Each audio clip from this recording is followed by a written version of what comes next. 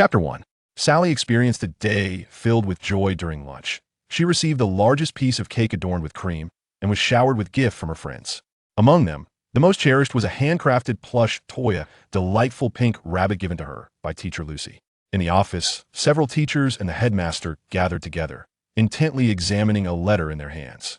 Beside them lay the opened envelope, crafted from heavy parchment, devoid of a postage stamp, with the address inscribed in a vibrant green ink. Moricard Orphanage, 77, Check Road, Sally Porter. Do you think this could be credible? Inquired a younger teacher, as she toyed with the idle envelope. The back of the envelope bore a wax seal, featuring a coat of arms encircled by the letter H, accompanied by a lion, an eagle, a badger, and a serpent. It must be a hoax. A magic school? Huh, do they think we're children? Scoffed an older teacher dismissively. Regardless of its authenticity, the owl is still waiting there, remarked another bespectacled teacher, cautiously glancing at the owl perched by the window. Just shoo it away, retorted the older teacher as he rose, preparing to chase the owl off. Wait a moment, headmaster, Teacher Lucy interjected. I believe we should consider this matter a bit more carefully. The headmaster, a woman in her 40s with a gentle demeanor, finally spoke after hearing Teacher Lucy's words. Lucy, as Sally's direct teacher, what is your perspective on this? Though this situation seems utterly fantastical, we must not overlook the numerous extraordinary events surrounding Sally herself. Therefore, I believe this could very well be true, she concluded, plunging the office back into silence, as each teacher was aware of the strange occurrences that had transpired with Sally. Thus, I feel it is Sally who should ultimately decide. Teacher Lucy mustered the courage to express her opinion. The older teacher could not suppress a derisive snort. She's merely an 11-year-old child. What does she truly understand? Yet, I believe she is capable, the headmaster countered, her words effectively concluding the discussion. Lucy, please bring Sally here. I wish to speak with her. When Teacher Lucy escorted Sally into the headmaster's office, the other teachers had already departed, leaving only the headmaster seated at her desk. After nodding to the headmaster, Lucy turned to leave. Sally dear, the headmaster spoke softly. Did you have a delightful day? Yes. Teacher Lucy baked an enormous cake for us, and I devoured a large slice. The teachers also gifted me a fluffy big rabbit, Sally replied, her face beaming with delight. There is something I wish to discuss. I believe Sally is now a big girl and can make her own decisions. Am I correct? The headmaster inquired. What is it? Sally asked, puzzled. The headmaster handed her the letter, and upon seeing her name clearly written on the envelope, Sally excitedly asked, Is it a letter from my parents? Are they coming to take me home? Please read it first. Dear, the headmaster gently replied. Sally unfolded the letter. Its contents were brief, and she quickly finished reading. Hogwarts School of Witchcraft and Wizardry. Headmaster, Albus Dumbledore, President of the International Confederation of Wizards, President of the Wizarding Association, Knight of Merlin, and Wizard. Dear Ms. Potter, we are pleased to inform you that you have been accepted to attend Hogwarts School of Witchcraft and Wizardry. Enclosed you will find a list of required books and supplies. The term is set to commence on September 1st. We await your owl with your response by July 31st. Yours sincerely, Minerva McGonagall, Deputy Headmistress. Sally then discovered another sheet of paper listing the necessary items, such as uniforms and textbooks. She skimmed through it, finding much of it difficult to comprehend. I believe this is genuine, the headmaster stated. Even though it appears quite extraordinary, you have already encountered many incredible things in your life. Are you referring to my peculiarities? Sally inquired. No, my dear, I do not consider those to be peculiarities. Rather, it is possible that in a magic school, your abilities would be utterly commonplace. What I refer to as extraordinary is the headmaster paused before continuing. Well, I have never shared this with anyone, fearing they would deem me mad. But I vividly remember how you arrived here. The headmaster fell into contemplation. It was 11 years ago, as I sat here reviewing documents, a manna disheveled and weary man appeared out of thin air. He did not enter through the window, nor did he walk through walls or doors. In fact, the door was locked at the time. He simply stood before me, cradling you, a frail newborn. His demeanor was extremely anxious, his speech disjointed, intermittently punctuated by words I could not comprehend. Eventually, I grasped his meaning. He implored me to take you in. I informed him that adopting an infant requires formal procedures, and he needed to obtain proof from the police. Yet he insisted he had no time, and as he approached me, I was frightened. However, he managed to steady himself momentarily, kissing your tiny face as you slept soundly. He placed you in my arms and told me your name was Sally Porter, insisting I care for you, lest he would not spare me. Then he tossed me 2 golden coins, strange coins I had never seen before, and vanished. Even after 11 years, the headmaster recalled the scene with clarity. I never shared this miraculous experience with anyone, knowing that few would believe. I told the teachers and children that you had been left at our doorstep that night. Such occurrences are not uncommon. Thus, you have lived here for 11 years. I am sharing this with you today because I believe you may finally be returning to a normal life. Yes, Sally, I believe you belong to the world of that remarkable man who appeared that night, and I also trust that beyond the world we know, many incredible places exist. Therefore, I respect your choice. The headmaster handed Sally a piece of paper and a pen. If you wish to go, please respond as instructed. If you feel frightened and do not wish to go, I will understand, but you must also write down your reasons for not wanting to go and express your gratitude to them. Sally looked at the envelope in her hands, her small mind swirling with information, each piece of information resembling a voice clamoring for attention, creating a buzzing cacophony. Headmaster, may I ask you 2 questions? Sally hesitated for a long moment before speaking. Of course, dear, the headmaster replied, her smile warm and kind. Are my parents also from that world? I cannot say for certain, as I do not know. However, if your parents entrusted you to that man, or if the man who brought you here is your father, it is likely they are indeed from that world. Then if I attend school there, can I still come back? You know I've always wanted to be a teacher here. Absolutely, the headmaster laughed. The stars will always welcome each of its children. Sally felt a wave of relief wash over her. Then I would like to go and see it. She picked up the pen and meticulously wrote, Dear Headmistress McGonagall, I am honored to receive your invitation, and I wish to attend Hogwarts School of Witchcraft and Wizardry. I look forward to meeting you on September 1st. Yours sincerely, Sally Porter. Chapter 2. Hogwarts, 8th floor, Headmaster's Office. I fail to comprehend your meaning. Dumbledore, a short woman with flowing gray hair, clad in a patched robe, sat on a stool, holding a letter that vaguely resembled Sally's response to Hogwarts. I can understand Harry, he is so famous, he would never let it slip. But Sally, dear heavens, we cannot even be certain whether that person is aware of his existence. If she attends Hogwarts and encounters her brother, this matter cannot be concealed. The more she spoke, the more agitated she became, the letter in her hands becoming somewhat crumpled. Calm down, Pomona, a woman with square glasses and dark hair styled in a bun, dressed in a deep green robe, soothed her. She conjured a glass of butterbeer and casually took the letter from Pomona's grasp, smoothing it out before handing it to the tall, slender man seated behind the desk, who had long silver hair and a hawkish nose. I believe Dumbledore must have his reasons for this. Thank you, Professor McGonagall, Dumbledore said as he took the letter. Professor Pomona, I fail to comprehend your meaning. If Sally Potter's name has been on Hogwarts enrollment list since the moment of her birth, what grounds do we possess to deny her admission? You understand my point, Dumbledore, Professor Pomona replied, her demeanor considerably steadied. She casually set aside her empty butterbeer mug, rose to her feet, and continued, how many precedents have we established for that individual? If the girl has successfully navigated her first 11 years in relative obscurity, it suggests that person may be unaware of her existence. Perhaps she may continue to live her life in peace. On the contrary, Professor Pomona, Dumbledore's blue eyes gleamed with an inscrutable brightness. The fact that the Potters had twins is hardly a secret. Anyone acquainted with them is well aware of this. However, following that tragic event, the girl was reported dead by external media, which led to her gradual obscurity. Yet, referring to him in such a manner is quite foolish. I speak of Voldemort. Should he ever regain his former might, it would merely be a matter of time before he discovers the girl's existence.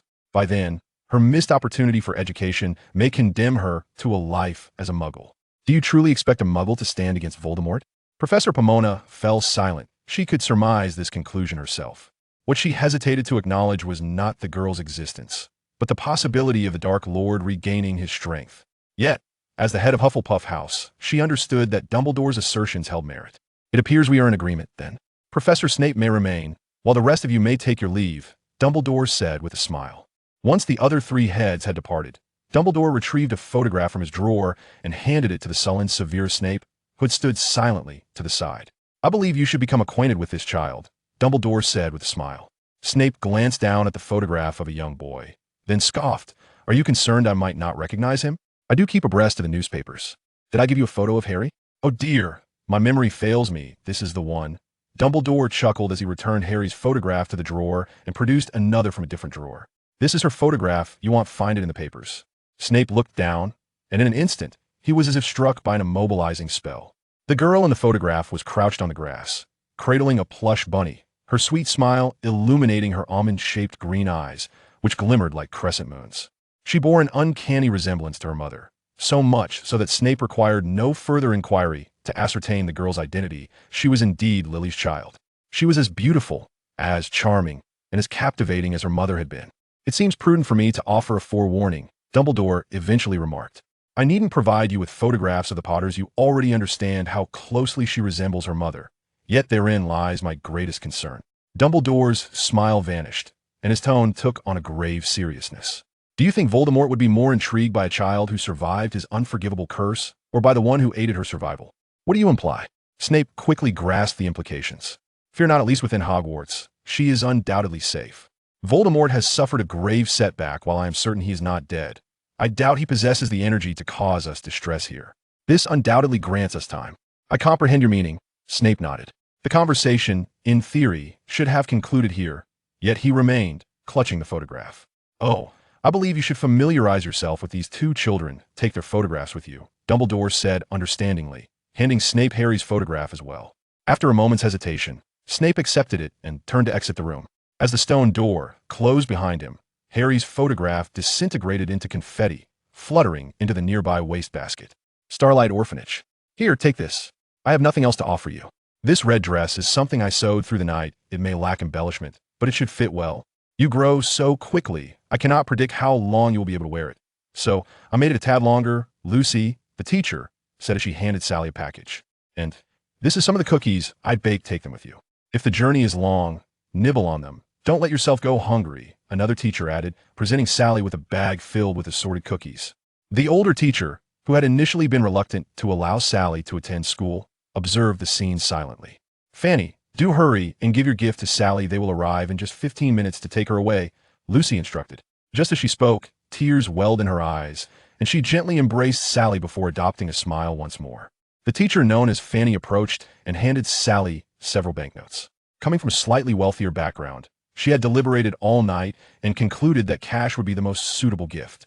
Sally, pulling along the new suitcase gifted by the orphanage, found that her belongings were minimal. It contained only the items gifted to her by the teachers, which had taken considerable effort to fit inside.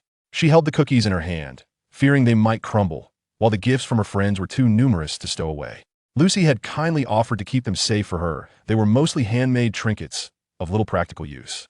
With just 5 minutes remaining before the family's arrival, and with no immediate relatives present, the headmistress had assumed the role of her guardian. However, they were all uncertain of how to navigate that world and felt they could not truly belong there. Thus, when the school mentioned that a family would come a week early to take Sally shopping and settle her into school, the headmistress readily agreed. The headmistress approached Lucy and discreetly handed her 2 gold coins. "These are coins given to me by that individual. I suspect they are the currency of that place. Keep them safe," she whispered. Sally nodded, placing the coins alongside the banknotes Fanny had just given her. Just as she completed this task, a vehicle pulled up outside, and a man with striking red hair, albeit thinning, stepped out. He entered the door, warmly shaking the headmistress' hand. They exchanged a few words, but Sally barely paid attention, feeling the weight of the man's gaze upon her. All she truly wished for was to observe her teachers and the friends peeking out from the nearby classroom. She felt a pang of reluctance at the thought of leaving. "Sally, my dear, call Uncle Weasley," the headmaster gently urged her. "Uncle Weasley," Sally obediently responded. "What a good child you are. You bear an uncanny resemblance to your mother," Arthur Weasley remarked, gazing at Sally with admiration. "Well then, headmaster, I must trouble you, as we have quite a journey ahead, so we shall take our leave." "Very well," the headmaster replied with a smile, planting a tender kiss on Sally's forehead. Observing the tears welling in Sally's eyes, the headmaster chuckled softly. "Do not cry. Have you forgotten our promise? When we part, we offer only blessings, not tears." Sally's voice trembled with suppressed sobs, yet she endeavored to maintain her composure. "That's my good girl," the headmaster reassured her. "Rest assured, when the holidays arrive, you may return at any time. We will all be here waiting for you." Sally embraced each teacher in farewell, and Lucy held her tightly for an extended moment before the headmaster gently intervened. Once Sally's Ford car disappeared from view, Lucy could no longer contain her tears, leaning against the headmaster's shoulder. For many years, she had nurtured that child as though she were her own. "Oh, come now. She will return," the headmaster said soothingly, while his hand comforted Lucy. "Sally, may your new life be filled with success," he silently wished. Chapter 3. Sally approached the car, and after Uncle Weasley placed her suitcase in the trunk, he opened the door for her. To her surprise, 2 identical little boys sat inside. Upon spotting Sally, they exclaimed in unison, "Hello, Potter sister." "Hello," Sally replied, somewhat taken aback. As she noticed their matching red hair, realization dawned upon her. They must be Uncle Weasley's sons. "All right, let us converse as we go. We are running a bit late," Mr. Weasley stated. Once inside, Sally noticed a similarly red-haired girl in the front passenger seat. "Hello. I'm Ginny Weasley. You can call me Ginny," the girl cheerfully greeted. "Dad wanted me to stay with Mom, but I was too eager to meet you, so I came along." "Hey, Ginny, a little order, please," one of the red-haired boys interjected. Turning to Sally, he continued, "Hello, I'm Fred, and this is George. We are twins, as you can probably tell." "Nice to meet you. I'm Sally Potter," she replied politely. "So, you are the famous Harry Potter's sister?" George inquired, unable to contain his curiosity. Hearing that name for the first time, Sally instinctively asked, "Harry Potter? Who is that?" The car fell into a sudden silence, which Mr. Weasley promptly broke. "You will find out soon enough, Sally. He is your brother." "I have a brother?" Sally asked, astonished. "Do you know where my parents are? You mentioned you know them." The atmosphere in the car grew tense again. After a moment, Mr. Weasley spoke. "I believe someone more suitable than I will inform you of that in due time. For now, I must concentrate on driving. Otherwise, we shall be late." Fred and George adeptly shifted the topic, sharing countless stories that captivated Sally's attention. After over an hour's drive, they halted in front of a narrow, grimy pub on a London street. "We've arrived," Mr. Weasley announced. "The congestion in London exceeded my expectations. We took twice the time. I hope we are still on schedule. Fred, George, Ginny, you all stay in the car. I will be right back." "Aren't we going together, Dad? I need to buy school supplies too," George protested. "Let us come back the day after tomorrow when I receive my paycheck," Mr. Weasley replied. "Sally, dear, step out. But leave your luggage. You will need to take this car back." Sally exited the vehicle, clutching Uncle Weasley's hand as they entered the dilapidated pub. Unable to hold back her curiosity, she asked, "Are you taking me shopping?" "No, someone else is. He should have arrived long ago." "Mr. Weasley called out to the barkeeper behind the bar, "Tom, have you seen Hagrid?" "Mr. Weasley, you're half an hour late. Hagrid had a drink here and left this bag of gold for you before he departed, along with the illustrious Harry Potter," Tom replied. Setting down a glass he had been polishing and retrieving a small bag from behind the bar to hand to Mr. Weasley. Arthur accepted the bag, explaining, "Indeed. I underestimated London traffic, but Hagrid was originally scheduled to meet an hour later. He unexpectedly moved it up, which has made us rush. He may have other matters to attend to. Otherwise, I don't think he would mind waiting a bit longer." "Oh." "He asked me to convey that you would be assisting with Sally's shopping. Of course, my bunch of kids will need to come by as well. It's best we do it together. I simply wanted her to meet well. Never mind, it can wait a few days. Farewell, Tom." With that, Mr. Weasley secured the bag of gold and led Sally out of the shabby pub. "Who is Hagrid?" Sally inquired. "He is the keeper of keys and grounds at Hogwarts. Highly trusted by Professor Dumbledore. You should know who Dumbledore is, correct?" Sally nodded, recognizing his name from her admission letter. "He was the headmaster of Hogwarts, wasn't he?" "Precisely. He is likely the first person every child from the Muggle world encounters. Yet, aside from him, I can hardly think of anyone else worthy of such an introduction. He is a truly great wizard, arguably the greatest." As they conversed, they returned to the car. After a brief explanation, they set off once more. This time toward the Weasley residence, affectionately referred to as the Burrow by the twins. Leaving London, they traversed fields and woodlands, passing through a village when Fred finally announced, "We are almost there." "I had no idea London was so far away," Mr. Weasley remarked, a hint of excitement in his voice. "I can hardly endure this. My backside has gone numb," Ginny complained. "Look, we've arrived." Fred pointed ahead. Sally gazed upon a multi-storied house, crooked and somewhat precarious, worrying that a mere hop from within might cause it to collapse.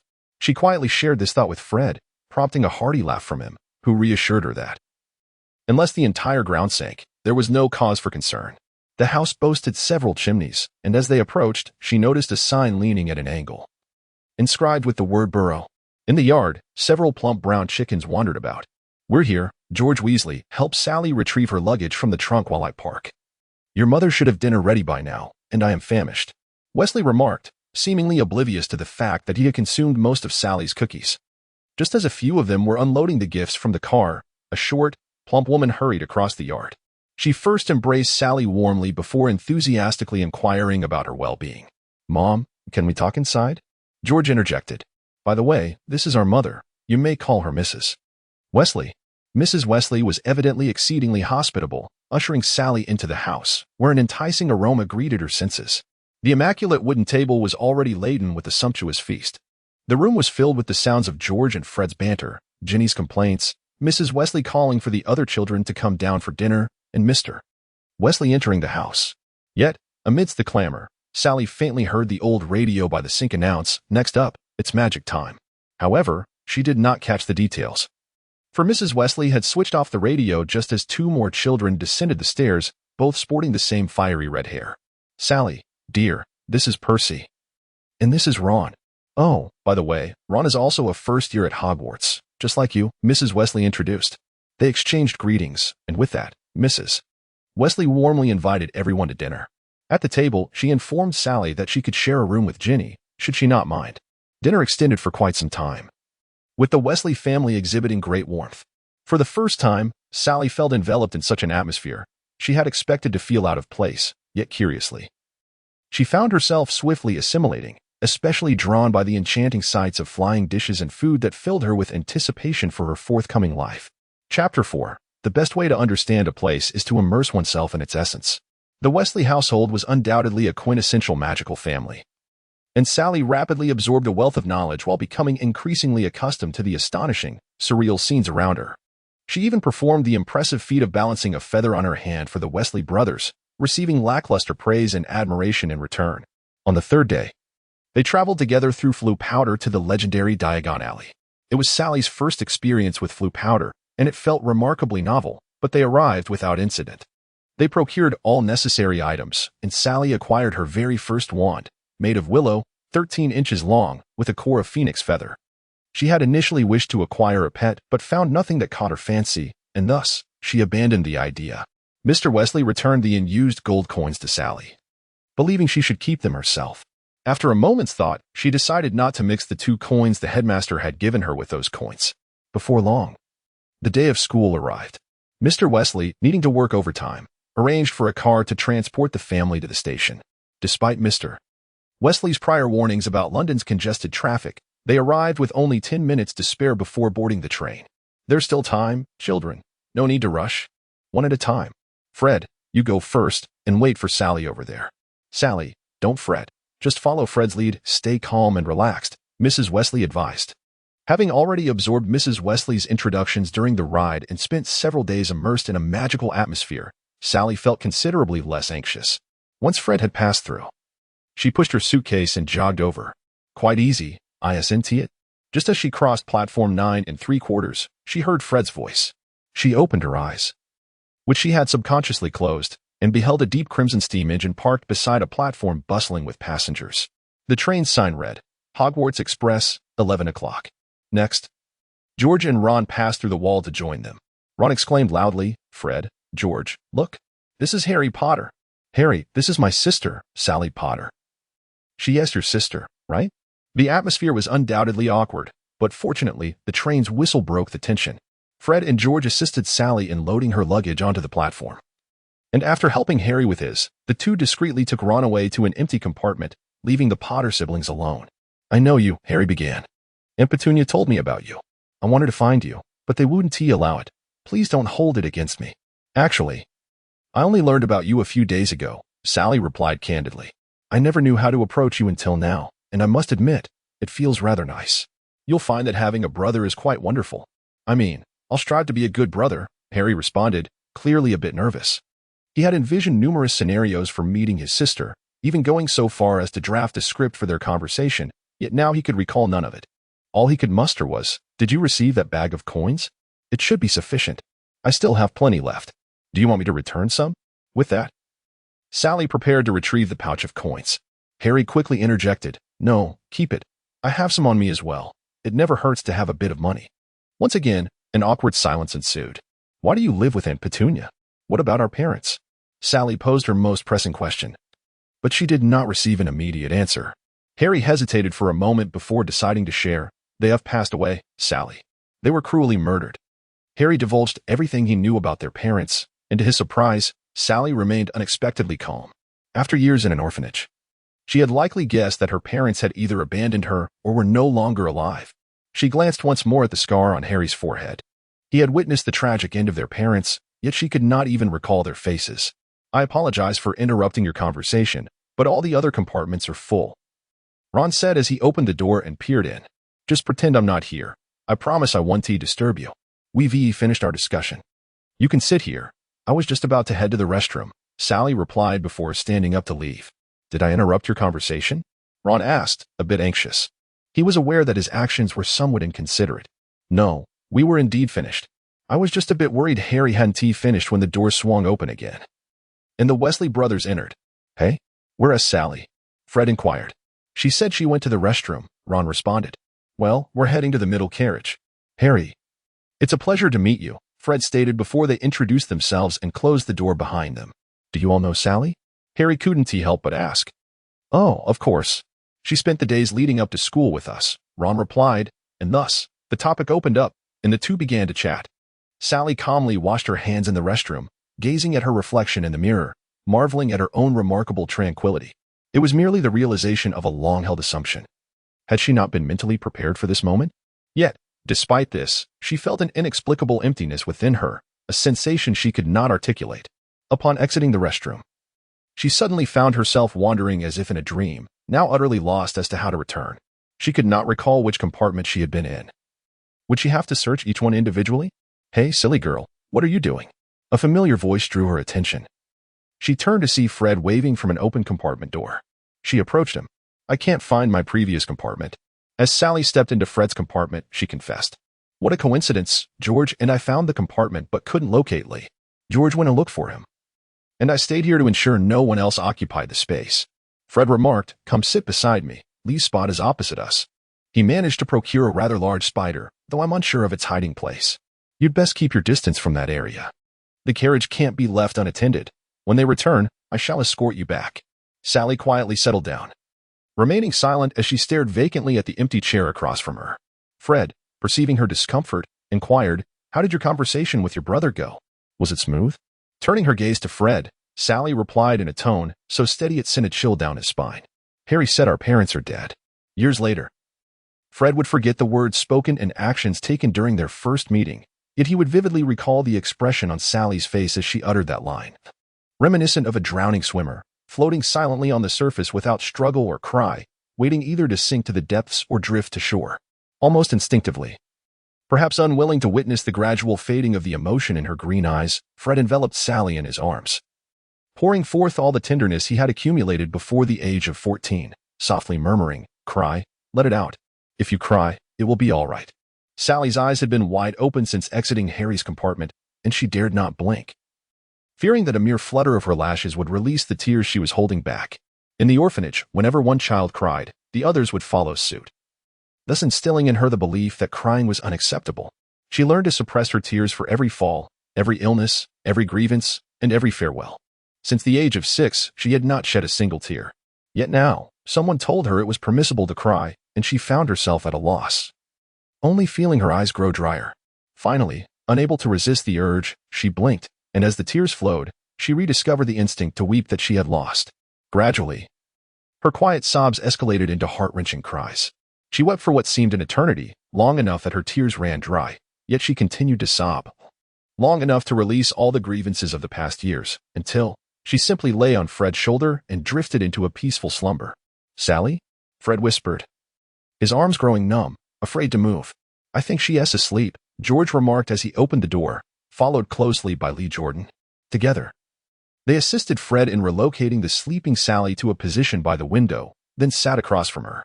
Rubbing his arms, Fred glanced at his brother and friend, knowing them well enough that he felt no need for words to explain. This isn't my doing. I didn't make her cry, so please refrain from mocking me. We certainly know you're not the cause of her tears, Lee replied, blinking innocently. What girl would spend so long crying in the arms of the boy who upset her? Despite his words, the amusement in his tone was unmistakable.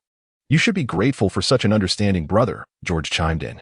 Not only did he cast a soundproof charm on your compartment, but he also waited quietly outside for quite some time. All right, when the snack trolley arrives, I'll treat you all, Fred stated, feeling his shoulders return to normal as he finally stood. Where are you going? George asked, to the end of the carriage to buy some snacks. You don't genuinely plan to eat the sandwiches Mum prepared, do you? With that, Fred exited the compartment. Chapter 5. Fred did not head directly to the end of the train to procure food. Instead, he took a longer route to Harry's compartment, where he discovered not only Harry and Ron but also a brown-haired girl. Harry, Sally is in our compartment. She asked me to inform you she has become infatuated with Lee's enormous spider. I'll ensure she comes here to see you before we disembark, Fred announced. I'll go check on her, Harry said, rising. Though he had enjoyed his chat with Ron, his thoughts were still occupied with Sally. No need. There's a spider in the compartment. If you let a few escape, it could lead to chaos, right, Ron? Fred said with a grin. Indeed, Harry. You should stay here. Don't worry. Fred and George will keep an eye on Sally. No one will bully her, Ron added, shivering slightly, attempting to dissuade Harry. Reluctantly, Harry sat back down. Pleased with the outcome, Fred departed the compartment and approached the food vendor, haggling with the smiling conductor for some pumpkin pasties and cauldron cakes. Before the chocolate frogs and Bertie bought every flavor beans, he hesitated but ultimately decided to purchase some chocolate frogs for Sally. Upon returning to the carriage, he found Sally still peacefully dozing against the window. George and Lee were quietly discussing the spider. Fred placed the snacks on the table, and as they ate and conversed quietly, the train rounded a bend, awakening Sally. She was not truly tired, she merely felt exhausted from crying, and after resting briefly, she regained her energy. Spotting the pies and cakes on the table, she couldn't help but swallow hard.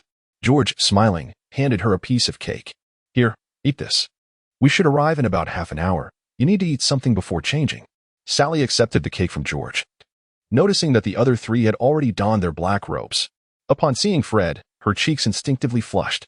Once we arrive at school, Fred began. I expect you to take responsibility for washing my clothes. You silly girl who only cries? You're the one who only cries. Sally nearly choked on her cake. Fred stood and said, All right, let us not consume our food here. The three of us are not enough to satisfy our appetites. And besides, your brother has been waiting for you for quite some time. I saw him and Ron with a table full of food. They surely won't finish it all. With that, he tugged at Sally. Wait until I finish this piece. Sally protested. But her small strength proved futile against Fred's pull, and she was eventually dragged out. Inside the compartment, George, grinning, asked Lee, Did you see what Fred had tucked in his sleeve? Lee nodded, a broad smile lighting up his face. Of course. That box of chocolate frogs is hardly easy to conceal. Priorities over friendships, huh? Arriving at the door of Harry's compartment, Sally felt no desire to bid farewell. Any guilt she had felt vanished entirely. As she prepared to pull open the door, Fred handed her a box. What's this? She asked, unable to resist the question. Chocolate. It'll brighten your mood, Fred replied with a cheerful smile before turning to leave. Watching him depart, Sally couldn't help but laugh softly. As she opened the compartment door, Harry immediately stood up. Sally sat beside him, grabbing a cauldron cake from the table. I'm starving, she exclaimed between bites. Did you not eat anything over there? Ron questioned, puzzled. That shouldn't be the case. My two brothers are quite affluent and wouldn't resort to eating Mum's pasties. Sally shook her head, opting not to explain. After finishing her cake, she turned to Harry and said, Brother, this cake is quite dry. Do you have any water? Yes, there's pumpkin juice here. I bought it especially for you. What did you just call me? Harry's hand, which was handing over the pumpkin juice, halted midway as Sally accepted the drink and smiled, saying, What's wrong? Don't you like me calling you brother? Or would you prefer I call you Harry? Or perhaps Potter? No, that's not it, Harry stammered. I really like calling you sister. Or rather, you can call me brother. Ron gazed at Harry with a look of disbelief, having once idolized him, while Sally remained unfazed. Understanding the profound fortune and happiness of having someone so closely related in this world. Sipping her pumpkin juice, she beamed as Harry introduced her to the array of delectable dishes spread across the table. Ron's keen eyes spotted a box of chocolate frogs beside Sally, and he inquired, How do you have a box of chocolate frogs? Oh, this? Fred gave it to me, Sally replied, playfully opening one, and a frog promptly leapt out, quickly escaping into the compartment. He has never given me anything. I am his own brother. Ron fumed, repeatedly questioning their blood relation. Unperturbed, Sally averted her gaze from the frog's escape remnants, recalling her fear of frogs and worms.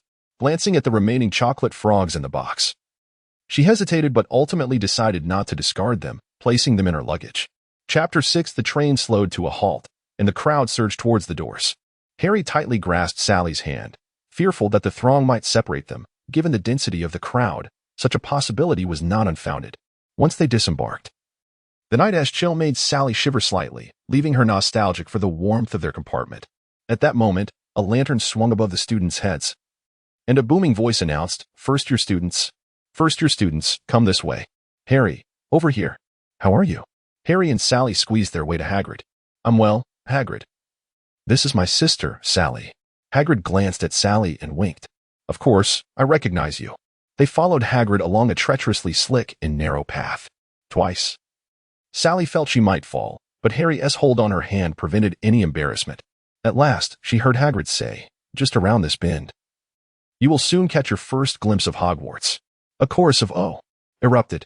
Sally couldn't help but exclaim as she beheld the majestic castle perched atop a steep hillside across the dark lake. Is that Hogwarts? Each boat must not exceed 4 persons, Hagrid declared. As Harry was delayed by holding Sally's hand, he noticed Ron waving from one of the boats and prepared to approach. However, before he could reach, he saw Hermione and Neville had already boarded. Hey, here are Harry and his sister, Ron called out.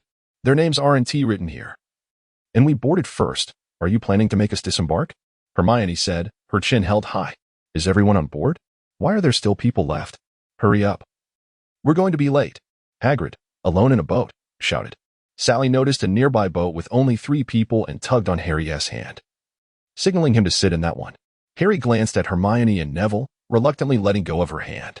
Sally walked to the rear boat, where one of the 3 occupants was notably small and pallid, while the other 2 were quite robust. Excuse me, is there room for one more on this boat? Sally inquired politely. You may board, miss, said the slender boy, standing up and graciously offering her a seat. As soon as Sally stepped onto the boat, it set off. The small boats glided over the mirror-like surface of the lake in silence, each person lost in their thoughts while gazing at the towering structure above. Upon reaching the shore, they ascended the stone steps to a grand door. Hagrid knocked 3 times with his massive fist, and the door swung open to reveal a tall witch in a vibrant green robe. She opened the door wide, and Harry had rejoined Sally by then, smiling at her. She returned his smile as they entered a small, cramped room where everyone jostled together, nervously observing their surroundings. Welcome to Hogwarts, Professor McGonagall announced, promptly outlining the upcoming sorting ceremony and the house cup before leaving without further explanation on the sorting process or preparations required. Sally had previously inquired about the sorting from Mrs. Weasley, who simply smiled and advised her not to be anxious, jokingly asking if she needed to prepare skills as if for an interview. You won't need to, she laughed. I think you'll end up in Gryffindor, Mrs. Weasley said cheerfully. Our entire family belongs to Gryffindor, so family lineage is quite significant, and your parents graduated from Gryffindor, undoubtedly among the finest. Don't say that, Molly, Mr. Weasley interjected from his chair, reading a newspaper. Turning to Sally, he reassured her, you needn't worry, you will be sorted fairly into the appropriate house. As for lineage, it merely indicates that children inherit certain traits from their parents, but I have seen families where all 3 siblings graduated from different houses. The house you belong to is not what matters. What is important is whether you can remain true to yourself, Sally. Reflecting on this, Sally felt considerably reassured. They did not wait long before Professor McGonagall returned. Now, form a single line, she instructed, following closely behind Harry. Sally sensed that her brother's legs seemed heavy and his gait somewhat peculiar. She contemplated asking him, yet the presence of ghosts and fellow students made her hesitate, ultimately choosing silence. Professor McGonagall placed an old, tattered, and filthy sorting hat atop a stool. As Sally scrutinized the hat, the hall fell silent, and suddenly, a seam opened, and it began to sing a melodious tune. The song was lovely but soon concluded. Professor McGonagall unfurled a scroll of parchment and began calling out the names of the new students. As each name was called, that student would approach to have the hat assess their mind. Sally's palms grew clammy with anxiety. She didn't even know what she was nervous about. Unlike Harry, she felt no urge to fight, nor did she share Ron's determination to be placed in Gryffindor. Yet, she was still anxious. She felt her mind was a blank slate, fearing the sorting hat might glean nothing from her, which would be a disaster. As the names dwindled, only she, Harry, Ron, and an unfamiliar, seemingly haughty boy remained. Would they forget her?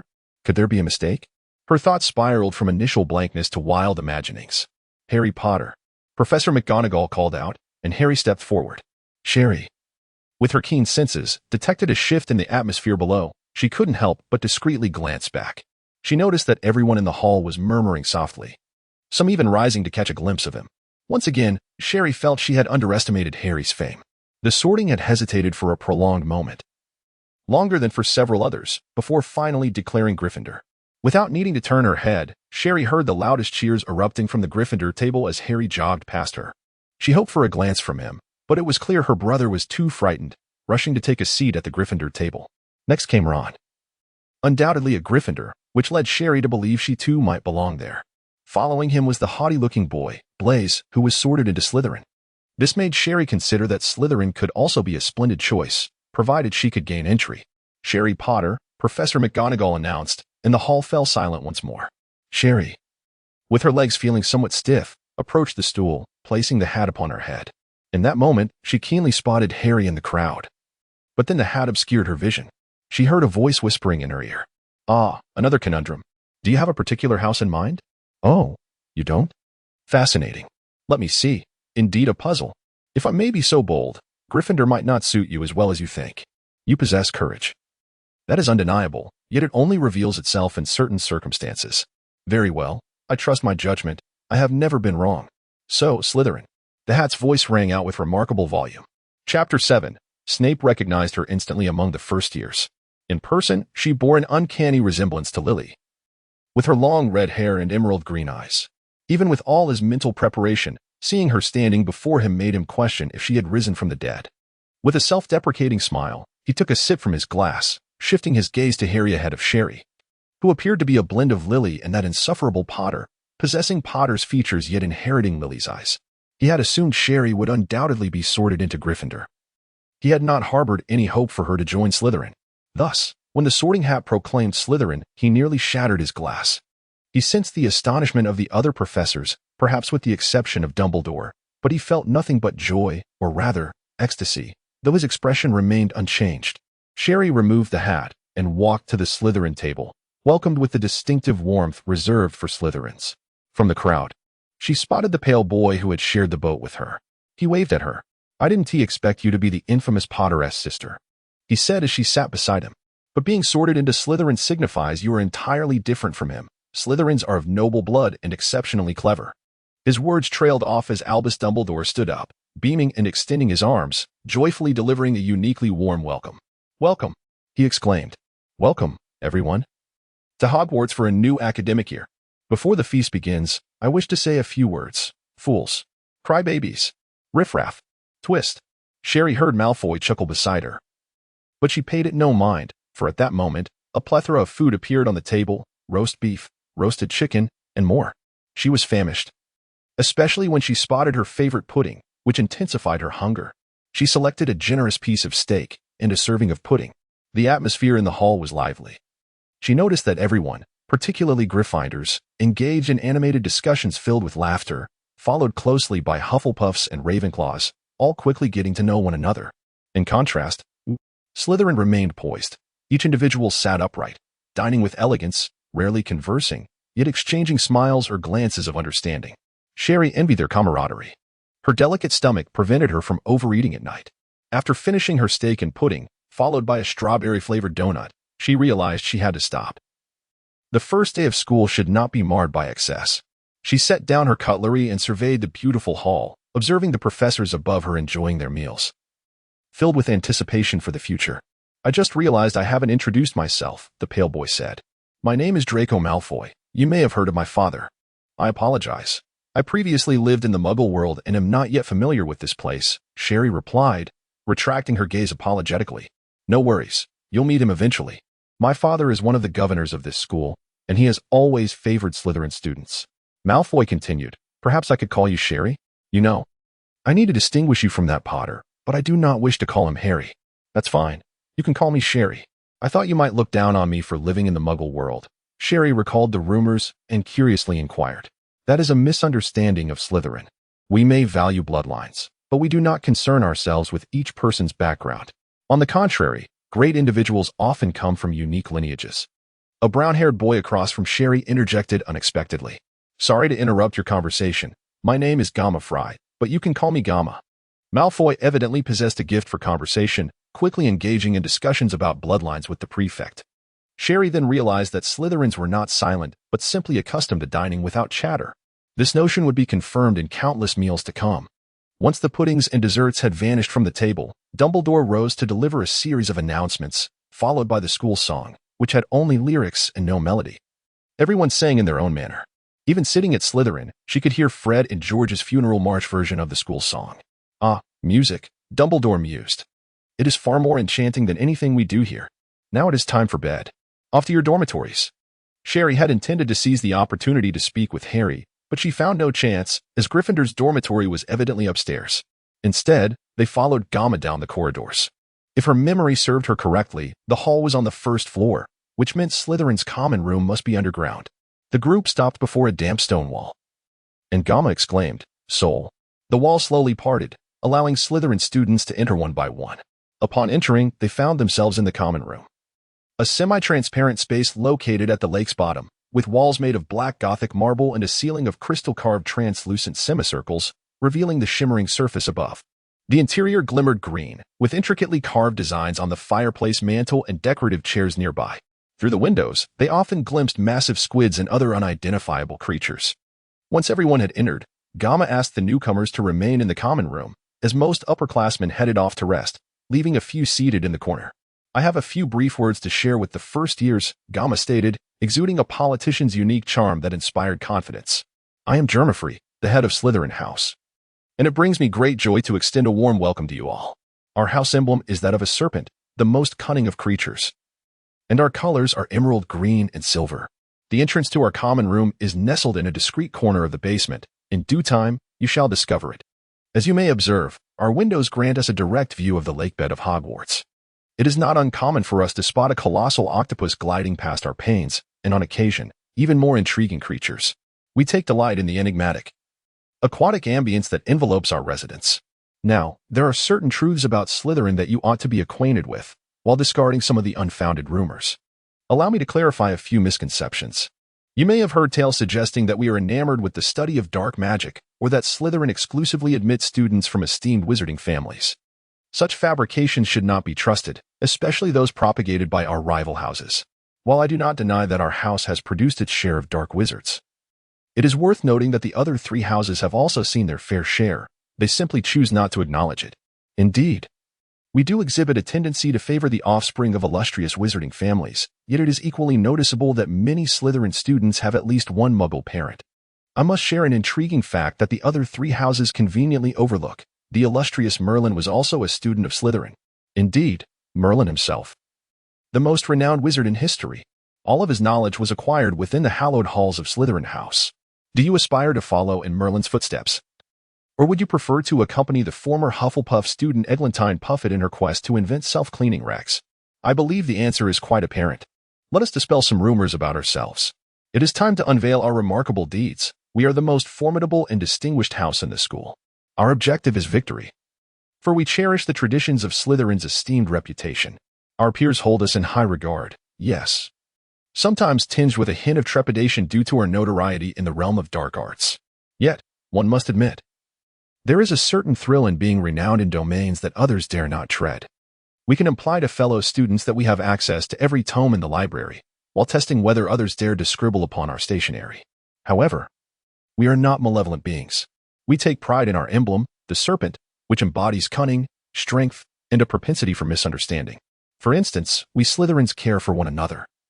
Much like the Ravens, albeit without their incessant competition over grades, we Slytherins share a bond akin to that of siblings. The corridors of Hogwarts are often fraught with little traps for the careless, and you would be fortunate indeed to have a Slytherin companion to guide you along your path. In our perspective, once you become a part of the elite circle of Slytherin, you are destined for greatness. Do you know what qualities Salazar Slytherin sought in his students? The seeds of greatness. You were selected for this house because you possess the potential to become extraordinary. Now, take a moment to observe those around you in the common room. If you perceive them as unremarkable, I advise against vocalizing such thoughts. For if the Sorting Hat placed them in this house, they undoubtedly possess greatness within them. Do not forget that. Regarding those who are unlikely to achieve greatness, I have yet to mention Gryffindor. Many assert that Slytherin and Gryffindor represent opposing facets of the same world. Personally, I believe Gryffindor is merely a collective of individuals aspiring to become Slytherins. It is worth noting that some suggest Salazar Slytherin and Godric Gryffindor valued the same qualities in their students. Thus, we may share similarities with Gryffindor. However, this does not imply that we seek their approval. They wish to vanquish us just as we strive to defeat them. There are a few things you ought to know. Our house ghost is the Bloody Baron. If you cultivate a good rapport with him, he may assist you in intimidating those you wish to frighten. Just be cautious not to inquire about the origins of the bloodstains adorning him. He does not take kindly to such questions. The password to our common room changes every fortnight, so be sure to check the notice board. It is strictly forbidden to bring students from other houses into our common room or to divulge our password to them. Our common room has not welcomed outsiders for 7 centuries. I believe that is all I wish to convey. I trust you will find our dormitory to your liking. Our beds are traditional 4-poster affairs, draped with emerald silk canopies, adorned with silver-threaded embroidery. The walls are decorated with medieval tapestries that narrate the legendary adventures of Slytherin, while silver lanterns dangle from the ceiling. As you listen to the gentle lapping of the waves against the window, you will find a peaceful slumber. That is all I wish to convey. Should anyone have questions, I am more than willing to answer. If there are no inquiries, then I wish you all sweet dreams. As the crowd gradually dispersed, Sally discerned the pride etched upon their faces, confirming her suspicion that, regardless of the truth in Gemma's words, he had successfully convinced them all. Malfoy appeared to have further questions for the head boy. After a brief farewell to him, Sally made her way to the girls' dormitory. Chapter 8, as Mag had mentioned. Their dormitory was exceptionally comfortable, with ample space and privacy between the beds. Upon her arrival, Sally discovered that only one bed remained, situated in the corner by the window. This spot, although slightly more confined than the others, offered a sense of seclusion, surrounded by cabinets. Sally was quite pleased, especially when, after tidying up her belongings and reclining on her bed, she glimpsed a colossal octopus floating not far from her window. She watched it in silence, her mind awash with thoughts. "Are you well acquainted with Draco?" A voice broke her reverie, and she turned to see a girl with brown hair and eyes of unremarkable appearance yet radiating an air of haughtiness. "How do you define well acquainted?" Sally replied, somewhat perplexed by her inquiry. "I mean, how long have you known each other?" The girl seemed a tad impatient. Although Sally did not fully grasp her meaning, she responded, "We happened to share a boat to Hogwarts and sat together during dinner." "Is that what you mean? It appears you are not very familiar," the girl remarked, seemingly satisfied. "I know you, Harry Potter's sister. You may call me Sally," she replied. "Noted. Pansy Parkinson," she introduced herself. "If you prove to be sufficiently honest and clever, I might consider making you my protégée." Sally nearly laughed. For a moment, she felt transported back to the orphanage, recalling how, at the tender age of 6, she had uttered similar words to others. "I'm afraid I'm uncertain if I am clever enough," Sally chuckled lightly. "But if you wish to be friends, that is certainly agreeable. As for a leader, I believe I can manage quite well on my own, especially since, as you mentioned, I have a rather famous older brother." Pansy was taken aback by this unexpected response. She had anticipated either agreement or refusal, but never anticipated Sally's unconventional retort. "You may wish to contemplate it," Sally said, glancing out the window. Noticing the giant octopus had vanished, leaving only the tranquil lake and rocky outcrops. Sighing, she rose to fetch her toiletries. "I am going to wash my face and brush my teeth. If you prefer not to join, kindly make some space." Upon returning from her wash, Sally was pleased to find that Pansy had vacated her spot. She changed into her nightgown and reclined back on her bed, yet sleep eluded her. This was Hogwarts, a school of magic, and she now resided in a dormitory built beneath the lake. Tomorrow, she would learn things so wondrous they seemed beyond belief. And the thought filled her with exhilaration. As the dormitory gradually fell silent, the stillness allowed her to hear the faint sounds from outside. Unable to sleep, she decided to read a book, casually selecting one and donning a jacket to sit in the common room for a while. She assumed the room would be deserted at this hour, but as she settled into a chair facing the window, a voice interrupted, "I hope I am not disturbing you." Turning her head, she saw it was Gemma. She smiled and replied, "Not at all. In fact, I was contemplating whether to exchange this book, as I find it utterly incomprehensible." Gemma pulled up a chair beside her and noticed the book was Beginner's Guide to Transfiguration. He smiled and remarked, "Transfiguration is indeed a challenging subject, but undeniably useful. Professor McGonagall, the head of Gryffindor, is quite adept in this field. I hope I am clever enough. To me, she doesn't seem particularly approachable," Sally mused, recalling Professor McGonagall's stern demeanor, managing a wry smile. "Every new student feels that way." But you will come to realize that being accepted into Hogwarts signifies an innate talent for magic. Moreover, being sorted into Slytherin suggests you are quite intelligent. Gemma replied with a grin. And should you encounter any difficulties, you are always welcome to ask me. After all, I am in my 3rd year, and I believe I can assist you with first-year basics. Who is the headmaster of our school? Sally inquired suddenly. Professor Snape, a highly esteemed individual with an unparalleled expertise in potion-making. While students from other houses may harbor disdain for him, there is not a single Slytherin who does not admire him. You'll understand soon enough, Gemma chuckled. You need not worry if you are not sorted into Hufflepuff. These subjects will come easily to you. I suggest you read some fascinating books. I shall compile a reading list for you tomorrow, and if time permits, I can accompany you to the library. You truly treat others with kindness, head boy, Sally said sincerely. In Slytherin, I believe every upperclassman and elder shows such concern for you, Gemma replied with a smile. I can assure you that we are the most united and protective house at Hogwarts. The hour is late. I recommend you retire for the night. You will have ample time to admire the scenery in the future. I hope you do not find it tiresome. By the way, the lights will turn off automatically when you leave the common room, which is how I knew there were still people present, Gemma said as he stood to leave. Understood. Head boy. Thank you, Sally acknowledged. After Gemma departed, she gazed out the window, no longer seeing the giant octopus, only colorful fish swimming about. After watching them for a moment, she glanced at the book in her hands, confirming her inability to comprehend it, and closed it before returning to her dormitory. This time, she quickly fell into a deep sleep, undisturbed by dreams. Chapter 9. Although she had retired later than intended, the quality of her sleep was exceptional, leaving her refreshed the following day. After a brief wash and donning her Slytherin green uniform, she ventured alone from the dormitory to the common room. There, she encountered Malfoy, who was not alone this time. Flanking him were the 2 burly boys she had seen on the boat. Upon noticing her approach, Malfoy stood up. Sally wondered why he awaited her presence, but kept her thoughts to herself. Malfoy led the way, with the 2 large boys acting as his bodyguards. Good morning, Sally, Malfoy greeted. This is Vincent Crabbe, and this is Gregory Goyle. You met them on the boat. He added that they were not particularly bright, but were loyal. In a single statement, Sally realized her initial thoughts were correct. These 2 indeed served as bodyguards, prompting her to instinctively glance towards the girls' dormitory, yet Pansy's figure was absent. Are you waiting for someone? Malfoy inquired. Not at all. In fact, I intend to have breakfast, Sally replied, genuinely pleased to see them. Hello, Crabbe and Goyle. Let us go together. We shall have breakfast, Malfoy remarked. Trust me, following me will spare you from many unnecessary detours. The staircases of Hogwarts were notoriously tricky to navigate. However, having visited with his father during his childhood, he possessed some experience. Sally refrained from inquiring about when Malfoy had been there, but the 4 of them reached the dining hall unscathed. The hall was perpetually abundant with food. She took some bread, spread butter upon it, savored a fried egg, and drank a glass of milk.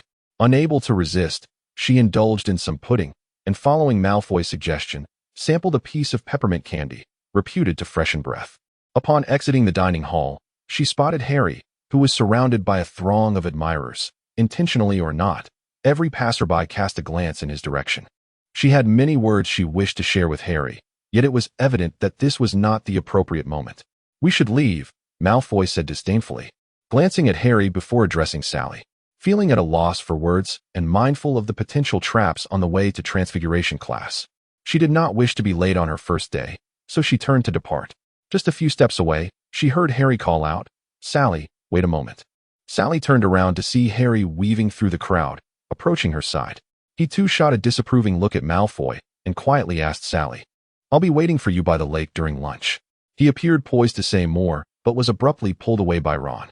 The Transfiguration class was not as daunting as she had anticipated. Professor McGonagall's teachings were indeed accessible. Sally found herself quite intrigued by the subject. So much so that despite the class being 2 consecutive periods, time seemed to fly by. After Transfiguration concluded, it was time for lunch. Instead of dining, Sally headed straight to the lake, and as expected, she spotted Harry and Ron, who similarly had skipped lunch. At this hour, the castle was bustling, leaving the lakeside deserted. Upon seeing Sally approach, Harry hurriedly stood and walked beside her, anxiously inquiring, How have you been in Slytherin? Has anyone been unkind to you? Before Sally could respond, he continued, The Sorting Hat must have made an error. I am in Gryffindor, Our parents are in Gryffindor. How could you possibly be in Slytherin? Calm down, Sally interjected, needing to halt her brother's anxious ramblings. I am doing well in Slytherin. The upperclassmen take good care of the newcomers, and no one has bullied me. What about you? Before Harry could answer, Ron scoffed from a distance. I told you not to worry. Your sister is thriving in Slytherin. Did you not see how Malfoy and his bodyguards escorted her to breakfast in class? I assume you sought his permission to meet us? I dislike your tone, Ron, Sally said firmly. Malfoy and I are merely acquaintances. If you persist in speaking to us in this manner, then you will no longer be my friend. Did you hear that, Harry? She plans to sever ties with us to befriend Malfoy. You know our families are adversaries. Have you forgotten how warmly our family welcomed you? Is this how you honor our mother? Ron exclaimed, his voice rising in agitation. Sally's expression darkened. I cherish every member of the Weasley family, including you. But I cannot harbor animosity towards Malfoy simply because you do. He has treated me kindly in the house. And since he has not distanced himself from me due to our relationship, I shall not turn against him because of you.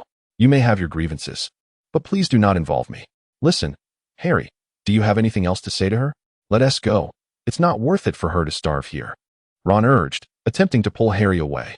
Harry opened his mouth to speak, but found himself unable to voice a word as Ron dragged him off. Sally stood by the lakeside, lost in thought, when suddenly tears fell unbidden. Ever since she had cried once, it seemed she had become particularly susceptible to tears. Ron's words had struck her deeply, even though she maintained an air of composure. What are you doing here instead of having lunch? A mature male voice interrupted her reverie. Sally quickly wiped her tears away and turned to see a tall, slender man clad in a black robe and cloak, with black hair and piercing, inscrutable eyes.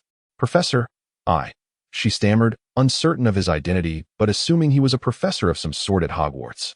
She was unsure how to respond without risking points for her house. I do not wish to hear your explanation. If you refuse to eat, then you shall go hungry today, the professor interjected. Are you not leaving yet? Sally, fearing he might change his mind, turned and hurried away, feeling somewhat better despite the earlier distress.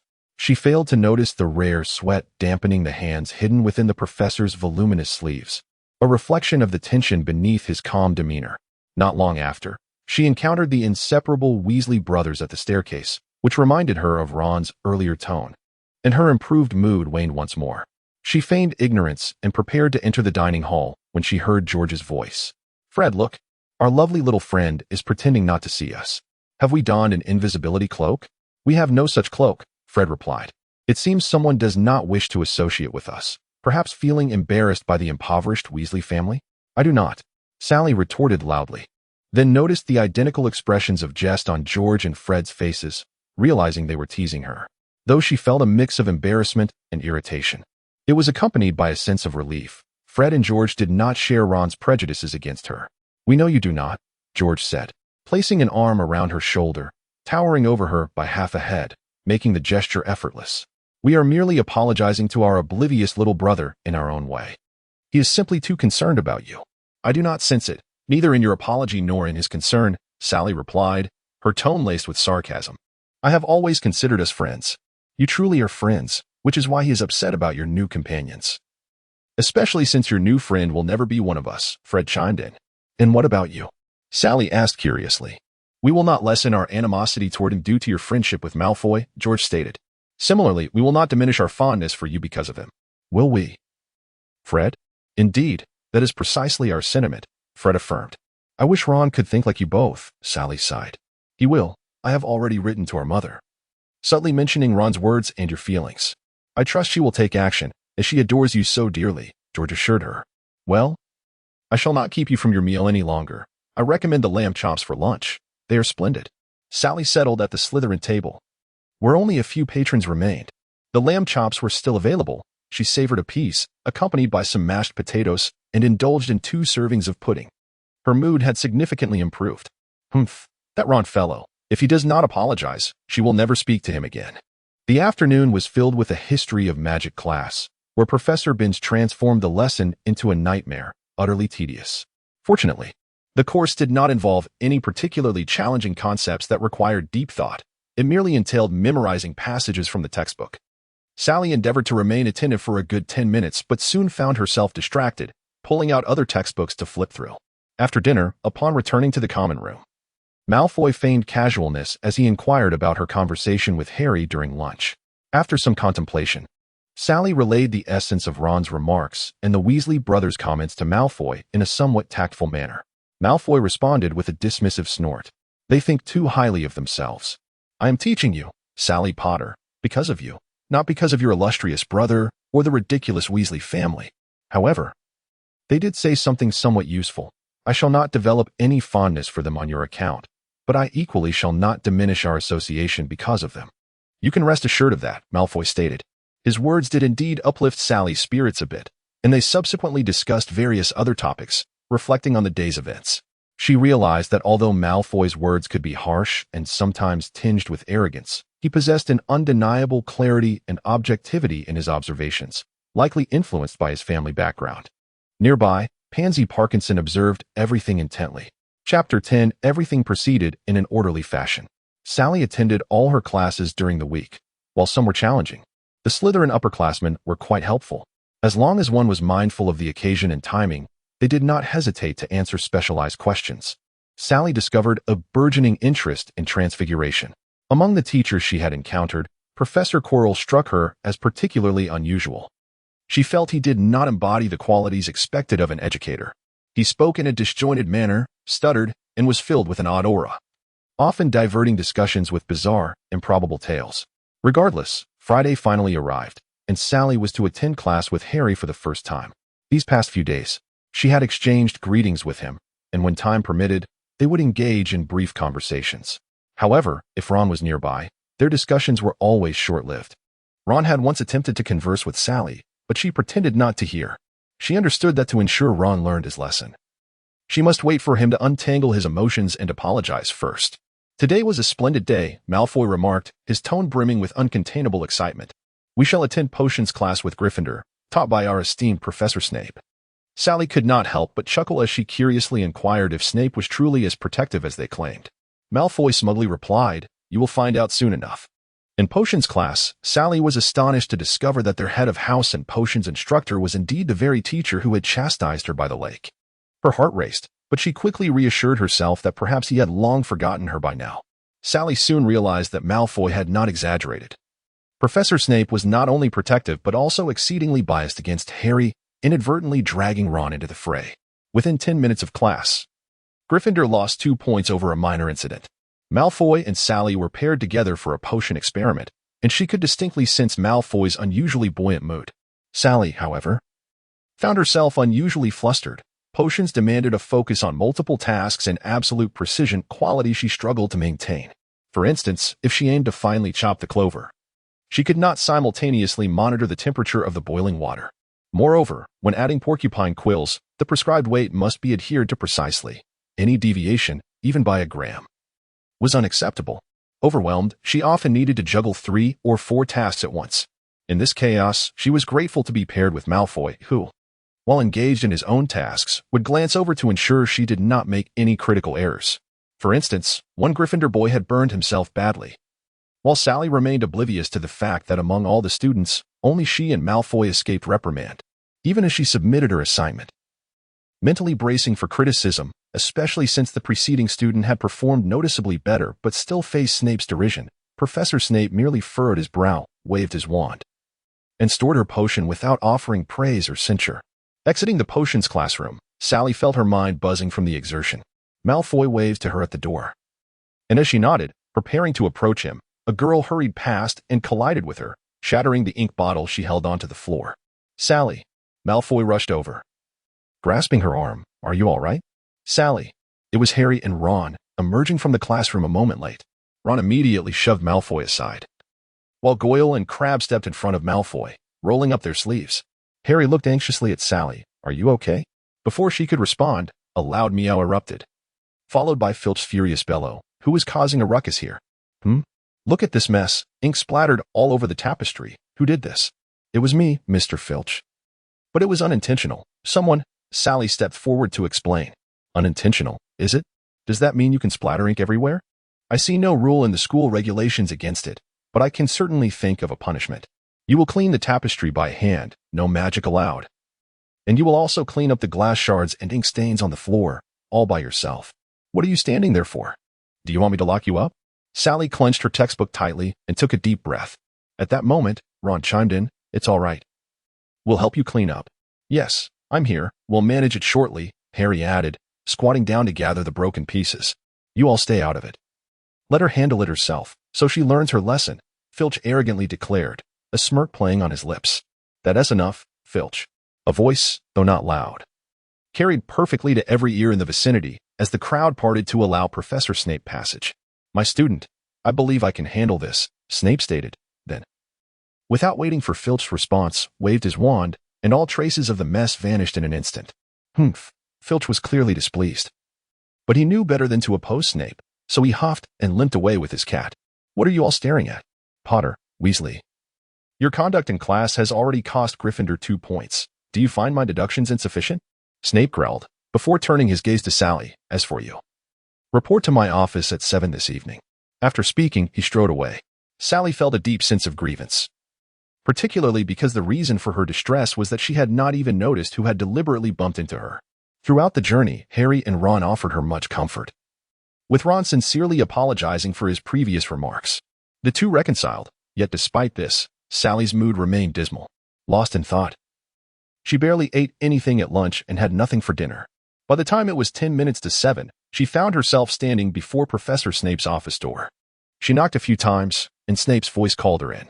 Professor Snape's office, located underground, was dimly lit, filled with various peculiar substances simmering in bottles of all sizes, some repugnant, others aesthetically pleasing. Numerous cauldrons and countless glass jars cluttered the workbench.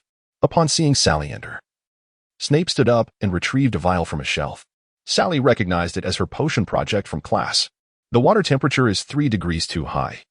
You stirred it too few times when adding the knotgrass. The alfalfa was not chopped finely enough, and you omitted a drop of gecko blood. Did you take note of everything I said? Snape spoke rapidly, then fixed his gaze upon her. Yes, Sally replied, though she had only retained a few points, forcing herself to respond affirmatively. Then repeat this experiment until you succeed. After saying this, he brought out a prepared cauldron and ingredients, returning to his writing. Sally moved to the side of the table, peering at the materials Snape had set out, only to discover one crucial item was missing. After much hesitation, she finally spoke. Professor Snape? Yes? Snape replied without looking up. I might need my textbook, she said, feeling somewhat embarrassed. Snape paused his writing before responding. Should I bring it to you? Sally hurried over and took the book he handed her, opening it to find it was his own textbook, filled with detailed notes and annotations in various colors. Each page was densely written. Unbeknownst to her, Snape never lent out his book, as he was an absolute authority in potion making, and his notes held immense value. The first attempt at the potion failed, back to square one. The second attempt was much improved, though the alfalfa still lacked fineness. On the third attempt, she finally earned a reluctant nod of approval from Professor Snape. Not bad. You may leave. Snape observed the pale blue potion with satisfaction. But the punishment? Sally could not resist asking about her lingering concern from the previous night. I never said you were here for punishment, Snape replied sternly. Now, I expect you to return before lights out. Otherwise, you may indeed face consequences. Yes, Sally exclaimed, feeling as if she had narrowly escaped a calamity. But just as her words left her mouth, her stomach growled audibly, plunging the atmosphere back into silence. Professor Snape, I should be going now, she said, turning to leave. Stop. Snape's voice froze her in place. Turning back, she noticed a plate of honey pancakes had mysteriously appeared on the table. You have 10 minutes. Eat them, Snape instructed before returning to organize the workbench. Sally was overjoyed and began devouring the pancakes. Professor Snape, do you have anything to drink? These are a bit dry. And do you have any Yorkshire pudding? You're speaking to me, and you wish to leave now? Snape exclaimed, unable to contain his frustration. Was he being too lenient with his student, allowing her to eat pancakes and drink tea, and even enjoy dessert in his office? Sally discreetly stuck her tongue out, curious just how far Snape's patience would stretch. She realized that he was a tough exterior with a soft heart. This realization would make it difficult for her to maintain a sense of awe towards him in the future. Meanwhile, Harry and Ron, along with Malfoy in the common room, were deeply concerned for Sally. Chapter 11. I knew you would be fine. Upon returning to the common room, Sally informed Malfoy that Professor Snape had merely asked her to redo the potion experiment from class. Doing today's experiment will benefit you. Frankly, your potion class is intolerable, Malfoy remarked. Would you like some candy I brought from home? Sally refrained from mentioning her previous hearty dinner at Snape's office. But upon seeing the beautifully wrapped candy Malfoy produced, she couldn't resist nodding in approval. "What flavors do you prefer?" "I recommend the matcha and chocolate," Malfoy offered, holding out 2 pieces. Sally shook her head. "I prefer sweet flavors, or milk chocolate would suffice. The matcha and chocolate are too bitter." "What a pity," Malfoy said, putting the 2 candies back in the box. "Perhaps you might try this one. It's vanilla and supposedly quite sweet, though I have never tasted it." Sally accepted it, unwrapped it, and popped it into her mouth, immediately engulfed by a rich, creamy flavor. "This is delightful," she exclaimed. "I suggest you try it. Feel free to take it," Malfoy said, shoving the entire box into her hands. "I have plenty at home. I can always have our servant send more. And who knows, you might enjoy the matcha and chocolate flavor." Sally looked at the exquisite box in her hands, realizing the candies appeared to be largely untouched, almost new. After a moment's hesitation, she said, "Thank you. I'll return the favor at Christmas." "Consider it a Christmas gift, not a return gift, just a box of candy," Malfoy replied dismissively. Suddenly, as if recalling something, he added, "The head boy mentioned he would take us to the library tomorrow. There are a few books he wants to recommend. He asked me to inquire about your thoughts. Tomorrow is the weekend." Sally mused, then added, "That works. What time?" "Whenever you wake up," Malfoy chuckled. "Sounds good. We'll gather in the common room then," Sally replied, rising. "I'll head back to freshen up. Thanks again for the candy." Malfoy also stood. "No need for thanks. See you tomorrow." They each returned to their dormitories. Sally placed the candy in her cabinet, glancing at the box of chocolate frogs, which reminded her of Fred and George. If given the chance tomorrow, she would visit them.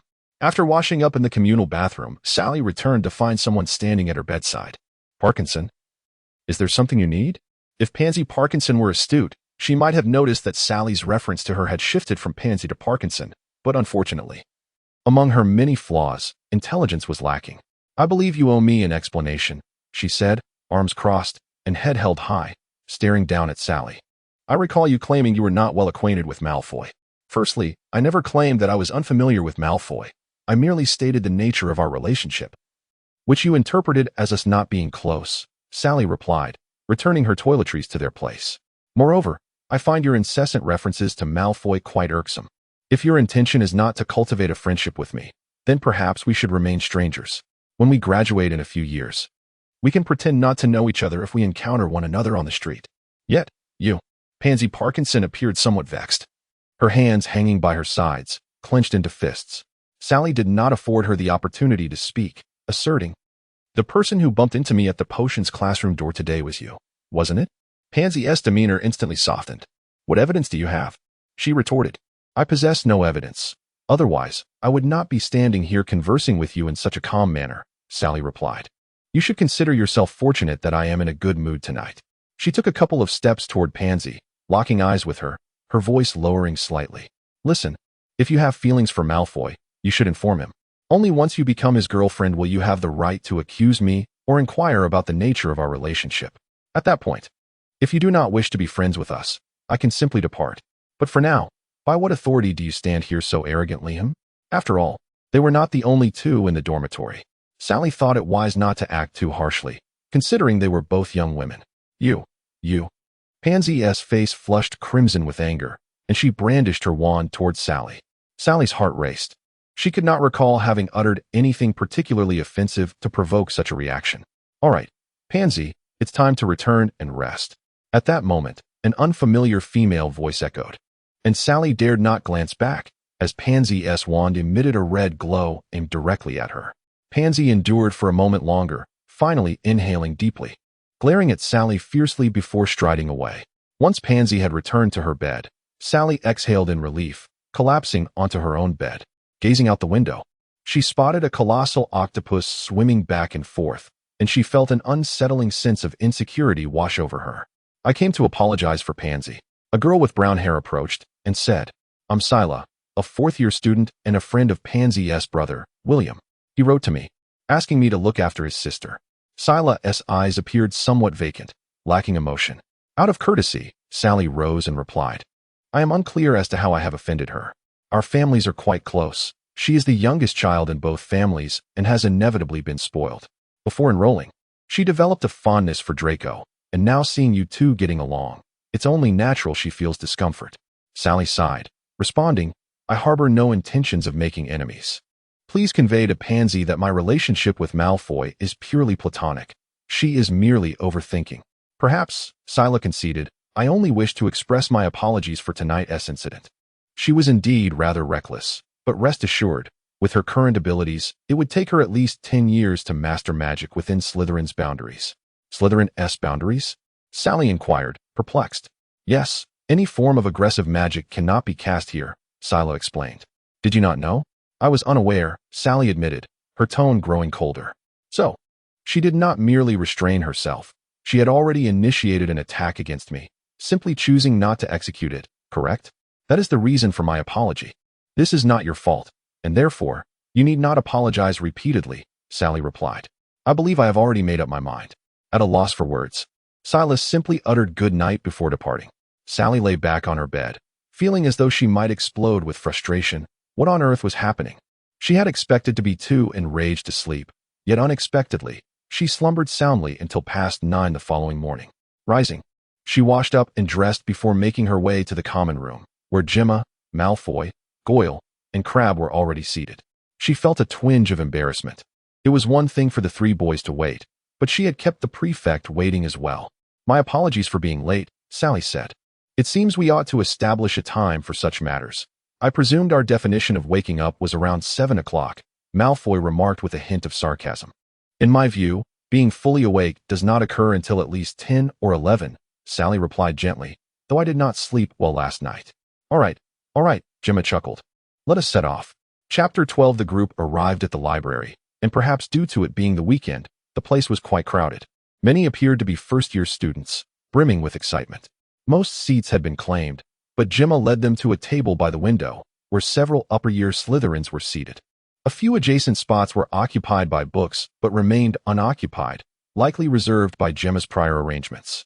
Goyle and Crabbe, evidently lacking interest in studying, sat down and began to share their class assignments. Gemma gestured for Malfoy and Sally to follow him, quietly introducing them to the library's categorization system while strongly recommending several intriguing and useful books.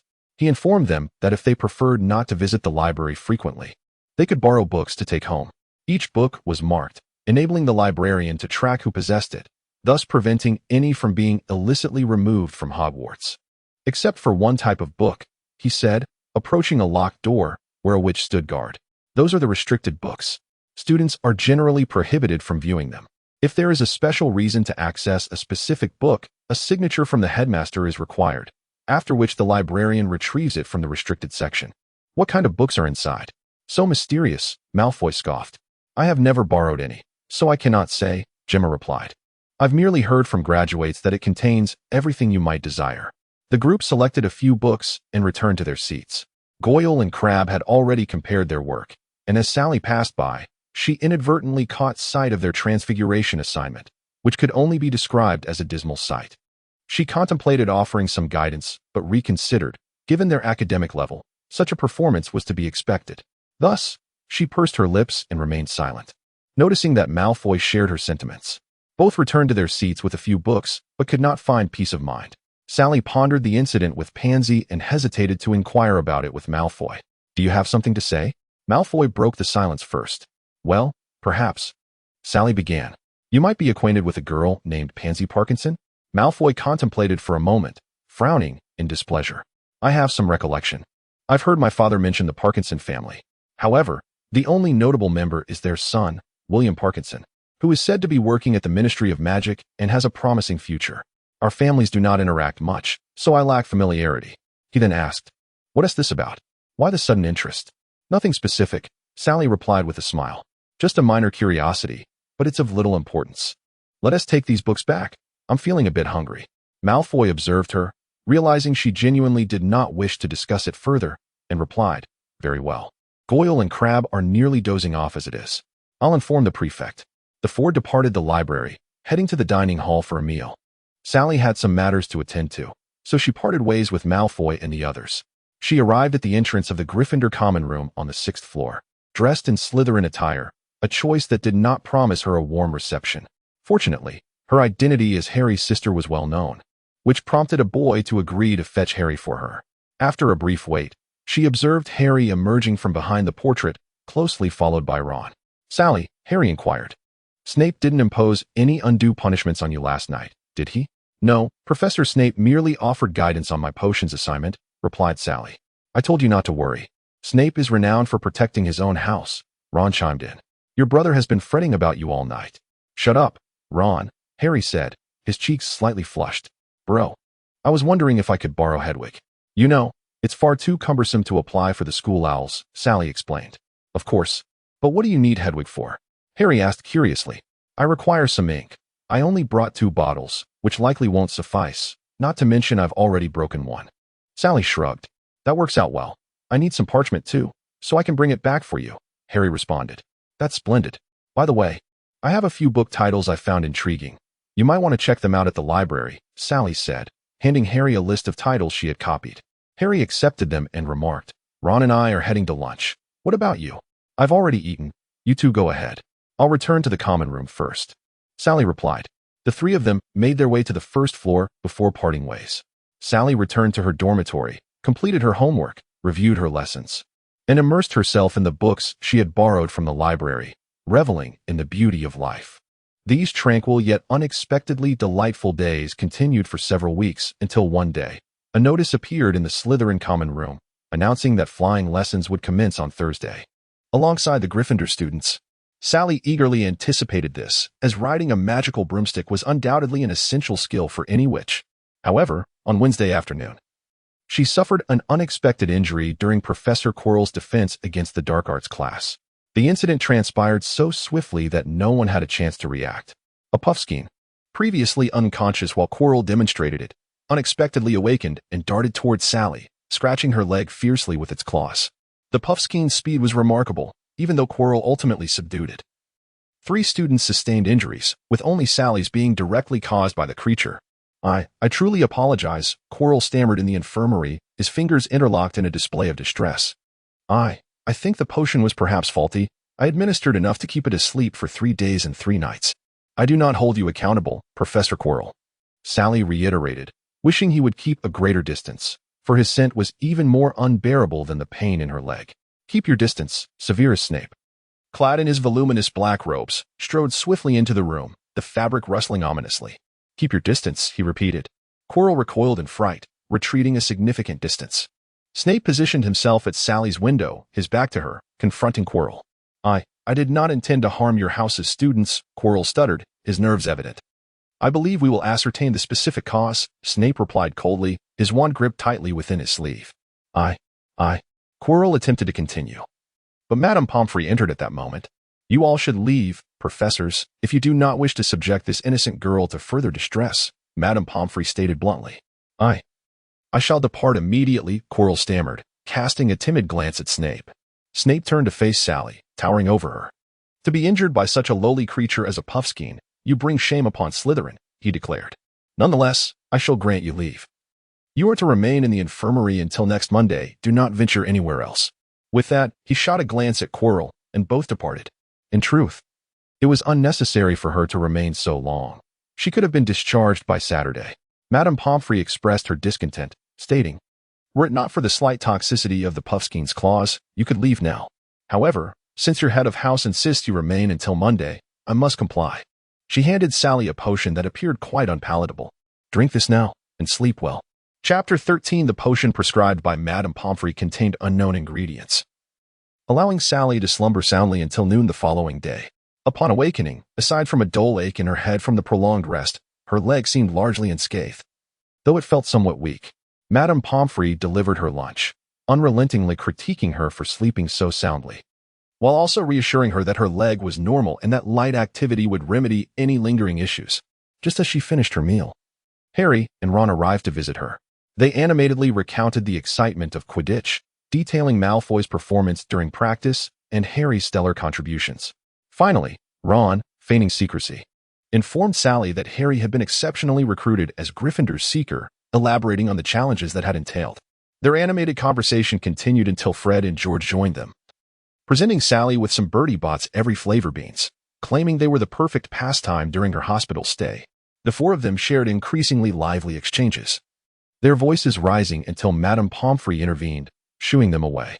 During her hospitalization, Sally endured several exceedingly dull days, as both Harry and Ron had their own assignments to complete, and Madame Pomfrey limited their visiting time. They brought a few books, but Malfoy never appeared. At last, on Sunday evening, she was discharged, with Halloween approaching on Monday, a time notorious for student pranks that often led to mishaps. Madame Pomfrey prepared in advance by hastening her release. Sally felt immense gratitude for this act. Through their brief interactions, she recognized Madame Pomfrey as a kind-hearted individual, also an alumna of Slytherin. Upon returning to the common room, she noticed Malfoy was absent. Though the conspicuous presence of Crabbe and Goyle caught her attention, she approached them and inquired, "Where is Malfoy?" "You're back," Goyle exclaimed, surprised. "We heard you'd be discharged on Monday." "Madame Pomfrey sent me out early," Sally replied. "Where is Malfoy?" "In the dormitory. We'll go get him," Crabbe said.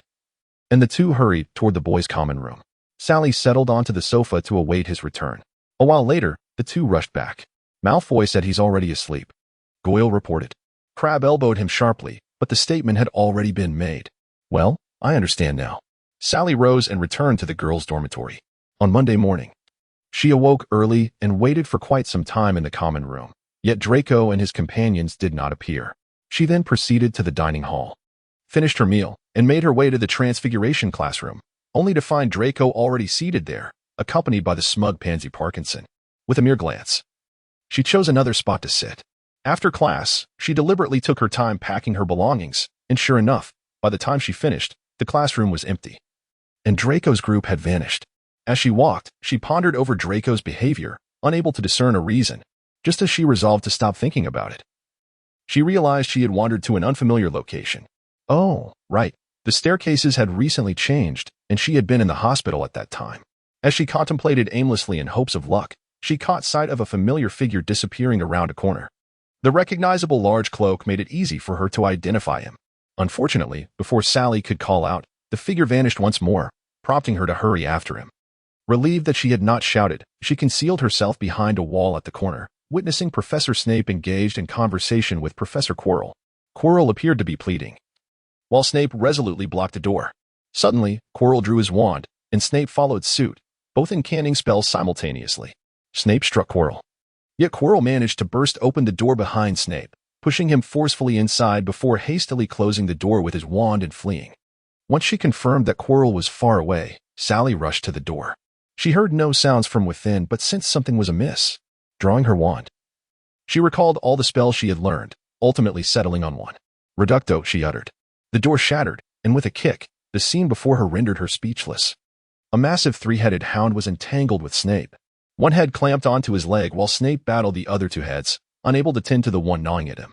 What should I do? Sally stood there, paralyzed, as countless methods flashed through her mind, none of which seemed viable.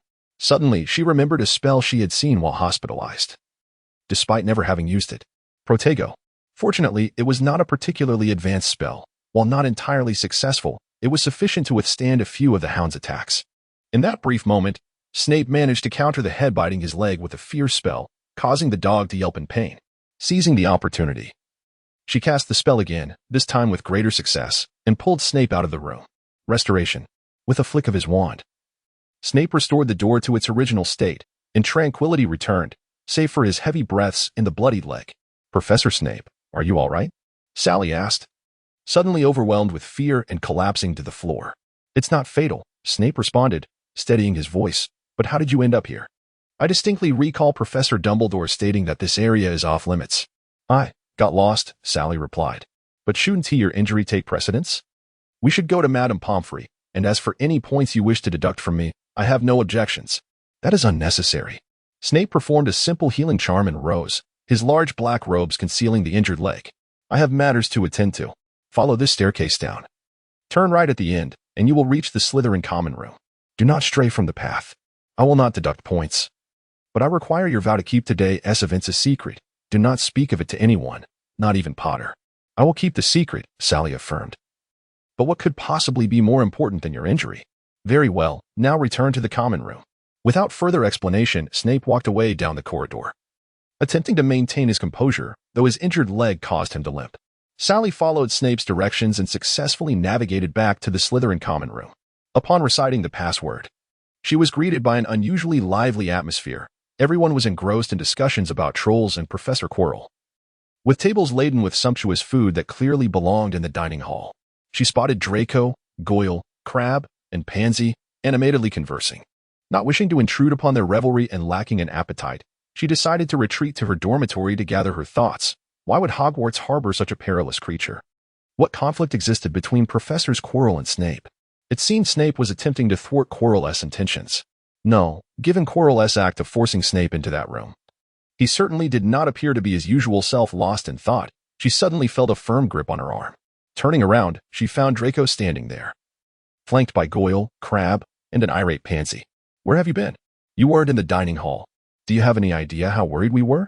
Draco exclaimed, his grip tightening painfully. Sally winced and let out a soft gasp, prompting Draco to release her, adopting a more dignified demeanor as he awaited her response. Sally rubbed her sore arm and, with a cold smile, retorted, Where have I been? You didn't bother to check on me while I was in the hospital. And today you've been avoiding me at every turn. As for my absence from the dining hall, I got lost. Is that answer satisfactory? With that, she turned to leave. Pansy stepped forward, grabbing her angrily. How dare you speak to Draco like that? Let go of me, you lunatic. Draco interjected, pulling Pansy aside. This is between Sally and me. It's not your place to interfere. By now, many in the common room were observing the scene, and Pansy, embarrassed, stomped her foot in frustration before storming off. I believe I can explain, Draco said. Sally turned back, remaining silent yet not departing. After a moment of hesitation, Draco began to recount the incident involving Potter, unsure of how to approach Sally. Sally had already heard Harry's account but listened attentively as Draco recounted his version. Finally, she sighed. Do you remember what you said about how to handle my relationship with Harry? If I had been there, I might have intervened directly. Frankly, you had no need to risk expulsion simply to mock a poor boy, but now that the incident has passed and Harry has benefited from it, I think it's time to move on. However, if it happens again, I hope you will act more prudently. You are not usually so impulsive.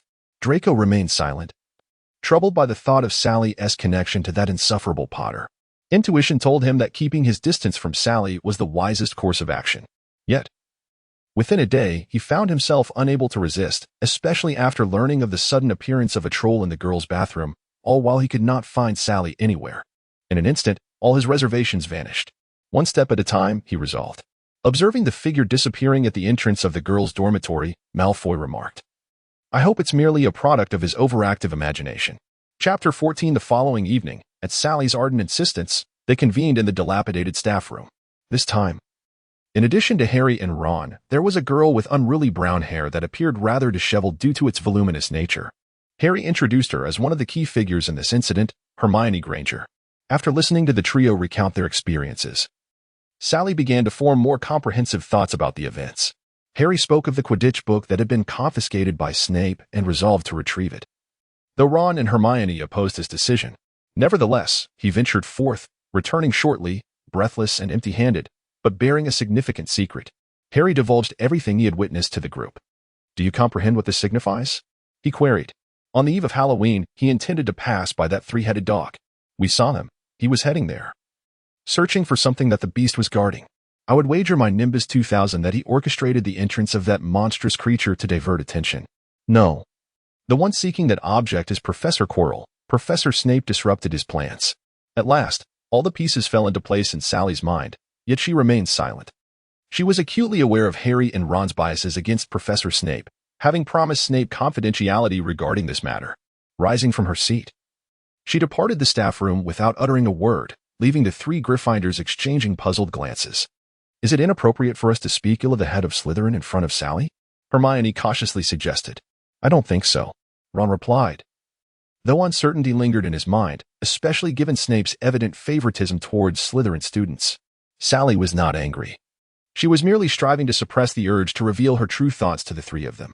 She feared that if she spoke, her tone would betray her emotions, and she had more pressing matters to attend to.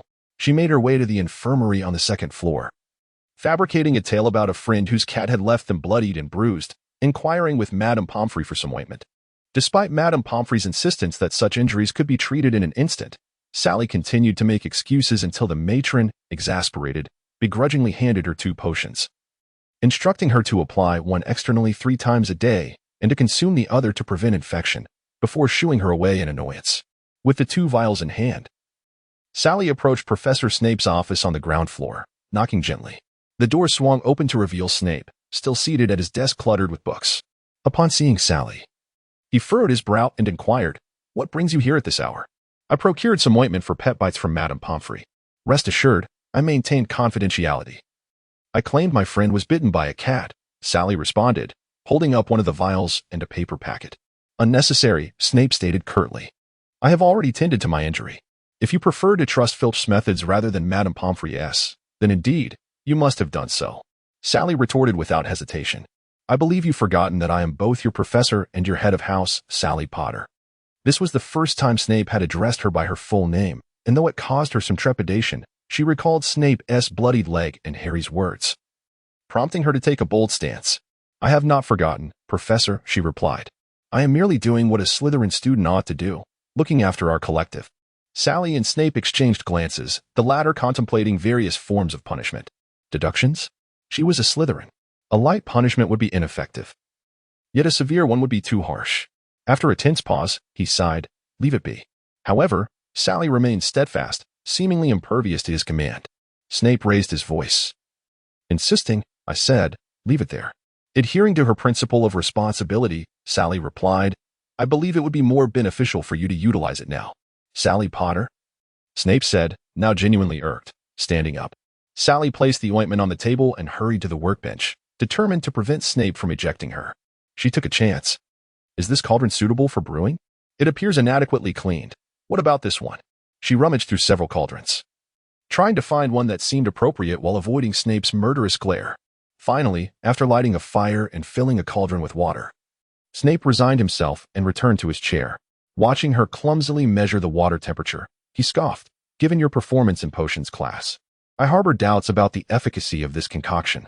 Madame Pomfrey indicated that as long as the powder is added when the water reaches a boil, it should dissolve completely. Sally asserted, tossing the powder into the bubbling cauldron. "I measured the temperature solely to reassure you, Professor Snape." "Humph," Snape grunted, picking up a transparent vial to examine. And with a sniff, he discerned its potency far surpassed that of Filch's remedies. "Professor Snape," Sally said, bringing forward the cauldron, having found no suitable bowls. "Where would you prefer I place this?" Snape regarded her, noting her striking resemblance to Lily, though Lily had never expressed such concern for him. Her gaze had always lingered on Potter and his friends. Those eyes, yes, those emerald eyes, had never looked at him in such a manner. "Professor Snape?" Sally called again, unable to contain herself as he seemed lost in thought. Her voice jolted him back to reality, and with a wry smile, he cleared a space on the desk, saying, "Place it here." Sally's heart soared. This indicated that Snape intended to use the potion. She set the cauldron down, reiterating that the salve should be applied thrice daily and should not come into contact with water. Before she could finish, Snape seized her by the collar and tossed her out. "TCH, not even a word of thanks," Sally muttered, straightening her collar and making a face at the door before departing, satisfied. Inside, Snape reapplied the salve. Madame Pomfrey's potions were reliably effective, barring any unforeseen complications. His leg would return to its former state within a week. Yet, he furrowed his brow at the steaming black concoction on the table, his expression contorting as he mentally prepared himself before raising the cauldron to his lips. The cauldron was not large, so the potion was limited in volume, yet even so, Snape gulped it down in one go, fighting back waves of nausea. In his lifetime, he never anticipated consuming Madame Pomfrey's potion, even knowing its purpose was to serve as a warning to those children, reminding them to avoid making mistakes that could lead to injury. It held little practical value. Chapter 15. By November, the weather had turned abruptly cold, with temperatures consistently dipping below freezing. Fortunately, Hogwarts was equipped with warm, crackling hearths, rendering even the slightly chilly corridors bearable. Quidditch match? In the cozy Slytherin common room, Sally sat by the warm fire, engrossed in the most fundamental guide to 1,000 transformations, while Draco, Goyle, and Crabbe conversed at a round table behind her. "Indeed, it's tomorrow. You weren't aware?" Goyle responded incredulously, gazing at Sally. "I genuinely was not." Sally set aside her book and took a seat at the round table. Malfoy handed her a steaming cup of cocoa, and after taking a small sip, she remarked that flying outdoors in such frigid weather could only be described as a form of torture. "You wouldn't understand," Malfoy replied. "Everyone gets so excited they work up a sweat, Whether they are competitors or spectators, no one pays heed to the cold. I would. If it weren't for Harry participating as well, Sally said, for she was exceedingly sensitive to the cold and would prefer not to leave the common room at all. Malfoy snorted dismissively but said nothing further. Aware of the tension between him and Harry, Sally found no inclination to explain anything. Will it last long? She inquired. Not necessarily. Sometimes it finishes in less than an hour, while other times it can stretch over 3 days and nights, which means we wouldn't have classes for 3 days. Crabbe chimed in, looking pleased as he struggled increasingly with the advancing curriculum alongside Goyle.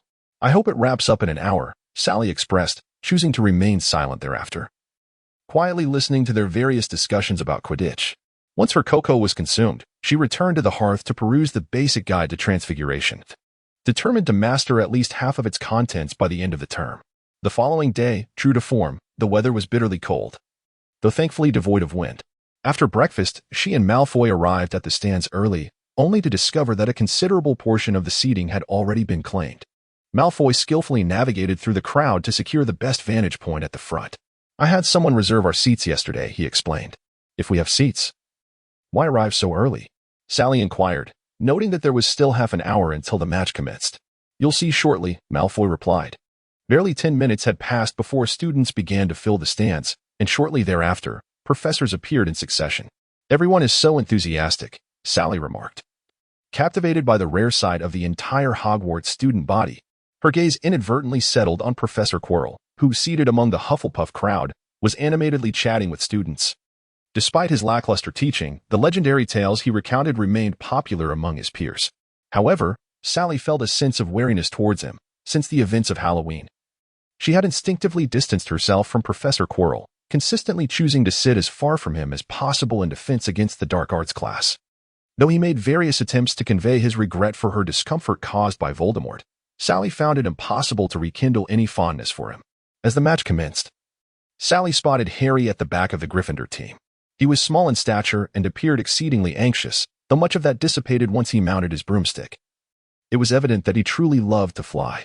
As the game progressed, Sally began to feel a sense of boredom. Competitive events never seemed to captivate her interest. Her gaze wandered, again falling upon Professor Quirrell, and this time, she found herself unable to divert her attention. He appeared extremely tense. Not from the match, but rather as his eyes followed Harry intently. May I borrow your telescope? Sally asked Malfoy, who reluctantly handed it over. Just as she located Professor Quirrell, a chorus of screams erupted around her. Meanwhile, cheers erupted nearby. Harry's broomstick was attempting to throw him off, and Professor Quirrell was muttering incantations toward him. This was enough to confirm her suspicions. Sally tossed the telescope back to Malfoy, who eagerly aimed it at Harry's predicament. Oblivious to Sally's departure from Slytherin, to avoid drawing attention, she draped her green Slytherin scarf over her seat and wore only a thin sweater beneath.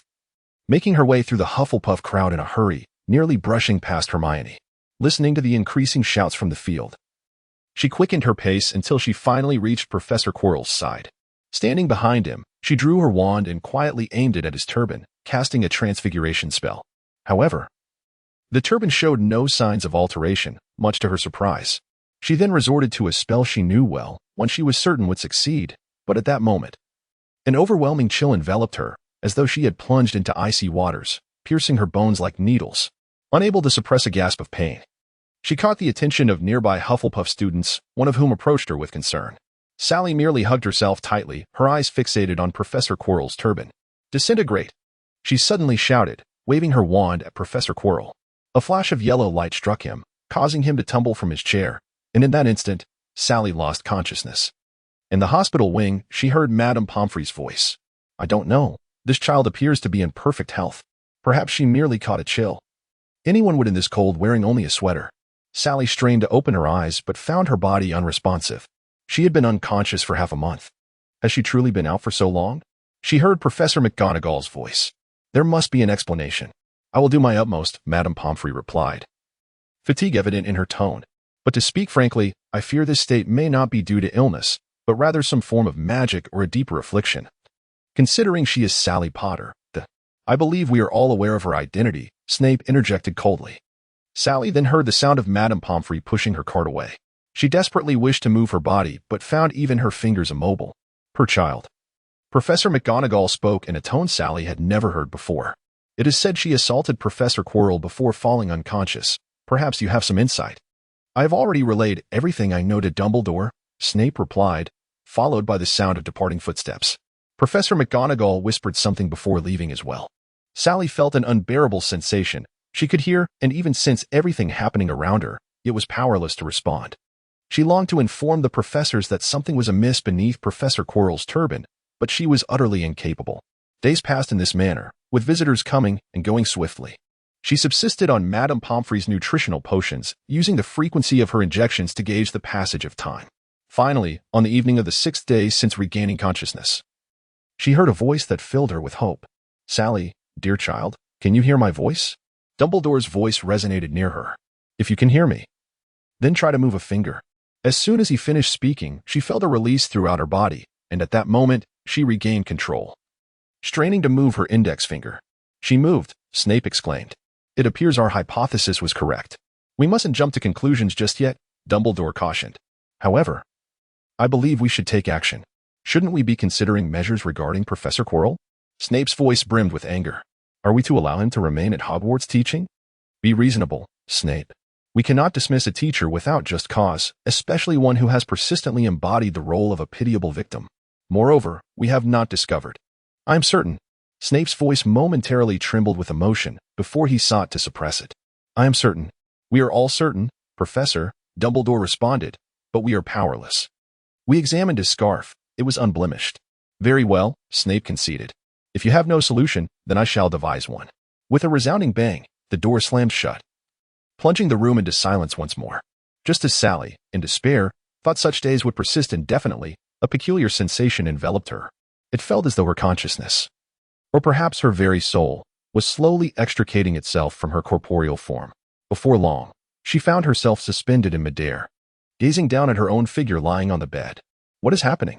Has she become a ghost? An ethereal presence akin to Peeves? She looked around helplessly, attempting to touch her cheek, only to discover her hand effortlessly pass through. This is the end. She drifted aimlessly within the room until the sound of approaching footsteps startled her, prompting her to instinctively float out through the window. She was oblivious to whether the separation of her soul from her body posed any peril as she pondered who might assist her. The answer was all too apparent. Along the way, she had to carefully evade the patrolling Filch and various wandering spirits. At last, she arrived at the office of the potions master. There was no need to knock, and indeed she could not, as she passed through the door, only to find, in a moment of despair, that Professor Snape was not present in the room. With nowhere to go, she hovered in midair, awaiting his return. After about half an hour, Snape finally pushed the door open. Sally swore she had no intention of frightening him. Rather, given her current form, hiding would likely be far more alarming. Thus, she floated unobtrusively in the center of the office, locking eyes with a bewildered Snape until he broke the silence with a hoarse voice. "Lily." Chapter 16. "So you are saying you do not know how it happened, that your soul simply detached from your body?" Snape asked, seated in a chair, observing Sally as she flitted about his office with abandon. "Indeed, Professor Snape," Sally replied, her curiosity momentarily easing her earlier anxiety, which had transformed into intrigue regarding this newfound state. "Is this form of mine uncommon? In fact, you are the first I have heard of who has experienced such a phenomenon while still alive," Snape mused thoughtfully. "Moreover, it is evident that your physical body remains alive. Otherwise, Madame Pomfrey would certainly have informed me. Then what shall I do now?" Sally floated closer to Snape, expressing her discomfort. "I feel as though I am starving." "There may be some remedies we can explore," Snape replied, distancing himself from her. "I possess knowledge of potions that pertain to the consciousness of the soul. Although I have not encountered your specific circumstance, we might be able to experiment." Not hearing Lily's response, he turned to face the bookshelf, only to find the office eerily empty. Momentarily taken aback, he strode out of the office at a brisk pace. He rushed to the hospital wing, disregarding Madame Pomfrey's protests as he pushed open the door to Sally's room. The bed lay vacant, devoid of any human presence. His gaze swept across the room, and behind the billowing curtains that fluttered from the open window, a figure appeared in the shadows. "Good evening," Sally greeted. "Professor Snape." The hospital room rarely bustled with such liveliness. After Madame Pomfrey examined Sally and confirmed her physical well-being, albeit with some weakness from the cold, she discreetly left. Sally recounted her predicament in full to Dumbledore, McGonagall, and the already informed Professor Snape. Suddenly, recalling something, she declared, "Professor Dumbledore, there is something I must tell you." Dumbledore, evidently intrigued, gestured for her to continue. "Professor Quirrell is dangerous. He is filled with something unnatural." "This is indeed a matter we have suspected," Dumbledore acknowledged. "But there is no conclusive evidence that he is a Death Eater and Voldemort. It is not that simple," Sally exclaimed with fervor. "He cannot merely be a Death Eater. I sense a familiar fear emanating from him, Professor. It is a sensation I feel I have experienced before." She could not help but hug herself. "Furthermore, at the moment my soul returned to my body, I heard his voice. I do not know who he is, but I recognized his voice, raspy and commanding, urging me to leave, to escape, declaring his love for me." "You need to rest, child," Dumbledore interjected, rising with an expression that momentarily turned severe, only to soften once again.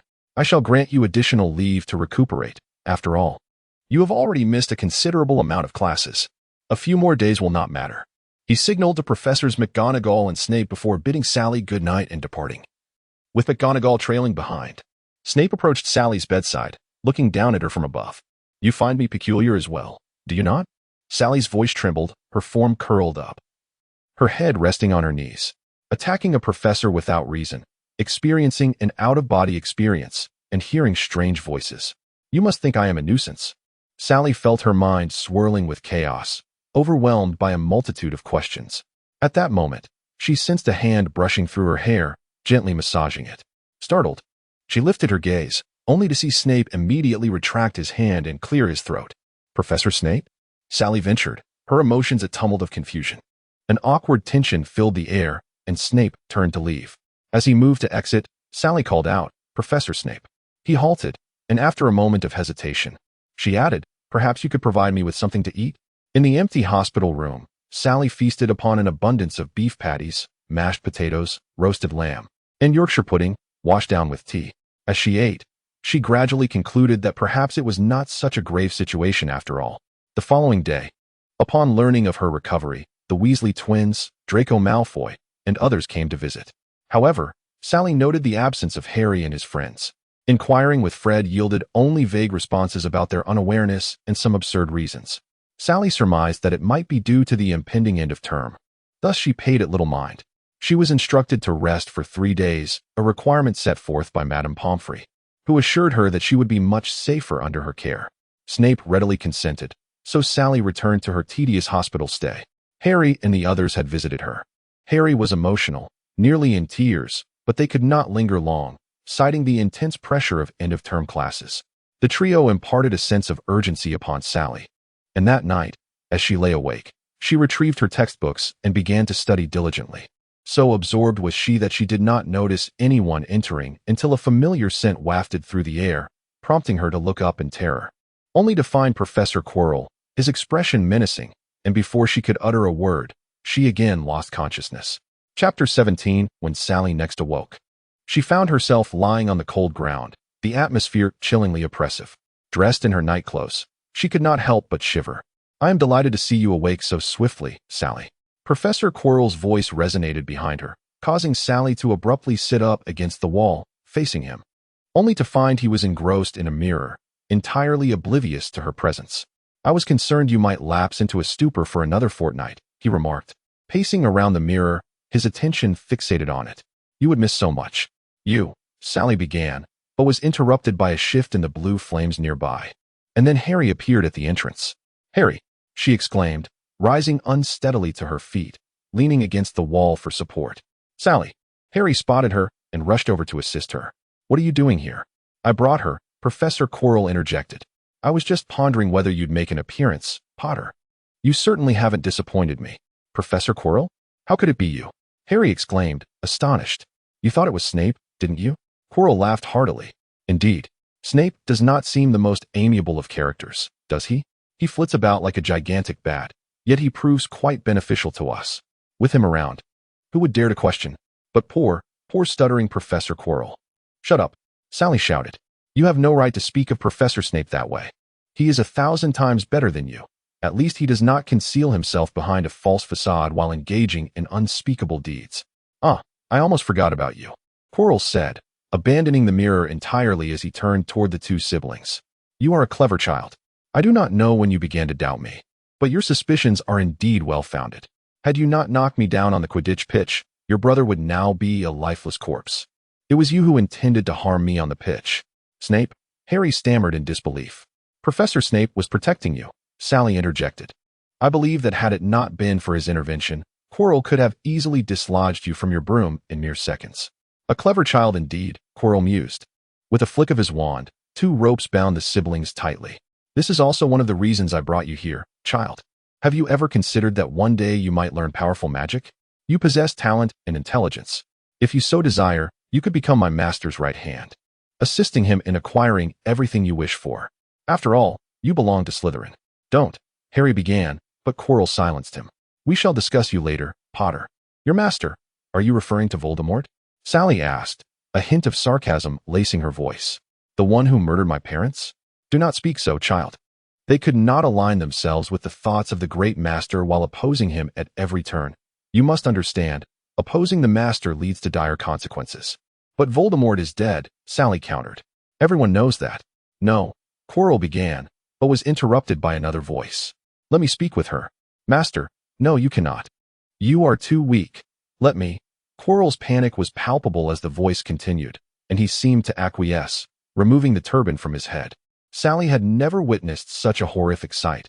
She understood why the professors found nothing amiss when inspecting Quirrell's turban, for the issue lay not with the turban itself, but rather with the minuscule head exposed beneath it, adorned with a face unlike any she had ever seen, grotesque and terrifying, chalky white in hue, with red eyes gleaming and serpent-like nostrils.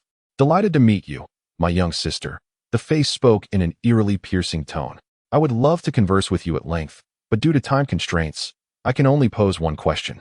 Will you assist me? Voldemort, sir? The moment the words escaped her lips, Sally felt an unsettling dissonance, and indeed, the atmosphere fell silent for a brief moment. Ahem, what I meant to say is, you are Voldemort? She rephrased, chastising herself for being so easily swayed by Quirrell's incessant references to master. I believe I have come to an understanding. Voldemort's pale visage revealed a sinister smile. Now, Harry, let us discuss our affairs. You should be aware of my intentions. I certainly am, Harry replied, the silencing spell lifted. You seek the Philosopher's Stone. What is the Philosopher's Stone? No, wait, what has Voldemort discovered? Has he misconstrued something? Voldemort released Harry's bindings, guiding him to the mirror for assistance. The immediate concern was for her to free herself from the ropes constraining her. Voldemort was speaking to Harry, but the distance prevented Sally from hearing clearly. She had little interest in listening. If she did not untie herself, she would be a hindrance to Harry. As Harry's emotions escalated, Sally resolved to take a decisive step. Gradually, she approached the fiery door, relieved to discover its searing warmth. She cautiously extended her hand toward it, enduring the painful heat as the ropes gradually began to loosen. Just a little longer, Quirrell's restraint slipped as he seized Harry's hand, his grip corrosive, prompting a scream. In that instant, Sally's bindings finally came undone. Harry, she cried, rising. Yet, no one heeded her. Harry clutched Quirrell's face, his hands akin to red-hot iron, gripping tightly until he succumbed to unconsciousness. Sally froze in place, paralyzed with fear as Quirrell collapsed over Harry, his visage grotesquely altered. She then heard the voice again. Useless, unable to kill a mere child. Voldemort still lived. Sally felt her body stiffen, unlike their previous conversation, where she felt no fear. Now Harry lay just a short distance away, Quirrell looming over him. Child, do not be afraid. Come, help me up. Voldemort's voice beckoned once more. Assist me this time, and you shall become the greatest sorceress. My judgment has always been sound. You resemble your mother, both in appearance and intelligence, yet there is one difference. Yes, I can see it. You are far more cunning, more adept at assessing situations.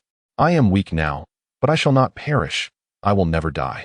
Yes, just like that. Extend your hand to my face, a little closer, then. Potter. At that moment, Dumbledore appeared suddenly at the fiery door, witnessing the scene. Raising his wand high, Voldemort emitted a shrill scream as a beam of white light erupted from Quirrell's body, passing through Sally and vanishing.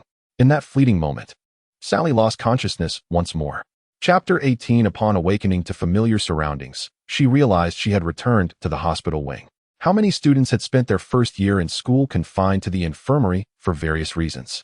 You are awake, sooner than I anticipated, Dumbledore said, seated at her bedside, examining a box of sweets. "You seem unfazed by my presence," he remarked. "Professor Dumbledore." Sally met his gaze, hoping to decipher his emotions. "Voldemort wants me to assist him." "And I?" She hesitated, unable to continue. "What are your thoughts on this?" Dumbledore inquired, his tone devoid of anger. "I initially refused, yet in the end, I felt as if I were bewitched. For a fleeting moment, I envisioned myself standing beside him." Sally refrained from continuing, aware that Dumbledore comprehended her meaning. "In the realm of confusion and persuasion, I have yet to encounter anyone more adept than Voldemort," Dumbledore gently remarked. "Thus, my dear child, it is not surprising that many wizards, far more accomplished and mature than you, have succumbed to his influence. However, Harry," she pondered before stating, "I was sorted into Slytherin.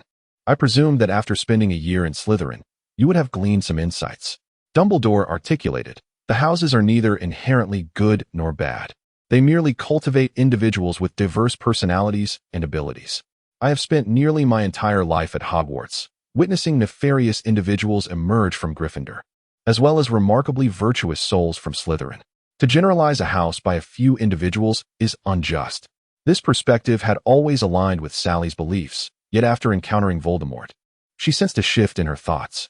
Voldemort values not just your character, but the potential that resides within you. "Do you recall what you mentioned about the soul departing the body?" Dumbledore continued, "If anyone in my lifetime could possibly achieve this, it would be Voldemort. Yet, it remains merely a possibility. What is certain is that he has been fervently researching matters pertaining to the soul. As for whether he has succeeded, I personally believe he has made significant progress." "He claimed he would never die," Sally stated. Upon uttering this, she observed Dumbledore's meaningful smile. "What are you smiling about?" Sally queried, perplexed. "If you were just contemplating whether you might align yourself with Voldemort, I can unequivocally assure you that at least for now, you will not. You have just relayed Voldemort's words to me without a moment's reflection, and undoubtedly, that statement holds great significance for me, for in terms of contemplation, it pales in comparison to his direct admission." Dumbledore picked up a box of candies. The packaging was extravagant, and upon inspection, she noted, Draco Malfoy. "The Malfoys always possess the finest of things, that is indisputable. Sally, may I indulge in one?" "Of course, you may eat as many as you desire," Sally replied. "At my age, consuming an entire box in one go might result in the loss of my teeth. I shall exercise caution." He selected one, tossed it into his mouth, and remarked contentedly, "Ah, not the taste of boogers, but authentic toffee." Sally chose not to dwell on why Dumbledore associated it with such a flavor. "How is Harry?" "I am glad you inquired about him," Dumbledore replied. "He is well. He awakened 2 days before you. If you have the time, perhaps you could visit him. To be honest, I believe your complexion is far better than his." At that moment, Snape entered, and upon seeing Dumbledore, he immediately prepared to leave. Dumbledore interjected, "Come in. My conversation with Sally has concluded." He retrieved another candy from the box. "Thank you for the sweets. Take care, Professor Snape." Upon noticing her housemaster, Sally acutely sensed his troubled demeanor. She saw Snape raise his arm, thinking he intended to strike her, and she closed her eyes, resigned to her fate. Yet the next moment, she found herself enveloped in a warm embrace. The scent within the embrace was less than pleasant, a medley of various herbs. Yet Sally felt no urge to pull away. "You spoke with him, and even conversed." Snape seemed to address Sally, yet it felt as though he were speaking to himself. Professor Snape?" Sally was bewildered by his meaning. In the next moment, Snape released her, gazing into her eyes as he said, "From now on, you are forbidden from engaging in such perilous endeavors." "It was not my choice. I was abducted," Sally defended herself. "This was my oversight," Professor Snape remarked. "There shall not be a next time. With so many students in Slytherin, can you truly manage them all?" Sally whispered, having interpreted the earlier embrace as Snape's way of celebrating her survival. Though it was difficult to envision him behaving in such a manner, Snape did not respond, instead rising and walking towards the door. Just as he opened it, he turned, his tone laced with schadenfreude. "There are 6 days until the final examinations." With that, he exited, satisfied to hear Sally's anguished scream echoing down the corridor. Indeed, quite spirited, it seems there is nothing to worry about. The following day, visitors flocked to see her. Even those Slytherins with whom she was not particularly acquainted sought excuses to spend time with her. Few from other houses came. Yet the Weasley brothers delivered a sweater knitted by Mrs. Weasley in white. Fred, with envy, remarked, "Her color is the most authentic of all." regarding this belated Christmas gift. Sally expressed her delight. Ron, Hermione, and Harry also visited. Hermione mentioned she had compiled a study outline for the exams, assuring Sally that if she memorized it all, she would perform admirably. This revelation endeared Hermione to Sally. After exchanging a few words, Hermione and Ron discreetly took their leave. "I have something to discuss with you," Sally said, broaching the issue they had long evaded. "Just as I suspected," Harry replied. "However, I must speak first." He took a deep breath and confessed. "When I heard you were sorted into Slytherin, I indeed worried for you. Upon hearing you address him as my Lord Voldemort, I found myself questioning you. For that, I feel remorse. Although we share blood as siblings, we are strangers. My understanding of you and my feelings towards you are even less than those I harbor for Ron and Hermione. Yet, Professor Dumbledore's words enlighten me. Sharing blood is the most stubborn and indestructible bond. I am grateful that you exist as my relative, regardless of how you may evolve in the future." Sally gazed at Harry's earnest words, smiling. "That is precisely what I wish to convey to you. As for our understanding of one another, I believe opportunities will arise." She retrieved a letter from the table. Professor McGonagall provided this. "She urged me to visit our aunt and uncle, as well as that infamous cousin during the holiday. I believe his name is Dudley. You will not find him to your liking." Harry responded, "I was just fretting over how to pass the holiday. Being with you will surely make it far more enjoyable."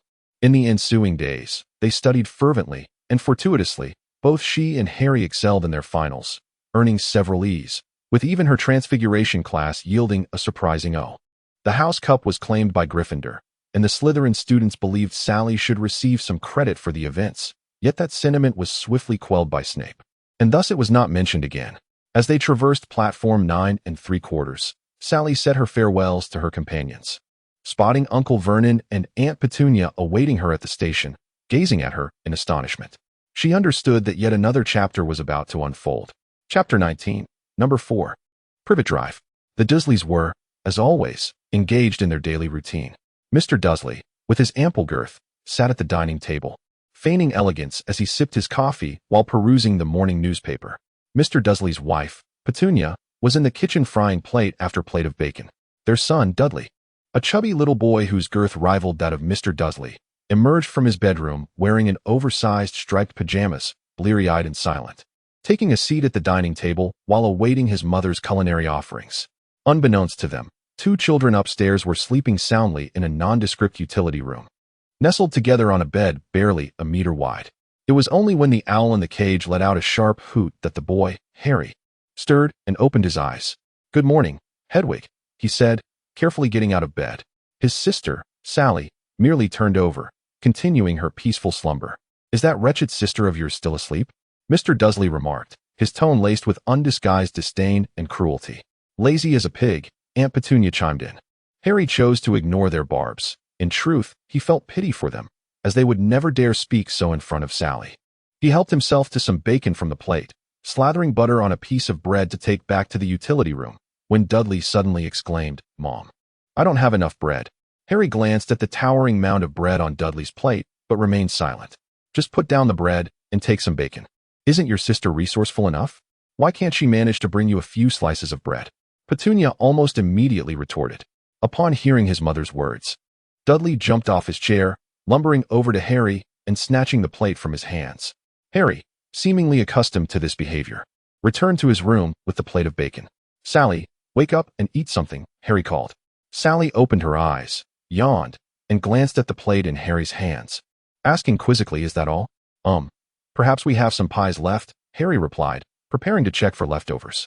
However, Sally stopped him, saying, "Those have been around for a couple of days. Let us save them for Hedwig." She laughed softly as she watched Hedwig flutter in her cage, tore off a small piece of bacon, and approached the owl's enclosure. Hedwig joyfully devoured the morsel, affectionately nudging Sally's fingers. "It seems she likes you more than she likes me," Harry said, a hint of melancholy in his voice. Sally chuckled at her brother's childish remark. "What are your plans for today?" she asked, settling back on her bed while munching on the bacon. "Well, perhaps I could take you to explore the neighborhood. After all, you've been here for a week now," Harry suggested. "A week? It feels like a month has passed," Sally sighed. "I can relate to that," Harry said, taking a few more bites of bacon. "Maybe we should buy some Muggle food." Sally had somehow acquired a considerable amount of Muggle currency. which contributed to their relatively comfortable existence in the Dursley household. After returning from school, Sally brought home numerous food items from Hogwarts. Mr. Dursley initially intended to confiscate everything, but Sally firmly insisted they had no right to take her belongings, especially without provocation. She warned that should Mr. Dursley attempt to do so, she would consider calling for help.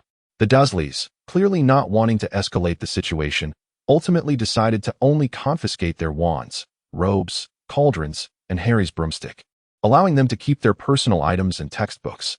Unlike Harry, Sally was not compelled to remain there. She had merely stayed due to Professor McGonagall's request and her concern for Harry's situation. They changed into Muggle clothing, with Harry managing to wear Dudley's old garments while Sally donned a red dress made for her by Miss Lucy before school. She did not expect Aunt Petunia to buy her new clothes, so she planned to purchase a few pieces while out today. She tied her hair up high and descended with Harry. The Dursleys were gathered around the dining table, engrossed in their meal and the television. Upon noticing Harry and his sister, they treated them as if they were invisible. After Harry washed the dishes, he found Sally waiting in the living room. "Shall we go?" she said as Harry emerged with clean hands. "Where are you off to?" Mr. Dursley asked, his beady eyes darting suspiciously towards Sally, despite appearing fixated on the television. "To the department store," Sally replied casually while changing her shoes at the door. "Where did you get the money from? It isn't stolen, is it?" Aunt Petunia sneered. Once Sally had finished putting on her shoes, she stood up and retorted, "I have no interest in thievery, especially not of your money. I fear that would sully my hands." Without waiting for a response, she closed the door and left. Harry never dared to imagine speaking to the Dursleys in such a manner, and witnessing his sister's boldness filled him with a profound sense of defeat. "You needn't feel disheartened," Sally said, clearly perceiving her brother's mood. "You and I are different. I am not meant to belong here, so I fear no confrontation with him. But you are different. I don't understand why Professor Dumbledore insists you must stay here, but I believe he has his reasons." The siblings went to the department store, purchasing some bread and biscuits. Sally opposed buying too much fruit, as it would spoil quickly. She bought herself several practical outfits and a suitable shirt for Harry, despite his repeated refusals. Sally felt a lingering guilt for not getting Harry a Christmas gift. He had given her a beautiful feather quill and was determined to make amends. They enjoyed lunch outside before returning home in the afternoon. Aunt Petunia was taken aback upon seeing the bags filled with items. She knew Sally had money, but she had not anticipated the extent of it. To her knowledge, her sister had left them nothing. Once they returned to their room, they ate some of the purchased food and began their homework. Just as they spread out their books, an owl landed on the windowsill. Mr. Dursley would not tolerate this. Harry approached the window, untying the letter from the owl's leg, and invited the sleek black owl to rest in Hedwig's cage. "You might as well stay here until nightfall, and then I'll let you go." He glanced at the envelope, which was addressed to Sally, and handed it to her. "It's your letter." Sally took the letter, recognizing the familiar handwriting, and exclaimed, "Finally, it has arrived. I thought he had forgotten." "Who?" Harry inquired with curiosity. "Professor Snape." Sally replied, grinning as she opened the letter and read it. Splendid. It seems this owl is now mine." "You had Professor Snape buy you an owl?" Harry said incredulously. "The same Professor Snape from our potions class? Is there another Professor Snape at school?" Sally asked, intrigued as she approached the proud black owl, which was taking up half of Hedwig's cage, causing Hedwig to flutter about in agitation. "Be quiet, and I promise I'll get you a new home soon, all right?" She tore off a bit of bread to feed Hedwig and offered a piece to the sleek black owl. "Why did you have Professor Snape get you an owl?" Harry still couldn't comprehend. "He surprisingly bought you a gift. To be precise, it should be considered my Christmas present," she remarked. "Did Snape buy gifts for everyone in Slytherin?" Harry inquired. "I suppose not," Sally replied. "Perhaps I was the only one who asked him. Why are you so astonished? His residence is quite near Diagon Alley. I merely requested that he pick up a Christmas gift for me. Otherwise, when would we have the opportunity to visit Diagon Alley?" Harry fell silent, realizing that his understanding of Snape was entirely different from Sally's.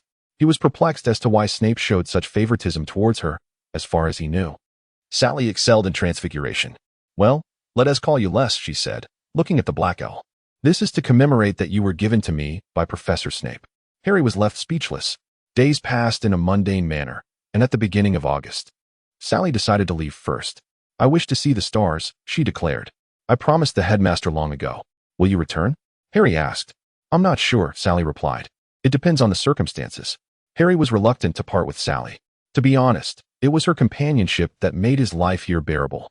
However, he also understood Sally's sentiments towards the orphanage, and rationally, he should not impede her. "Let us keep in touch," Harry said. "I will send Hedwig to find you when the Dursleys are distracted. In a few days, I will let Les go to seek you out." "All right," Sally responded. And then she quickly packed her belongings to bid farewell to the Dursleys. The Dursleys enthusiastically bought her a train ticket, which took Sally by surprise. "Stay in touch," she reiterated to Harry before boarding the bus. After watching the bus turn a corner until it vanished from sight, Harry returned to number 4, Privet Drive, and saw Dudley's malicious expression, knowing everything had returned to how it was before. Nevertheless, he had Sally's remaining Muggle coins in his pocket, ensuring that he wouldn't go hungry. Chapter 20. Sally stood before a sign that read Demolition, unwilling to leave. The reason for her reluctance was that she was uncertain of her next steps. The Star Orphanage was being demolished, yet no one had informed her. Nor had anyone left her a message or signal. When she asked a few passers-by, they expressed ignorance about the demolition, let alone where it was relocating. Sally had left most of her money with Harry. It was pocket money given to her by a wealthy family that had once fostered her. And the little she had left was insufficient to purchase another ticket home. This was not the crux of the matter. Even if she managed to gather enough money to return, then what? Her assertiveness during her time at the Dursleys stemmed from having a safety net, a support system. She could always return to the orphanage. She still remembered the headmaster's words. "We will always be here waiting for you. You can come back whenever you wish." But now, she had become utterly homeless. As night fell, she resolved to first find a place to stay, carrying 2 enormous suitcases. She walked for half an hour until she found a hotel within her budget. Its conditions were not worth mentioning, but at least she had a place to rest. All her money barely sufficed to cover 3 nights' lodging, and she planned to think of other options when Les arrived tomorrow. With no funds, she could only rely on sleep to avoid mealtimes. Her luggage contained candies from the Weasleys and Malfoy, which prevented her from feeling faint with hunger. She had no intention of returning to Privet Drive and was hesitant about visiting the Burrow. She knew she would be warmly welcomed there, but she felt uncomfortable troubling Mr. Weasley to come pick her up and provide for her during the summer. In truth, at the Weasley household, she was only familiar with Fred and George. Even Ron had become somewhat distant due to their differing houses. It appeared that her only options were the Malfoy estate or perhaps Professor Snape. Yet, Sally was uncertain if he would permit her to visit, and even more uncertain if she should go. Although she had always used Snape's favoritism toward her house as an excuse, deep down, Sally was aware of the special treatment he afforded her, even if she did not understand the reasons behind it. By evening, Les accurately located her position. Sally secured the letter she had written to Malfoy to its leg. Soothing its petulant demeanor, Sally felt embarrassed for only allowing Les a few sips of water, without any food. Watching it take flight once more into the sky, she finally exhaled in relief. She hoped that even if Malfoy would not take her in, he might, out of past friendship, send her some Muggle coins. By 10 o'clock on the 4th morning, there was still no news from Les. She had to check out by noon, and she was left with only 2 candies, which would serve as her lunch. Lying on the bed, Sally felt hollow, realizing she was out of options, after all. She was uncertain who she could rely on in this world. Knock, knock, knock. A faint sound of knocking at the door startled Sally, filling her with hope. She sat up, and the door was knocked again 3 times. Someone was looking for her. Had Malfoy come to fetch her? She opened the door, only to find 2 unfamiliar men in suits standing outside. "Who are you?" she questioned, her guard rising, ready to slam the door shut. "Sally Potter," one man said in a quiet voice. Sally nodded, and suddenly, the man pulled out a wand from his sleeve. Reacting instinctively, she forcefully shut the door, which shook violently upon impact. The men outside began to pound on the door, and Sally locked it, grabbing the hotel phone only to discover it was a mere decoration. With no phone line connected, she rushed to her suitcase, drew her wand, and aimed it at the door.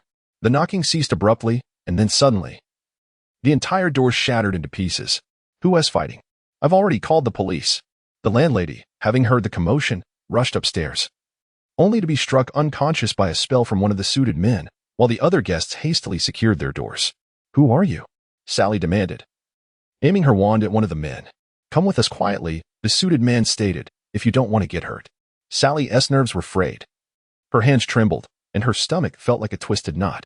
She already suffered from a stomach ailment, and after days without food, she was nearing her limit.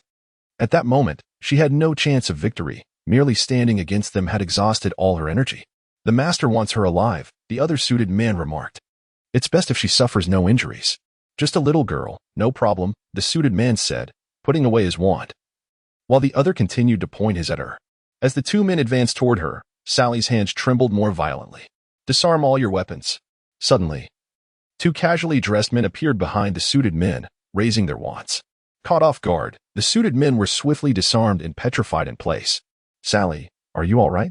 The two newcomers rushed towards her, but Sally felt darkness envelop her vision and ultimately lost consciousness. Number 12, Grimmauld Place, Attic. "We cannot keep her here indefinitely," one man's voice declared. "She is still too young, and her loyalties are not yet firmly established. However, she is Lily's daughter." Another female voice faintly emerged. "Look at her appearance." The mysterious individual sought Harry to eliminate him, yet for her, the intention was to capture her alive and unscathed. "Do you comprehend the implications of this?" Another man spoke. Yet, she resisted. Another voice interjected. We all witnessed it. There was a moment of silence. "When will Dumbledore arrive?" Sally stood up, still slightly dizzy, though her stomach felt somewhat better. She leaned against the wall, descending step by step. It was a spacious living room, dimly lit by a few candles and drawn curtains. However, Sally could discern roughly 6 or 7 individuals. "Child, you are awake." A golden-haired woman was the first to notice her and came over to assist. "You shouldn't be down here, dear." "I apologize," Sally replied. "I merely wanted to see if I could find something to eat. I am famished." "I almost forgot," she continued. "Please return to your room for a moment. I will fetch you some food and bring it up." "Thank you, but I can manage on my own," Sally said, steadying herself against the wall. Unable to resist turning back for one last glance, recognizing the man who had defeated one of the dark-clad figures seated there. After waiting in the room for a while, the woman returned with a warm bowl of honey porridge and some pancakes, apologetically stating, "This is all I could find in the kitchen." "That's quite all right, thank you." "I didn't catch your name," Sally inquired. "Oh, there's no need to know my name," the woman replied. "In fact, the less you know, the better." As she was about to leave, she recalled, "Dumbledore, your headmaster, will be here shortly. He will inform you of where you should spend the remainder of your summer." With that, she shut the door and departed. Sally sipped her honey porridge slowly, despite her intense hunger. Years of experience had taught her that eating too quickly was detrimental to her delicate stomach. She could no longer hear the voices from below, and before she knew it, she had drifted off to sleep once more. "Child, awaken." A familiar voice roused her. As she opened her eyes, she saw Dumbledore, with his glasses and bushy beard, smiling kindly. "Headmaster," Sally felt her eyes welling with tears. "I can't find my home. The stars have vanished. Can you help me locate them?" "I'm afraid I cannot assist you, my dear," Dumbledore replied. "However, if you so desire, you will have a new home. Put on your shoes. I shall wait for you below." With that, he exited first. Sally donned her shoes and followed him into the hall, where additional candles had been lit, illuminating the space significantly. There sat a pale, ragged figure in a chair, along with Professor Snape, who leaned against the wall, gazing steadily at her. Sally trailed behind Dumbledore, too apprehensive to meet Snape's eyes. She feared she had landed herself in trouble. The headmaster might expel her. "I believe no one is more suited to be a witness than you, Lupin," Dumbledore remarked, producing a letter from his sleeve. "I have been searching for the right moment to announce this matter. I think there is no more fitting time than now. The will of Lily Potter." Dumbledore unfolded the letter, reading aloud, "To her dearest child, Sally." Lily Potter? Her mother? Sally stood frozen, as if struck by a spell. "My dear Sally, forgive me for having written this letter in advance. In these tumultuous times, I entrusted it to the most trustworthy and reliable Professor Dumbledore for safekeeping. If you are unfortunate enough to read or hear this letter, child, I hope you know that your father and I will always love you. My greatest regret is perhaps not being able to witness your growth. I remember the moment you were born, your tiny hand grasping my finger tightly. From that instant, I knew I would give everything for you. I have so much to say to you. I long to see you blossom into a lady and become an exceptional witch. Your father says you resemble me greatly, and I concur. I have often watched you sleep, imagining our family outings, you calling me mother in your sweet voice. I would lift you high in my arms, and sometimes I envision your wedding day. In my heart, I have lived a lifetime with you. I love you. And if I must depart, I will entrust you to the most reliable person I know, Severus Snape, my friend. I do not know if this decision is correct, but I believe no one will strive harder to protect you. Let him be your godfather. At the very least, it will ensure your safety. Child, I only wish for you to be healthy." Dumbledore trailed off, wiping the tears from his glasses. "The letter ends here, though it reflects your parents' wishes. I would still like to hear your thoughts. Do you wish for Severus Snape to be your godfather?" The hall fell silent. No one spoke. Only the quiet crackle of burning candles could be heard. After a long while, Sally finally whispered, "Professor Snape, do you want me?" In the dimness of the room, Sally could not discern his expression. Time passed, long enough for her to think he had not heard her, when suddenly a word sliced through the silence, allowing her anxious heart to settle back into its rightful place. Yes. Chapter 21. Headquarters of the Order of the Phoenix. Lupin gazed at the letter in his hand. The familiar handwriting unmistakable, allowing him to recognize it as his friend Lily's even without a signature. "I can't believe it," he murmured, "that she would think so far ahead." "I, too, was incredulous at the moment I received the letter," Dumbledore replied earnestly. "It seems, perhaps, that no one knew Snape better than Lily. In fact, I have another letter here, one that Lily wrote to Harry and Sally, which also entrusted Sirius Black to be their godfather. I have hesitated to share these letters with anyone. However, it appears that this may be the best course of action. At least with Snape, she is currently safe. But I fear Snape's identity." Lupin began, knowing Dumbledore understood his meaning. "That is precisely what I am least concerned about," Dumbledore smiled. "In fact, the moment I laid eyes on Sally, I knew Lily's intentions were correct. Reading this letter was indeed the best choice." Number 19, Spinner's End, an ordinary brick house. Sally finally received a letter back from Malfoy. He had been away with his father on business for quite some time, which caused the delay. Sally allowed her owl, Lestrange, to rest for 2 days before procuring another owl to send a reply to Malfoy, assuring him of her safety and that he need not worry. She also had Lestrange deliver a letter to Harry, merely informing him that she was well without mentioning anything else. Spinner's End was a street where wizards resided, featuring shops that sold daily necessities, but she discovered that the supplies needed for Hogwarts could not be found there. She still needed to venture to Diagon Alley for those. Professor Snape had brought her here, provided her with the key to her room and some coins, and had since not returned for 3 days. In truth, even the dust that has settled in this room is aware that this place is typically uninhabited. The dwelling is a modest 2-bedroom apartment, featuring an open-plan kitchen, with each bedroom accompanied by a small bathroom. The living room is furnished in an exceedingly simple manner, comprising a fireplace, 2 stools, and a coffee table, devoid of a dining area. From the empty state of the kitchen, it is evident that a dining table is superfluous. For 3 consecutive days, Sally dedicated herself to cleaning the space, expending all the gold coins Professor Snape had bestowed upon her in order to rejuvenate the house. She reminisced about the ease with which she could manage everything with magic at Hogwarts. The curtains were replaced with warm beige fabric. The chairs adorned with floral covers and cushions, and a large bohemian-style rug, purchased from a passing traveler, lay on the floor. The kitchen underwent the most significant transformation, equipped with all necessary pots, pans, and a neatly arranged array of ingredients. Although Sally lacked culinary skills, she procured a basic cookbook, determined to learn to cook for herself. After all, she had sampled the offerings of the few restaurants in the alley and found their flavors wanting. On the 4th day at noon, she stood in the kitchen, perusing the cookbook while contemplating a trip to Diagon Alley for supplies. Professor Snape had instructed her not to leave the alley under any circumstances. Though he had not elaborated on the reasons, Sally had always been obedient.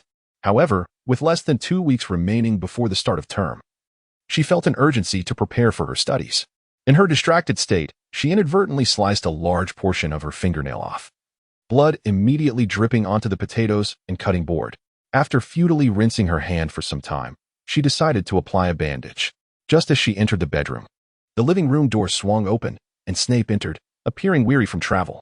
He observed the fresh flowers on the table and the boiling water in the kitchen, momentarily caught off guard. However, upon noticing the bloodstains on the cutting board, his expression darkened. "Professor Snape, you're back," Sally said, shaking her hand, which had just been bandaged. Noticing his troubled demeanor, she hastily explained, I thought the place was a bit dirty, so I tidied it up. After cleaning, I wanted to add some decorations. If there is anything you find unsatisfactory, we can discuss it." "That is not the issue," Snape replied, his gaze fixed on her hand. "Oh, this? I cut my finger while chopping potatoes," Sally nonchalantly remarked. "Look, it stopped bleeding. Why not eat outside? I recall the funds I provided should be sufficient." "It is sufficient, but the food outside is quite unpalatable. Since I have a kitchen, I thought I might try cooking, believing it wouldn't be too difficult." As her voice dwindled, she took 2 steps forward, bypassing Snape and heading into the kitchen, intent on concealing the evidence of her mishap. "Since you're back, I certainly cannot allow you to be my test subject. Let us dine out, or I can procure something for us," Sally suggested while tidying up. Snape observed her flurry of activity and sighed, removing his coat and placing it aside. Go over there. Do not impede my work. Professor Snape? Sally inquired incredulously, watching him roll up his sleeves and wash his hands under running water. Are you going to cook? Unless you wish to? Snape replied. No, no. It is better if you do, and I shall learn from the side, Sally quickly responded. With a flick of his wand, the knife began to chop the potatoes autonomously. And with another wave, the batter started to mix itself. Once the batter was ready, he poured it into the pan, leveling it out, and placed the mashed potatoes in the oven to heat. Everything was executed with remarkable precision, leaving Sally in awe. Professor Snape, do you often cook for yourself? She asked, admiration evident in her tone. Do I appear to be someone who frequently cooks? Snape retorted sarcastically. Not particularly, but your movements are remarkably adept, she continued, her admiration growing. If you can multitask while understanding the principles, then perhaps, Snape commented. However, judging by your performance in potions class, it is clear you are more suited to focusing intently on a single task.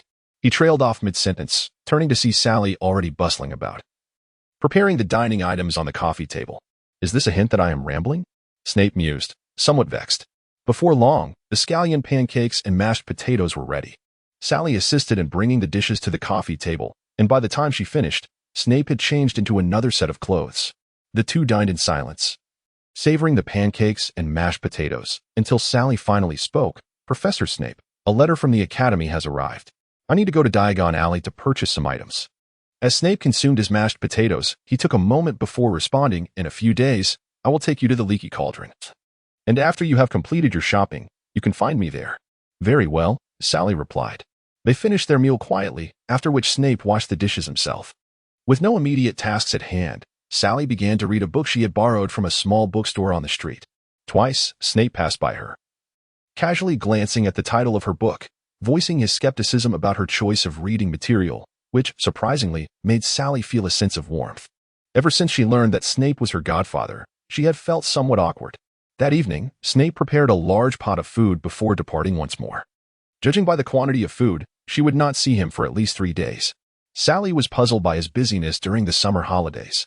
And Al delivered a long letter from Harry, detailing his encounters with the house elf Dobby and how Ron had rescued him. He informed Sally that he was currently residing at number 4, Privet Drive, and everything was well.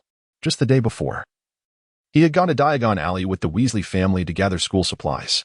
He asked Sally if she had completed her shopping and whether he should accompany her. Sally replied to reassure him, stating she was fine and had already made plans to go shopping in a few days. After finishing her letter, she entrusted it to Les, allowing it to rest overnight before sending it to Harry. 3 days passed, and Snape had indeed not returned. It was only a week before the school term commenced that Snape reappeared, looking as weary as before. He informed Sally that they would depart at 9 o'clock the following morning and then retreated into the house without another word. The next day, at 8:30, Sally was waiting in the living room, just a quarter of an hour before 9, when Snape finally emerged. Hold on to my arm, he instructed. Upon hearing this, Sally tightly clutched his arm, and Snape glanced at her, perhaps with a hint of resignation. Apparate. A sensation of magic enveloped her, and when Sally opened her eyes again, she found herself standing inside the Leaky Cauldron. What spell was that? Sally exclaimed excitedly. Can I learn it?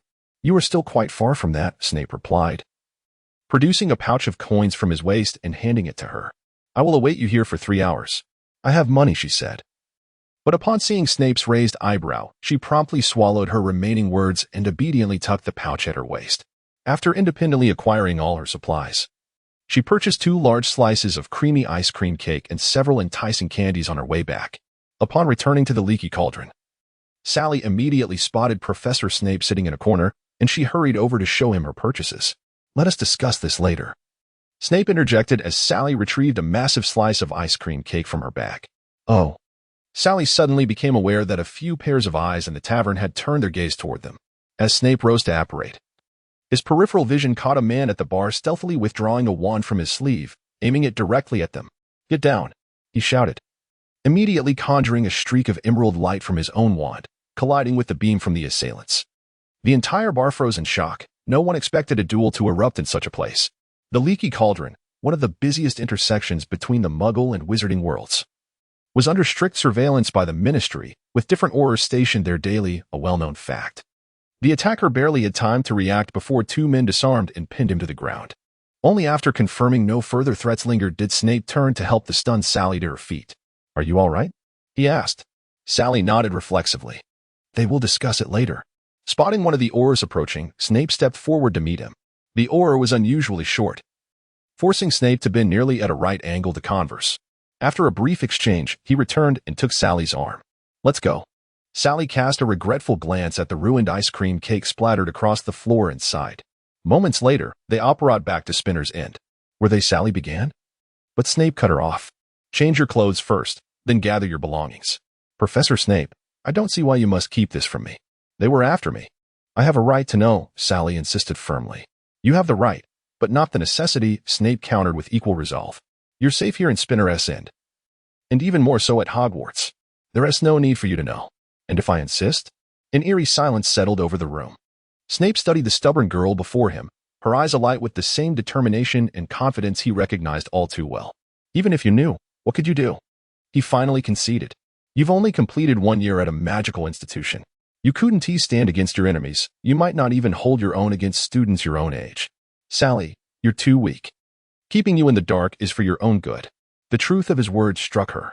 She had lived too comfortably, sheltered within Hogwarts walls, oblivious to the shifting tides beyond. Even if she had known, what could she have done? She still struggled with basic spells. Her first year had been spent reveling in trivial novelties, friendships, homework, insignificant worries. Only now, faced with real danger, did she grasp how fragile and unprepared she truly was. I understand, Sally murmured, her voice thick with undisguised disappointment. Gathering her things, she retreated to her room, and for the first time, locked the door behind her. Snape sank onto the sofa, staring at the closed door, lost in thought.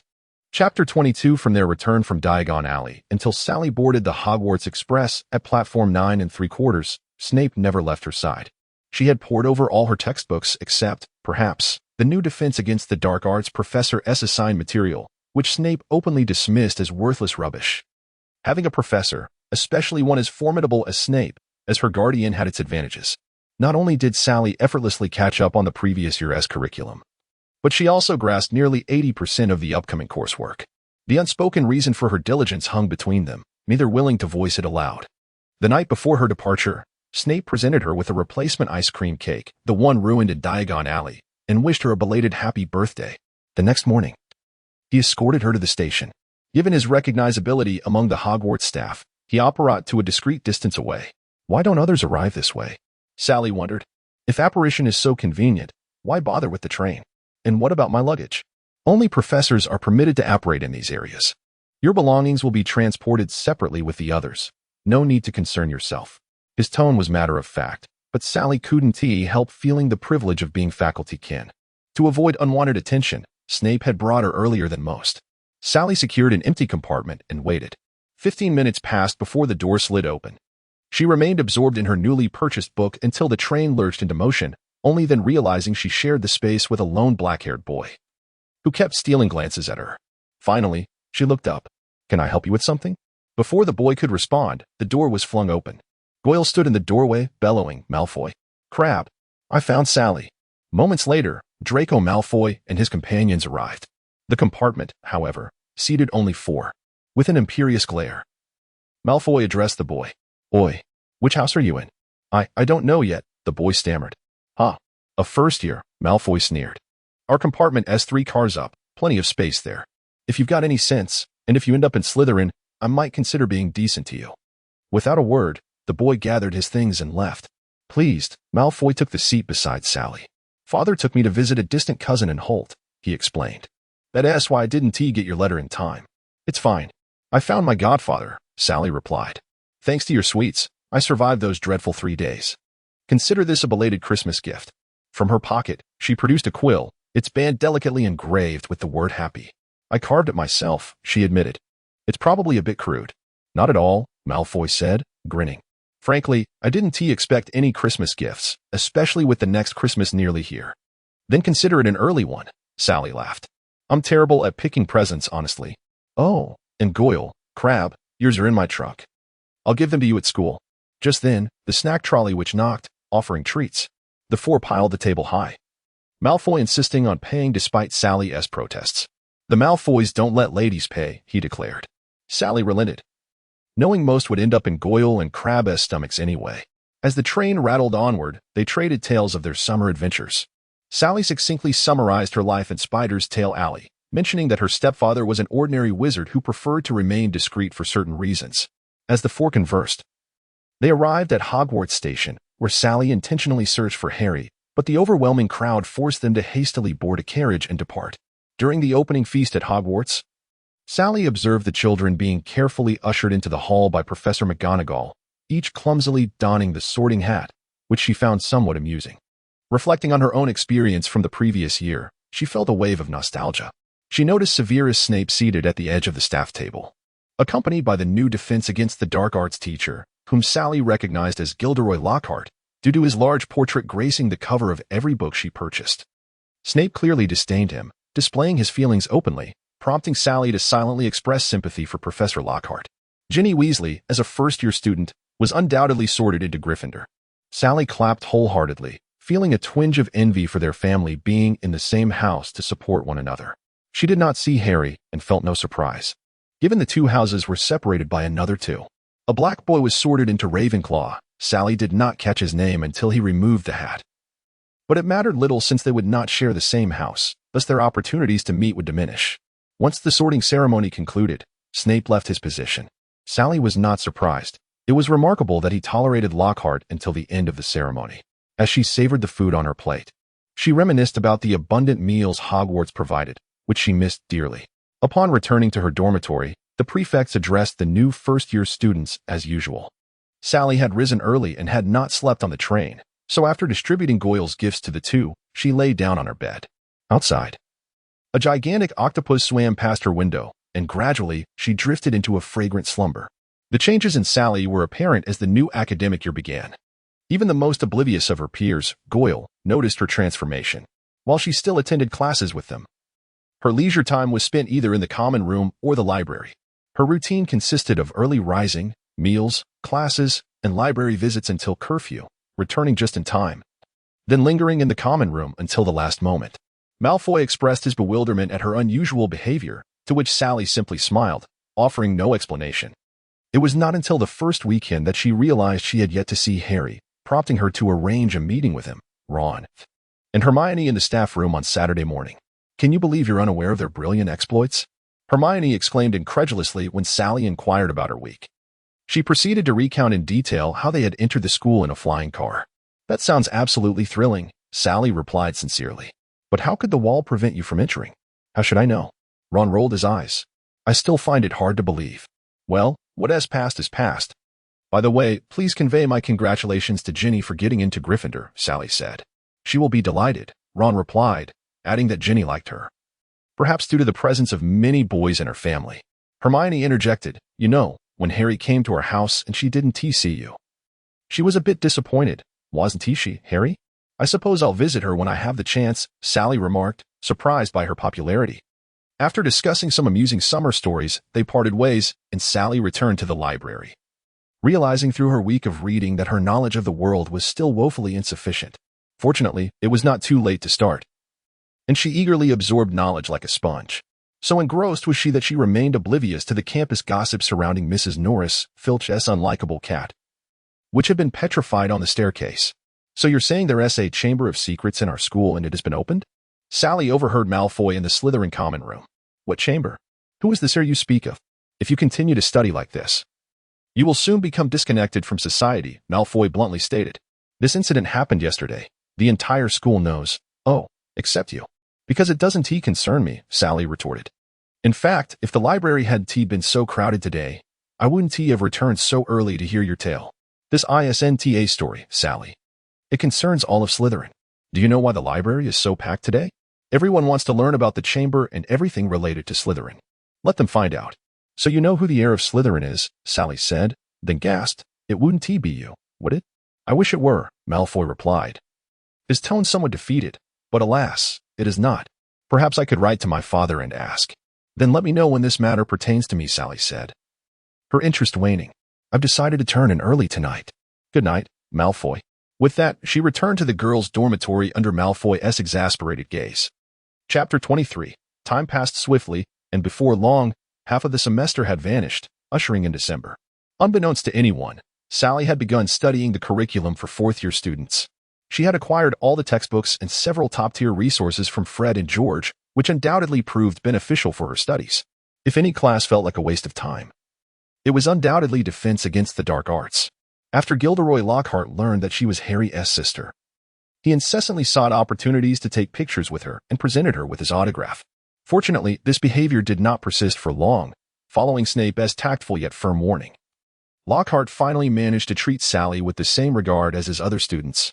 However, Sally's feelings toward him remained unfavorable, especially after he had magically caused all the bones in Harry's arm to vanish during Quidditch practice, which only heightened her disdain.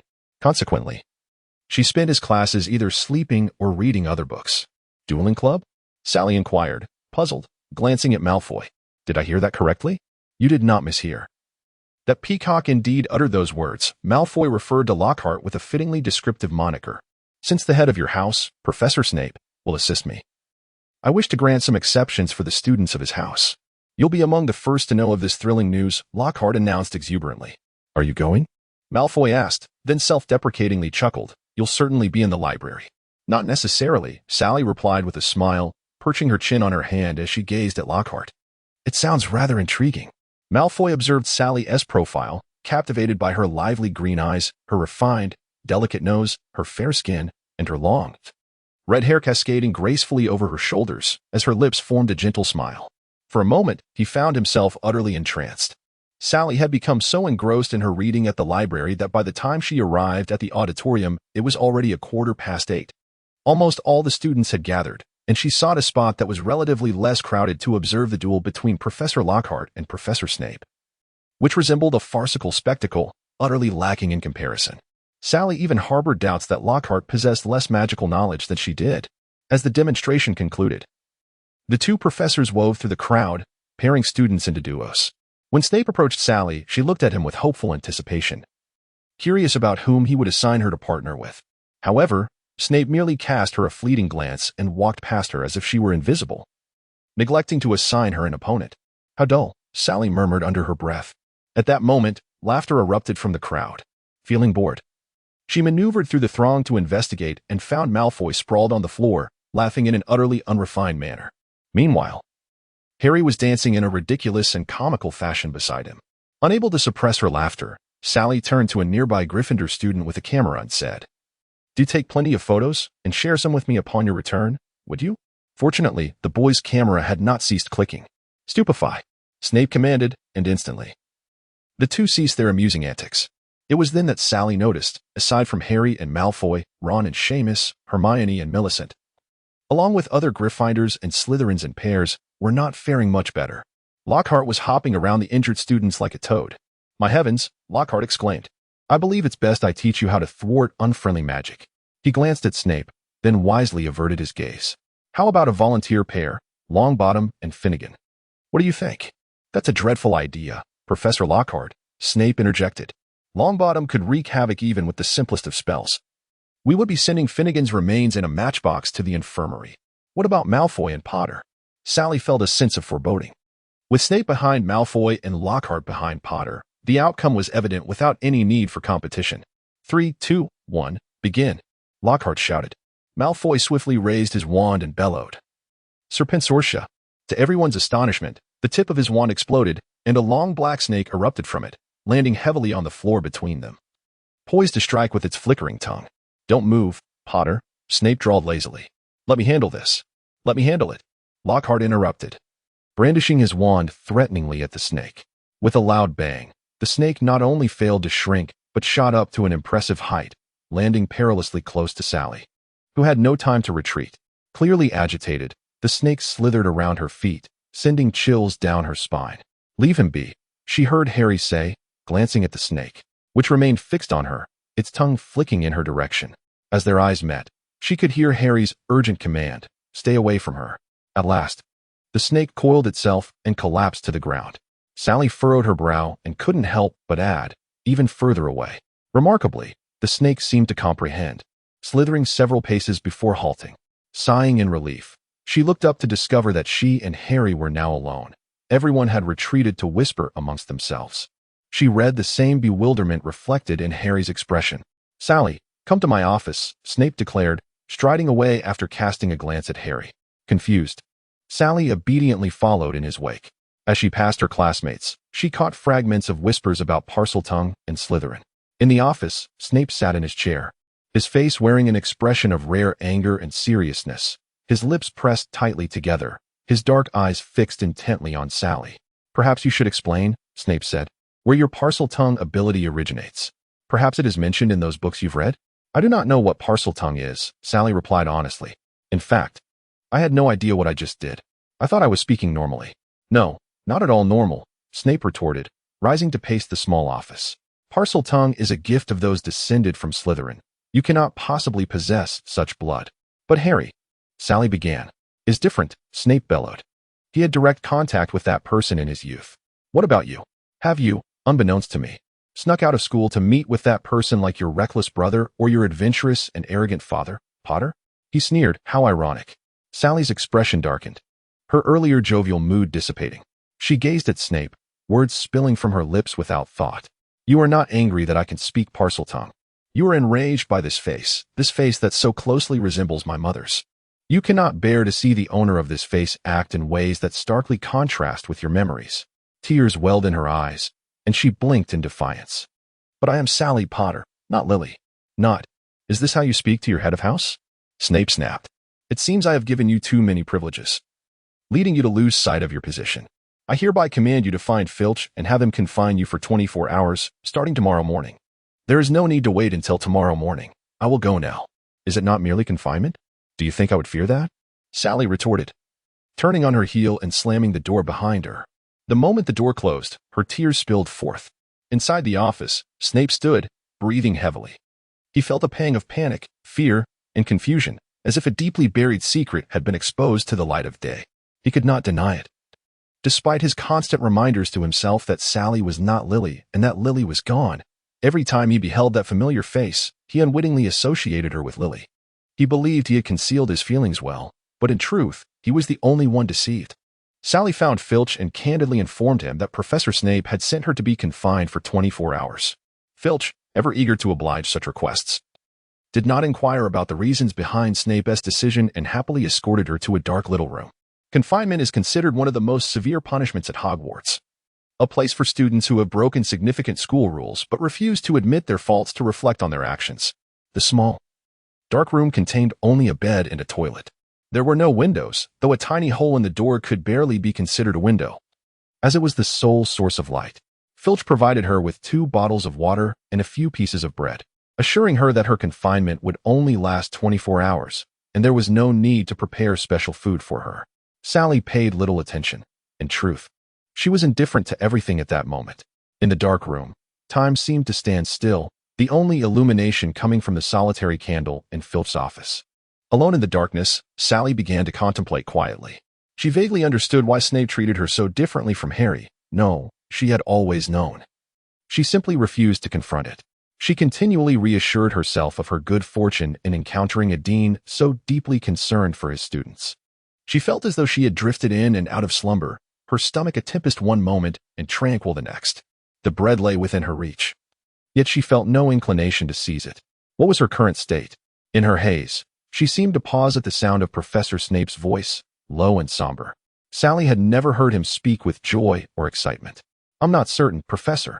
After all, she has 8 hours until her release," Filch respectfully remarked.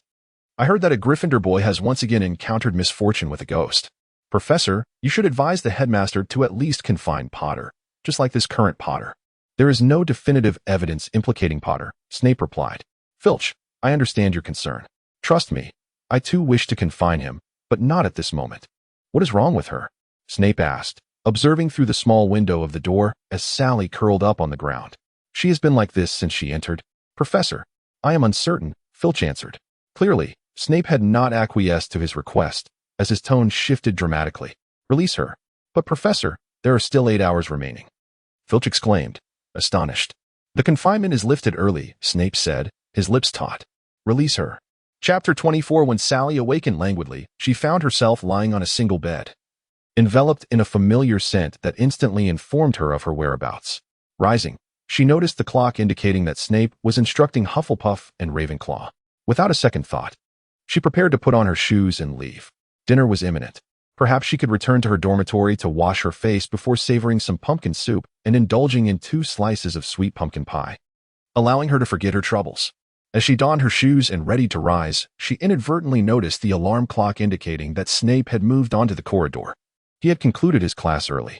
Resolving to avoid an encounter, she hurried from the dark room, preparing to pull open the office door when she saw Professor Snape's grim visage outside. Damn, if only I had been a few minutes quicker. I could have stealthily returned to the Slytherin common room. Sally remained silent, making no further movements as Snape entered and closed the door behind him. Professor Snape, do you think I should return to confinement? Or might you show mercy and permit me to dine in the hall? Sally's tone dripped with uncontrollable sarcasm. She wagered he caught her meaning, yet he displayed no sign of acknowledgement. Your confinement has been lifted. Shortly, you may proceed directly to the hall for dinner, Snape said while organizing his belongings from class. However, before you do, I believe we need to have a conversation. I do not wish to, Professor. Sally instinctively clenched her fists, yearning to evade, to escape for even a day. I believe that both your position as Slytherin's head and your godfather's role suffice to compel me to discuss matters with you, even against your will, Snape stated. Having finished packing and seated himself on a chair. I knew your mother, he said, having been good friends with her for a time, but only until now. Were it not for your appearance, I might have nearly forgotten her. I despise your father, and my attitude toward your brother leaves no doubt about that. My favor toward you arises from the potential I see in you, as I do with any student I favor, such as Draco Malfoy. As your godfather, I bear responsibility for your safety and growth, which is why I afford you numerous privileges. He seemed to exhale a sigh. You mean to say that your kindness toward me is not due to my mother? You are saying you like me? Sally exclaimed, incredulous. Indeed, Snape replied earnestly. My concern for you is solely because I am your godfather. That is the only reason. You should have told me sooner. A smile returned to Sally's face. Your actions prior now make me feel foolish. I feel the same. Now you should go to dinner. He rose, denying Sally the opportunity to refuse as he walked toward the bookshelf to consult some texts. Seeing him in earnest concentration, Sally stuck out her tongue, bid farewell to Professor Snape, and made her way to the hall, her spirits lifted, her anxieties since summer finally eased. After Sally departed, Snape remained at the bookshelf, perusing various tomes aimlessly until he felt utterly exhausted and sank to the floor against the shelf. He had uttered countless lies throughout his life, deceived innumerable individuals. Yet those recent words felt as if they had struck him in the heart, causing waves of pain. Lily Potter, how could he forget? She had become one with his soul, his very essence, the sole reason for his existence in this ugly, filthy world. Yet now, he had to separate Sally from Lily in his mind. He could no longer deceive himself. He must extinguish his hopes with his own hands. He should have done so long ago. Life seemed to revert to its previous rhythm, as the growth of the radish grass promised the revival of petrified creatures, students, and ghosts. Finally, the term concluded, accompanied by a 3-day snowstorm, and most students returned home to celebrate Christmas with their families. Malfoy, Goyle, and Crabbe remained at the school, which did not surprise Sally. Their unprecedented interest in the Chamber of Secrets and the air of Slytherin was evident, and Malfoy believed that during joyful occasions like Christmas, trouble was most likely to arise. Goyle and Crabbe had always followed Malfoy, thus the trio stayed behind. Harry, naturally, would not return either. The Weasley children chose to remain at school rather than visit Bill in Egypt, which astonished Sally when she discovered that Hermione had also decided to stay, intending to review her studies. This left Sally with an inkling that the three were plotting something, yet no matter how she probed, they merely smiled and said nothing more. She had inquired about Snape's plans. If he intended to return to Spinner's End for Christmas, she would request leave. Clearly, Snape displayed no interest in preparing the Christmas feast or the associated festivities. Thus, Sally too remained at the school. On Christmas morning, before she had even risen, she sensed the air was sweet. Upon opening her eyes, she realized it was not merely her imagination. Numerous Christmas gifts adorned her bedside, and Sally was unaware of when they had been placed there. Eagerly, she began to unwrap them, discovering a locket containing photographs of their parents from Harry. Sally had to admit that she bore an uncanny resemblance to her mother. Ron gifted her a color-changing hat, yet due to the lace adorning it, far beyond her aesthetic sensibilities, she intended to display it as a piece of art. Hermione presented her with several boxes of teeth-whitening strips. Both of her parents were dentists, and she had previously explained how crucial it was for girls to have beautiful teeth. Malfoy still sent her a large bag of candy, sufficient for an entire year, as it seemed ever since she had expressed her fondness for sweets. Malfoy had taken to gifting her such treats. Goyle and Crabbe also bestowed upon her numerous delightful snacks, which Sally planned to sample leisurely when time permitted. Ginny gifted her a beautifully crafted card, which she greatly appreciated. The Weasley brothers presented her with a thick scarf, evidently displaying a level of aesthetic appreciation far superior to Ron's.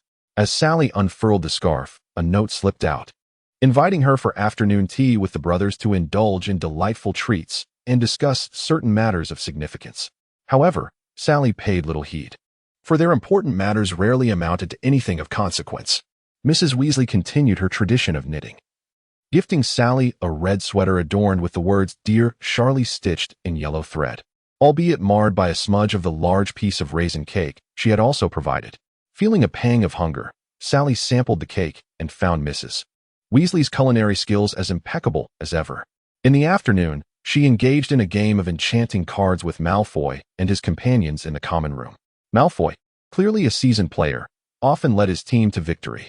At 3 o'clock, she excused herself, citing a minor obligation, and departed the common room. She arrived at the designated meeting spot with the Weasley brothers, a vacant storeroom, discovering not only George and Fred but also Ginny, who appeared considerably more haggard than Sally remembered. "You've arrived, Sally," George remarked as he stood to graciously pull out a chair for her. Sally suppressed a laugh as she sat down, noting the array of unfamiliar delicacies spread across the table, each looking utterly delectable. "Allow me to recommend some butterbeer. It will warm you up, though I wouldn't advise indulging too much. Just a taste will suffice." "You might prefer some lemonade like Ginny," Fred suggested, rising to pour her a small cup. "I personally vouch for these gummies and chocolates." "How marvelous!"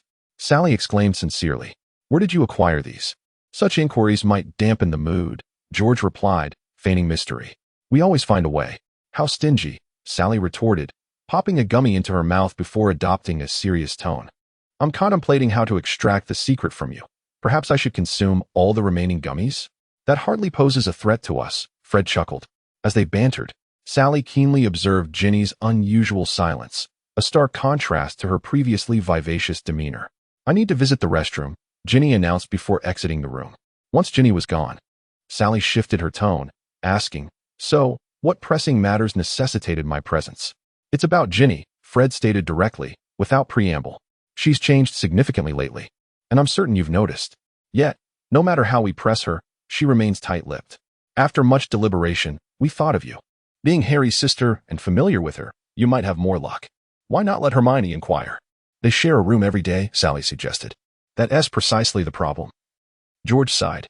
"Hermione and Ginny aren't particularly close, and Ginny seems to harbor an inexplicable animosity towards her, likely due to Harry. Besides, we fear that if our little sister has indeed breached some school rule, we would prefer she receives help rather than have it reported to the professors." Just as George finished speaking, Ginny returned. "I can assist in asking, but you both must leave. Otherwise, I won't be able to glean anything," Sally whispered quickly. George signaled an okay with his hand, and shortly after Ginny resumed her seat, the two brothers excused themselves under the pretense of preparing for the evening's Christmas feast. With only Sally and Ginny remaining, Sally inquired if Ginny had encountered any discomfort at school. Amidst her probing questions, she discerned a palpable pause when she asked Ginny if she had made any good friends. "Have you met anyone of significance?" Sally inquired gently, striving to maintain a calm demeanor. "If you wish, you can confide in me. I'm not a Gryffindor. I want to report you to the headmaster. I can promise not to disclose anything." Ginny hesitated, clearly overwhelmed by the weight of her predicament. "If you need my help, I am here to support you," Sally offered. "Sharing the burden is far better than shouldering it alone. Wouldn't you agree?" Finally, Ginny broke down, resting her head on the table as tears streamed down her face. Through her sobs, she recounted the troubling events she had faced. Chapter 25. After Ginny finished her seemingly incoherent narrative, Sally felt a wave of disbelief wash over her. The mention of a sentient diary, the incident on Halloween involving paint and feathers, all hinted at a singular alarming truth. The one responsible for unleashing chaos in the Chamber of Secrets was none other than she. Sally forced herself to regain composure. "Have you disclosed any of this to anyone else?" "Only Riddle." "No one else," Ginny replied, her tears having subsided into soft sobs. "Do you have that diary with you?" "Yes, but I'm unsure where to hide it so it won't be discovered, she said, producing the diary from her sleeve, a feathered quill nestled within its pages. I've written so much in it. I dread the thought of it being found. Sally examined the book, noting its tattered condition. You mean you found it tucked inside a book your mother gave you? Yes, Ginny confirmed. Perhaps, if you wish, you could try writing in it. Just inscribe your thoughts in the blank spaces. Sally glanced at Ginny, hesitated, then picked up the quill. After a moment's contemplation, she wrote, "Who are you?" The letters shimmered vividly for an instant before being absorbed by the page. Moments later, a response emerged. "Who are you?" Sally paused before writing, "Sally Potter." "I am Tom Riddle. It is a pleasure to meet you. How did you acquire my diary?" Sally looked at Ginny, who shook her head in terror, urging, "Do not say it was me." "I found it," Sally wrote. "That is a lie, but it is inconsequential." The diary swiftly revealed another line. "What do you wish to communicate?" It then dawned on Sally that her initial inquiry had been, "Who are you?" Thus, it was clear Riddle understood the diary's function. "I wish to know who you are, what this diary is, and how your existence relates to Ginny's recent peculiar behavior." With the pretense gone, she wrote plainly. After a moment's delay, the response materialized. "I can show you what I have recorded in this diary, should you wish to see." "Thank you, but I prefer not to." Sally wrote decisively, closing the diary and turning to Ginny with a serious expression. "Ginny, if you trust me, you must distance yourself from this diary immediately." "Why?" Ginny asked, her voice laced with fear. "Because it is evident that this diary possesses a consciousness of its own. Initially, I assumed it was merely a sophisticated enchantment, programmed to respond to certain prompts. However, our recent exchange suggests it harbors its own thoughts and can execute actions beyond our comprehension." The thought of the diary's earlier proposition to show her something sent chills down her spine. Any object that possesses a mind unbeknownst to you is inherently dangerous. I now suspect it is rife with dark magic. What should I do?" Ginny's eyes brimmed with tears. Sally approached her gently, offering a comforting embrace as she spoke. "It's all right. Fortunately, we discovered this in time. You must not rely on it any longer. Burn it or dispose of it as you see fit. Just do not hold on to it any longer." After a brief pause, she added, "If you have any worries that you cannot share with anyone, you can always come to me. I believe I understand Harry far better than Riddle does. Should your concerns pertain to him." "How annoying," Ginny exclaimed, her cheeks flushed with embarrassment. The atmosphere lightened considerably, and the two continued to converse for a while. Ginny expressed her intention to bid farewell to Riddle upon her return, admitting that she could not bring herself to burn him, as he held the semblance of a friend in her heart. Nonetheless, she acknowledged the necessity of discarding him, ensuring he would be placed in a location where he would not be discovered. Although Sally could not comprehend Ginny's need for a farewell, she struggled to formulate a reasonable excuse to dissuade her. At that moment, George knocked and entered, informing the two that the Christmas banquet was about to commence. They made their way to the Great Hall, which appeared particularly grand that day, adorned with numerous Christmas trees draped in silver frost and thick garlands of mistletoe and holly hanging from the ceiling. Enchanted snow fell gently, warm and dry. Almost every student received a turkey filled with delicious stuffing, alongside figgy pudding, a traditional festive treat. As Sally savored her third piece of pudding, Les brought forth a special Christmas gift she had purchased, one she had seen advertised in a newspaper, while the other gifts could be prepared in advance. This particular present was an exception. After Thistle tossed the package onto the table, it did not fly away but rather nuzzled affectionately against Sally. She retrieved some owl treats from her pocket, and Thistle departed the hall only after consuming them with utmost grace. Sally picked up the package, noticing that Snape's place at the staff table was unoccupied, prompting her to lose interest in the remaining half of her pudding. She stood and left for the Slytherin common room. Upon opening the package, she discovered not only her purchased gift, but also several cards she had sent to the Star Orphanage, which had been returned to her. With the gift in hand, she knocked on Professor Snape's door. "Come in," he replied. Upon seeing Sally, whom he had anticipated, he asked, "What brings you here?" "Ahem, it's a Christmas gift," Sally stated, her demeanor oddly self-conscious. "Are you here to request a Christmas gift?" Snape inquired, pondering how to explain his lack of tradition in preparing such gifts, as he had nearly forgotten that today was indeed Christmas. "No, I am here to give a gift," Sally replied, her face reddening further. "Professor Snape, please grant me a moment to set aside my work and look at me." Though Snape initially intended to decline, he noticed the flush of her cheeks resembling the ornaments on a Christmas tree, causing him to swallow his refusal. He turned to face her, clearing her throat. Sally tossed a small, ivory orb into the air, which burst open, releasing a flurry of snowflakes. Music filled the air as she began to sing softly in harmony with the melody. We wish you a Merry Christmas. We wish you a Merry Christmas. We wish you a Merry Christmas and a Happy New Year. Good tidings we bring to you and your kin. We wish you a Merry Christmas and a Happy New Year. As she sang, Snape observed the young girl, her face aglow as she completed the Christmas carol. He had long believed himself beyond such childish pursuits, regarding them with disdain. Yet, upon she finishing her song and opening her eyes to meet his gaze, she sincerely declared, "Professor Snape, Merry Christmas." In that moment, he felt a crack in the ice that had encased his heart for so long. As the music faded, the snowfall ceased, and silence enveloped the room. Unable to bear the stillness, Sally broke the tension with a nervous chuckle. "Well, I have delivered your Christmas gift, so I shall take my leave." With that, she turned to flee, seemingly eager to escape.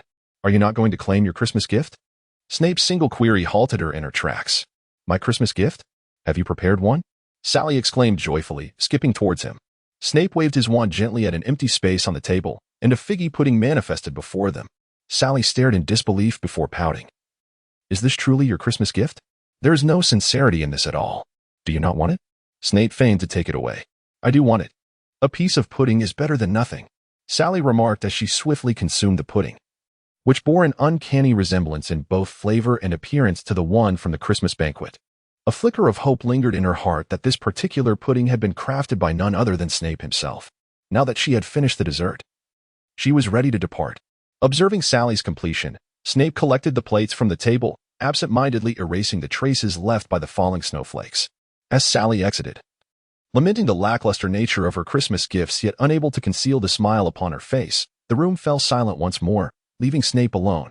He found it impossible to return to the focused state he had enjoyed prior to Sally's arrival. The empty chamber seemed to echo with the melody of the recent song.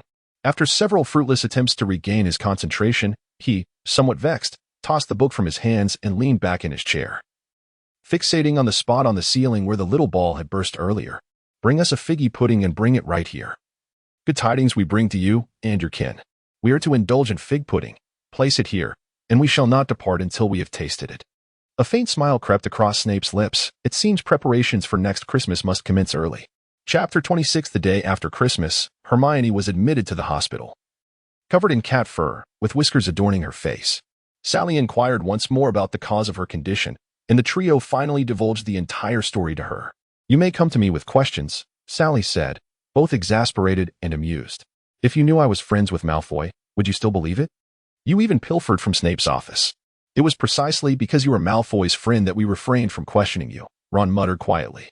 "Initially, Hermione wished to transform into your likeness, but Harry suggested it was best not to involve you, lest things go awry and implicate you as well." Sally regarded Harry and Ron, unsure of how to respond, and after a moment, she sighed. "Malfoy is not the heir of Slytherin," she asserted, despite the evident disbelief etched on Ron's face. Yet, she remained patient, stating, "I will begin investigating this matter. I initially thought it unrelated to me, but it appears I underestimated the situation." When Sally declared her intention to investigate, she meant it sincerely. She scoured all available texts in the library concerning the Chamber of Secrets, but none provided useful information, prompting her to contemplate the restricted section. "What book do you wish to examine?" Snape halted his pen mid-signature, turning incredulously to Sally. "The Chamber of Secrets?" "Indeed, Professor," Sally replied. But Snape ruthlessly tore the partially signed note to shreds and discarded it into the wastebasket. "Return to your studies. The Chamber of Secrets is of no concern to you, and thus you need not know." However, Sally attempted to protest, only to be interrupted by Snape. "I've spoken. There is no need." Disheartened, Sally exited the office. Snape's attitude only intensified her curiosity about the matter. She resolved to approach it from another angle, specifically Ginny's diary. Unfortunately, when she next sought to borrow the notebook from Ginny, she was informed that it had been discarded. Undeterred, Sally began investigating the individual known as Tom Riddle. Time passed gradually until one day, she overheard Malfoy boasting in the Slytherin common room that Headmaster Dumbledore was soon to be dismissed. This revelation sparked a thought in Sally. Perhaps she could consult Dumbledore directly. "Come in." Dumbledore's office was a stark contrast to Snape's, especially when she beheld the magnificent phoenix perched within. "What brings you here?" Dumbledore asked kindly, noting the rarity of students visiting him directly, perhaps in part due to his infrequent presence in the office. "I have a few inquiries I wish to discuss with you," Sally stated candidly.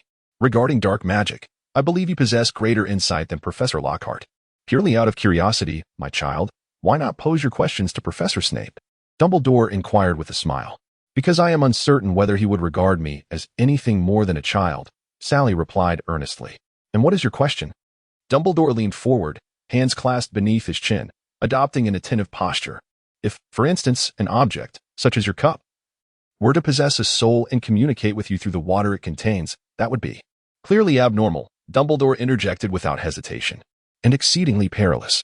His expression grew serious for a fleeting moment before softening once more. May I ask what prompted such a hypothesis? I am afraid I cannot disclose that, Sally admitted, confirming her suspicion that Tom Riddle's diary was indeed connected to the Chamber of Secrets. Perhaps you know of Tom Riddle? Dumbledore's demeanor shifted to one of utmost seriousness as he scrutinized Sally. Where did you hear that name? In a book. She began to weave a convoluted tale. It mentioned his connection to the opening of the chamber. Fabrication, Dumbledore declared without mercy. I must ascertain the source of your knowledge. His words were interrupted by Professor McGonagall's abrupt entrance. Another child, Professor, she spoke in a tone laced with undeniable urgency. It's Gryffindor's Hermione Granger. She was discovered petrified near the library, clutching a mirror. It was during a Quidditch match, so few witnessed the events unfold. As Malfoy had indicated, Dumbledore was ousted from his position, represented by his father, Lucius. While vacating his office, Sally, leveraging her connection with Malfoy, requested a final audience with Dumbledore. Lucius evidently held a fondness for Sally. Indeed, as Malfoy had suggested, he harbored a general affinity for all Slytherin students. As they conversed, Sally feigned disinterest while discreetly observing Dumbledore's belongings. The office is yours, Lucius, Dumbledore said after gathering his possessions. The password is Pineapple Lollipop, recently changed. Thus it cannot be altered for at least 3 months. He cast a thoughtful glance at Sally, who immediately grasped his implication and blinked subtly. After Dumbledore's departure, the Academy descended into an unprecedented atmosphere of tension. Professors and heads of houses heightened their vigilance over the students, particularly Professor Snape, who, ever since learning of Sally's interest in the chamber, sought various excuses to keep her in his office for remedial potions lessons. Having completed the syllabus for the year, he even insisted on teaching her advanced potions, leaving her with no time for herself. One day, Ginny, appearing anxious and on the verge of collapse, approached Sally. Her distress prompted Sally to unhesitatingly skip Snape's class and evade the professor's gaze, meeting Ginny in a small alcove beneath the staircase. I took the diary from Harry. Ginny blurted out, bursting into tears. I don't know what to do. Don't cry, Sally urged, striving to calm Ginny's frayed nerves as distant footsteps echoed. Is the diary with you now? Ginny nodded. Will you entrust it to me? That day, she skipped Snape's lesson, clutching the diary as she returned to her dormitory. The topic of the chamber was a hot discussion among her peers, and she hesitated to reveal the diary's presence. Once midnight arrived and everyone had fallen asleep, she retrieved a quill. I am Sally Potter. As she penned her first line, the diary responded, I am delighted to see you again, Sally. I had a delightful conversation with your brother. That is because he knows nothing of Ginny's predicament, Sally swiftly wrote. I am certain you were connected to the chamber. I know it has been opened before, and I now suspect you were the one who did so, perhaps due to the length of her message.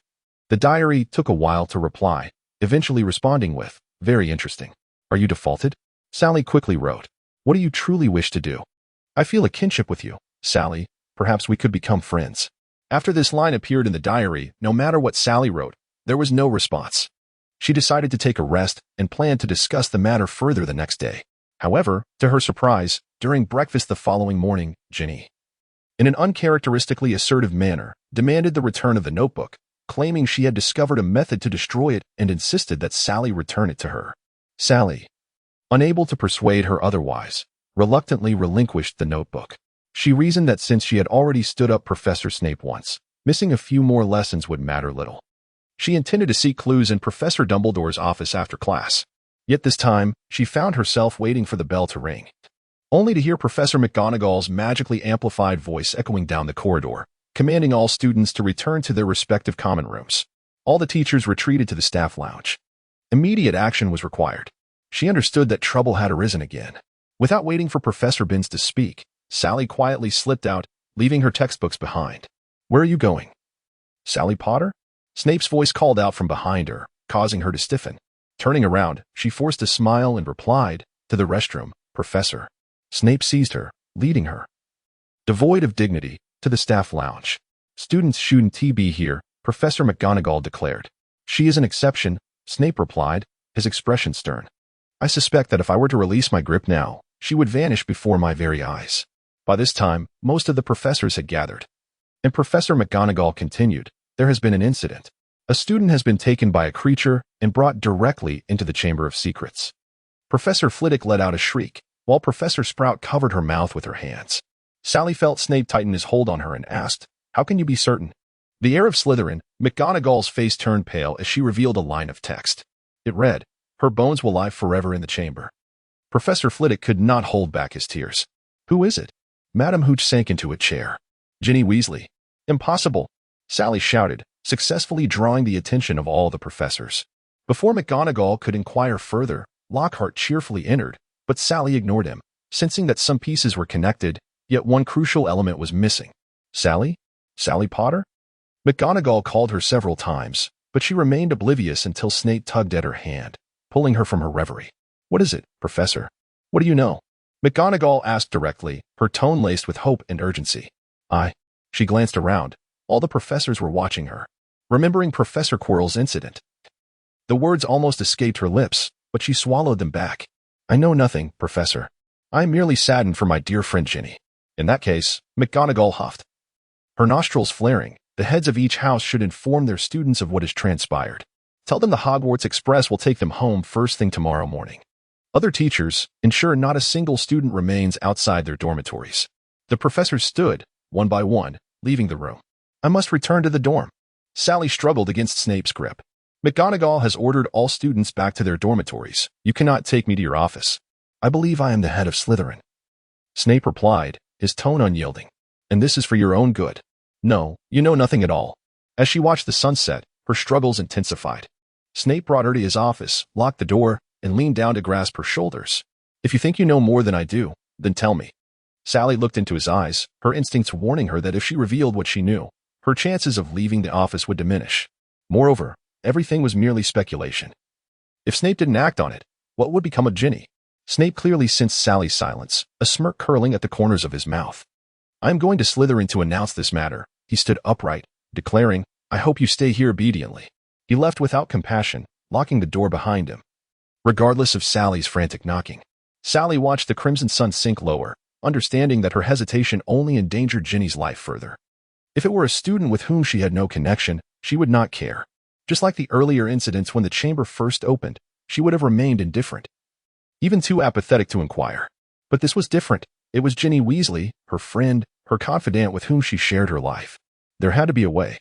She began rummaging through Snape's belongings, grateful for the numerous extra lessons that had familiarized her with everything in the office. She sought some sort of spare key. Snape had placed a countercharm on the door before leaving, rendering Alohomora ineffective. Unfortunately, she found no spare key but discovered another item, a vial of corrosive potion. Snape had been researching this potion, capable of eroding anything, save for diamonds.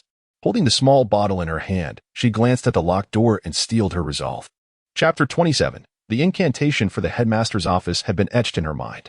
She entered smoothly, searching the space where she had conversed with Dumbledore. Just as despair began to set in, she noticed a small piece of parchment tucked in an inconspicuous corner behind a stool. Tom Marvolo Riddle, I am Voldemort. In an instant, a cold wave washed over her. Everything clicked. Tom Riddle was Voldemort, and he was undoubtedly the heir of Slytherin, the one who opened the chamber. He had manipulated Ginny, using the diary as a means to reopen the chamber decades later. The words he had spoken to her echoed in her mind. I believe we could become friends, a line he had uttered to her a year prior. If he could kill Ginny, surely it meant he had regained his corporeal form. What could be his purpose? Sally felt her heart plummet. Clearly, his goal was Harry. At that moment, a long cry from the phoenix interrupted her thoughts. She turned to see it perched on the windowsill, clutching the sorting hat in its beak, staring intently at her. It wants you to catch it. It will take you somewhere, one of the portraits on the wall said. Do not underestimate it. The phoenix can carry far more than its own weight. Sally, intrigued yet skeptical, reached out and grasped one of its legs. In that instant, the phoenix took flight, soaring toward a specific destination. They flew through the washroom, through a large pipe Sally had never seen before, straight and swiftly descending until they reached a depth several miles beneath the school.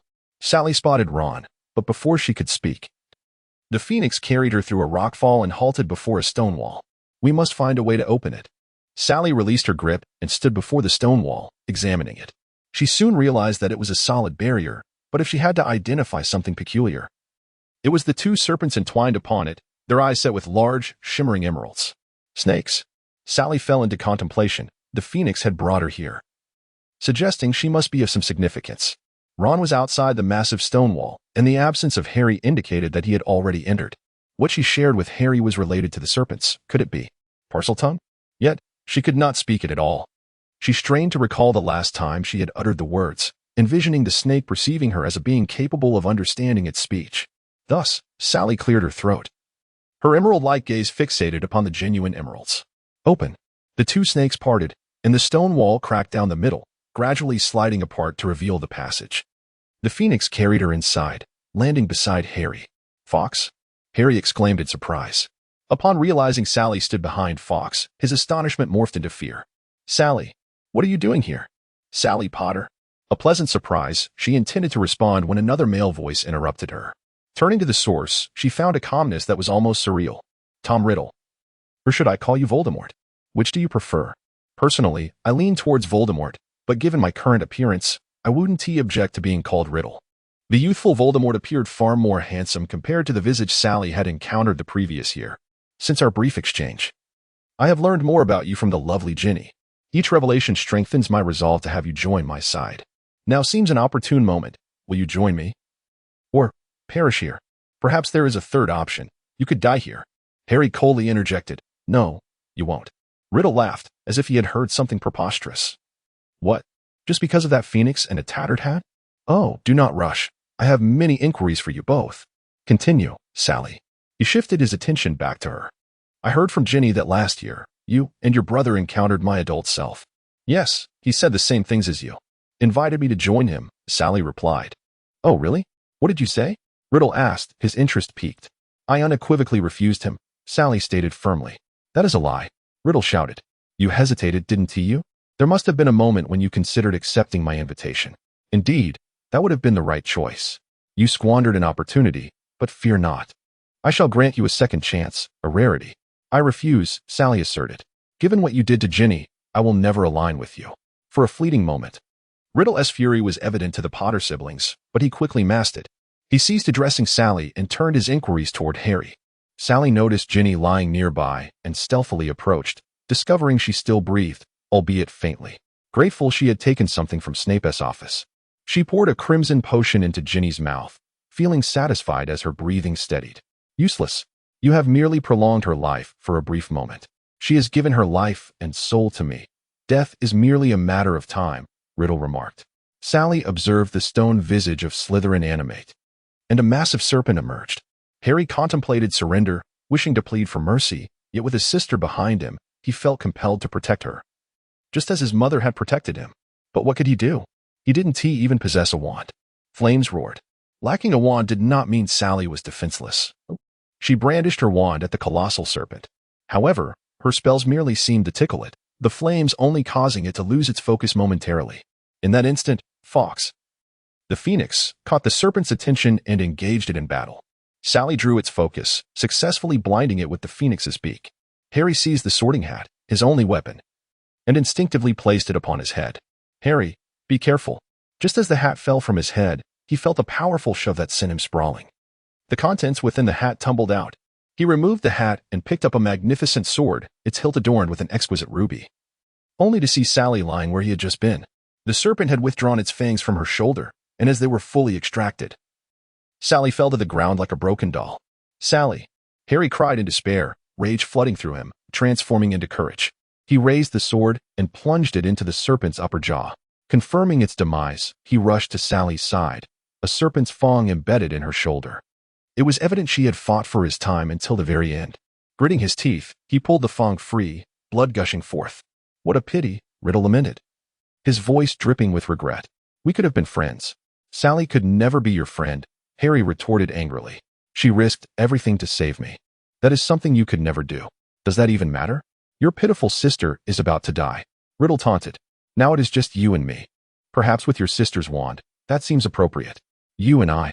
They all watched as Fawkes dropped Riddle's diary into Harry's arms, then bent over Sally's wound, shedding tears.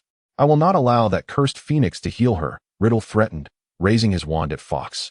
Almost instinctively, Harry thrust the fong he had just extracted from Sally into the diary.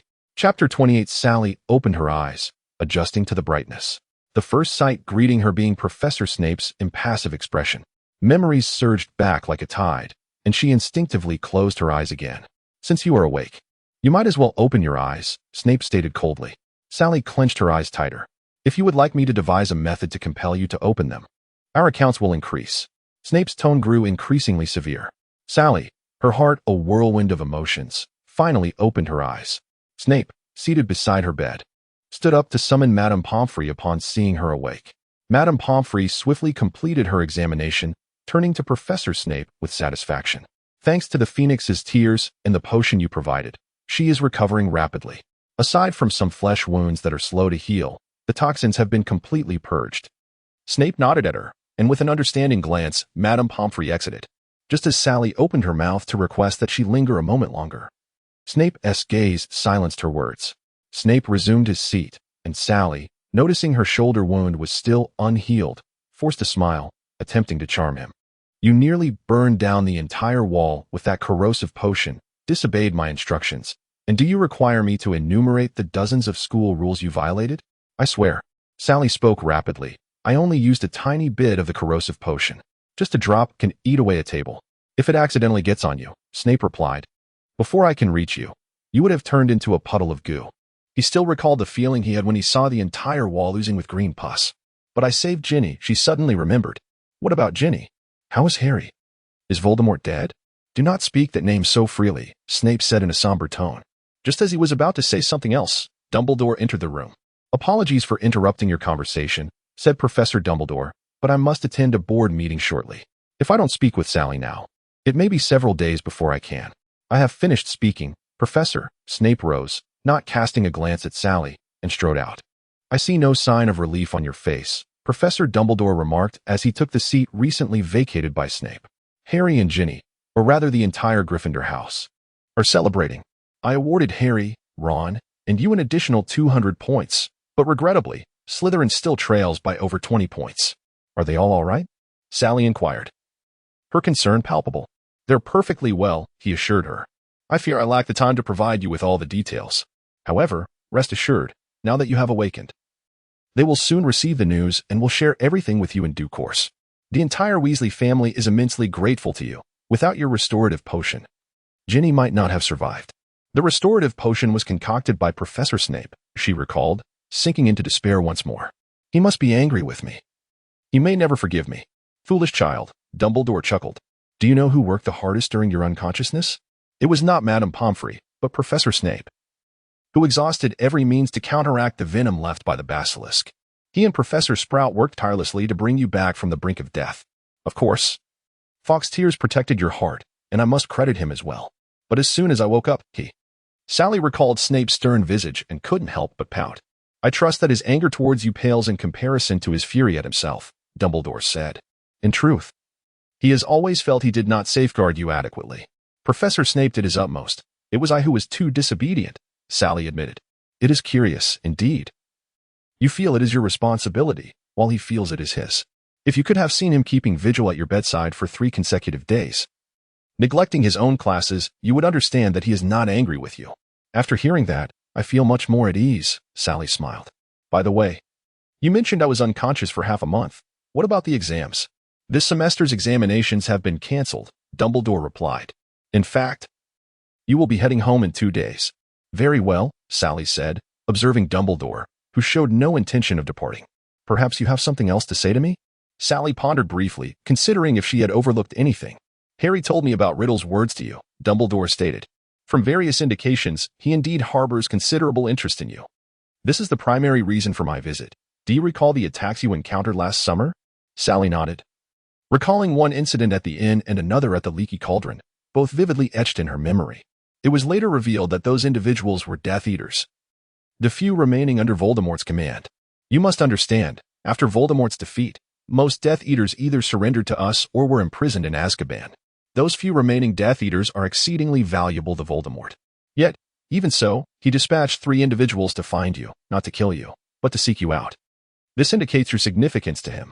Dumbledore paused. Thus, I wish for you to grasp the seriousness of the situation, Sally. During the summer, I implore you to heed Professor Snape's counsel. For at least these next 2 months, please follow his instructions. Understood, Professor Dumbledore, Sally acknowledged, comprehending Snape's concerns. It dawned on her that Voldemort had been scheming to locate her all along, and she had acted recklessly. Well, time is of the essence. We must depart soon lest we be late. Dumbledore rose. Take good care of yourself, Sally. I shall see you next term. Goodbye, Professor Dumbledore, Sally replied, adding, Thank you for the guidance. This shall remain our little secret. Dumbledore winked playfully before exiting. Upon receiving the news, Harry and the entire Weasley family rushed to her bedside, with Mrs. Weasley weeping profusely. What can I do to repay you, Sally? You saved Ginny's life. Perhaps, Sally pretended to ponder seriously. The next time you send me a Christmas cake, you could make it larger than Fred and George's combined. Of course. What a lovely child. Mrs.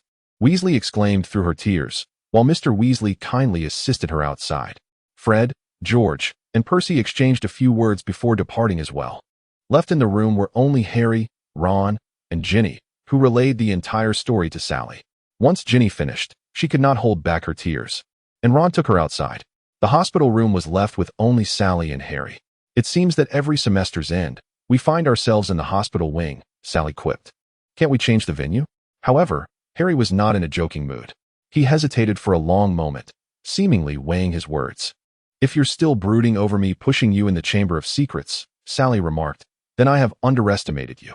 You nearly died, Harry said. Professor Snape mentioned that had it been even a minute later, there would have been no hope for you.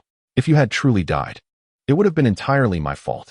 But I didn't miss that minute, Sally countered. And this is not your fault, Harry. Consider it from my perspective. If I had been in your position, facing that situation, would you have made a different choice? I don't know, Harry admitted. You would have, Sally asserted firmly. When confronted with Riddle, you instinctively shielded me. Does that not speak volumes?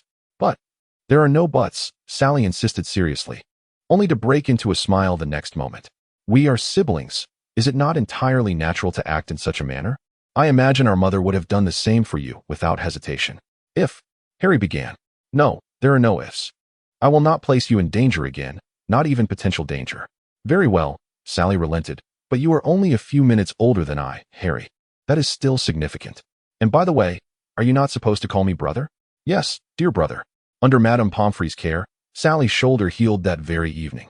Upon returning to the Slytherin common room, she was besieged by inquiries about the events that transpired. To her knowledge, many parents of Slytherin students were Death Eaters or former Death Eaters. She did not utter many words, merely stating that she had fainted. Malfoy's demeanor towards her had grown considerably indifferent, partly due to her immersion in studies this semester, unlike the previous year when they spent ample time together. Additionally, the opening of the Chamber of Secrets instilled in him an inexplicable feeling of betrayal by Sally. He recognized the irrationality of this sentiment. Yet he found himself unable to suppress it, compounded by the distress of his father's dismissal from the board. In truth, their conversations were brief, and the next day they departed the school aboard the express train. Inside the compartment, Harry repeatedly sought confirmation from Sally that she would not be returning to Privet Drive with him. Hermione and Ron had extended invitations to her, and she agreed to visit them if the opportunity arose, but she intended to return to the orphanage. She refrained from mentioning that Snape was her godfather, perhaps unsure of how to broach the subject, especially considering that if Harry were to discover this connection, he might very well be overwhelmed. As she observed the students being taken away from the station, she was the last to disembark, holding her belongings. At the spot where Professor Snape had last seen her off, she was unsurprised to find him leaning against a pillar. He took her luggage without a word, preparing to leave. However, Sally stood her ground, reluctant to move. If you are still upset with me, she said with a hint of grievance, I will take advantage of the fact that Harry's relatives have not yet departed and go find them. Snape gazed at her, pouting in distress, and sighed. Let us go home, he said. In an instant, they vanished from sight. Sally understood that Professor Snape was no longer angry, and she anticipated a joyful summer ahead.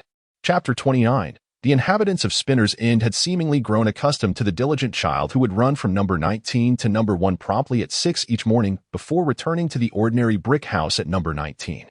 The owner of that house had not resided there for quite some time. It was only after the girl took up residence the previous summer that the occasional sighting of the house's male occupant, a man who was neither as charming nor as approachable as the girl, occurred. His most common expression was one of sternness, as if everyone around him owed him a considerable debt. After completing her run, Sally returned to number 19, drenched in sweat, where hot milk and bread with eggs awaited her as breakfast. The table had been prepared by Snape, and it had been there since her arrival that summer. She could not ascertain its origin, for it appeared to be older than herself. Fortunately, it was sturdy enough, and after being covered with a tablecloth, it was ready for use without delay. "Go wash up first," Snape said with a frown as he watched Sally enter and attempt to sit down for breakfast. "It is unwise to bathe immediately after exercise, but I prefer to let the sweat settle before washing," Sally retorted. "At the very least, you ought to wash your hands," Snape insisted firmly. Sally pouted, setting down the bread she had just taken, and quickly dashed to the bathroom for a shower. She emerged wearing a floral dress. Snape was already seated at the other end of the table, sipping coffee while perusing the Daily Prophet. Sally took her seat, drank some milk, and began to eat her eggs. She was not particularly fond of eggs, but in Snape's mind, they were essential for a child's growth. The agreement they had reached stipulated that she must eat at least one egg each day. "If you are unavailable to tutor me on my shrinking potion essay this morning," Sally said, begrudgingly swallowing her egg, "I would like to visit Madame Malkin. Her aunt was one of the witches burned in the 14th century, and she has informed me that she possesses materials I need for my paper. She would be delighted to lend them to me if I agree to accompany her for lunch. I recall stating that students must complete assignments independently." Snape replied without lifting his gaze from the paper, rather than seeking shortcuts here. "We have not systematically studied shrinking potions, Professor. In fact, that will not be part of our curriculum until next semester. I suspect only Hermione's work will meet your standards." While tearing a piece of bread, Sally continued, "If you are unavailable to assist me, may I borrow your textbook? I only need the morning." After soaking the torn bread in milk, she ate it. "In fact, we had an agreement. I would maintain my running regimen and eat an egg each day during the summer, while you would help me with my potions homework. But the summer is only halfway through," Snape remarked, seemingly finished with the newspaper. He folded it and tossed it aside, where it floated gracefully onto the coffee table. "You still have a month." "Devious," Sally muttered under her breath. Among all her subjects, the most vexing to her were not only the absurd paper on the 14th century witch burnings and history of magic, but also the assignment on shrinking potions assigned by Professor Snape. "Since you have no intention of tutoring me on the shrinking potion essay," Sally rose and picked up the Daily Prophet from the coffee table. "I shall go find Madame Malkin to work on my other paper." With that, she retreated to her bedroom. This summer, Snape had been unusually present, spending nearly every day at the house on Spinner's End, where he prepared meals for Sally and conducted potion experiments in his bedroom. Snape had the remarkable ability to perform experiments anywhere he wished. Since Sally could not leave Spinner's End, and with only 19 houses in the vicinity, she quickly adapted to her surroundings. Yet, she found herself missing her brother, Harry. They had exchanged letters, and with their birthdays approaching in a week, Sally had already purchased a gift for Harry via owl. However, Schiller had yet to return, and if it did not come back today, it would miss Harry's birthday. Madame Malkin was a sprightly old lady, over 100 years old, living alone at number 17. Sally had little affection for her. As she kept rats as pets, there were at least a dozen Sally could see. Although her cooking was not unpalatable, it was excessively rich, laden with oil and sugar. Sally often wondered how Madame Malkin maintained her slender figure while consuming such greasy fare. However, she was a lonely old woman, so occasionally, when Sally encountered her while shopping, she would help carry her basket. After a rather unsatisfactory lunch at Madame Malkin's, Sally returned home clutching a purple leather notebook.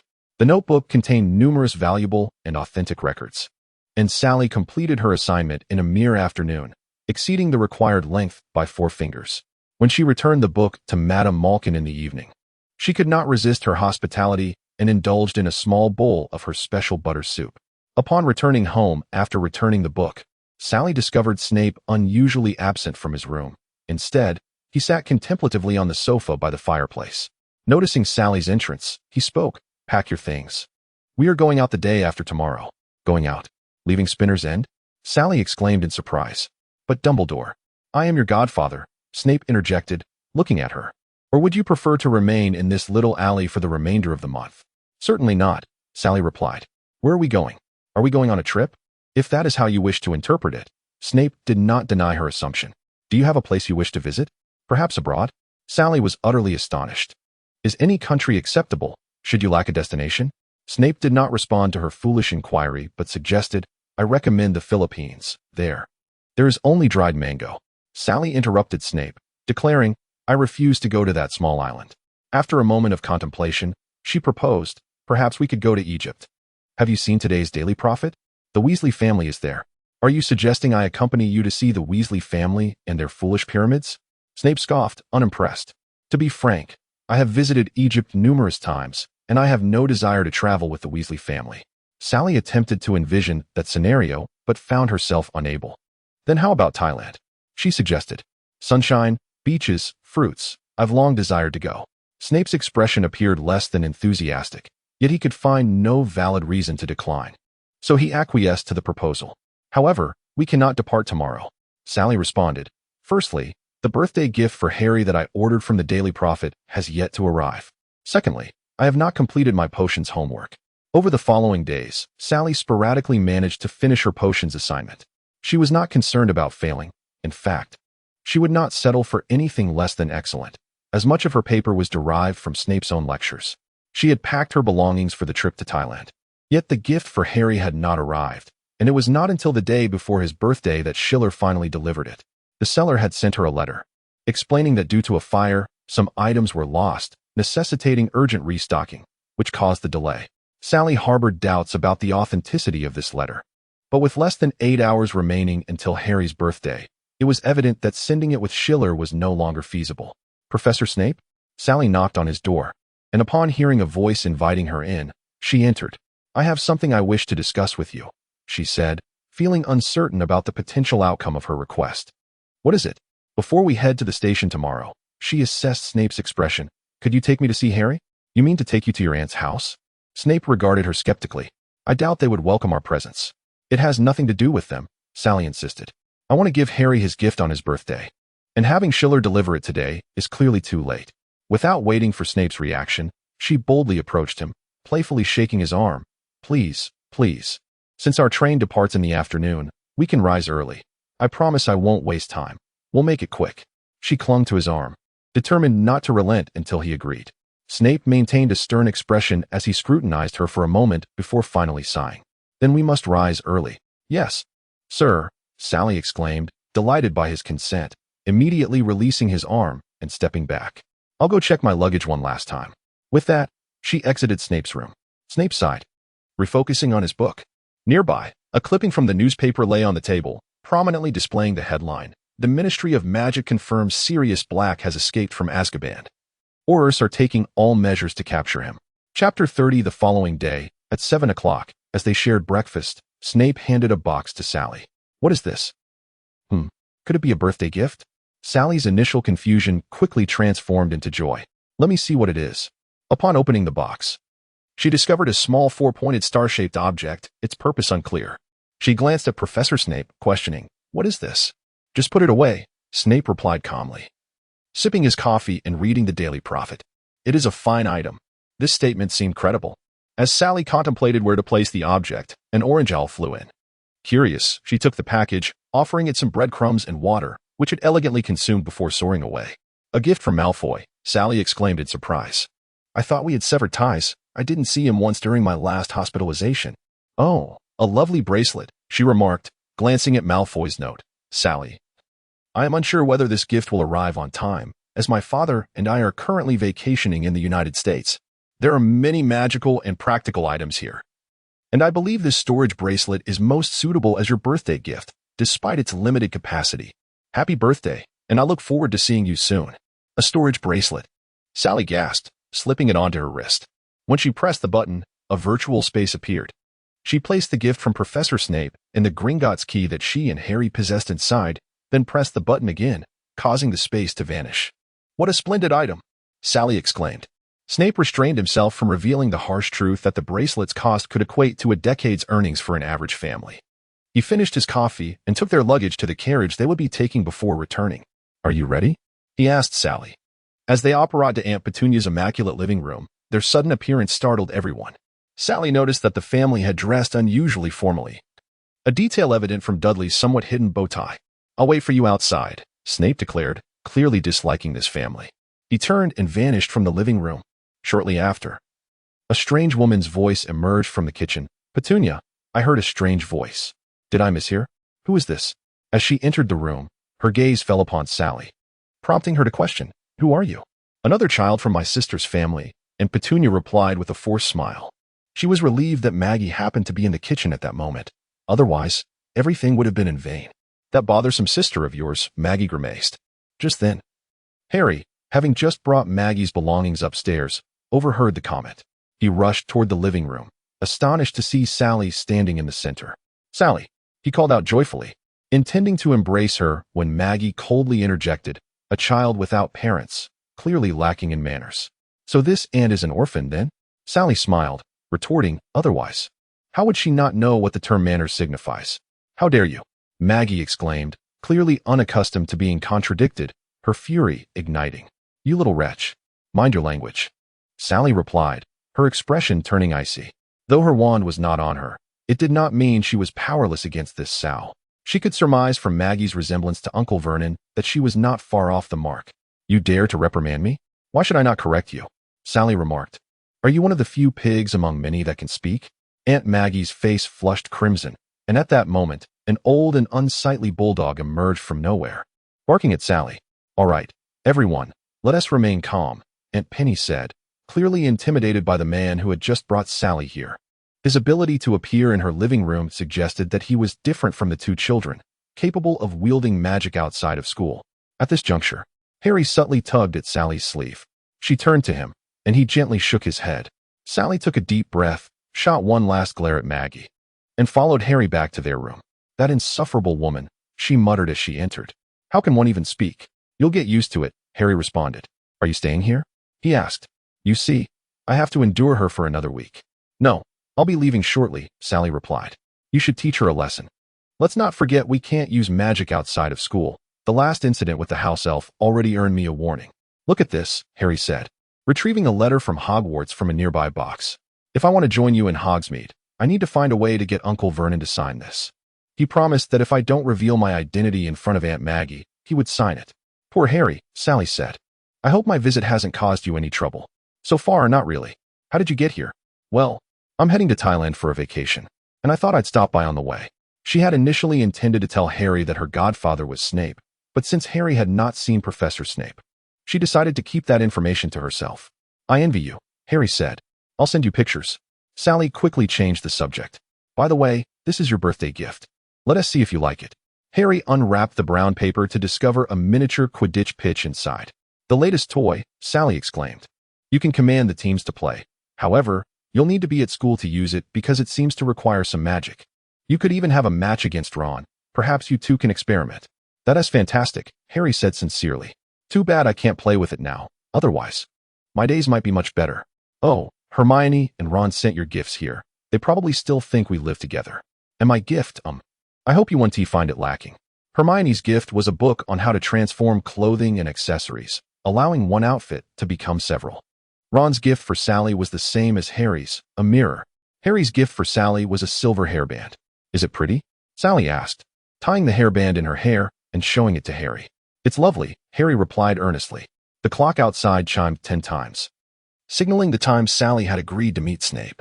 The two bid a reluctant farewell and, upon descending the stairs, were unsurprised to see Aunt Maggie again. Considering Harry's predicament, Sally resolved to take a deep breath and walk straight out. However, it seemed that trouble followed her. Aunt Maggie's mangy dog lay blocking the doorway, refusing to budge. "Shoo, go away." Harry attempted to shoo it off, but the dog neither listened nor hesitated to threaten Harry with a growl. "Lippy has been with me for a long time," Aunt Maggie suddenly declared. "He understands me better than some people do." Sally scoffed inwardly, glancing at Aunt Penny and Uncle Vernon, who clearly wished for Sally to leave promptly, but couldn't show it overtly. "Maggie, let the child go. It would spare us the discomfort of speaking here." Uncle Vernon tried to intervene. "You are too kind, Vernon," Aunt Maggie retorted. "With children like her, one must give them a lesson." "And what lesson do you intend to give me?" Sally asked, stepping closer to Aunt Maggie's dining table. Dudley, upon witnessing her eerie smile, couldn't help but scurry away, eager to watch the unfolding drama. Aunt Maggie fell silent as Sally picked up a buttered knife, wiping it on Aunt Penny's pristine tablecloth. "Speak," Sally demanded, raising the now clean knife between herself and Aunt Maggie, scrutinizing her. "What lesson do you wish to impart to this delinquent?" You cannot treat me this way," Aunt Maggie stammered. "Why not? Killing someone leads to imprisonment," Aunt Maggie yelled, regaining some of her courage. "Indeed, it is hardly worth imprisoning someone for your kind," Sally replied, brandishing the knife as she walked into the hallway, pointing it at the old dog blocking the door. "But killing a dog is surely unacceptable. I'll count to 3. If you don't let that dog leave, this knife will find its way into some part of it. You wouldn't dare." 3, 2. Sally counted without hesitation, prompting Aunt Maggie to rise from her chair and scream, "Lippy, come here." The old dog, hearing Aunt Maggie's call, promptly trotted over to her side. "What a loyal dog," Sally quipped. "How did it end up with such a wretched owner?" She tossed the knife onto the shoe rack, producing a sharp clink. Aunt Maggie trembled, cradling Lippy, rendered speechless. "Harry, I'll come to see you in a few days," Sally announced loudly, avoiding eye contact with the others in the room as she exited. Snape waited for her under a tree at the door. Upon her arrival, he remarked, "You are late." "I encountered an insufferable person, along with some unforeseen circumstances," Sally said, not intending to elaborate. Snape seemed equally uninterested in probing further. At that moment, a vehicle pulled up to the intersection. "Shall we take this one?" Sally inquired curiously. "Let us take this vehicle. We'll switch once we arrive," Snape instructed. As Sally walked ahead, he cast a cold glance back at Uncle Vernon's house, his position allowing him to clearly observe all that transpired inside. Shortly after their departure, Aunt Penny's meticulously tended garden and the decades-old tree were engulfed in flames. The cause of the fire remained unknown, presumed to be due to the excessively dry weather igniting some flammable materials. Chapter 31. They took a bus to the station and then transferred to an international long-distance coach. Snape handed the ticket agent 2 golden galleons, and they undoubtedly received the best seats, a small compartment filled with food and a private restroom. The bus appeared similar to a regular one, but its internal space was 4 to 5 times larger than normal. Importantly, it could navigate around any obstacles ahead, either leaping over or phasing through them, and it traveled at an extraordinary speed, disregarding traffic lights altogether. With this mode of transportation, they arrived at the pre-booked inn by midnight. The inn was close to the sea, and lying in bed, one could hear the soothing sound of the waves outside. In the following 3 days, she and Professor Snape visited numerous renowned attractions within the wizarding world, a culinary street filled with an array of bizarre foods, where one might unexpectedly encounter flavors far more terrifying than Bertie Bott's every flavor beans. Under Sally's persuasion, Snape took a large bite of champagne cake, which instantly turned his complexion crimson, leading him to recline on a chair prepared by the vendor, where he slept for a full 3 hours before awakening. Sally also accompanied Snape to explore unique local ingredients for potion making, and under the guidance of this erudite professor, she found herself thoroughly engaged. However, they often returned to their hotel, indulging in sugar-laden fruits or enjoying water sports on the hotel's private beach. Sally selected a vibrant island-themed outfit for Snape, but he firmly declined. While he had shed his perennial black robes, he obstinately insisted on wearing only black t-shirts and shorts. Sally occasionally worried he might succumb to the nearly 40-degree heat. On the 4th day, as Sally eagerly prepared for a day at the beach, Snape informed her that they were to meet someone. "Is it a friend of yours?" Sally inquired curiously. Snape hesitated before begrudgingly affirming, sort of. Since it was a friend of Snape's, Sally was indeed quite interested in the encounter. When she discovered that Snape's friend appeared to be a young man in his early 20s, she was taken aback. "Sally Potter," the young man exclaimed warmly. "I have long heard of your illustrious name, and have awaited this moment to meet you."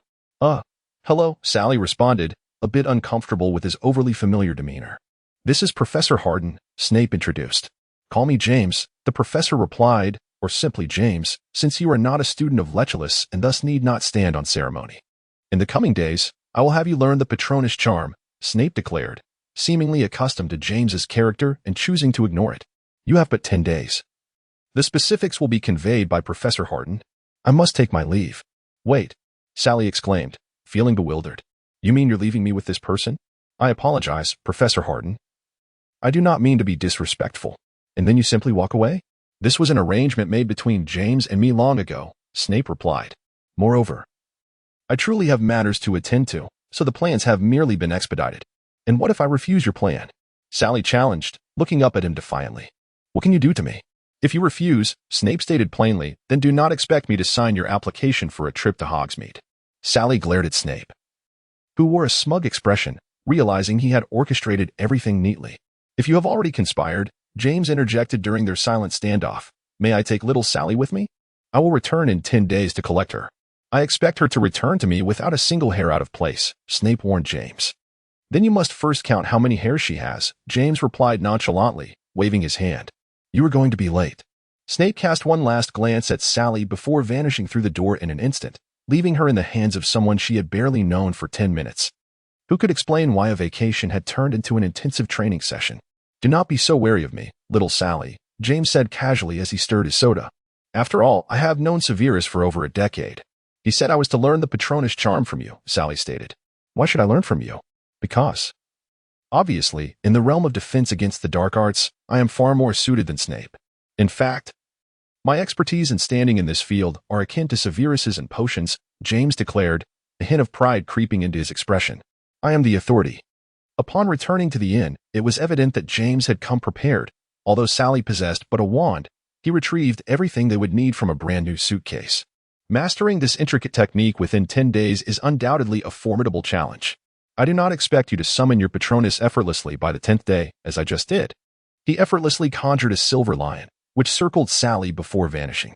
But at the very least, you should manage to summon your Patronus in a moment of peril. Even if you only succeed once out of 10 attempts, that one must be at a critical moment. 10 days later, when Snape returned, weary from his travels. It was already 2 in the morning. He had intended to visit James and Sally the following day, but upon opening the door to his room, he found James had prepared a meal and was waiting patiently.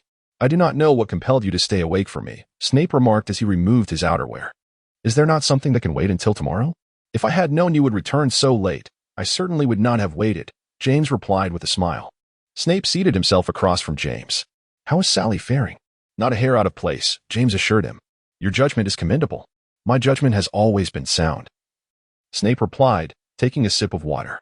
So, she has essentially grasped the principles of the Patronus charm? I wish to enroll Sally at Lechless, James stated, sidestepping Snape's question. Presenting another instead, one that had been his primary motive for waiting. You know she would be better suited there than at Hogwarts.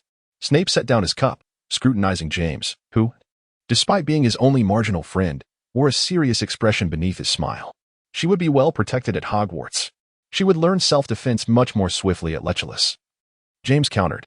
Before she learns to protect herself, I will ensure her safety. And her opinion? I have yet to ask her, James shrugged. After all, your consent as her guardian is paramount. I fully respect her own wishes, Snape replied directly. James sighed with relief, stretching his limbs. Having received the answer I sought, I shall return to rest. One must not burn the midnight oil, you know. It seems Sally has successfully summoned her Patronus, Snape remarked with a hint of pride. A smile gracing his lips. It has been some time since you have shown such eagerness to nurture talent. She is even more remarkable than you imagine. James teased as he departed for his room. Chapter 32. The next day, Sally awoke to find it was already around 8 o'clock. She was surprised to discover that James had not woken her at 6, and from this, she concluded he was just as insufferable as Snape. Slipping on her slippers and stepping out of her room, she found James seated at the dining table, elegantly sipping tea.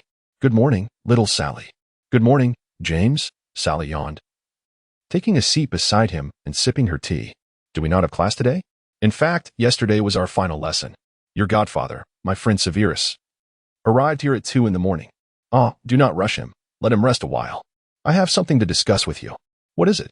Sally inquired curiously. Through these past few days of lessons, what do you think of me? James inquired, his extensive knowledge matched only by his irritable demeanor. 8 words succeeded in rendering James momentarily speechless. He cleared his throat awkwardly and asked, Do you recall the school I mentioned? The one where I teach. What is Snake? It is Lich, James replied, feeling a headache coming on. It is situated on a small island in the Atlantic. An entire island dedicated to the academy with stunning scenery. What does that have to do with me? Sally interrupted, asking bluntly, Do you wish to enroll? James continued, Allow me to finish. Hogwarts is indeed the finest magical school. I do not wish to dispute that. Hogwarts has produced numerous exceptional talents, focusing on the development of character and connections. However, Lich is different. There, you will not hear anything irrelevant to power. It will instruct you solely on how to become formidable.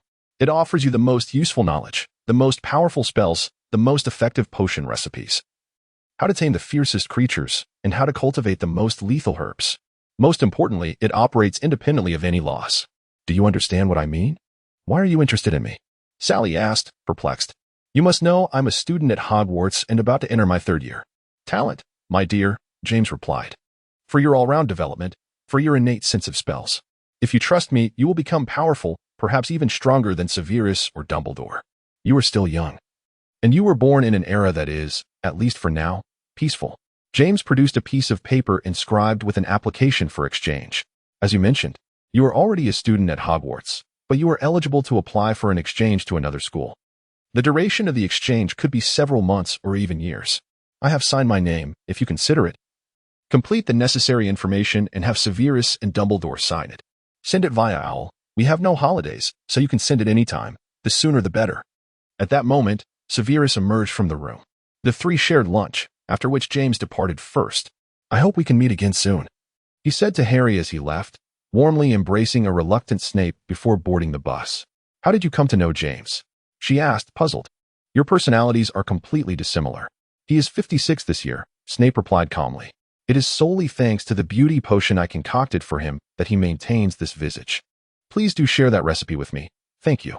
During lunch, she learned from Snape that Harry, unable to resist, had inflated Aunt Marge like a balloon and had run off to Diagon Alley. Fortunately, the Ministry of Magic did not investigate him thoroughly, and he was currently residing at the Leaky Cauldron. I should be heading there as well, Sally remarked. The owl delivered the letter a week ago, and I have a number of items to procure. Same as always, Snape replied. I will escort you to the Leaky Cauldron, where you can stay with your brother and perhaps the Weasley family for a while, after which they will take you directly to school. Why are you looking at me like that? Sally's gaze made Snape feel oddly uncomfortable, prompting him to inquire. Because I think you might have some disdain for me.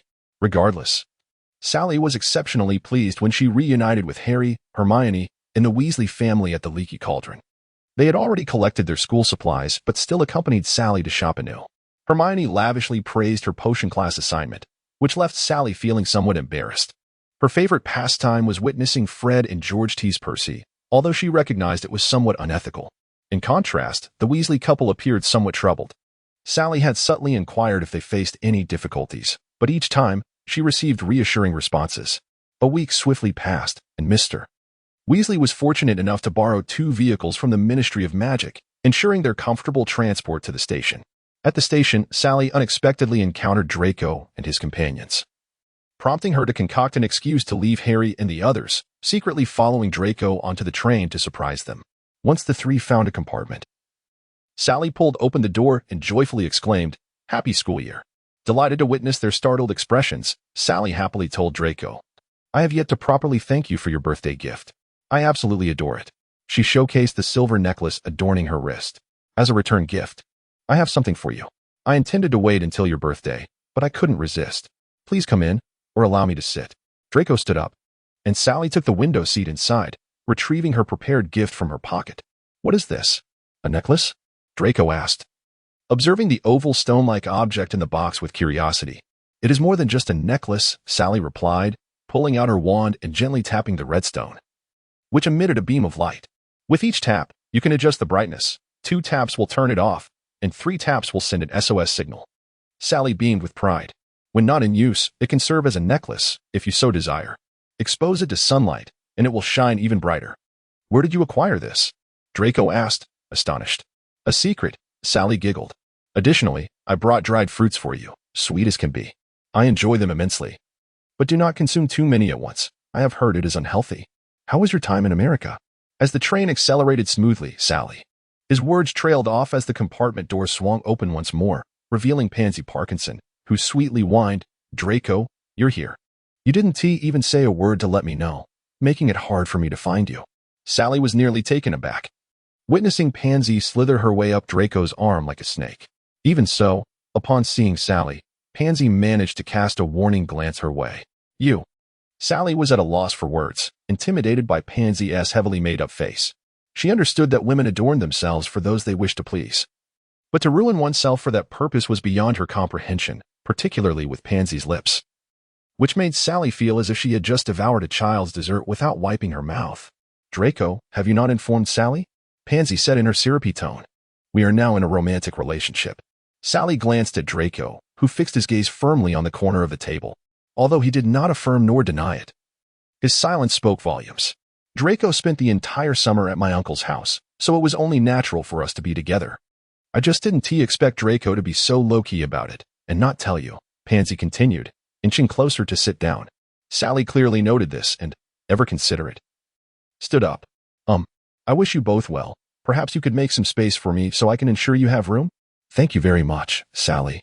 Before Draco could respond, Pansy had forcibly cleared a path for her, and Sally strode out with purpose, remembering to gently close the compartment door behind her. She cast one last glance at Malfoy, only to find him occupying the spot where she had just been, gazing out of the window. Pansy was beside him, incessantly recounting tales from their summer holiday. Alas, it seemed she was on the verge of losing a dear friend. Sally mused, at the very least.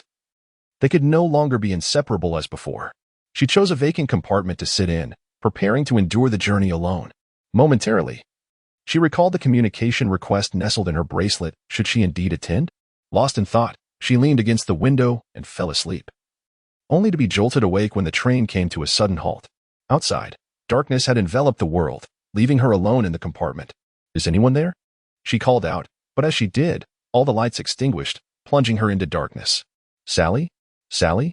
She faintly heard Malfoy's voice, presumably closest to her carriage. Just as she intended to respond, a chilling breeze swept over her, and the compartment door creaked open, revealing two tall, cloaked figures standing ominously. Sally could not discern their faces, even as one slowly approached her. Chapter 33 ushered in that familiar sensation, reminiscent of when her soul had once departed her body. Yet this time, it felt as though her spirit was being forcibly severed, as if her physical form were trapped in icy waters. Hands extracting her essence amidst a biting chill. Guardian spirit, a familiar voice echoed, followed by the sudden appearance of a silver stag before Sally. Charging at the two ominous figures, they were momentarily pushed back but showed no intention of retreating. It was then that she heard Snape's voice, Sally, Sally, look at me. Can you see me? As the stag radiated silver light, Sally glimpsed the urgency etched on Professor Snape's face, and she managed a faint nod. With that, a semblance of relief washed over him as he lifted her into his arms and, shielded by the stag, exited the carriage. Sally retained a flicker of awareness. Unlike the previous occasion when her body had been immobile, she could at least exert some control over her movements this time. As Snape carried her further away from the train, she felt the reins of her body gradually returning to her. Professor, she managed to articulate, finding her voice markedly more fluid with each word. We are almost there, Snape replied, as they left the confines of the train. We will apparate to the gates of Hogwarts. Madame Pomfrey will attend to you. I am fine now, Sally said earnestly, realizing she was cradled in Professor Snape's arms, her face igniting with warmth. Snape disregarded her words, bringing her directly to the infirmary. Madame Pomfrey, clearly startled, expressed her disapproval upon learning of the Dementor's presence, voicing her confusion over the ministry's negligence in allowing such creatures to roam the school. Just as Madame Pomfrey completed her examination and declared her only slightly weak before handing her a generous piece of chocolate, Sally expressed her desire to attend the opening ceremony.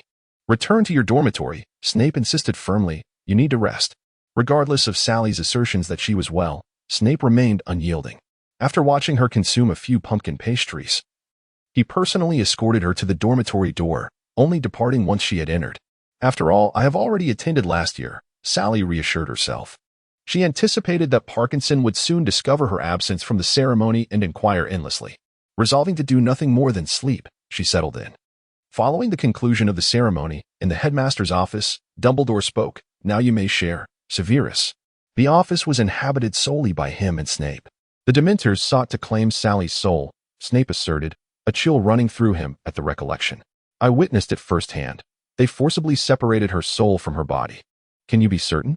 Professor Dumbledore inquired, his visage devoid of its usual benevolent smile, replaced by a solemn expression. You must comprehend the gravity of this matter.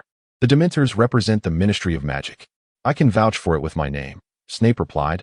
I have seen the state of Sally's soul, and I can think of no other possibility. I shall bring this matter to the Ministry's attention. I trust you, Severus. Yet we must locate those two Dementors to present our case to the officials. Dumbledore acknowledged the seriousness of the situation. But what of the present? Snape questioned. The Dementors lingered just outside the campus. Those two, or perhaps more, could enter at any moment. I managed to save her once, but I cannot keep her by my side indefinitely. Perhaps you have a better suggestion, Dumbledore replied, his demeanor softening. Speak freely. During the summer, the Leaky Cauldron formally extended an invitation for Sally to connect with James Harden, who has pledged to ensure her safety during this time, Snape stated plainly. I believe Sally should accept. I have no objections, especially with James' personal guarantee and invitation, Dumbledore replied. As long as Sally comes to me to sign, I will do so without hesitation. The conversation drew to a close, but Dumbledore suddenly remarked, since you have vanquished the Dementors, what of your Patronus? I can assure you, no one witnessed it. Snape understood Dumbledore's implication. In the compartment were only Sally and myself. I will instruct her not to speak of it. And as for the Dementors, should they possess the ability to converse? The next day, Sally discovered her course schedule for the semester on her bedside table. She had opted for only the Care of Magical Creatures class, which would undoubtedly afford her a more leisurely year, as demonstrated by her absence of classes that morning. After rising and having a light breakfast in the hall, she found herself unable to eat much due to Pansy and Malfoy's later arrival, seated directly across from her. Planning to study in the library post-breakfast, she was summoned by a Slytherin student to visit Professor Snape's office. Upon entering, Sally was surprised to find Snape not engaged in his usual reading or experiments, but sitting formally at his desk, an empty chair positioned before him. Snape gestured for Sally to take a seat, and she was taken aback, instinctively testing the chair first to ensure it was safe before sitting down. Potter, Snape began, only to be interrupted by Sally. Please, just call me Sally, she replied, her voice trembling. Your formality frightens me. Snape inhaled deeply, restraining his irritation. I wish to assess the state of your Patronus. Here? Sally exclaimed in astonishment. Is there not enough space? Snape raised an eyebrow. Is your Patronus a dinosaur? Not quite, Sally replied, catching the seriousness in Snape's expression. Realizing he was earnest, she stood, recalling her travels with Professor Snape in Thailand. Expecto Patronum. As Sally's wand released a silvery mist, it gradually materialized into a magnificent horse, which gently nuzzled her hair before vanishing from sight. That is it, Sally concluded. Are you satisfied? Do you know what my Patronus is? Snape inquired. That night, I thought I vaguely saw a stag, Sally reminisced. Very well. I shall now compel you to forget that my Patronus is a stag, Snape declared. If you cannot accomplish this, I have prepared a vial of forgetfulness potion, properly measured. I can forget, Sally hurriedly replied. But why? Because I do not wish for anyone else to know, Snape stated sternly, the orange-hued potion swirling in his hand. Understood, Sally conceded. There is one more thing, Snape continued. When do you plan to depart for Leckworth? How do you? She began, then laughed. It must have been James who told you. Rest assured, I have no intention of going. I wish to remain at Hogwarts. I hope you will go, Snape interrupted. Ideally, you should leave with Professor Harden within this week. The tentative exchange duration is 2 years. I have already discussed this with Professor Dumbledore. Once you complete your relevant information, hand it to me, and after I sign it, you may take it to Professor Dumbledore. You need not attend classes here for now. If all goes swiftly, you could leave before Friday. What are you laughing at? Snape noticed Sally gazing at him with an indescribable smile. Her expression, radiant as it was, conveyed despair, pain, and indignation to him. You have finally grown weary of me, Sally said, her voice thick with suppressed tears. I am clumsy. I cannot cook or manage household chores, and I cannot protect myself. I always rely on you to escape danger. I knew this day would come. That is not my intention. Snape, clearly taken aback by her interpretation, found himself momentarily at a loss for words. I will not leave Hogwarts. It is my school. However, I shall no longer burden you. Next summer, Harry and I will stay with Aunt Petunia. I will not disturb you again. With that, Sally rose and strode out of the office, leaving Snape alone, sitting in a haze of confusion. Chapter 34. Snape pondered throughout the night in his office before finally unraveling the reasons behind Sally's anger. She had consistently exhibited insecurity, often appearing timid in his presence. Though she could threaten others with a knife at her aunt's home, she frequently behaved like a docile cat around him. After clarifying his thoughts, he longed to converse with Sally once more, but she seemed resolute in ignoring him. Whenever he attempted to broach more personal subjects, she always found a plausible excuse to withdraw. Nevertheless, as the headmaster, he retained authority. After the final potions class on Friday, he unusually reprimanded her for her assignment, detaining her in the potions classroom. You missed at least 2 steps, Snape remarked sternly, not to mention the incorrect steps. What were you thinking? I was not thinking of anything, Professor, Sally replied, her tone flat, mirroring her demeanor towards him in recent days, steady yet devoid of emotion. An uncomfortable silence enveloped them. Snape observed Sally as she fixated on the cauldron before her. For the first time, he found parenting to be an exceedingly challenging endeavor, particularly when he was reluctant to chastise her. Thus, he exercised patience. Shall we talk? Perhaps it was the uncharacteristic softness in Snape's tone. Or perhaps Sally too wished to know what he had been meaning to say, for she remained silent, neither speaking nor seeking an excuse to leave. Firstly, I apologize for not fully fulfilling my responsibilities as your guardian, which has led you into danger on several occasions. Secondly, perhaps my disposition has contributed to our lack of face-to-face conversations. Well, not a single one. Snape, uncharacteristically anxious, found himself in a situation he rarely encountered. He would rather face a curse than struggle to articulate sentiments he had never expressed before.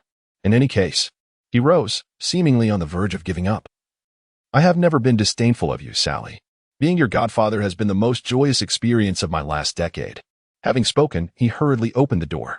But she interjected, yet you wish to send me away. James mentioned that school only grants 3 days off during Christmas, and at no other time can I leave. There are no owls. Nothing. Sally's voice trembled. That is a choice. Snape closed the door he had opened, stating, I do not deny that the regulations at Leckworth can be somewhat harsh and arguably unethical for underage children. However, conversely, you will discover that you will have no time to worry about us. There is an abundance of unknown knowledge awaiting you. And every question you seek will find its answer there. Do not look at me incredulously. I, along with Professor Dumbledore, have spent time there for exchange purposes. You and Dumbledore both went? Sally exclaimed in astonishment. But certainly not while I was a student, Snape clarified. Dumbledore received an invitation about 2 years post-graduation and spent a year there before returning to become a Gryffindor teacher. I, on the other hand, went in my 20s and spent 6 months in exchange. This is one of the reasons I believe you should not forfeit this opportunity. I have experienced it. And I understand how significant and invaluable it is for a wizard. They have extended an invitation to you. And the lack of specificity regarding the duration indicates that you possess boundless potential. Furthermore, at your young age, both your learning and memory capabilities far surpass those of our generation. Do you understand what I mean? In short, you are not sending me away out of disdain or dislike. Sally seemed to grasp this principle, realizing it was for her benefit. If all I have said amounts to merely this one point, Snape resumed his typical tone, then so be it. I shall not press further. Go, go. Sally rushed over, embracing Professor Snape, bouncing with joy. As long as you do not dislike me, I shall do anything you ask. Snape coldly extricated himself from her embrace and exited, hearing her call out for him to wait in the office while she fetched the application form. Snape pondered how James could have chosen such a scatterbrained individual. Yet, a faint smile unconsciously appeared at the corners of his mouth. After Sally obtained Snape's signature, she discovered that Professor Dumbledore was not in the office. He would not return until Monday. Snape advised her to contact James, as someone from Leckworth would need to come to escort her, which might take some time. Sally penned a letter and dispatched it with less, and the weekend loomed ahead. If she were soon to depart, it was essential to bid farewell to her friends. What? You are going to another school? Harry exclaimed in astonishment in the staff room. And it is fully enclosed, without breaks. Wait, how can there be no else? Did Professor Dumbledore approve? He has not signed yet, Sally replied. But Professor Snape mentioned they had already discussed it. I cannot believe it. I remember that school. It is shrouded in mystery. I always thought it was merely a legend. Ron marveled. In legends, it is either deities or ghosts. It is simply a school, Ron. Compared to Ron, Hermione evidently maintained a far greater sense of composure and rationality. No, that is a school with no restrictions. I recall my father mentioning it. A place unbound by any treaties, where forbidden spells are common knowledge. As are the dark arts. Ron's incredulity grew. Are you truly certain you received an invitation? Although the place you described does not quite align with my understanding. Sally hesitated, but the name is the same. You will become immensely powerful, Ron assured her. I can scarcely fathom how strong you will become. Thank you. Sally replied, somewhat sheepishly. I do not want you to go, Harry interjected suddenly, enveloping the air in silence. Hermione, perceptive as ever, took Ron by the arm and led him away, allowing space for the Potter siblings. Why? Though she had suspected as much, Sally still asked. Dark magic and forbidden spells, these are what you must avoid at all costs. Have you forgotten what Voldemort said to you during your 2 encounters? If you return from that school having mastered dark magic, it would play right into his hands, Harry conveyed with a hint of agitation. Oh. I am certain that it will not solely be dark magic and forbidden spells, Sally countered. In fact, if I were truly interested in such matters, I could learn about them at Hogwarts as well. Harry, this is not a valid reason. Yet Harry felt compelled to articulate further. Something about this seemed wrong, though he could not quite express it. It is only for 2 years, Sally stated. Professor Snape and I have merely agreed upon 2 years of exchange. That duration will not alter me, Harry.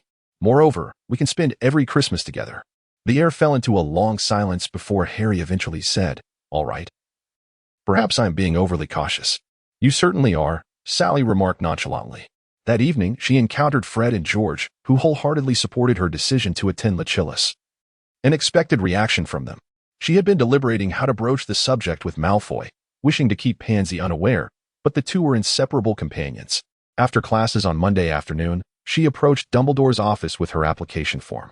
Come in, Dumbledore's voice rang out, and the stone door opened immediately.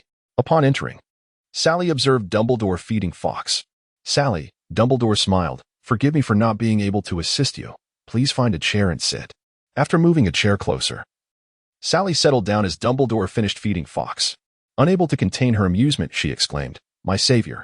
Indeed, and in your honor. I fed him a couple of extra legs of black chicken, Dumbledore chuckled, wiping his hands clean before sitting across from her. So, have you made your decision? Dumbledore inquired directly. Sally was not surprised. Snape had informed her that Dumbledore was already aware. She handed over her application. Yes, it is tentatively for 2 years. It will undoubtedly be 2 enriching years, Dumbledore remarked, glancing at her application. Perhaps you will learn things that others could never master in a lifetime. I hope so. Sally replied, noting how many seemed to mythologize the place. Dumbledore paid no heed to the skepticism in her tone.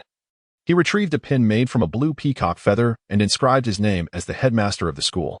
He then returned the application to Sally, who expressed her gratitude and stood to leave. Just as she did, Dumbledore's voice echoed behind her, maintain your essence, will you? Do not make me regret this decision. Although Sally did not fully grasp his meaning, she nonetheless replied, I will do my utmost, Professor. Upon exiting Dumbledore's office, she instinctively sought out Professor Snape. Pushing open the door to the potions classroom, only to find it empty. Perhaps he is in the darkroom, she mused, stepping inside. The room remained sparsely furnished, save for a massive cauldron filled with silvery liquid that emitted wisps of steam. Why not conduct experiments in the office? Is this not a place for rest? Sally found herself perplexed by Snape's reasoning. By the way, why have I never seen this before? Never touch anything in the potions professor's office. This was a lesson Sally had learned the hard way. She vowed she only wished to take a glance, but as she became engrossed, she nearly dropped her application. When she bent down to retrieve it, she inadvertently brushed against the potion. Unbeknownst to her, the object in question was a pensieve, borrowed by Snape from Dumbledore in an attempt to understand the cause of Sally's distress. At that moment, Sally unwittingly glimpsed into Snape's memories, which contained everything about her. Is it beneficial to know too much? Sally pondered, wishing she could choose ignorance. Yet, she was aware now. Chapter 35 in the Atlantic. There exists a region perpetually shrouded in fog, known as the Devil's Triangle, a fact well known to those inhabiting the nearby lands. Countless souls have sought to challenge its mysteries, yet they often vanish without a trace, or are discovered years later in the most astonishing of circumstances. When vessels approach this area, the only remnants left are the wreckage scattered in the surrounding waters. Planes flying below 10,000 feet are destined to disappear from their flight paths. This has been the case for centuries, without exception. You are much swifter than I anticipated. Sally, James remarked, clad in a gray wizarding robe, a smile adorning his face. Plans seldom survive the test of reality. Sally regarded the diverse marine life around her, which was entirely unlike what she had seen in the Slytherin common room, more varied and exquisite. Indeed, reaching Lachillis, the legendary Devil's Sea, can only be accomplished by this vessel, specifically designed to ferry students and teachers, diving 400 to 500 meters deep. You have changed significantly, James astutely observed. Have I? Sally replied. Perhaps. Although 4 days had passed, her mind remained filled with the sights she had encountered. This is not a good sign, James noted, discontented. Your mind is cluttered with inconsequential matters, which will prove detrimental to your future studies. You must remember, your initial plan was for 2 years. And now you have already that time. Do not fret, Sally reassured him, withdrawing her gaze from the sea, a smile curling at her lips. These memories will only motivate me to strive harder and grow stronger. James remained silent, observing her. After a long moment, his face broke into a radiant smile once more. That is the best outcome. 3 months later. Sally, wait for me. A boy with skin as fair as snow and lips red as cherries, burdened with a large stack of books, hurriedly pursued the swiftly walking red-haired girl ahead. His long golden hair cascaded down to his waist, billowing in the wind as he jogged, revealing his pointed ears. Hoyt, a half-elf, half-human. If you're going to be this slow, do not expect to be paired with me. Sally uttered this phrase for the umpteenth time. A month prior, during their studies on dangerous creatures, James had forcibly assigned Hoyt to her group, insisting that they must participate in all course experiments together. Hoyt finally caught up to Sally, breathless, placing a hand on her shoulder and gasping, "That simply won't do. We are partners. How could one easily abandon their partner?" Sally could not help but roll her eyes. Having become acutely aware of his clingy nature over the past month, she removed his arm from her shoulder, ignoring his protests, and continued walking ahead. 3 months of education had enlightened her on the rules of this institution. It did not teach one how to be a person, nor impart any valuable knowledge. From 7 in the morning until noon, from 2 in the afternoon until 6, and from 7 in the evening until midnight, their schedules were rigorously filled with lessons. Even so, after midnight, numerous students could still be found in the library, some young, others elderly, where professors were on duty around the clock to address any inquiries at any hour. Sally had always enjoyed sleeping, but ever since she encountered certain revelations, every time she closed her eyes, visions from her experiences with Snape replayed in her mind, looping incessantly as if to ensure she would not forget. Each night, she could only manage 2 to 3 hours of fitful sleep, and under normal circumstances, her health would have surely deteriorated. However, pulling all-nighters seemed commonplace here. The use of sleepless elixir minimized the physical toll of sleeplessness. In just a month, Sally completed all OWLS courses and passed her exams. Now, she aimed to achieve at least 2 outstanding grades in the upcoming NEWTs after Christmas. What are you thinking about? Hoyt's words snapped her from her reverie. It's none of your concern, Sally replied, glancing down at her book. Following the NEWTs, she would face examinations in animagus transformation and apparition. Failing them meant she would have to wait until adulthood to utilize those abilities. I don't understand why you're working so hard, Hoyt remarked. I always thought getting my NEWTs in half a year was quick enough, but here you are, aiming for 5 months. The record for the fastest completion is still under 4 months. That may be true, Sally conceded. The distinction between genius and eccentricity is often indistinguishable. By the way, when shall we practice the mind-blocking spell together? I remember it being part of the NEWTs exam. Sally paused momentarily, not wishing for anyone to invade her mind, as she instinctively knew it was filled with tumultuous thoughts. Perhaps another time, she replied. But it is a mandatory exam topic. Hoyt insisted incredulously. I am aware, Sally retorted impatiently. All right. I truly don't comprehend how you, at such a young age, harbor so many thoughts. I've lived for decades and still don't possess your level of introspection, Hoyt playfully complained. If you do not silence yourself, Sally threatened, drawing her wand and pointing it at Hoyt, I wouldn't mind testing a new spell I've devised on you. Hoyt mimed zipping his lips shut and lowered his head to resume his work. After classes concluded, it was already midnight. She arrived at James's office and, as expected, found him still awake.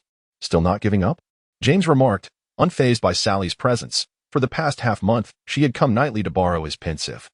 I must find a way to organize these memories, Sally declared, placing her textbooks aside and approaching the pensive. Good luck, James said.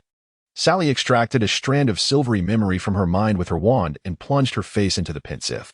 She witnessed memories of Snape as a child before entering Hogwarts and moments shared with her mother, Lily, along with their stories at Hogwarts. As their graduation neared, she felt her breath grow heavy. Take care of Sally, a dark-haired man, presumably her father, said as he entrusted her infant self to a man named Lupin. Yet, Lupin looked down at the peacefully breathing child and asked, where should I place her? Anywhere, James interjected. Just keep her away from us. Is there truly no other way? Lupin questioned with reluctance. I too wish to find a solution, Lupin, but time is of the essence. I've spent 2 months consulting every renowned doctor and even witches I know, yet no one can explain her condition. She appears lifeless, yet all her vital signs are normal. James appeared on the brink of collapse. Lily cannot endure this torment any longer. Neither can I. We lack the time and resources to care for her. Sending her away is the best option. If you have no regrets, Lupin understood the pressure his friend bore in a world where life could be extinguished in an instant. He cradled Sally. Then I will find a place to keep her safe. Thank you. With that, James vanished with a soft pop. The scene shifted, revealing Snape's profound affection for Lily and his willingness to become a double agent for her sake. Sally understood why he had not allowed her to disclose that his Patronus was a doe. It was her mother's Patronus. When she saw Snape summon his Patronus once more, she could no longer restrain herself and lifted her head from the pensive. She collapsed onto the floor, gasping for breath. Drenched in cold sweat, James kindly offered her a handkerchief. It was a failure, wasn't it? Sally wiped her face, perhaps free of sweat, steadied her breathing, and replied, I think so. James thoughtfully handed her a prepared cup of hot cocoa, and after taking a sip, she felt significantly better. I intend to try again, she declared. Rising to her feet, James interrupted, if you do not understand where the problem lies, then no matter how many times you try, it will be futile. He picked up another cup of cocoa and sipped it elegantly. So, are you still unwilling to acknowledge what I have told you? For the second time.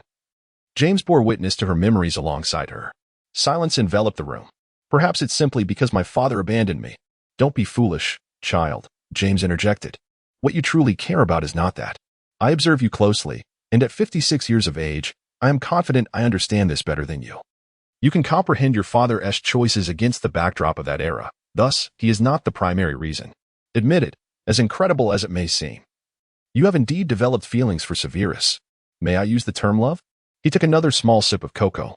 Your intellect surpasses that of your peers. So it is no surprise to me that you are somewhat precocious. However, I cannot fathom why you expend such effort to deceive yourself and refuse to accept this evident truth. You must realize that deceiving oneself is far more challenging than deceiving others. I suggest you cease those attempts and instead contemplate how to confront this emotion. It may prove far simpler. He rose and exited the room, leaving all the space to Sally. Chapter 36. No one knew what thoughts occupied Sally that night. But the next day, she crossed her name off the Christmas leave list. You must consider carefully. If you don't return this year, the next opportunity will be next year. James remarked. I've made up my mind, Sally nodded. You should understand. Avoidance is not the best approach, James disapproved. I am not avoiding, Sally shrugged. I am merely taking a pause. On this significant holiday, many had chosen not to leave.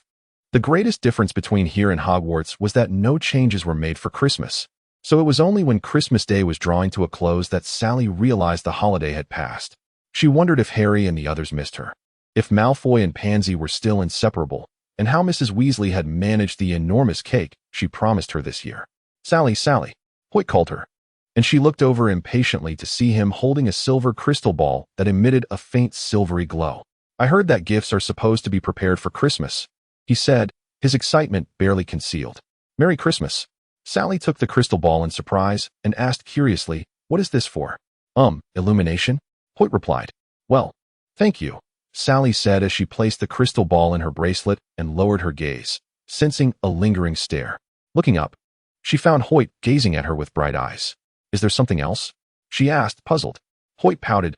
I've given you a gift. Where's mine? Sally was taken aback. In this isolated place, how could she procure a gift for him? Next year? She suggested. No, Hoyt said angrily. Just then, the midnight bell rang, signifying the beginning of a new day and the end of today's lessons. As Sally gathered her belongings to leave, Hoyt remained seated. She initially planned to leave directly, but eventually turned back and sat down again. What do you really want? She asked, her impatience evident. I want my Christmas gift. Hoyt insisted. Aren't you 76? Sally bluntly pointed out his childishness. In terms of your human years, I'm merely 17, Hoyt replied. And who says 76 can't receive Christmas gifts? It seems there is indeed no such rule, Sally sighed in frustration. Ultimately, she devised a solution. I shall grant you a blessing, she said. On Christmas Day, singing a Christmas song will bring you a wonderful blessing. Fine, Hoyt reluctantly agreed. Taking a deep breath, Sally recalled the melody perfectly. We wish you a Merry Christmas. We wish you a Merry Christmas. We wish you a Merry Christmas and a Happy New Year. After singing just a portion, Sally felt her eyes moisten, her voice trembling. Hoyt, initially lost in the moment with his eyes closed, opened them only to find that Sally had already left the classroom. He chased after her with their books in hand. But she had vanished from sight. Sally ran to the highest point of the tower, her heart racing as if it would leap from her chest at any moment. She gazed at the pitch-black night sky, stretching out her right hand as if trying to grasp something, but in the end, she could only catch the air. Leaning against the wall, she slowly sank to the ground, her mind filled with the image of Professor Snape, angry, helpless, but mostly expressionless. In a moment of madness, she regretted not leaving on Christmas, even if only to catch a distant glimpse of him. She was hopelessly smitten, unable to deceive herself any longer. She was in love with Professor Snape, passionately to the core, unable to extricate herself from her feelings. It seemed that every Christmas was accompanied by snowfall. Yet on this spellbound island, this year, she was destined not to witness a single flake. Meanwhile, at Hogwarts, a neatly wrapped gift lay quietly on the desk of the potions classroom, waiting for its new owner who would not arrive this Christmas. Sally successfully passed the Newt's exams and, over the following months, also completed the Animagus and Apparition tests.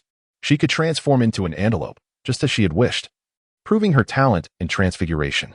Half a year passed, and students in their respective houses continued to change, as Professor Snape had said. Most only interacted for a few months before departing. After a year of dedicated study, Sally had completed all course content and was finally free from a rigid class schedule. Yet this did not ease her burden. She had become enamored with healing magic. This was a course that combined various disciplines, which Sally whimsically named healing magic, aimed at studying the various injuries caused by spells, akin to an advanced form of medical training. She was eager to uncover the cause of her own out-of-body experiences since childhood. In addition, she became captivated by charms, employing magic through language to cast various intriguing spells, though this was reserved for her leisure time as a form of amusement. Of course, she learned many dark spells, rather than being considered dark magic. Here, dark magic was treated as ordinary. If one wished to learn, they could. Although it was still forbidden to cast the unforgivable curses on classmates, one could often see students conducting experiments on ants and insects. Yet, what Sally yearned for most were the 3 unforgivable curses. Even in this realm, records concerning them were scarce. It was known that many of the textbooks were compiled by the instructors or past prodigies, even containing methods to counteract Avada Kedavra, albeit under extremely stringent conditions. However, knowledge about the 3 curses eluded her. After scouring nearly half the library, her understanding remained limited to mere fragments. The only certainty was their profound connection to the soul, the very reason for her fervent curiosity. The 3 curses, the first could reverse time, the second could restore youth, and the third could bring the dead back to life. Perhaps you should consult Professor Harden, Hoyt suggested after Sally had borrowed yet another hefty tome on the 3 curses from the library for the 7th time. He has always favored you. He is sure to share what he knows. Did you think I hadn't asked? Sally remarked while registering at the librarian's desk. Most of the books here are out of print, and apart from the spells prohibiting duplication, copying, or removal, one can borrow a maximum of 3 days. Fortunately, this particular book is not very popular, so Sally has borrowed it a total of 7 times this month. What did he say? Hoyt inquired curiously, casually taking the book from Sally's hands. This has become a habit of theirs. Sally always has her hands empty while Hoyt carries their belongings. No one knows how or when this custom began. Sally rolled her eyes. It's pointless to ask. Only Mr. A knows the answer. And Mr. A only spends time at the academy on the 2nd Sunday of each month. I've already missed him this month. Hoyt exclaimed. Mr. A? Isn't that our principal?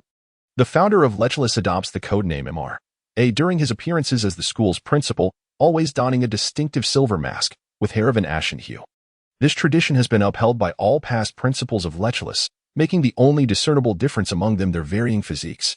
As the sole guardian of the school's secrets, the principal cannot be exploited and must safeguard their identity. Thus, despite their exalted status, without the mask, they might merely be an ordinary potion merchant or a common clerk in the Ministry of Magic. But today is Saturday. The principal will return tomorrow, Hoyt remarked, as if uncovering a grand secret. Can I join you to see him? I've been here for 3 years and have never met the principal. No, Sally decisively refused. Moreover, I doubt the principal would appreciate being treated like a spectacle. At this, she added, tonight's class ends at midnight, and I plan to sneak out an hour early. You must provide me cover. But there are only 4 of us in class. And what are the chances the principal will arrive at midnight? Hoyt protested. We could. He began, astonished. I am prepared to wait in front of his door for an entire day, Sally stated, her excitement palpable. At 11 o'clock at night. Sally boldly excused herself under the pretense of needing the restroom. The principal's office is situated at the pinnacle of the tallest tower for easy access. Now that September has arrived, the isolation of Lecholas ensures a constant temperature, so Sally feels neither cold nor hot. She utilized the dim light by the principal's office door to peruse the book borrowed from the library. The bell rang, signaling midnight. The end of one day and the inception of another. Sally suppressed her excitement. Having read only a few pages, she noticed the previously locked wooden door slowly creaking open. Thank goodness she hadn't heeded Hoyt's advice, Sally thought. She closed the book, gently tapped 3 times on the door, and then pushed it open. Inside, the room was unlike the potion class office, cluttered with items, nor did it resemble Dumbledore's office, which instantly revealed its purpose. This room, if not for the legendary man behind the silver mask seated within, would be indistinguishable as the principal's office, apart from a desk and a solitary stool. There were no extraneous books. The lone stool was occupied by the principal, who was engrossed in reviewing a sheet of paper with a yellow feather quill. Sally stood silently. Neither spoke. She remained still, occasionally shifting her legs, and after what felt like an eternity of half an hour, the man finally finished his task. As he opened his hand, the quill and the paper vanished. Is there something you require? The voice from behind the mask inquired, sounding distinctly male, though Sally knew with 90% certainty that it had been altered. I am Sally Potter, a student from Hogwarts here for an exchange program. She introduced herself succinctly before pressing on. I've come to learn about the 3 curses. Professor Hardin mentioned you are the only one in the academy who knows about them. The principal remained silent, leaning against the back of his chair, his demeanor akin to stone. Sally's intuition suggested he was scrutinizing her. After approximately half a minute, he finally spoke. Leave a strand of your hair, and return next month at this time. I will then decide whether to share the information with you. Sally, perplexed but not probing further, swiftly plucked a hair and placed it on the table. May I take my leave now, principal? She asked. The principal nodded, and Sally turned to exit the office. Chapter 37. So, he only asked for a strand of your hair? Hoyt queried for the umpteenth time during their meal. Indeed, he requested a single hair. If you ask again, the lamb chop on your plate will be mine, Sally replied. Here, take it. Hoyt readily forked a piece of his lamb chop onto Sally's plate. Do you know what he intends to do with it? No idea, Sally said, savoring the garlic lamb chop, deciding to answer him one more question. All right, Hoyt continued, feeling he had exhausted his inquiries. After a few bites of mashed potatoes, he shifted topics. The professors are compiling the list for the Christmas return home. You know, it's the only significant event at the academy. Will you sign up? Sally paused, her fork midair, before resuming her meal without responding. Hoyt, sensing her reluctance, refrained from pressing further. Once they had savored their last bites of mashed potatoes, Sally cheerfully said, Why not extend an invitation? Have you decided? Hoyt confirmed once more. Hey, just because you can't leave here doesn't mean you can keep me here indefinitely. By this time next year, I should be on my way as well. Don't be disheartened. I'll bring you back some delectable treats. Sally, for once, patted Hoyt on the shoulder. Who was upset? Hoyt retorted, shaking off her hand. You'd best hurry and leave, lest you spend Christmas weeping, which would irritate me. Oh dear, do you dare to complain about me? Sally feigned an attempt to strike him with her thick book, and they both laughed as they left the dining hall. Sally registered with the teacher for the trip home. Since she had not returned the previous year, she could take the first ship out. However, even the first ship would take considerable time due to the number of students, and Sally calculated she would likely arrive at Hogwarts by Christmas Eve. The following month continued with studies, and owing to her solid foundation, Sally thrived in her explorations of magical medicine. She had promised Professor Hardin to compile a volume on magical medicine for the library before her departure. Additionally, she devoted considerable effort to transfiguration, discovering that mastering this subject could indeed allow one to conjure items from thin air. On another Saturday night, they executed their plan once more. Sally slipped out of the classroom, this time heading to the top floor. As the class bell rang, the door opened. The principal still wore his mask, revealing no expression. Once Sally entered, he handed her a letter. Upon opening it, she saw 4 names inscribed: Mira Joyce, Hohachi Brook, Lane Kais, and Kurbot Mankey. The 3 curses were discovered, created, and named by these 4 individuals. This is the information I provide you. The earliest of these students lived 90 years ago, so I am unaware if they are alive or where they may be now. However, he produced a blood red stone. The 4 students, despite never having met, were connected through their collective experiences. Kurbart, the youngest among them, synthesized their knowledge and found the other 3. By dripping their blood onto the stone, it could guide them to each other. If one inscribed the first letter of any name upon it, and the inscription remained intact, The stone would illuminate if that person was alive. The brighter the glow, the closer one was to the individual. Once located, the inscription could be wiped away, restoring the stone to its original form. Sally nodded in understanding and accepted the stone, but hesitated, gathering her courage to inquire. "May I ask why you require a strand of my hair?" The principal, however, offered no response, merely gesturing for her to leave. Comprehending the unspoken cue, Sally departed. And as she closed the door, the man, head bowed, lifted his gaze to the closed wooden door, recalling the future he had glimpsed within the crystal ball. The third principal of the school, renowned for his divination skills, had dedicated 40 years to storing the futures he divined within that crystal sphere, which could be consulted until the next adept in divination emerged. Over the years, many had sought information regarding the three curses, but it was understood that should they be successfully enacted, they would shatter all known laws of nature, defying the immutable biological principles. Thus, only those deemed worthy or meeting specific criteria could obtain the key to unlock the forbidden door. He placed Sally's hair upon the crystal ball and glimpsed her future, noting the emergence of the three curses, which explained why he had imparted this knowledge to her. Although uncertain of the rightness or wrongness of this act, he was convinced it would unfold, for his prophecies had never missed their mark. Sally briefly recounted the events to Hoyt, who recognized the significance of the matter and prudently refrained from further inquiry. No longer fixated on uncovering the three curses at school, she tucked the letter and stone into her bracelet, intending to ponder the matter after her graduation. She had resolved to leave early, though she had yet to voice her intentions. By the end of December, she boarded the first ship, of which there were only two. As anticipated, upon emerging from the Forbidden Lake at Hogwarts, it was already breakfast time on Christmas Day. She released the water-repelling charm, and despite her thick cloak, she shivered uncontrollably. The temperate climate of Lechaluris had spoiled her, and she feared that lingering by the lake would surely lead to a cold. Hey, is that Sally?" A familiar voice called out. She turned to see George and Fred approaching. "When did you return?" Fred asked. "Not even a word to us. How unkind. I should have sent your large cake back to your mother." "I just arrived." Sally gestured towards the lake. "Could we go inside to talk?" "I'm freezing." "Of course," George replied. "I might still have some butterbeer." "Thank goodness," Sally smiled. "I'm in dire need of that." Upon reaching the Great Hall, Sally realized her miscalculation. Winter mornings dawned much later, and the hall was nearly empty. She missed the carefree days of dining at Hogwarts. This wish, it seemed, would only be fulfilled at lunch. She nibbled on a few bites of pie when George and Fred discreetly presented her with butterbeer, concealed in an opaque jar, along with Mrs. Weasley's Christmas gifts, a purple sweater and an enormous cake, even larger than last year's. "Here's your cake," Fred said as he handed it to her. "You weren't back last year, so George and I finished your piece." "Goodness, I didn't want to see cake for at least 6 months after that." "Where's everyone?" Sally inquired, noticing the sparse crowd. "Oh my, you don't know," George exclaimed.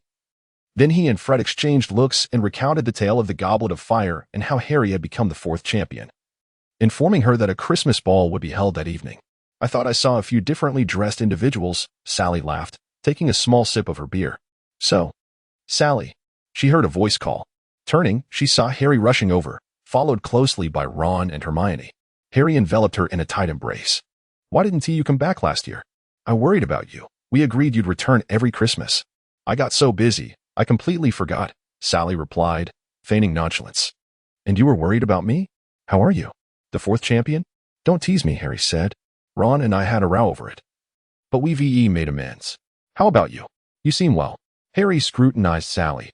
Her eyes were unchanged, her nose still the same, yet he sensed a difference.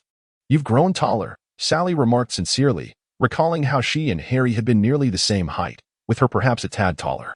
After 2 years apart, he now stood half a head taller than her. "You've become more beautiful," Harry replied. Sally couldn't help but smile. "Hi, Ron, Hermione, how are you?" "I must say, Hermione, you look stunning." "Thank you," Hermione beamed. The 6 of them conversed in the hall for quite some time until the lunch hour approached, and others began to filter in, their gazes drawn to the group. Sally suspected it was due to Harry's presence, as she wasn't wearing Slytherin robes. They agreed to meet again in the evening before parting ways. Sally noticed a few Slytherins approaching from a distance, and after a moment's thought, clutching the Christmas gifts, she stood and departed. At the entrance to the dormitory, she despaired upon realizing she had forgotten the password. Fortunately, She encountered a fellow Slytherin student they had seen a few times who provided her with the code, allowing her to return to her dormitory without issue. The common room was sparsely populated, most engrossed in their own affairs. Upon returning to her quarters, Sally was delighted to find her small bed still clean and tidy, untouched by anyone. After organizing her received Christmas gifts, she lay on her bed, gazing out at the enormous octopus lurking beneath the lake. For some reason, she felt an urge to converse with it. Importantly, she had devised a plan for confronting Professor Snape, yet she needed a modicum of courage. The Christmas ball seemed a splendid opportunity, though she realized she had no knowledge of how to waltz. Suddenly sitting up, she thought that if she wished to execute her plan, she would need to at least master a couple of steps, or, at the very least, understand the principles behind it. Sally hopped out of bed, left her dormitory, and hurried to the library. With 3 hours remaining before the feast commenced, she memorized the principles and rehearsed them in her mind countless times before returning to her room, determined to prepare herself properly. Upon entering the girls' dormitory, she unexpectedly encountered the last person she wished to see. Pansy, clad in a tacky, frilly light red robe that, while unsightly, suited her temperament perfectly. Clearly, she had dressed early and was eager to flaunt her appearance below. Upon seeing Sally, Pansy appeared entirely unfazed and, with a disdainful expression regarding Sally's attire of corduroy pants and a gray sweater, remarked, "So, it seems the person I saw at lunch in the Great Hall was indeed you." Still haughty, her tone became even more irksome. "I didn't see you, excuse me, but could you move aside?" Sally attempted to pass, only to be blocked by Pansy. Every fourth-year student is permitted to attend the ball, even without a partner. She remarked that at the very least, one must possess a gown. "If you do not mind, I have a worn one, perhaps rather old, but it is still a gown, unlike." She scrutinized Sally once more with an array of expressive features. Sally felt a wave of discomfort wash over her from the intensity of her gaze, resisting the temptation to cast a curse that would mar her features. Her dance partner should indeed be Malfoy. After all, they had been friends for several years, and it was only fitting to grant him some consideration. "You need not concern yourself. If you wish to enjoy this evening, just let me pass," she uttered through gritted teeth. Pansy, evidently satisfied with the humiliation she had inflicted, slightly shifted aside as Sally strode past her, colliding forcefully with her. Pansy yelped like a wounded animal, but Sally feigned ignorance. After a moment of cursing, Pansy, finding it futile, stormed off, while Malfoy awaited her in the common room. As he prepared to rise upon seeing her descend, Pansy intercepted him. "Sally is still inside." Malfoy's movement faltered, a fact that did not escape Pansy's notice, intensifying her ire and envy. "Shall we wait for her? You have missed her, have you not?" Malfoy discerned the insinuation in her words and composed himself. "Are you accusing me?" Pansy sensed his displeasure and swiftly altered her expression, ingratiatingly stating, "No, I simply thought you were good friends, and it has been so long since you last met." "You are correct." Malfoy suddenly smiled, reclining back on the sofa. "Perhaps I should consider a different dance partner." "You cannot," Pansy exclaimed. "Everyone knows you are my dance partner, and Sally does not even possess a gown. Then what purpose does it serve for me to see her?" Malfoy inquired. Pansy grasped the situation and approached Malfoy, saying, "It was merely a suggestion. If you do not wish to wait, so be it. She ought to return to the ball. Perhaps she could find a partner in Blakely." She said this with ill intent.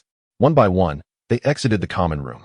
As Malfoy left last, he could not help but glance in the direction of the girls' dormitory, uncertain of what he was hoping for. In the girls' dormitory, Sally stood before the mirror, inhaling deeply and exhaling, repeating the process. Everything was ready. Success or failure hinged on this moment.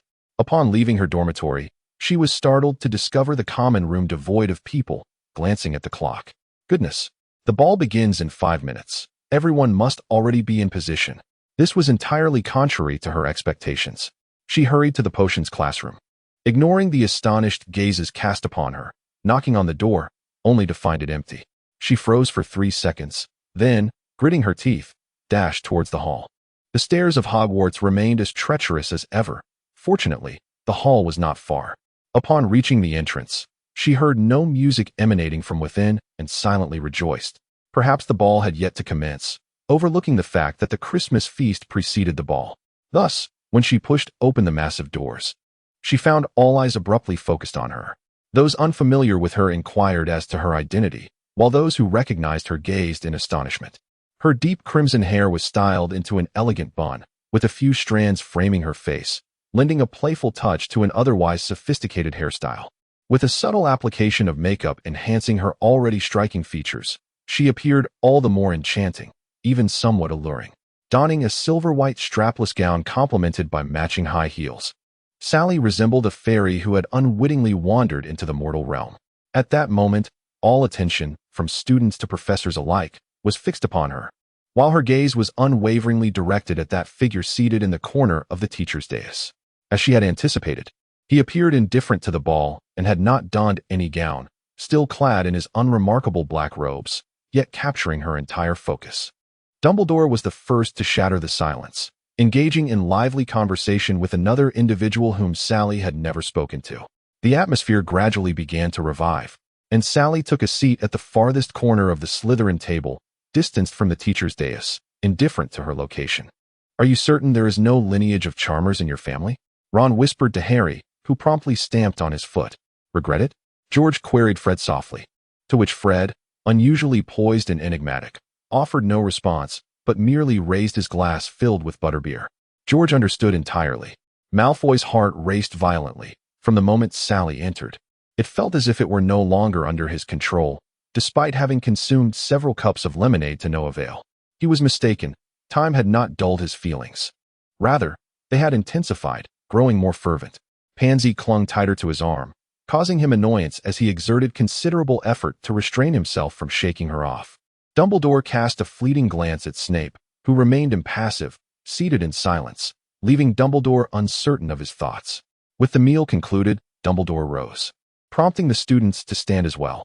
With a flick of his wand, all tables swiftly flew to the walls, clearing the center for a dance floor. He conjured a tall stage against the right wall, adorned with musical instruments. The peculiar sisters rushed onto the stage, eliciting thunderous applause from the audience.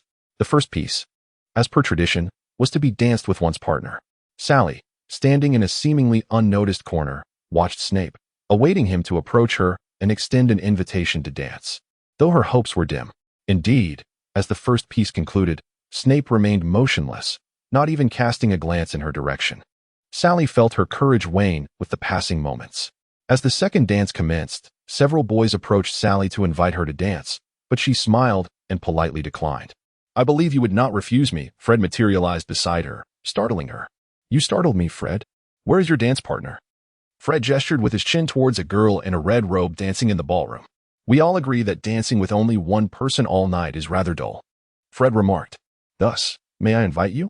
Sally thought it an opportune moment to practice, preparing to accept, but her gaze caught sight of Snape leaving. She immediately changed her mind. "Oh, I am terribly sorry, Fred. Perhaps when I return." With that, she hurriedly exited the hall. As she navigated through the crowd, Snape's figure vanished from sight. Fortunately, over the years, she had acquired much knowledge and cast a spell to discern the direction he had taken.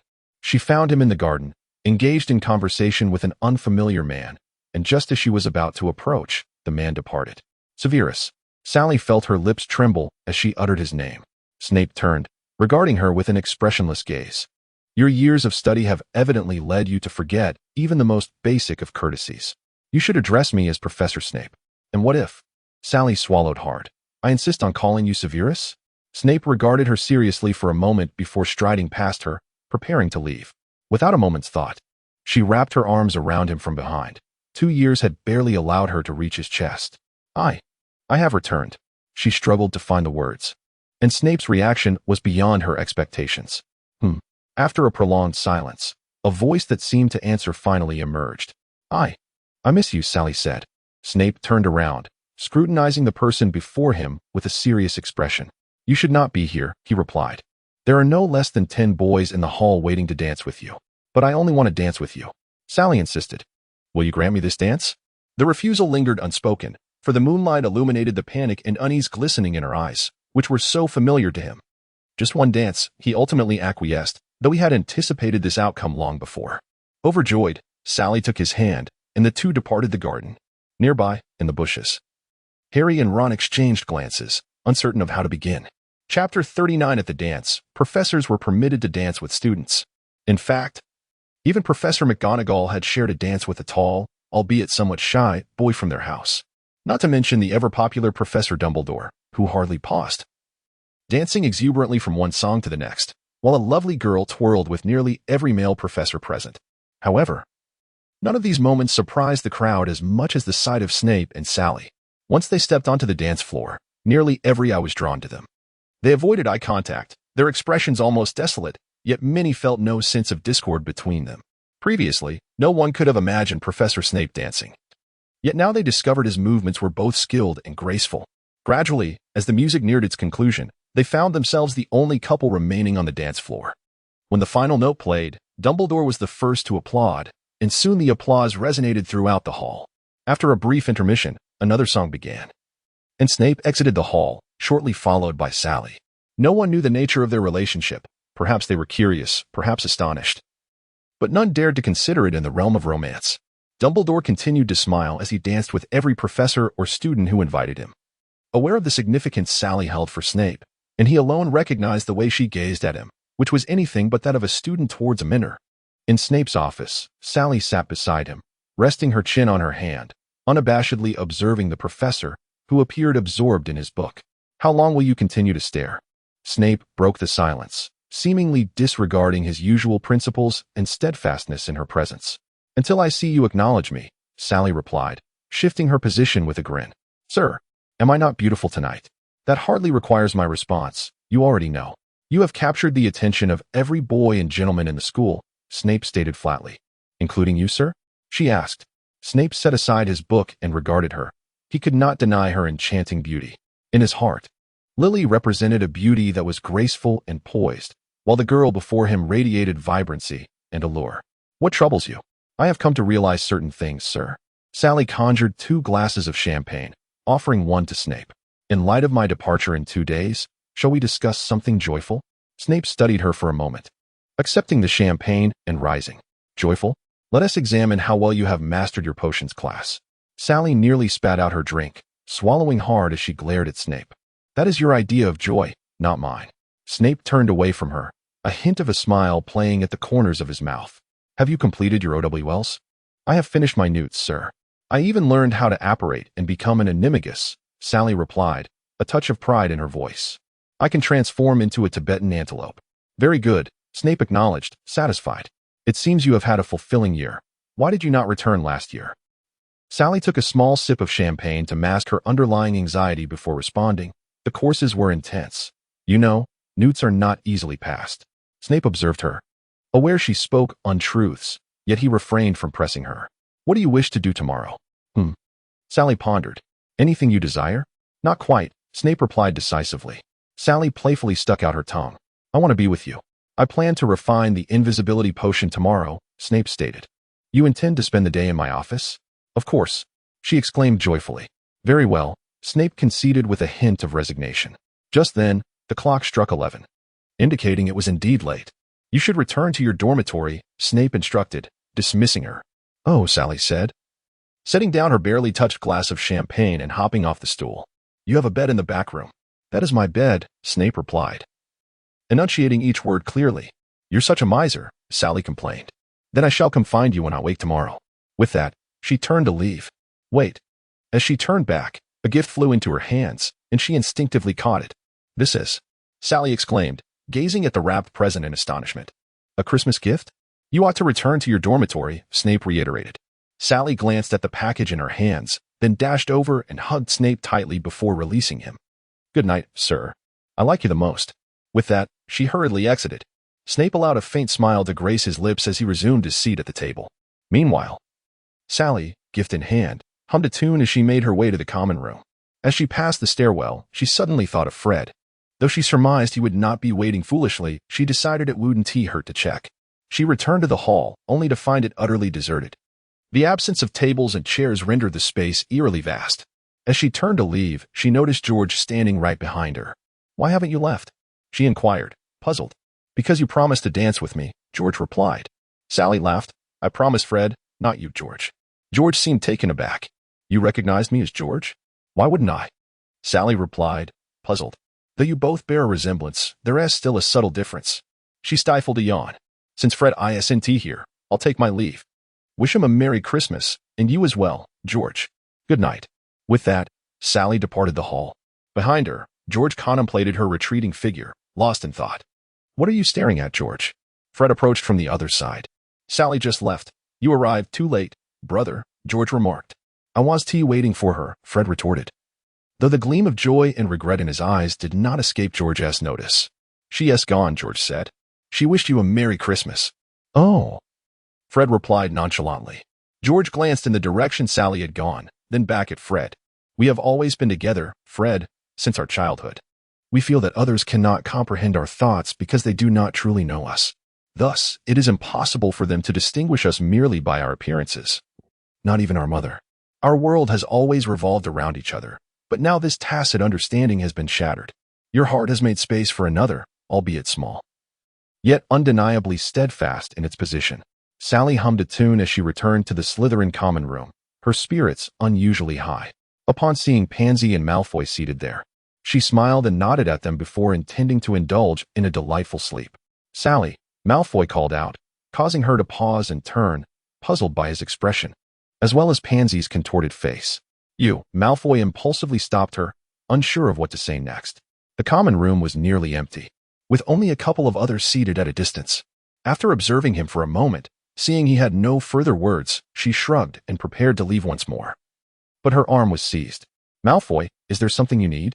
Sally inquired, her tone laced with confusion. She thinks you're beautiful," Pansy sharply interjected. "Don't you think so, Malfoy?" Your gaze has been glued to her all evening, as if enchanted. "Be quiet," Malfoy shouted. "I've had enough, Malfoy." "Don't forget what my brother said about taking good care of me," Pansy retorted. At this point, the other two occupants of the room stealthily departed, leaving only the three of them. "It is precisely because of your brother's words, Pansy, that I allowed you to be my girlfriend. But I told you from the start, I do not like you. You said you didn't mind. What? Are you regretting it now?" Malfoy regained his composure, speaking with an air of arrogance. Pansy faltered, recalling how clearly Malfoy had stated his disinterest from the beginning. They hadn't even shared an embrace during their time together. "If you can't handle it," Malfoy smirked coldly, "then we can break up." "Absolutely not," Pansy exclaimed. "I will not break up with you, Malfoy. I am your girlfriend." "Then you should return to your dormitory. I have matters to discuss with Sally," Malfoy insisted. Pansy shot a venomous glare at Sally, as if her eyes could pierce her with daggers. Pansy left, leaving only Malfoy and Sally in the common room. "Sit down, will you?" Malfoy asked, his tone no longer haughty. Sally initially intended to refuse, but seeing his tentative invitation, she hesitated before nodding in agreement. "Where have you been all this time?" Malfoy inquired. "Lacheolus, for an exchange program," Sally replied. "I've heard my father mention it," Malfoy said in surprise. "That place isn't as extraordinary as you might think. It's just a school," Sally interrupted his fanciful notions. "By the way, you and Pansy, since she is your girlfriend now, you shouldn't be quarreling with her over me." Malfoy began to say she was not, but stopped midway. "My relationship with her is not what you think. My father needed assistance from the Ministry of Magic, and her brother William is in charge of it. So," Sally understood and sighed. "All right, but I just feel that your taste, well, is not that unique." Silence enveloped them again, with only the crackling of the fire breaking the stillness. I didn't know you were coming back, so I didn't prepare a Christmas gift," Malfoy remarked, noticing the gift Sally had set aside. "It's fine. I didn't prepare one either," Sally smiled. "Professor Snape's gift is more than enough. Perhaps you could call me Draco?" he suggested. "After all, we've known each other for so long, and I've always called you Sally." Looking into Malfoy's eyes, Sally began to grasp his meaning. However, she could not accept it. If it were a few years ago, perhaps she would have been oblivious. But now her heart could only harbor one person. "I'm sorry, but since you have a girlfriend, I doubt she would appreciate me addressing you so familiarly. And I've grown accustomed to calling you by your name." Glancing at the clock, she noticed it was nearly midnight, signaling that it was time to conclude their conversation. "If there is nothing else, I shall take my leave," Sally declared. "Are we really out of chances?" Malfoy asked. "You will always be my dear friend, Malfoy. You were the first person I met at the academy, and I will never forget the help you've given me. However, we can only remain friends." With that, Sally stood and departed, leaving Malfoy alone, lost in thought. Returning to her bedside, she was unsurprised to find Pansy waiting for her, fuming. Sally felt no fear of her now, yet she wished to avoid trouble. Sighing, she prepared to explain but was interrupted by Pansy's piercing voice. "You harlot. The entire dormitory fell silent, and Sally knew that all ears were perked up. "Maintain your composure, Pansy," she said, grateful for the joy Snape had brought her. "Or else she would not have been so accommodating. You are nothing but a harlot. A homewrecker." Pansy spat, attempting to strike her. But Sally's eyes turned icy as she drew her wand. Pansy halted, sneering. "You can't cast a spell." "Oh, can I?" Sally replied. "Do you think I'm as inept as you?" Taking a few steps forward, Pansy found herself immobilized by a silent spell. "How could you?" Pansy stammered. "I told you, I am not like you." Sally walked past her to place her gift neatly on her bedside before returning. "I have no interest in your identity as Malfoy's girlfriend. If I liked him, you would not exist in the picture at all. You merely leveraged your brother's influence to secure a loveless relationship." "Huh? A relationship devoid of love? Is that even a relationship? You resemble a frenzied cat, hissing at anyone you suspect might have intentions towards him. Isn't that shameful?" Pansy was on the verge of exploding with rage, yet she remained frozen, unable to utter even a curse. All she could do was remain silent because she knew Sally spoke the truth. "Release her, Potter." "Dark curses are not permitted in the dormitory," a girl Sally had never seen interjected. Sally glanced at her lazily and asked, "And you are?" "I'm the prefect." She replied, "Would you like to see my badge?" "No need." Sally shook her head. "I did not cast a dark curse. That's the first thing.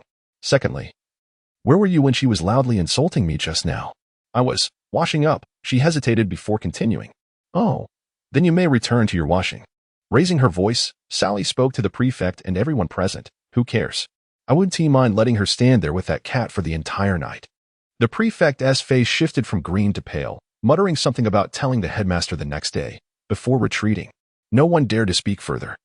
Sally transformed her dress into sleepwear and went a wash up. When she returned, Pansy remained in the same position. "Let me go," she demanded. "Absolutely not." Sally yawned and cursed at me repeatedly, truly believing I was easy to bully. Pansy, unable to retaliate, was utterly infuriated. "Your posture is rather uncomfortable."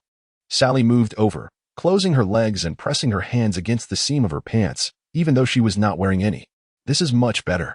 Tomorrow, when you wake up, I shall naturally release you. You, quickly silence yourself." As soon as she spoke, Pansy found herself utterly speechless.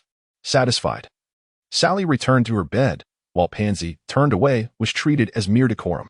Unwrapping Professor Snape's gift revealed a singular, exquisite earring, just one, small, silver, star-shaped, astonishingly radiating starlight. Accompanying it was a card, written not by Snape, but by the merchant, noting that it could be worn even without pierced ears.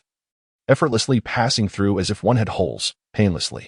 She tried it on, and indeed, the earring fit securely on her left ear without a trace of discomfort. Tomorrow, she would wear this earring to meet the professor. With this thought, she drifted into a deep slumber, one she hadn't experienced in ages. When she awoke, it was already past 10 in the morning. Stretching, the long sleep invigorated her, and noticing Pansy still standing there, she retrieved her wand from beneath her pillow. The moment the spell dissipated, Pansy stumbled and knelt on the ground. "Did you sleep well last night?" Sally approached her, looking down with a condescending air. "Oh, I forgot. I had cast a silencing charm on you." She casually lifted the charm. "You, how dare you?" "Nothing is beyond my courage, Miss Pansy," Sally replied, her eyes icy. "Thus, I advise you not to provoke me further. Otherwise, next time, I cannot assure you will leave here unscathed. Well then, remain kneeling for a while. And then depart quickly, I have matters to attend to." With that, she exited the dormitory, leaving a bewildered Pansy behind. "Pansy, are you all right?" A senior girl came over to help her up. "Useless." She slapped her. "And I appointed you as the senior, yet you dare not speak a word." I never expected she could cast spells in the dormitory. The girl covered her face, speaking in a tone of grievance, stating she had reported it to Professor Snape. "Useless," Pansy retorted. "Snape is so protective and fond of her. How could he possibly punish her?" Perhaps Pansy is foolish and dim-witted, but she spoke the truth. When Sally arrived at Snape's office, he was busy by the cauldron. She did not disturb him, but picked up an old book nearby. The title read Half-Blood Prince, and she chuckled, realizing that although it was a textbook, many notes and small spells within were quite intriguing. Over the past 2 years, she had honed the ability to remember everything she wished to retain. Engrossed, she didn't even notice when Snape completed his experiment and returned to his desk. Finally, when she looked up, she admired. "No wonder James has always held you in such high regard. Your achievements and talents in potion making are unparalleled." You flatter me, Snape replied. Since you have finished, shall we discuss the little incident that transpired in the girls' dormitory yesterday? She insulted me, and I merely administered a slight reprimand, Sally said nonchalantly. A slight reprimand? Kneeling for nearly 10 hours? Snape inquired, his tone devoid of anger, merely seeking clarification. I thought I would wake around 6, Sally replied. Who knew I would sleep until 10? It seems you slept quite well, Snape remarked, half seriously. Indeed, I haven't slept so soundly in a long time. Sally smiled. I'm hungry. Snape observed her, realizing she was no longer afraid of him, and sighed, Go eat. Together then, Sally coaxed. After their meal. I still need your help with potion class. You know, potions has always been my weakest subject, and that has never changed. Chapter 41. Sally remained in the potion office until midnight curfew before returning to the dormitory, unaware that Harry had been searching for her all day. As she lay in bed, a pang of guilt washed over her. She needed to leave by 6 the next morning, and Professor Snape had promised to escort her. Perhaps she could write a letter to Harry to have Snape deliver it. Although, given the nature of Snape and Harry's relationship, it would likely result in turmoil. However, that was of little concern. She intended to propose a return to Hogwarts as soon as she arrived at school, so there were no tearful farewells. Snape, though showing great reluctance to convey the letter to Harry, ultimately consented. Sally boarded the small boat, and after a day of sailing, returned to Leckworth, where she spotted Hoyt awaiting her at the dock. Sally. Hoyt enveloped her in a warm embrace, nearly suffocating her. Once she finally broke free, she inevitably heard. Did you bring me a gift? A delicious cake. She had brought the enormous cake Mrs. Weasley had given her. As she couldn't possibly consume such a large cake alone, once again expressing her gratitude to Mrs. Weasley. Delicious. I've never had such a delightful cake. Goodness. They're as filling inside. Hoyt exclaimed, munching away, completely tarnishing his charming image. If only you could taste it fresh or just out of the oven. That would be truly delectable, Sally remarked, not thinking much of it, simply stating the truth. Indeed, if only I could. Hoyt paused, his tone laced with noticeable bitterness. Sally halted, turning to look at him. He met her gaze before quickly donning a shameless grin and moving closer. They walked a few more steps before stopping again. What's wrong? Hoyt asked, puzzled, as he had already devoured a third of the cake in mere moments. Hoyt, Sally said, locking eyes with him, why can't you leave this place? A warm breeze rustled the branches, creating a soft rustling sound. Hoyt's smile remained radiant yet bore an added stiffness. After nearly a minute of silence, Sally sighed. Well, if you don't wish to speak, I'll pretend I never asked. With that, she resumed walking. Yet Hoyt did not follow. He stood there, clutching the cake, staring at her retreating figure. His expression marked by unprecedented sorrow and pain. Until evening classes commenced, Sally did not encounter Hoyt. The teacher continued to call on her, indicating that James's insistence on participating in any activities as a pair was merely bluster. Ironically, she had intended to discuss returning to Hogwarts with James today, but learned he had been dispatched on a mission and would not return for another week. Since a few days were inconsequential, she felt no urgency. Sally Potter, the herbology professor, called her name. Please explain the measures to be taken when dealing with a whomping willow. Sally rose, gazing at the dark blue plant before her, and remarked that the demon vine, upon contact with human skin, would release toxins that could lead to instantaneous death. Thus, the most prudent course of action was to maintain a safe distance and employ all measures to prevent its approach. However, it was also one of the few plants unafraid of flames, hence the optimal solution was to pierce its pouch with a sharp object, allowing the venom to escape. The moment the pouch ruptured, the plant would perish. Very well, but what if it does touch you? The professor continued to inquire. In truth, it was rather unscientific to pose this question, as Sally had already stated that contact would result in immediate death. Yet such was the nature of Lecholas.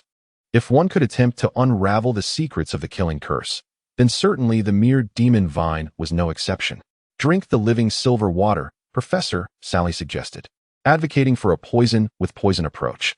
The living silver will concentrate the toxin in a specific part of the body, thus granting us the time needed for healing, providing a certain chance of survival. Indeed correct, the professor acknowledged, gesturing for Sally to take her seat.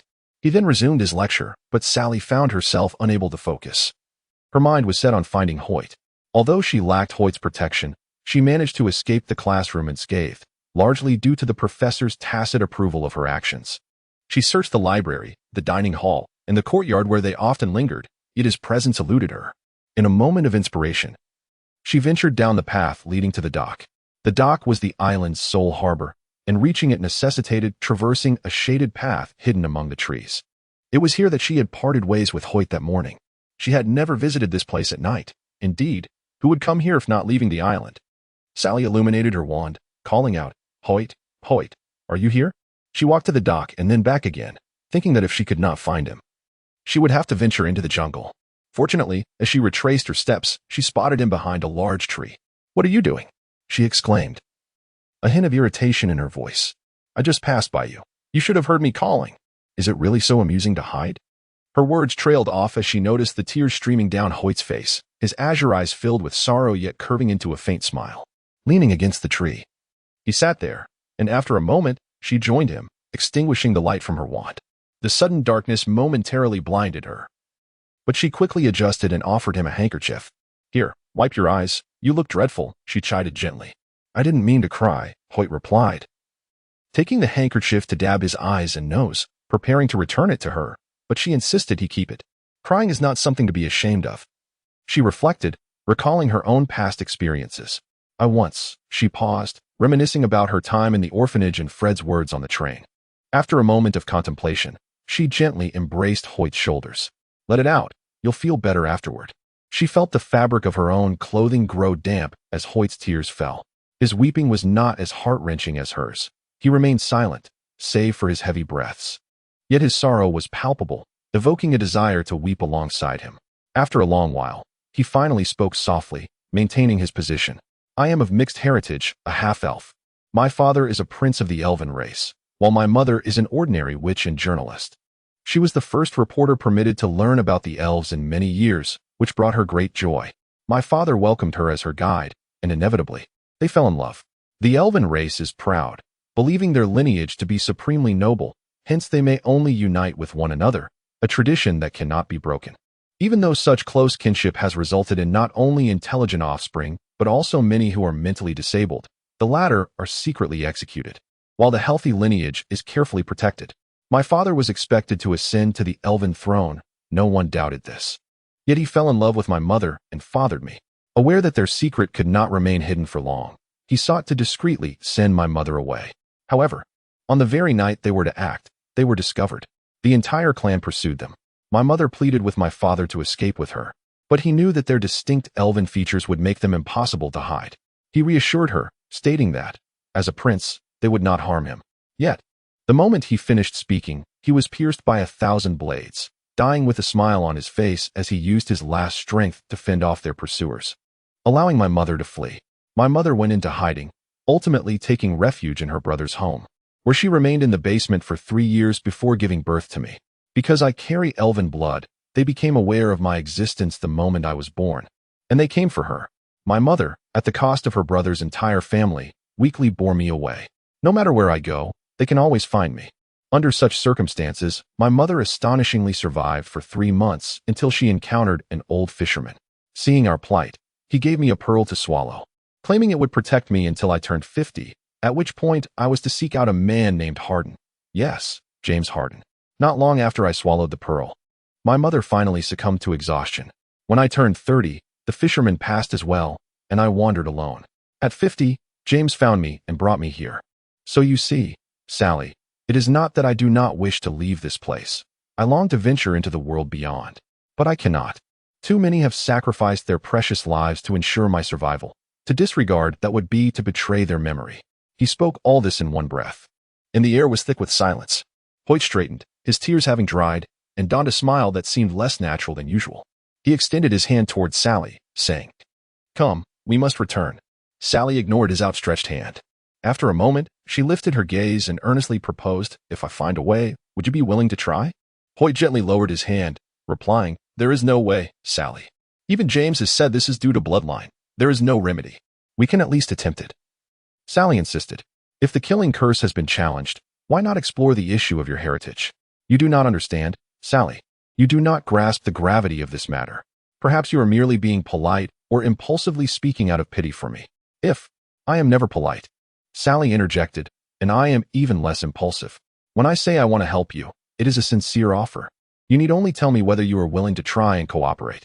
Once more, silence enveloped the air.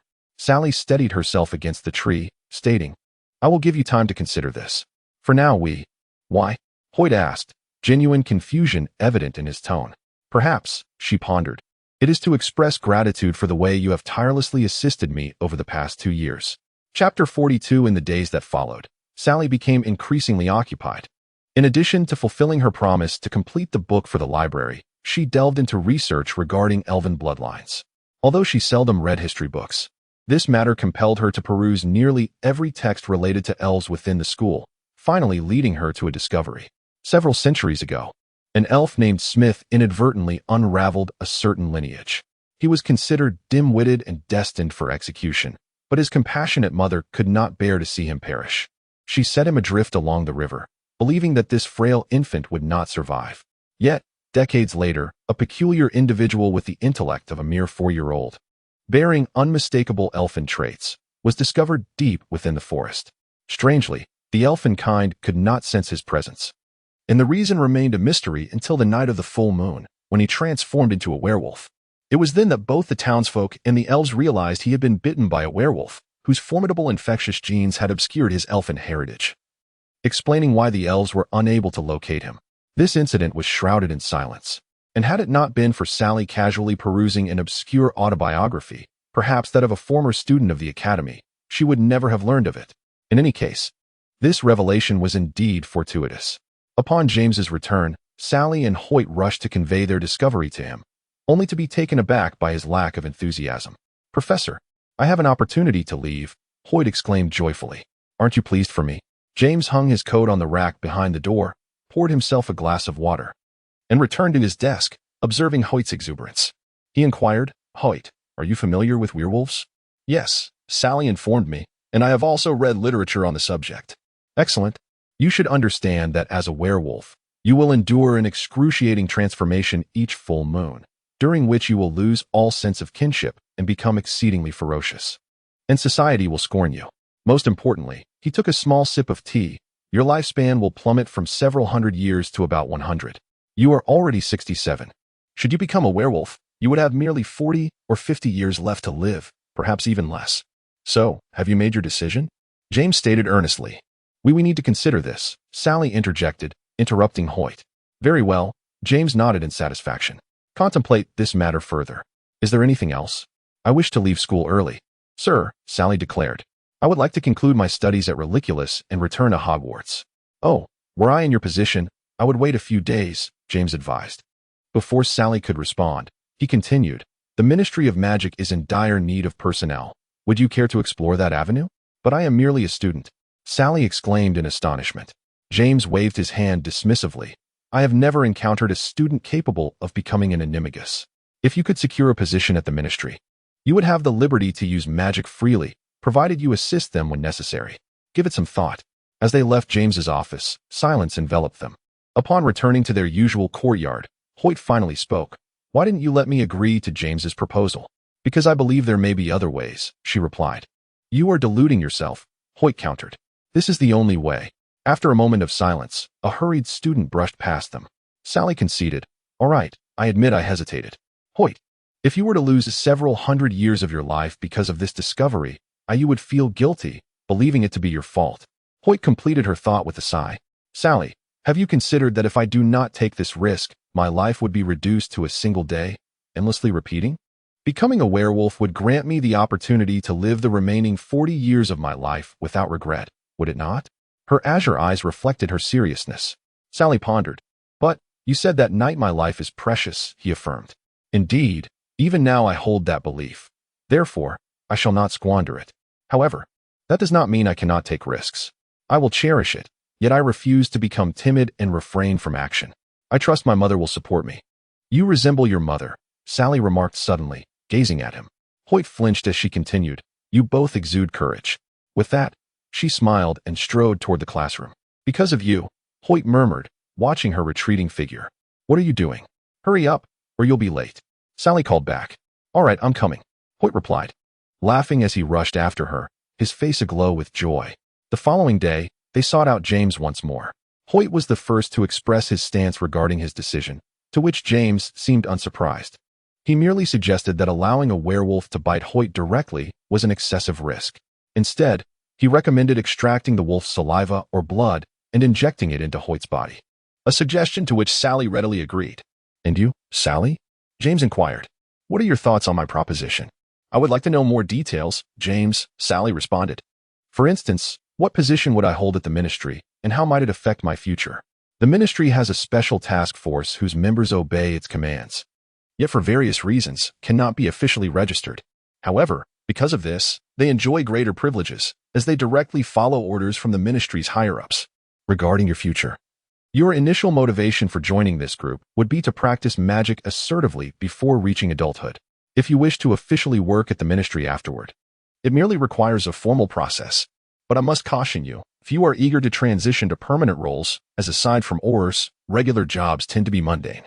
Consequently, many individuals, regardless of their initial reasons for joining, typically remain until they can no longer continue, at which point they seek alternative employment for their twilight years. Do you understand my point?" "I comprehend," Sally nodded. "So when do I sign up?" "There is no need to apply, as there are very few eligible candidates. Let us set Hoyt's situation aside for now. No need to rush. The actual test will take place in 3 days. If you pass, you can proceed directly into the group," James explained. As they exited the office, the 3 days passed in the blink of an eye. That afternoon, Sally arrived at James's office, which had been cleared to accommodate a significant amount of space. Besides James, 2 middle-aged men clad in black robes sat behind the desk. They requested that Sally perform transfiguration, become an animagus, and summon a patronus, all of which she accomplished. The 3 exchanged glances, and one man nodded before stepping outside. Moments later, he returned with an individual whose upper body was shrouded in a black sack, save for his legs. "First and foremost, Miss Potter, I must inform you that this individual is a notorious criminal, sentenced to death by the Ministry of Magic," the authoritative figure in the center declared. "I require you to cast the Cruciatus Curse, the Killing Curse, and the Dementor's Kiss upon him in succession. Indeed, you shall be his executioner." Sally gazed down at the writhing figure, muffled sounds escaping his lips, indicating he was gagged. It was a fact that she had never taken a life. She initiated the Cruciatus Curse, and the man fell silent, rolling on the ground twice. He nodded, and she proceeded with the Killing Curse, eliciting anguished cries as he contorted like a shrimp, trembling violently. He nodded once more, and Sally nearly immediately ceased the incantation, her breath quickening, her wand damp with perspiration. "Next, we must proceed to the most crucial step," the man instructed. "I apologize, sir." Sally spoke up, and the man raised an eyebrow. "Are you prepared to give up?" "No, sir," Sally replied. "I wish for you to unveil this black sack and disclose to me the sins he has committed. I do not fear killing, but I cannot slay someone whose identity I do not even know without reason." "And what if I told you this is an order?" The man's tone grew grave. "Even if I were to join the group afterward," Sally asserted, "I would refuse to accept baseless orders. Sir, I must at least know who my enemy is." "Very well. I shall reveal this to you. Your enemy is called Cocilia. Over the past 2 decades, he has systematically murdered more than 20 children, and before their demise, he consumed their fingers raw. Do you wish to see his visage?" With a flick of his wand, she beheld the man's blood-red eyes, flickering with malicious intent, fixed intently upon her. "Do you see? Child, the black cloth is for your own good. You must understand that many newcomers, upon witnessing the faces of those they are to kill, react differently. Avada Kedavra." As the green light flashed, the man's gaze turned to an abyss of silence, mirroring the atmosphere of the scene. "Did I pass, sir?" Sally inquired. The man was the first to respond, a cryptic smile gracing his lips. He gestured to another man to remove the corpse and tidy the area. "Wait outside for a moment. I need to speak with James." Sally obediently stepped outside. She did not wait long. About 5 minutes later, the 2 men emerged. The middle-aged man shook her hand, his grip firm and strong, revealing calluses formed from long use of a wand. "Sally," came James's voice from within. She entered. "How did I fare?" "I believe you did well," James replied, handing her an identification card. Its black leather embossed with golden letters reading M. "Oh, M," and inside was only a number, 1135. "Very well. What must I do next?" Sally inquired, tucking the card back into her bracelet. "Nothing further," James shrugged. "You may pursue whatever endeavors you wish. As long as you do not make a scene, you are free to act as you desire." "And what constitutes making a scene?" Sally asked, intrigued. "That is for you to discern," James replied. "The intricacies within this realm are more challenging to master than any subject. Okay, Sally said. Then my first course of action is to depart from here and return to Hogwarts. Furthermore, James, I will procure the werewolf's saliva and blood as swiftly as possible. It may be cumbersome to contact Hoyt directly. I require your contact information. Chapter 43. Sally, are you truly leaving? At the dock. Hoyt and James were present a bitter farewell. I have delayed for a month, Hoyt, due to someone incessantly requesting revisions to my magical medical manuscript, Sally remarked, casting a playful glance at James. Rest assured, once I am outside, my first task will be to find a way to obtain the werewolf's saliva and blood, and then deliver it to James. I believe, at the very least, we can celebrate Christmas together outside. Well, that gives me something to look forward to, Hoyt replied. Safe travels. Take care of yourself. The two embraced, and Sally also hugged James. Please extend my regards to Severus. I shall. Boarding the small boat. As it gradually submerged into the depths, she concluded her studies at Lecholas, returning to a world brimming with opportunities, dangers, and challenges. As for her immediate intentions upon arrival, she was resolute in her clarity. Upon reaching Hogwarts, due to the impending Triwizard Tournament, students had been granted a slightly earlier holiday, and when Sally arrived, the train had already departed. Regrettably, she did not encounter Harry. However, now that she could wield magic outside the school, seeking him would not pose a challenge. She resolved to attend to pressing matters first, and the foremost priority was to locate Professor Snape. Unfortunately, the potions classroom was empty. Sally speculated that he might be escorting students home, as he was the head of Slytherin. Perhaps she should seek out Dumbledore instead? Fortuitously, Dumbledore's office was occupied. She heard that familiar, authoritative voice inquire, "Who is it?" "It is I, Sally, Professor Dumbledore," she responded. After a brief pause, the stone door creaked open, and she stepped inside. "You have returned, Sally, earlier than I anticipated. Have you graduated completely?" Dumbledore inquired. "Graduation is not quite the term, Professor.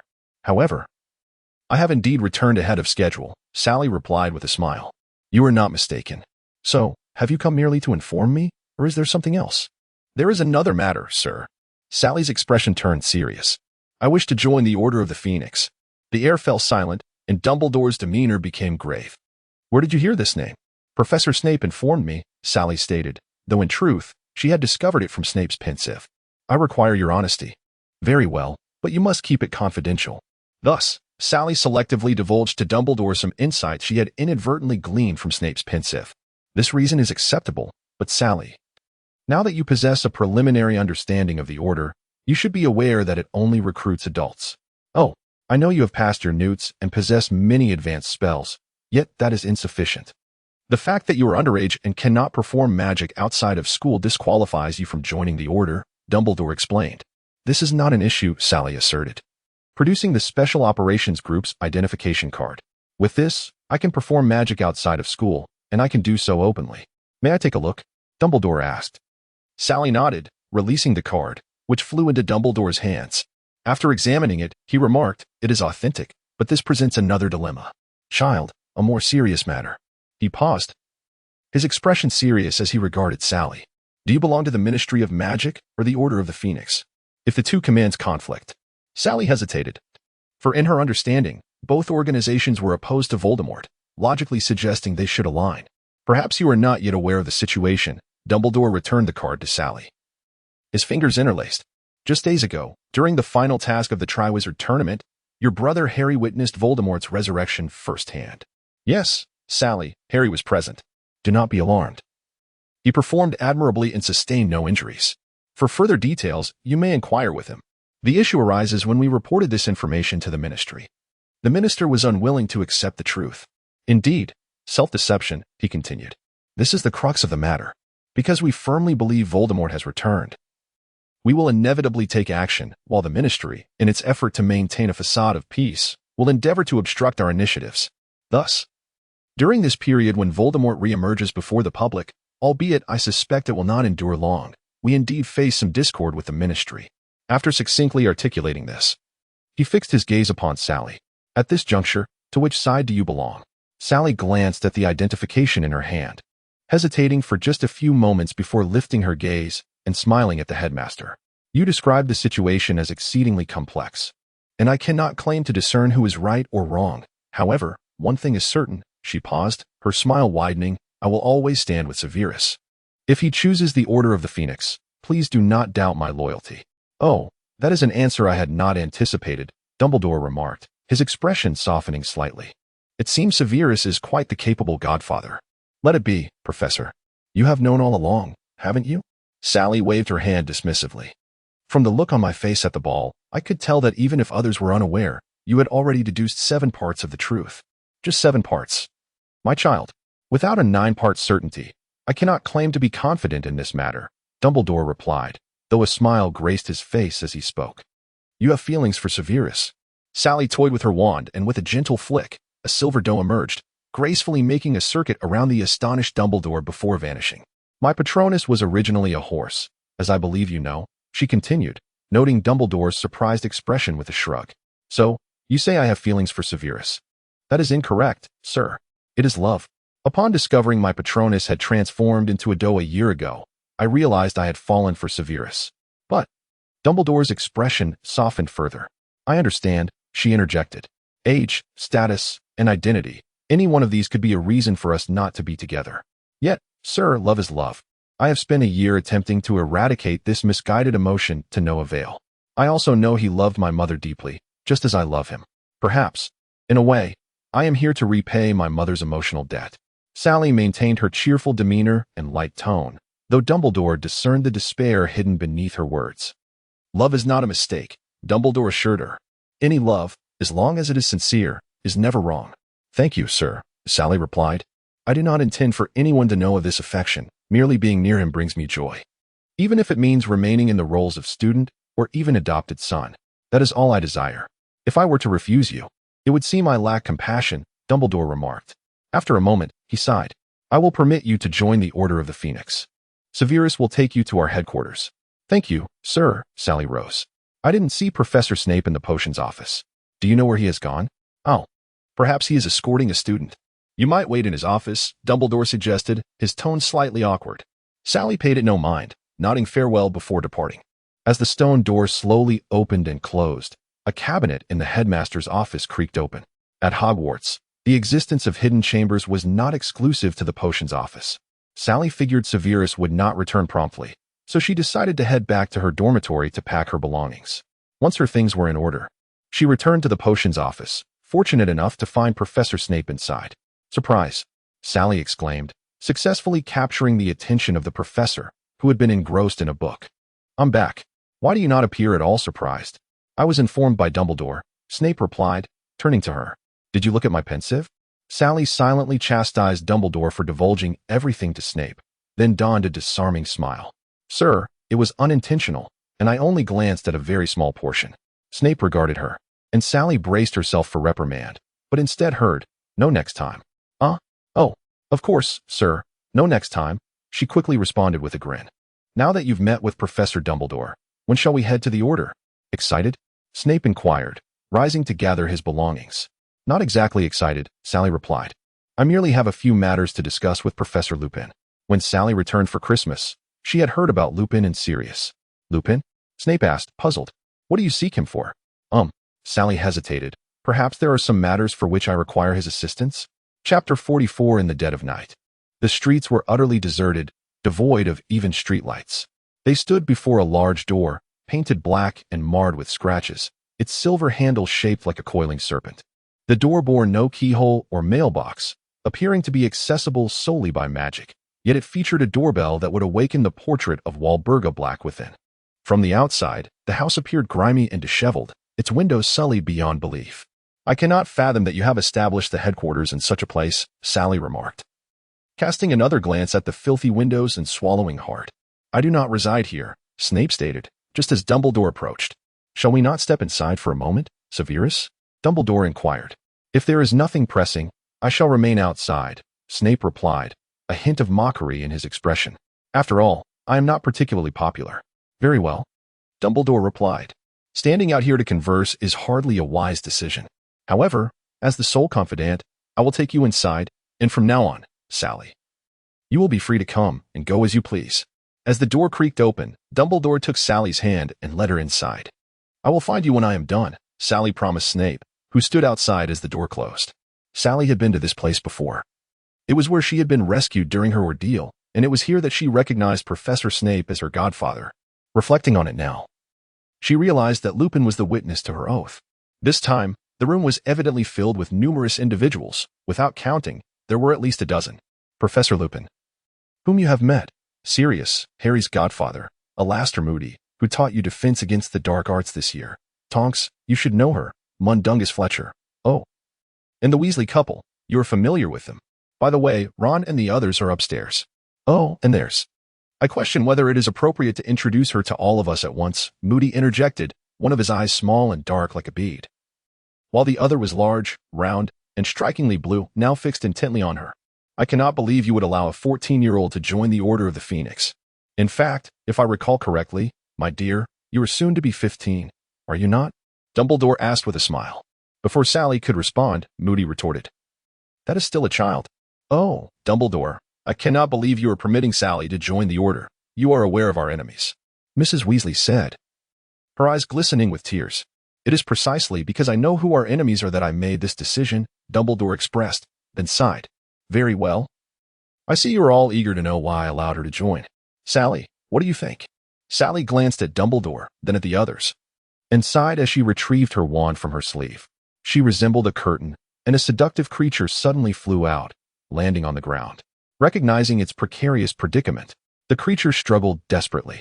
Soul-binding spell, Sally uttered, and it immediately fell silent, beginning to spin in place. Heart-piercing curse. The creature squealed in agony, causing Sally to furrow her brow. The sound was indeed rather unpleasant. Avada Kedavra. With a flash of green light, tranquility was restored. Did I perform adequately, Professor? Sally inquired.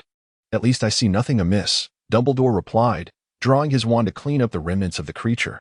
With a flick of Sally's wand, the seductive creature disintegrated into a cloud of dust, vanishing without a trace. Everything appeared as if it had never transpired. Well done, child, Dumbledore remarked. Now, you may take a seat. I believe there are no further objections. Let us review. A man interjected. Killing a person is not the same as slaying a mere creature. I did kill a person, Sally asserted. It was an examination, but I did indeed take his life. The room fell silent once more. Dumbledore noted, I was unaware of this matter.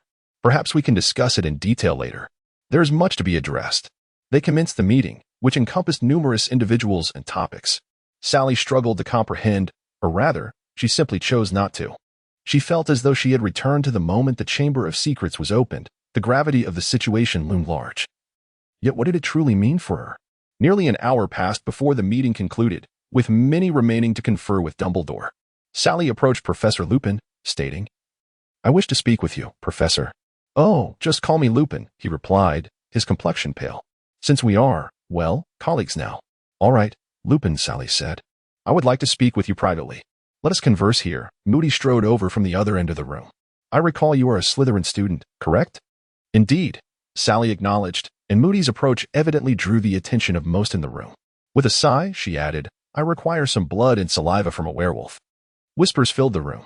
Lupin's face grew even paler as a woman approached, asking, What do you mean? Tonks, please remain calm, Lupin urged. However, you do need to clarify. It is for a potion to treat a friend's ailment, Sally explained. And I am in urgent need. The full moon is but a week away. And I must acquire it during the werewolf's transformation. You must understand, Lupin cautioned, that when transformed, werewolves are extremely ferocious. Unless you incapacitate it, no. Incapacitating is impossible. You can only leave it half-dead to obtain what you seek. Before she could finish, a tall man with black hair and deep gray eyes stepped forward. What do you mean? You are?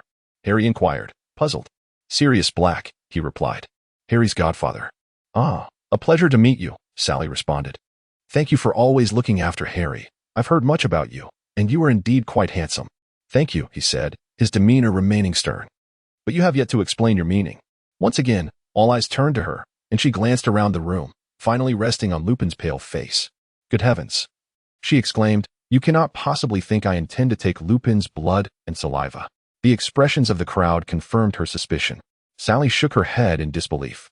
Even if I am not a member of the Order of the Phoenix, out of respect for Lupin's protection and guidance of Harry, I would not harm a hair on his head. For heaven's sake, I merely wish to see if Lupin can provide me with information about other werewolves. Preferably those you are currently seeking to resolve, so I may collect what I need in the process. You can handle a rampaging werewolf? Mundungus questioned incredulously. If adequately prepared. I believe I can, Sally asserted. Oh, child, I cannot permit you to undertake such a perilous task.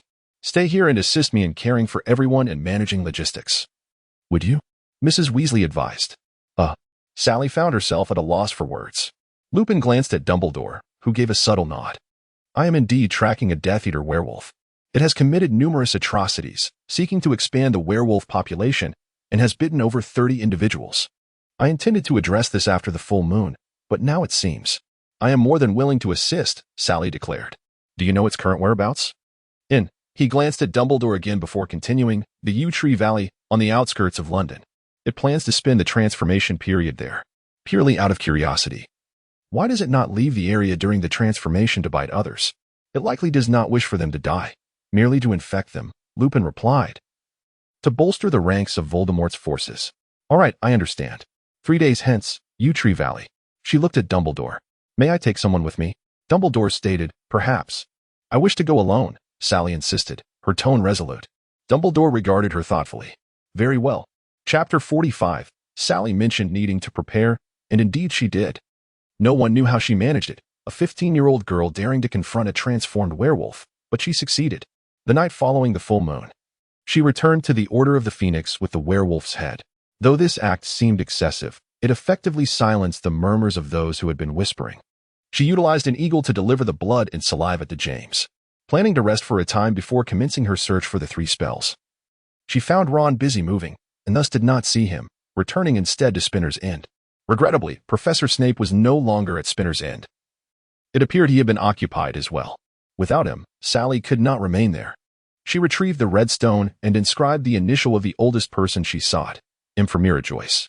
Fortunately, the stone emitted a faint glow, indicating that the individual still lived, albeit perhaps quite aged. Seeking a person using merely a stone was a daunting task. Without the ability to apparate and lacking specific location details, it was perilous. Thus, she mounted her broom and, clutching the stone, flew in various directions, often taking an hour to ascertain if she was on the right path. Ultimately, she confirmed that the person was indeed located in the east. As she endeavored to pinpoint the location further, Professor Snape returned. Upon his arrival, Sally lost all desire to do anything else and spent the day quietly in Spinner's End, perusing some of his collected works. When he finally departed, Sally resumed her study of the whereabouts of Mira Joyce, having found herself with nothing to occupy her time. One late night, upon returning home, she noticed the Phoenix Society's owl perched on her windowsill. She retrieved the letter, which bore the message, "Your brother is in some trouble. Please rush to the safest place upon receiving this." Dumbledore had forbidden her from seeking Harry, which is why she had not visited her aunt's house. Now that she learned Harry was at the Phoenix Society, she hurried there with all speed. "Where is Harry?" she inquired upon her arrival. "He is upstairs, dear Mrs. Weasley replied. "You may go see him. He has been through so much." "I will, Mrs. Weasley," Sally responded, rushing upstairs. "Be quiet," Mrs. Weasley softly cautioned. Sally assumed everyone was asleep, but she was mistaken. Not only was Harry awake, but Ron, Hermione, Ginny, Fred, and George were all lively and gathered together. Sally immediately enveloped Harry in a warm embrace. "Harry, I am so relieved to see you safe. If you truly worry about me, you can come see my condition," Harry said. "I heard you are now an official member of the Phoenix Society and can use magic freely. Is that not so, Harry?" Sally exclaimed, releasing him in disbelief. "Are you accusing me, my brother?" "Brother?" Harry chuckled. "You still recognize me as your brother?" Sally glanced around at the various expressions on their faces, which were far from what she had anticipated. She paused for a moment, then scoffed. "It seems I have been overly sentimental, thinking you would welcome me." With that, she turned to leave. "Where are you going?" Harry shouted. "As you said, I am now a member of the Phoenix Society," Sally replied. "Therefore, I must attend a meeting. I am quite busy." She then slammed the door behind her. Outside, Mrs. Black's shrill scream pierced the air, abruptly ceasing, while Harry trembled with anger. "Did you see her like that?" he said. "She acts as if she is so important." "She is your sister," Hermione exclaimed. "You should not treat her that way, and Dumbledore indeed said no one was to contact you." "But Sally single-handedly took down a werewolf," Fred interjected. "Regardless, she is contributing to the Phoenix Society. Harry, you cannot expect the world to revolve around you." With that, he and George vanished one after the other. A moment of silence enveloped the room. Harry gradually calmed down. I messed up, didn't I? He asked. I suppose so, brother, Ron answered. The loud bang of the door as Sally left disturbed Mrs. Black, who had just begun to settle down. Sally observed Sirius Black and Mrs. Weasley laboriously covering the portrait with a cloth. With a flick of her wand, a small black hole appeared in the upper right corner of the painting. If you do not close that mouth of yours, Sally warned, her mood foul, the next black hole will appear on your tongue. Sally, Mrs. Weasley protested. You cannot be so cruel. This is Sirius's mother. Sally glanced at Sirius, but found she could not discern his expression at all. I am sorry, she murmured before hastily descending the stairs. You do not seem to be in a good mood, Mr. Weasley remarked, handing her a cup of cream tea. May I know why? Sally relayed Harry's attitude to Mr. Weasley. Oh, he has always wanted to prove himself. Sally, he wishes to be involved. Especially now that he knows you have joined the Phoenix Society, Mr. Weasley said with a knowing smile. In this matter, he is not as mature as you. Well, I can understand that. I am just simply angry, Sally replied. You know about his use of magic outside school, right? Mr. Weasley asked. Not yet, Sally said, surprised. What happened? Mr. Weasley explained the situation to her, and Sally gasped. But in this case, they cannot punish Harry, can they? In theory, no, Mr. Weasley said with a wry smile.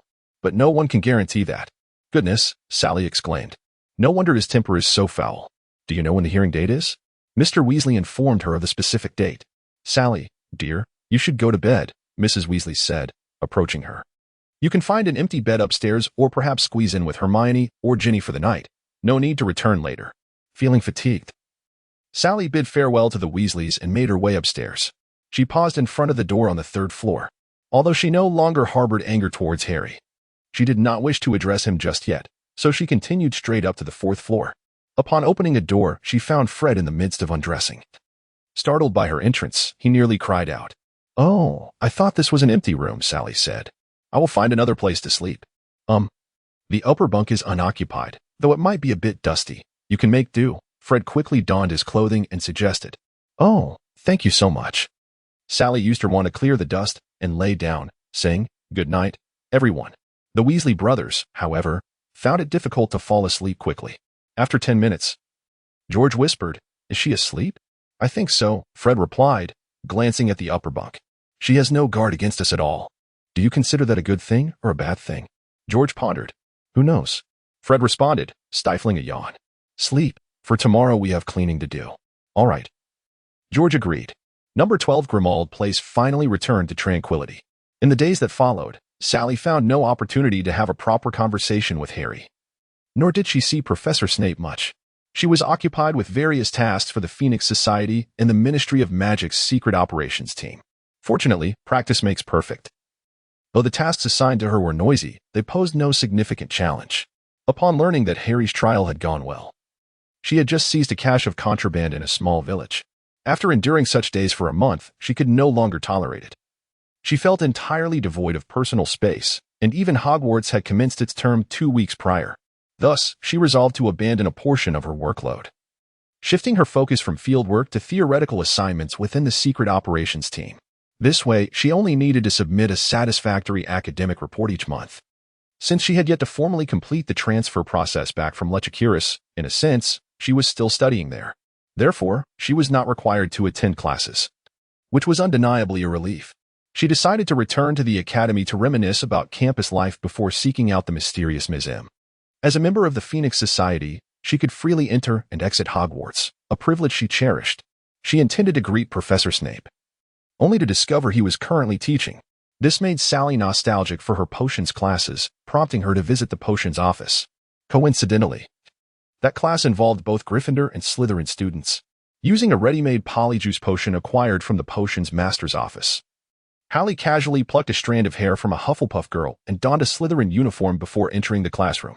She awkwardly discovered that she had neither a cauldron nor any supplies, save for a wand. Fortunately, the potions office was not far, and she quickly returned to retrieve Snape's cauldron materials and textbooks, then pretended to engage in the lesson.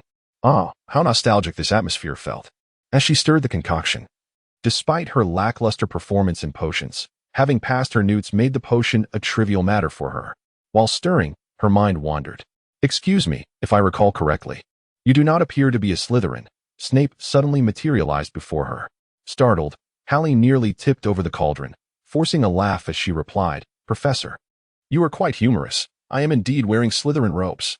Yet, as the head of Slytherin, I have never seen you before," Snape remarked with a sly smile. Hallie's heart raced. Had he already discovered her ruse? She stammered, searching for an excuse, when suddenly a student's cauldron emitted a foul odor, causing Snape to frown and shoot her a glare before departing. Not daring to linger further, she prepared to sneak away when the class bell rang. "Except for the Slytherin student at the back, everyone else may submit your assignments and leave," Snape instructed.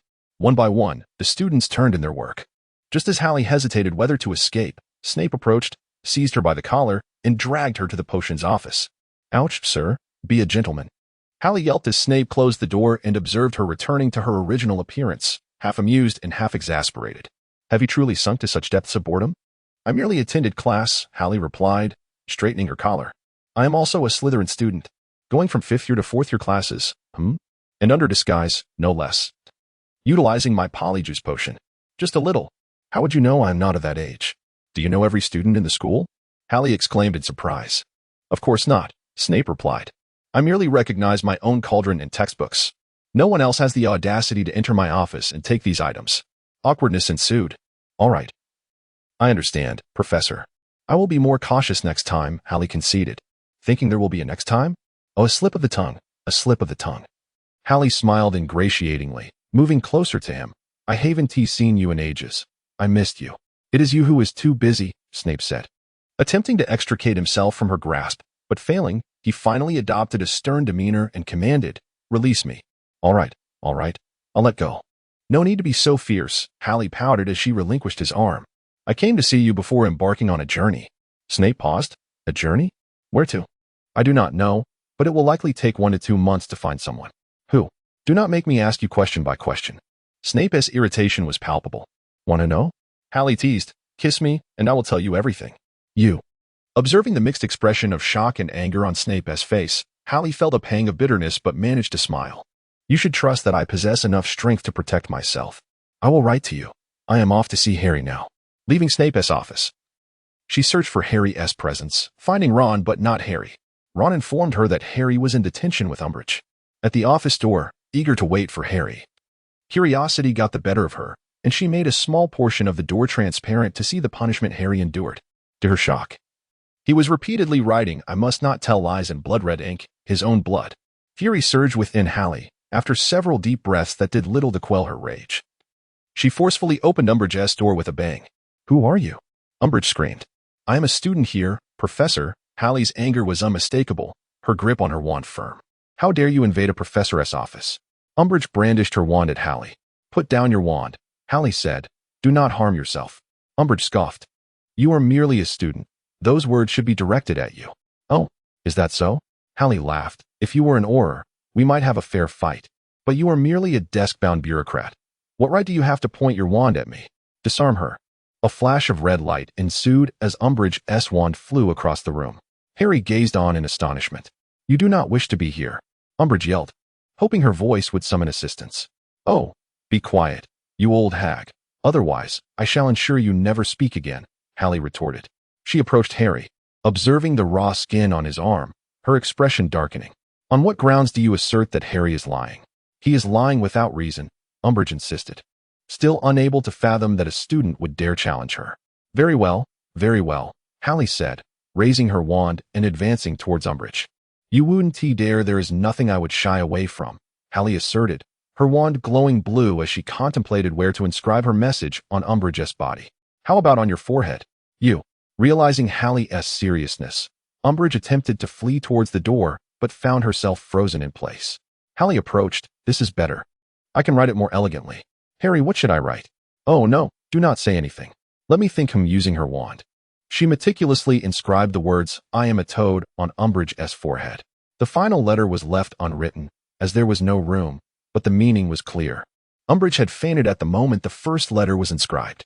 Hallie glanced at her disdainfully and used her wand to erase Umbridge's memory, including the events surrounding her intent to confine Harry.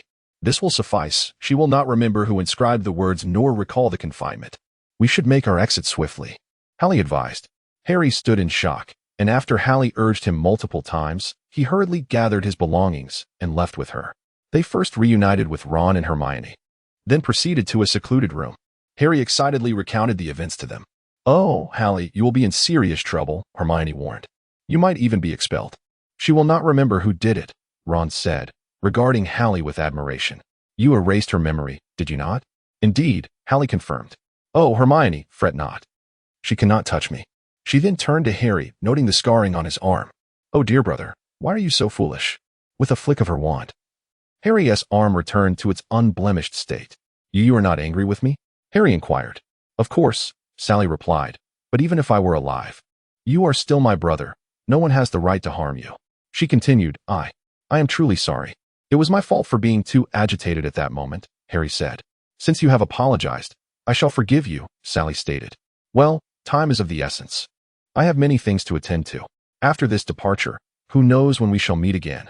Do take care of yourselves." "Where are you going?" the three asked in unison. A secret." She cast a final glance through the potions classroom at Professor Snape and sighed, then resolutely turned and departed. Chapter 47. In the inky darkness of night, a Tibetan antelope dashed through the mist toward the riverbank, accompanied by a young man. His striking features, cerulean eyes, and tousled golden locks only accentuated his allure. "Let us take a moment's respite," he suggested, seemingly addressing the antelope. "You must accept reality. We cannot reach our destination tonight." The antelope's mouth foamed white, a testament to its prolonged exertion. Gradually, it transformed into a girl, a breathtaking vision with flowing crimson hair and emerald eyes. "Then we shall use apparition," she declared. "Regardless, I must reach Hogwarts tonight. That's still several hundred kilometers." The young man exclaimed. "You know it's impossible. Your body will not withstand it. I never said we would arrive in one go. We shall split the journey into two." The girl appeared resolute. "Hoyt, you need not follow. This matter does not concern you." "Isn't it a bit late to say that?" Hoyt retorted. "I've been with you for a year, now. At this crucial moment, you wish to abandon me?" "Very well," Sally conceded. "Then we shall meet at Hogwarts." With that, she turned and vanished. "Insanity," Hoyt muttered. Moments later, he too disappeared into the night sky. The consecutive use of long-distance apparition left her already weary body even more fatigued. Had it not been for Hoyt's timely support, Sally would have collapsed. Gazing at the chaos, turmoil, and myriad spells surrounding Hogwarts, Hoyt could not refrain from urging, "Sally, give it up. If you were at your full strength, perhaps you could penetrate the defenses, but you've just confronted Leanne and Haven T rested for 3 days and nights. Continuing like this, no." He interjected, snatching the red pill she intended to consume. "You're playing with your life. Give it to me," Sally insisted urgently. "You can forget about it," Hoyt replied. "You just took one yesterday. You need to wait at least a week." "Don't make me resort to force," Sally threatened. "Hurry, give it to me. I'm curious to see what you'll do," Hoyt challenged. "I beg you," Sally's voice softened. "Please, give it to me." Hoyt regarded her for a moment, then sighed. After swallowing the pill, Sally regained some strength. Seizing a broomstick, she flew directly through the window into the headmaster's office, where she found Snape lowering his wand, with Dumbledore sprawled beside him like a defeated doll.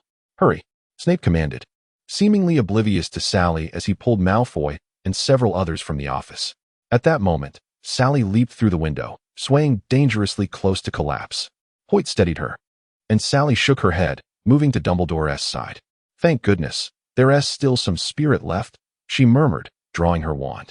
As it emitted a faint golden glow, mist enveloped Dumbledore. "Sally!" Harry shouted, attempting to rush forward but was halted by Hoyt. "You are no match for Hoyt," he warned. "If you wish for these two to remain unharmed, go and block the door. Do not let anyone enter." Harry glanced at the two, realizing Dumbledore was lifeless. He needed to catch the culprit, Snape. He glanced back at Sally before sprinting outside. As Sally's complexion paled further, Dumbledore began to breathe once more. "That's enough, Sally," Hoyt urged. Wait. Before Sally could finish, a metallic taste filled her mouth, and she abruptly ceased her incantation, coughing up blood.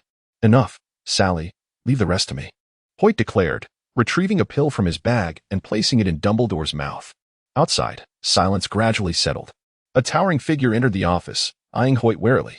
"Who are you?" "Step away from Dumbledore. If you wish for him to perish, go ahead," Hoyt replied coolly.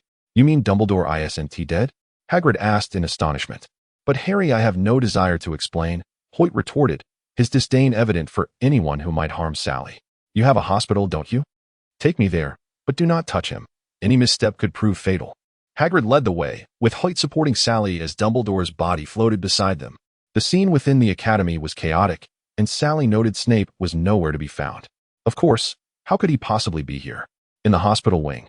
Everyone was present.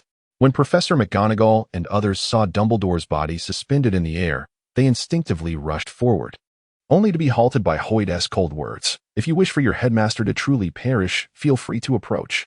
"You're lying," Harry cried. "I saw Snape with my own eyes." Snape's spell struck him. It was the killing curse. After carefully placing Dumbledore on an empty bed, Hoyt glanced at the boy, assessing him as Sally's brother, but he fell short in comparison to her. "Dumbledore is not dead. He still breathes." Madame Pomfrey exclaimed. "He's alive." Everyone's faces lit up with uncontainable joy. Sally, however, could no longer withstand the strain and coughed up more blood. "Sally, what's wrong?" they inquired. But she merely shook her head. Hoyt scoffed. "To pull your headmaster from the grasp of death, there must be a cost." Sally's voice was barely a whisper. "Take me away from here. To find Snape, you still wish to seek him? He is a Death Eater," Harry insisted. "He is a traitor." "No. Please don't say that about him." Sally's vision darkened, and she finally succumbed to unconsciousness. McGonagall attempted to approach, but was restrained by Hoyt. "Perhaps we have a solution," McGonagall suggested. "You know she is our benefactor. We would never harm her." Hoyt hesitated momentarily, then stepped aside. Mr. Weasley placed her on the bed beside Bill, and Madame Pomfrey conducted a thorough examination, gasping in shock. "She has no energy left. I have never seen such severe exhaustion," Madame Pomfrey stated. "She will need at least a year to recuperate." "Then let us expedite that process," McGonagall urged, then turned to Hoyt. "Do you know the condition of Dumbledore?" Hoyt gazed at the pale girl lying in bed, feeling an overwhelming reluctance to speak to the group surrounding her. Yet, recalling that Dumbledore was the very person she had fought so desperately to save, he suppressed his discontent and spoke. "Dumbledore is no longer with us. We merely divided his soul before it completely dissipated, restoring the part that had not yet departed his body. He holds within his mouth a soul stone, our only one. We must ensure he does not accidentally swallow or expel it. This stone will aid in reuniting his scattered essence. Given our timely discovery, he should regain life in about a month." "What is the cost, then?" Lupin inquired. Hoyt offered a sardonic smile. "The price is paid by Sally. She used a seventh of her own soul as a blade to sever Dumbledore's essence." The group's gaze shifted toward the girl in bed, whose expression revealed no anger. Only gratitude mingled with guilt. Ginny began to weep softly, followed by the other women present, while Harry stood by Sally's bedside, clutching her hand. "She will be all right, won't she?" Chapter 48. A month later, Dumbledore had regained life, yet the public narrative remained that he had perished. Even his funeral proceeded with meticulous order. Dumbledore, now operating in secrecy, continued to lead the Order of the Phoenix. After a month of slumber, Sally awoke, her body still frail, yet everything seemed to progress positively. She had healed Bill's facial injuries, though the lycanthropic blood within him remained. At least he appeared to be the handsome young man he once was. Everyone expressed their gratitude to Sally, with Mrs. Weasley preparing nourishing soup daily and insisting on watching her consume it. This routine continued for another month, during which Sally was able to walk, albeit still weak, both aware that this was a consequence of the little red pill. "Hoyt, please do not gaze at me as a mother hen does at her chicks," Sally pleaded, having attempted to escape the hospital to seek Professor Snape several times, only to be thwarted by Hoyt. "You cannot leave here for at least another 2 months, he insisted. "Do not even think of stunning me, Sally, with your current strength. I doubt you could even slay a chicken." "Oh dear." Sally thought of no other recourse and resigned herself back to the bed. Suddenly, a thought struck her. "What if I write a letter to Professor Snape? Do not expect him to come looking for you, Sally. The order is everywhere," Hoyt retorted mockingly. "Where has your intellect gone? How can one know without trying?" Sally countered. "I do not care. Fetch Lestrange for me. I must write this letter, or I shall refuse to take today's potion." After a brief standoff, Hoyt relented. "Fine. Wait here for me," he said before exiting, ensuring the door was locked behind him. As if a mere door could confine her, Sally scoffed, summoning a broomstick. Though the school's broom was in disrepair, it sufficed. She flew out the window, not traveling far before hearing Hoyt's furious shout from within. "Sally, my apologies, Hoyt," she murmured, steering towards Spinner's End. Intruding upon Voldemort's stronghold was undeniably foolish, a fact Sally was acutely aware of. Under normal circumstances, it might have been worth the risk, but now, Weakened and teetering on her broom, the notion seemed preposterous. She returned to Spinner's End, relieved to find no Death Eaters inside. She recalled that the previous year, several had resided there, evidently having found a better refuge. She endeavored to concoct an antidote. Indeed, the little red pill was a poison that drained the body of life force. Sally had merely modified it into a potent stimulant. Yet she had never found the time to research the antidote, which was notoriously difficult to create, especially with her alterations. While rummaging through Snape's bedroom, she heard a loud pop in the living room, signaling someone had apparat there. Gripping her wand tightly, she prepared for a desperate confrontation as footsteps approached. The door creaked open, revealing a figure she knew all too well. Sir. The combination of anxiety and flight drained her hard-won strength, causing her to faint once more. She awoke again on Professor Snape's grand bed, a cauldron simmering with potion on the table. As she attempted to rise, Snape entered, carrying milk and bread. Your audacity grows, he remarked, handing her the food. How did you know I had returned? Sally inquired. I have set a charm in this house. I am aware of anyone's presence, Snape replied. You should not have come looking for me. Why? Because you killed Dumbledore? Sally challenged. Come now. We all know the reasons behind it. Snape remained silent, continuing to brew the potion. Is this the antidote? Sally asked, cradling the milk. Or else why would I be in the mood to conduct any experiments? Sally laughed, appreciating Snape's stubbornness beneath his hardened exterior. Dumbledore is alive, she declared. I have healed him. Snape froze momentarily, his voice devoid of emotion. You should not have told me that. Rest assured, even Voldemort would never suspect that someone could survive the Avada Kedavra curse, Sally assured him. Suddenly, she seemed to recall something. Professor, if one day I were to die. Not possible, Snape interjected. There is no such if. I was merely saying. Your antidote is ready, placed here. Consume it 3 times daily. Once you finish this batch, you shall be well. I have no time to entertain your nonsense. I must leave. Wait, Sally exclaimed, rushing to block his path. But by the time she reached the door, he had vanished. Snape's antidote was always effective. After consuming the potion in 3 doses and resting, Sally felt no lingering discomfort. She sought out Hoyt, using flattery to coax his reluctant forgiveness. Together, they ventured to Grimmauld Place, only to discover that Harry and the others had already departed. Using transfiguration, she crafted a new ear for George, who, while still somewhat impaired in hearing, appeared no different than before. Shall we continue searching for the Horcruxes? Hoyt asked. To be honest, the more I learn about the 3 curses, the more I feel I should refrain from pursuing this matter. Every spell is lethal, Sally responded. But they do not seek your life, she added with a chuckle, her stone flickering in her hand. I am not afraid. It is precisely because you are unafraid that I am concerned, Hoyt replied irritably. I do not understand how a soulbinder, born only once in decades, could be you. Perhaps it is fate, Sally shrugged nonchalantly. And besides, Hoyt, we are merely seeking knowledge, not necessarily to employ it. You have already used it once, Hoyt reminded her. Do not think I have not noticed. The cost has manifested. You have clearly become less picky with your food. Has your sense of taste vanished? It is merely a sense of taste. Sally expressed her indifference. Over the course of a year, they had managed to locate 3 out of 4 individuals, gaining some understanding of the 3 curses. Mira Joyce was the only one among them who was a soul liberator, capable of separating her soul from her body at will. She proposed a hypothesis and continuously refined it. In truth, the 3 curses were not overly complex. Simply put, they involved partitioning the soul into several fragments, each of which could be utilized for various purposes, but no more than 7 segments could be created. The soul served as the most effective medium for these 3 spells.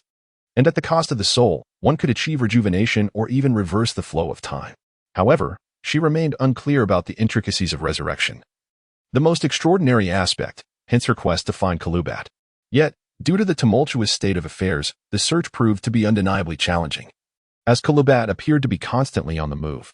Hoyt had departed ahead due to certain matters, and by the time Sally located him, a full 6 months had elapsed, ultimately discovering him in a small fishing village by the sea. Thank heavens. Upon being found, Colubat was drenched in cold sweat, exclaiming that he had thought they were Death Eaters. Sally merely sought information regarding the 3 curses. Producing a redstone, she stated that Mr. had sent them to find him. Colubat's eyes widened in astonishment, followed by hearty laughter.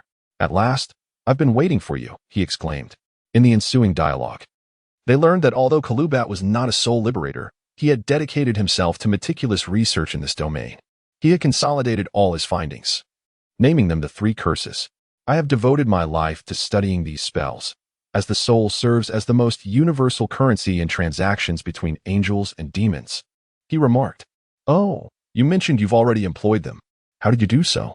Sally recounted her experience of using one segment of the curse to sever Dumbledore's spell, which only fueled Colubat's excitement. "Very clever," he commended. "If you were to utilize resurrection, you would need to expend at least 3 soul fragments, which is quite impractical. However, this method may only be effective against curses like the killing curse that inflict harm on the soul. In the case of physical damage, resurrection remains necessary." "What exactly is resurrection?" Sally couldn't help but inquire. Of course, allow me to elucidate. The principles behind these 3 curses are fundamentally the same. The soul is intangible. What we perceive as amnesia or forgetfulness is, in a sense, a reversal of time. If someone can manipulate the soul, they possess the ability to reverse time, translating that reversal into the physical realm as rejuvenation. But what if a body is already deceased? Through the attachment of the soul, one can revert the body to its state a few hours prior, that is, its condition before sustaining harm. Do you grasp my meaning? So, according to your explanation, my capabilities are rather limited, aren't they? Indeed, my child, you are but a single soul. How much can you hope to accomplish? He replied. Moreover, I believe you have already tasted the cost of the soul's loss. That is why we assert that the soul can only be divided into 7 parts, 2 ears, 2 eyes, 1 nose, 1 mouth, plus the most basic segment, equating to 7. Should all 7 segments be exhausted, death is all that awaits you. At that moment, a newspaper was tossed in, its bold headline declaring, "Victory forever, the death of Voldemort." My word, Colubat exclaimed joyfully, it is over. Everything has concluded. Yet, Sally's gaze remained fixed on the newspaper, where she recognized a name all too familiar, Severus Snape. Severus was oblivious to the transformation of his feelings. It wasn't until he miraculously returned to life once more that he found the girl's lifeless form beside him, her lips still curved in a smile. In that instant, he could hardly breathe, tears eluded him, and words failed to escape his lips. He could scarcely believe she was gone. Having last asked him what he would do if she perished. In truth, he had contemplated this very notion. If she were to die, his existence would hold no meaning, and he would choose to depart alongside her, ensuring they would be companions in the next life. But now, his life was a gift she had redeemed. And if he were to take his own life, would it not equate to slaying her once more? Surely, she had considered this. She was so intelligent, yet so cruel. Perhaps he should have recognized his feelings sooner, back in Dumbledore's office when he first heard her confession. He had always felt there was time. Always sensed the timing was amiss. Even deceiving himself repeatedly into believing his affection for Sally stemmed from his inability to forget Lily. Yet, as Sally had aptly stated, self-deception is the most arduous endeavor. He had deceived Sally, misled Dumbledore, and fooled everyone, but he could not deceive himself. Now, reflecting on that moment in their first year when she had dragged him from the jaws of a 3-headed dog, he realized he may have already harbored feelings for that little girl. As for when this fondness blossomed into love, it was almost laughable. It occurred when she departed from this world forever. I see I have arrived a moment too late. A man emanating the stench of fish appeared before him. Snape held Sally close, watching him warily. Fortunately, my experiment was successful. She will thrive in another realm. With that statement, the man shook his head, preparing to leave. Snape sprang up immediately, blocking his path. What do you mean by that? He croaked, his eyes reddened. Miss Sally entrusted me with 2 fragments of her soul before her departure, the man explained. She expressed a desire to return to the past for the sake of someone. It took considerable effort, but I succeeded. She should now be back in 1960. 1960, 1960, Snape murmured. Suddenly, comprehension dawned upon him. 1960 was the year Lily was born, and Sally had returned to seek out her younger self. Since Miss Sally utilized 1 soul fragment to traverse time, retaining only 1, she could only be reborn as an infant, the man continued, casting a sorrowful glance at the lifeless form of Sally before attempting to depart. Snape halted him. Within me reside 3 fragments of this girl's soul. Please, allow me to return to 1960 as well. Epilogue. The Evans couple recently welcomed another child, inheriting their father's dark hair and their mother's vibrant green eyes. This marked the 3rd daughter for the Evans family, and they named her Sally. Mom, why does my sister love to sleep so much? Petunia inquired, observing her sister, who spent nearly 20 hours a day in slumber. Because she is still a tiny infant. Mrs. Evans replied. However, despite her words, she too was curious. This little one was quiet and peaceful, a stark contrast to her two spirited sisters. My lollipop. For my sister, the newly 2-year-old Lily declared, holding out a lollipop as she watched her sleeping sister, whose mouth moved in dreams. Is she hungry? She just finished eating. And she's far too small. Lily, she cannot have candy yet, Mrs. Evans chuckled. Are you excited to be a big sister, Lily? Mr. Evans asked. Having just finished washing a bottle and entering the room, a smile gracing his face at the sight. Yes, I'm excited. I love my sister the most, Lily replied, her face beaming with joy. I love my sister the most too. Petunia chimed in, refusing to be outdone. Sister, grow up quickly so we can play together. Penny is a year older than Lily and 3 years older than Sally. Mrs. Evans gazed at her 3 little daughters, her face adorned with an unmistakable smile. Casually, her eyes drifted towards the window, where she noticed a small boy swiftly crouching down. Surprised, she signaled to her husband, who nodded and stepped outside. Before long, Mr. Evans returned with a scruffy yet cleanly washed little boy, who barely fit into his worn clothes. It's the child from next door, the Snape family, Mr. Evans announced. I heard we have a new baby and he wanted to take a look. Oh, what a delightful child. You may come closer, but do not touch her. She is too small, Mrs. Evans replied. Penny and Lily stepped aside, allowing Severus to approach the crib. As he gazed at the tiny infant, a tear escaped when he noticed a star-shaped birthmark on her left earlobe. Finally, after 2 long years, he had arrived at this moment. Though he had been delayed, he had patiently awaited her arrival for 21 years. 7 years later, Severus, brother, please walk a little slower, Sally called out, her small feet stumbling as she rushed after him. Just as she was about to lose her balance, a pair of hands caught her in time. You overslept this morning.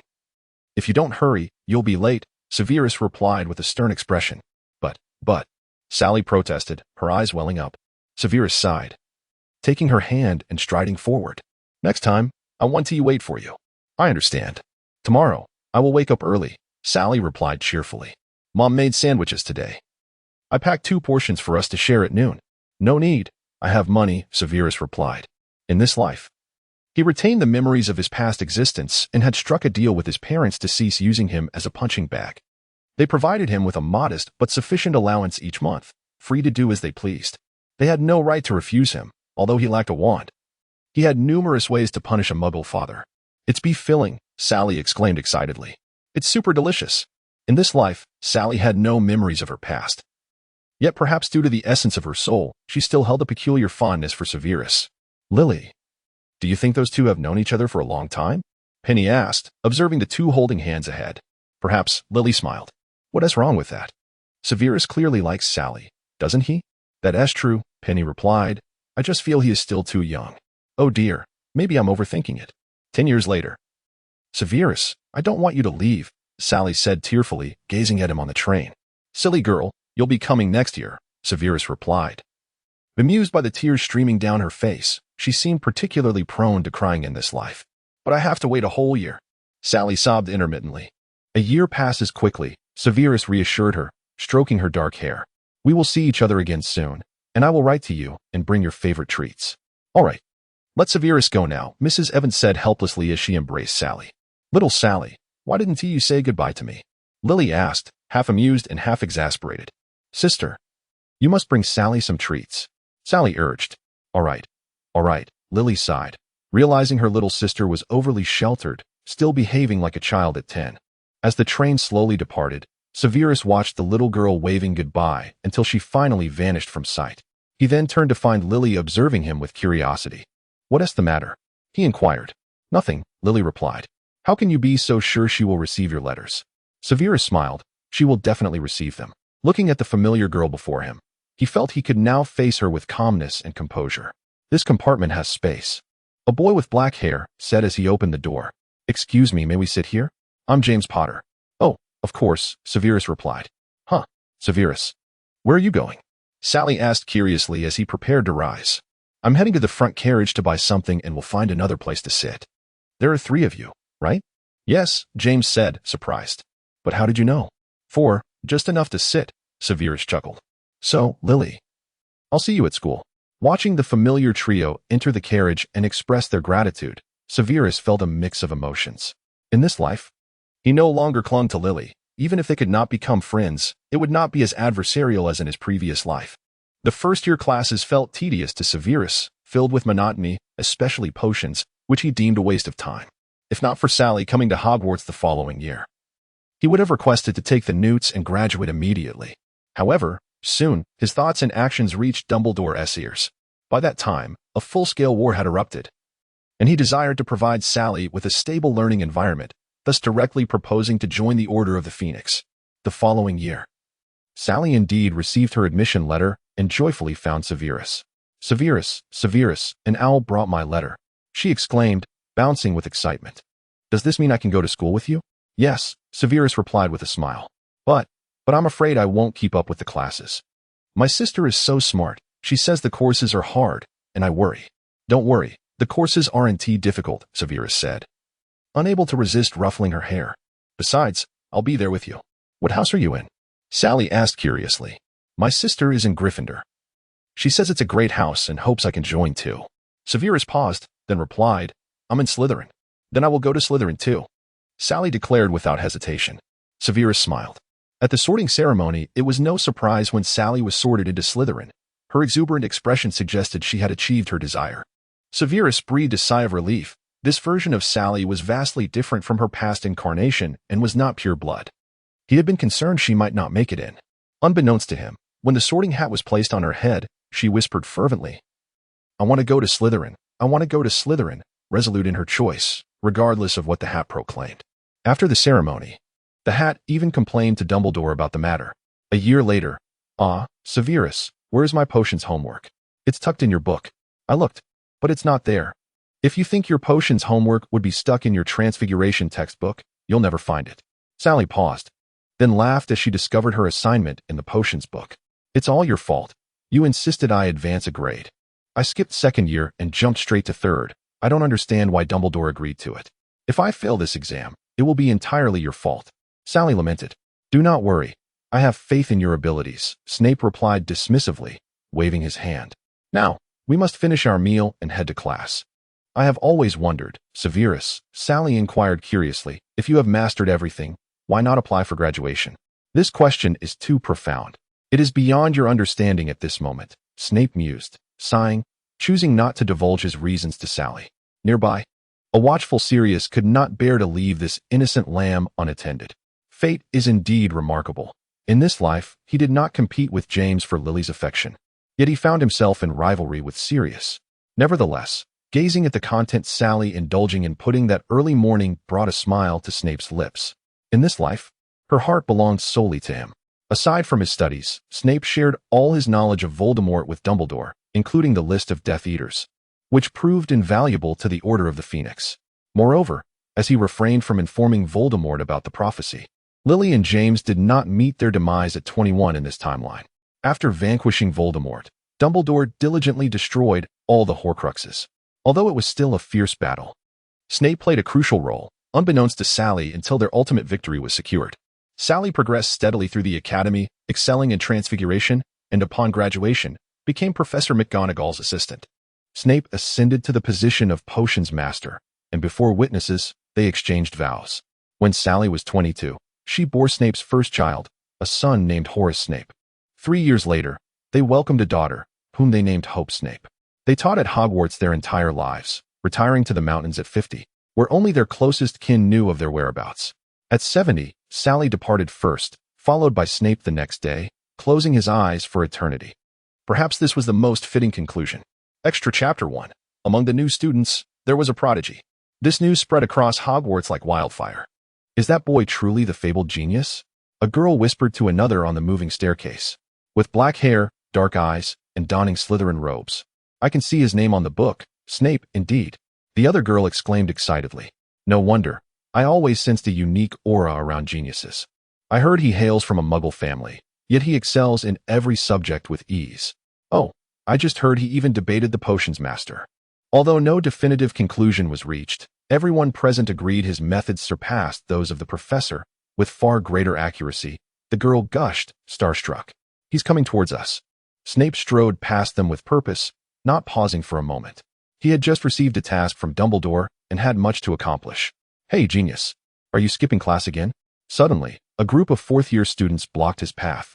They towered over him, obscured by their black robes, making it difficult to discern their house. "Step aside," Snape said coldly, his thoughts interrupted. "It seems it's time to teach you a lesson," the leader declared, brandishing his wand at Snape. Snape smirked inwardly, preparing to draw his wand when a clear voice rang out behind him. "Professor McGonagall, it is splendid to see you here. I have a question to ask." The leader glanced over, spotting a group of boys greeting the professor around the corner. After a moment of hesitation, he shot Snape a glare and left. "Thank us later." Severus, James, and his friends approached. "I can manage on my own," Snape replied. "Even if you can, the consequences could cost you house points," James said, slinging an arm around his shoulder. Snape opened his mouth to retort but ultimately fell silent. He had numerous ways to deal with those troublemakers without leaving a trace. But he decided against it. He shifted slightly, still unaccustomed to his current rapport with James and the others. However, with finals approaching, skipping class is ill-advised, James continued nonchalantly. Just then, the class bell rang, and Lupin urged them to hurry. Snape complied and parted ways with them, despite rarely attending classes since his debate with the potions master. The professors turned a blind eye, given Slytherin's long-standing protective nature and Snape's retained knowledge. Before long, summer arrived. Unsurprisingly, he received an excellent report card from the owl, which elicited no emotional response, even a hint of amusement.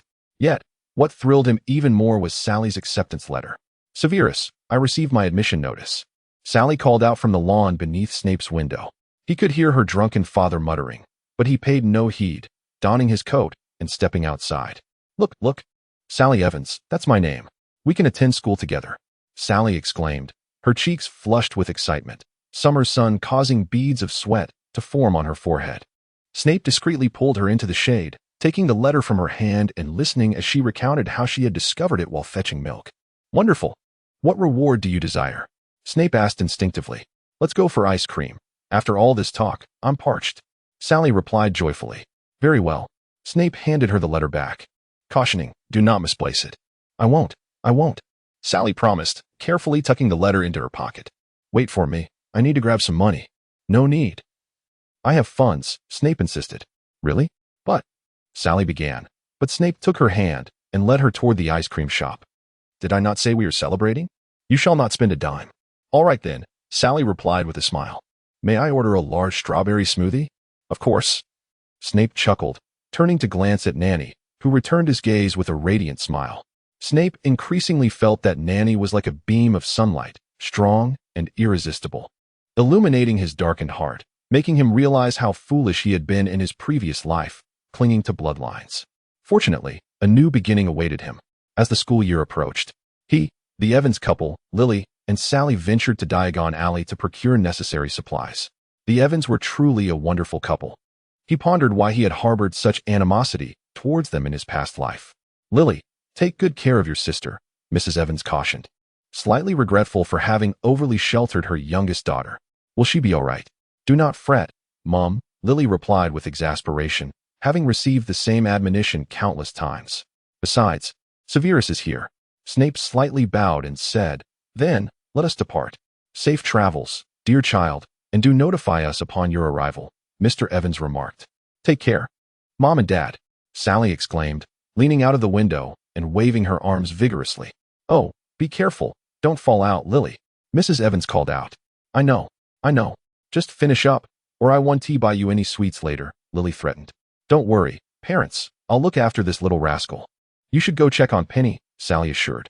"Yes, we will have a good talk with her," they replied as the train began to slowly pull away. "Take care. I'll send the little owl back to visit you," Sally promised. The Evans couple watched as the train receded into the distance, disappearing around a bend before reluctantly leaving the platform. In the days spent at home, he felt utterly miserable. His family expressed astonishment and disdain at his allocation to Gryffindor, even bordering on contempt. Fortunately, school was finally commencing. Sirius, having successfully reunited with James and Lupin, radiated joy. "Hey, I heard Lily is in carriage 16 with her sister." James noted, his feelings for Lily no longer a secret among the trio. Sirius frowned. "Isn't that a tight fit?" "Hey, don't look at me. You're not leaving me behind for fun. Let us go have a look," Lupin suggested. The three approached carriage 16 and opened the door, with Sirius lagging behind and unable to see inside. He only heard James say, "Hey, Severus, didn't he expect to see you here? How was your holiday?" Severus glanced at the somewhat awkward James and then at Lupin, understanding the situation. He stood up and asked Sally, "Would you like to join me in another carriage?" "Huh? Why?" Sally, her mouth full of chocolate frogs, mumbled. "Because this carriage is too crowded," Snape replied patiently. "Well, is it okay if my sister comes along?" Sally asked, glancing at Lily sitting nearby. Lily began, feeling somewhat embarrassed. "I've heard the pudding on the train is quite delightful," Snape added. "Though I'm not sure how much is left." "Then let us hurry," Sally exclaimed, setting aside her snacks. "Sister, Severus and I are off to get pudding." Thank you, Severus," Lily said shyly. "It's my pleasure," Snape replied, standing to make room. "Hey, thanks, mate. I owe you one," James said, flashing a broad smile. "Are we going in or not?" Sirius, growing impatient, urged them. At that moment, Snape emerged from the carriage, followed by a charming girl who resembled a porcelain doll, with fair skin, rosy lips, and sparkling eyes. For a moment, Sirius felt his heart skip a beat. As Snape led the girl past him, their eyes met, and she instinctively offered him a sweet smile, causing Sirius's cheeks to flush with warmth. "Hey, mate, what are you daydreaming about? Come inside," James called, snapping Sirius out of his reverie. He stepped into the carriage, glancing back one last time toward the girl, only to find she was already gone. Inside, the atmosphere was lively, yet Sirius felt unusually quiet. James teased him lightly, though he paid it little mind. Several times, Sirius attempted to inquire about the girl, certain she was Lily's sister, but the words stuck in his throat, hindered by a desire not to reveal his embarrassment. Thankfully, he reminded himself he would see her again at the sorting ceremony, which alleviated his spirits somewhat. Meanwhile, Nana, carrying pudding, successfully found a carriage occupied solely by a black boy. After finishing her pudding, she leaned against Snape's shoulder and dozed off, while he immersed himself in a book, leaving the compartment in serene silence. The boy hesitated for a long time before finally speaking. "You're the genius from Slytherin, right? Severus Snape?" "Yes, I am Severus Snape. What do you want?" Snape replied coldly, clearly unamused. The boy, taken aback by Snape's abrupt demeanor, faltered but was still curious. After a long pause, just as the time to change clothes approached, he asked, "Is she your sister?" "She is very pretty. Thank you, but she is not my sister. However, she is mine," Snape replied, gently waking Sally. Rubbing her eyes, Sally glanced out the window and asked, "Are we there yet?" "Soon. We need to prepare for the change," Snape replied, his tone markedly different, leaving the boy momentarily stunned. "Ah, it's the house robes," Sally exclaimed, suddenly animated. In the brief moments that followed, Snape did not spare a glance at the boy. "We will see each other in the house," he remarked, as he was now a second-year student and would not be taking the boat to Hogwarts. "All right." Sally followed the line of new students as they departed. After watching Sally leave, Snape turned to find an empty carriage and spotted Sirius not far away, his expression unexpectedly gentle, with Snape hoping his gaze was not directed where he feared. At the sorting ceremony, Sally was placed in Slytherin and dashed toward Snape, only to find him surrounded by several girls. She blinked at him, momentarily at a loss. Snape glanced at the girl beside him, noting her flushed cheeks and lack of inclination to move, so he stood up, taking Sally by the hand and guiding her to the end of the table. Once seated, he received a thoughtful smile from Dumbledore. Sally whispered to him about the words of the sorting hat, while Severus listened, cutting pieces of lamb for her plate. One was filled with excitement, oblivious to the stares of those around them, while the other remained indifferent, comfortably engaged in their conversation. Sirius, however, felt a palpable disappointment that Nana had not been sorted into Gryffindor. Separated by a distance from the Slytherin table, he couldn't see where Nana was seated, but he resolved that upon returning to the common room tonight, he would inquire of Lily about her sister. In the Gryffindor common room, Sirius, along with Lupin, James, and Lily, settled into a corner, watching as the upperclassmen imparted their wisdom to the first-year students, engaging in casual chatter. "I'm going to head back to rest," Lily declared, typically disinterested in such matters, preparing to leave. Before James could respond, Sirius blurted out, "Wait, let us stay a bit longer." Lily looked taken aback, and James and Lupin exchanged puzzled glances. Sirius opened his mouth, but, seeing the number of people around, swallowed his words again. Lily, perplexed, resumed her seat. Soon after, the first years dispersed, leaving the common room notably less crowded. "Now can we talk?" James prompted. "Well, it's not a big deal, it's just—" "You know," Sirius stammered. "Cut to the chase. Speak plainly. I thought we were friends." Lily spoke cheerfully, inquiring about her sister, Sally, and expressing her curiosity for more information. Upon finishing her sentence, she felt an uncontrollable warmth rising in her cheeks, instinctively tilting her head to one side, revealing her even redder earlobes. Goodness. You wouldn't happen to have feelings for Lily's sister, would you? I thought you seemed a bit off today, James exclaimed, his tone brimming with excitement. Could you keep your voice down? Sirius shot a glare in his direction, while Remus pulled the enthusiastic James back into his seat, contemplating Sirius's demeanor. Oh, Sirius. I hardly know how to express this. Lily appears utterly astonished, he remarked. I merely have a fondness for her. I believe she would make a splendid girl. Sirius hurriedly replied. Oh, she is undoubtedly a fine girl, but I must be candid. I'm afraid you stand little chance in pursuing Sally, Lily stated, opting for a brief yet honest approach. Why? Because Sally is already with Severus, she affirmed. That genius? Indeed, Lily confirmed. So I advise you to quickly abandon that notion. Severus and Sally inhabit a world where even we find it difficult to intrude, let alone you, an outsider. She swore her intention was solely to dissuade Sirius, yet unexpectedly. It ignited a peculiar determination within him. We'll see about that, Sirius declared, rising from his seat. As long as they remain unmarried, I still hold hope. Watching Sirius's retreating figure, Lily felt a headache brewing. He was far too precocious. James remained silent. Perhaps girls were less capable of understanding, in this regard. Boys often grasped such feelings earlier, as he too had fallen for her at first sight. Let it be, James said. But is there truly no chance for Sirius? You see, while Severus may be more intelligent, Sirius certainly surpasses him in both looks and background. Lily waved her hand dismissively. The likelihood is nearly zero. Forget it. I shan't worry about this. Sirius will eventually know when to retreat. I'm off to bed. Good night. Lily took a few steps before turning back, though I say this. You ought to talk to him. We will, James assured her. After Lily's figure vanished into the girls' dormitory, Remus turned to James. Are you really going to talk to Sirius? Of course, brother. I must find a way to assist him. However, it's rather unfortunate. I quite like Severus and hope for a solution that satisfies both parties. In the Slytherin common room, Severus reminded the first-year student Sally, who had just been reprimanded by the prefect, don't oversleep tomorrow. I'll be waiting for you in the common room. Understood, Sally replied quietly, yawning. All right, off to sleep, Severus said with a hint of exasperation, feeling as if he were reliving moments from his past when she showed no fear of him. Good night, Severus, Sally said sweetly. Good night. As Sally entered the dormitory, Severus turned to leave.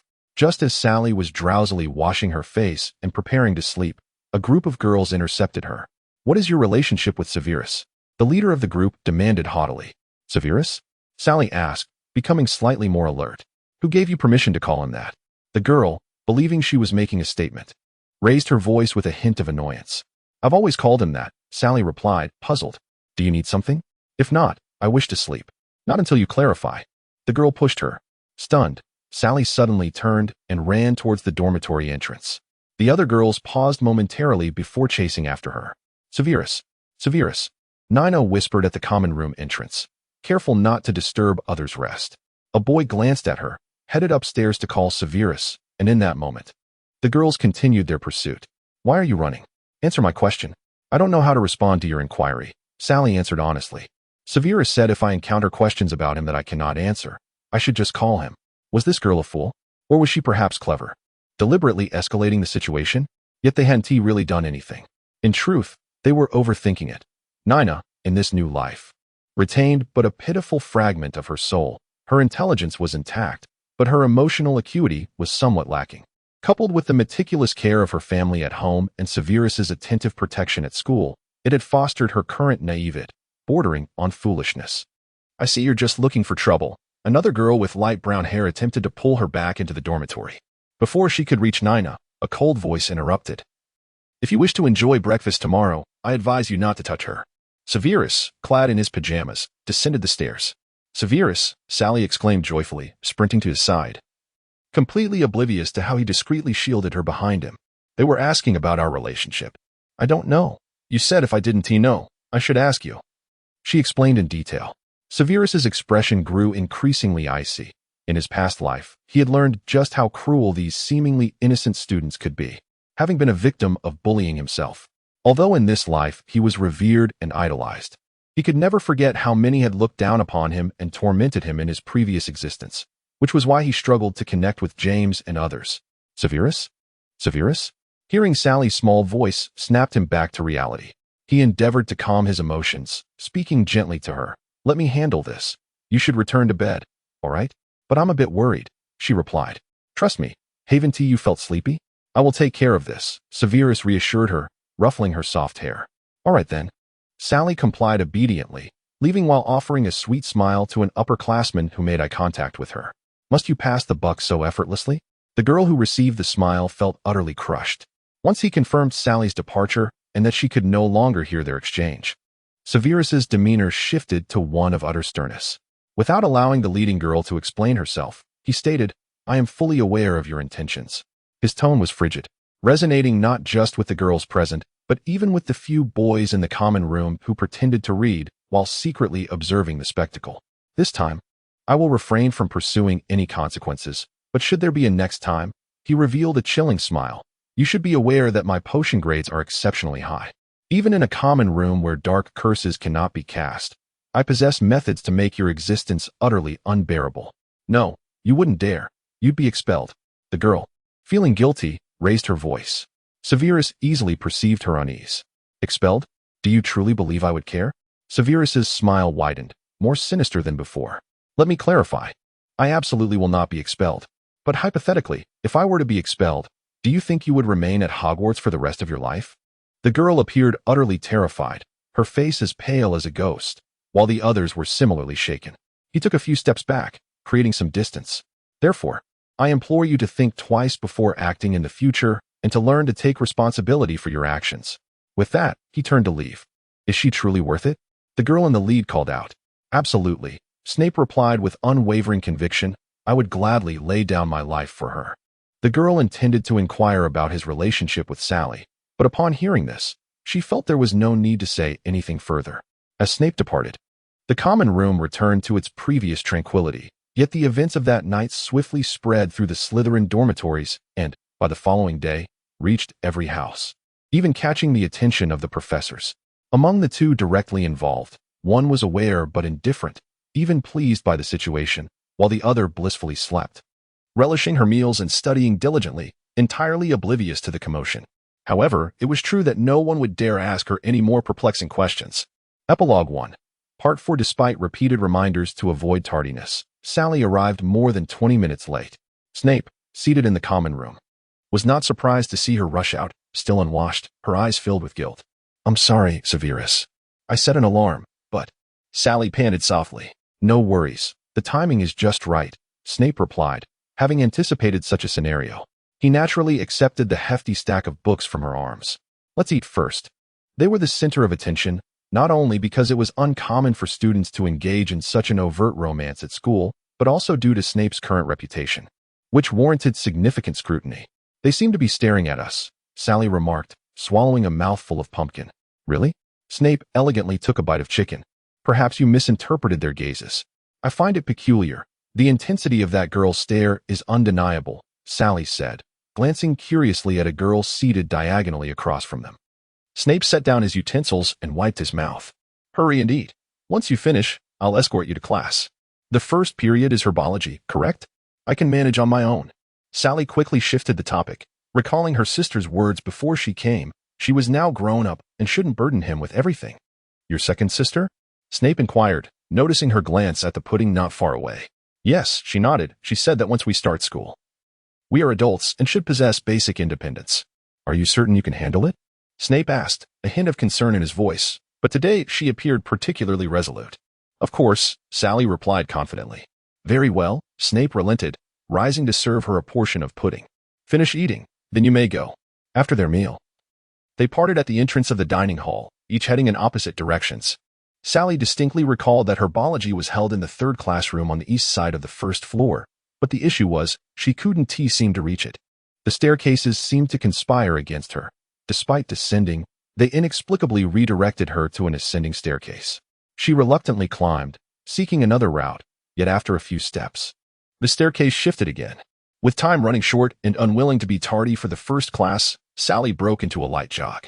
In her haste, she stepped on a recessed stair, losing her balance and teetering dangerously close to falling. She shut her eyes, resigning herself to fate, only to unexpectedly collide into a warm embrace. Opening her eyes, she found herself in the arms of a handsome boy with dark hair.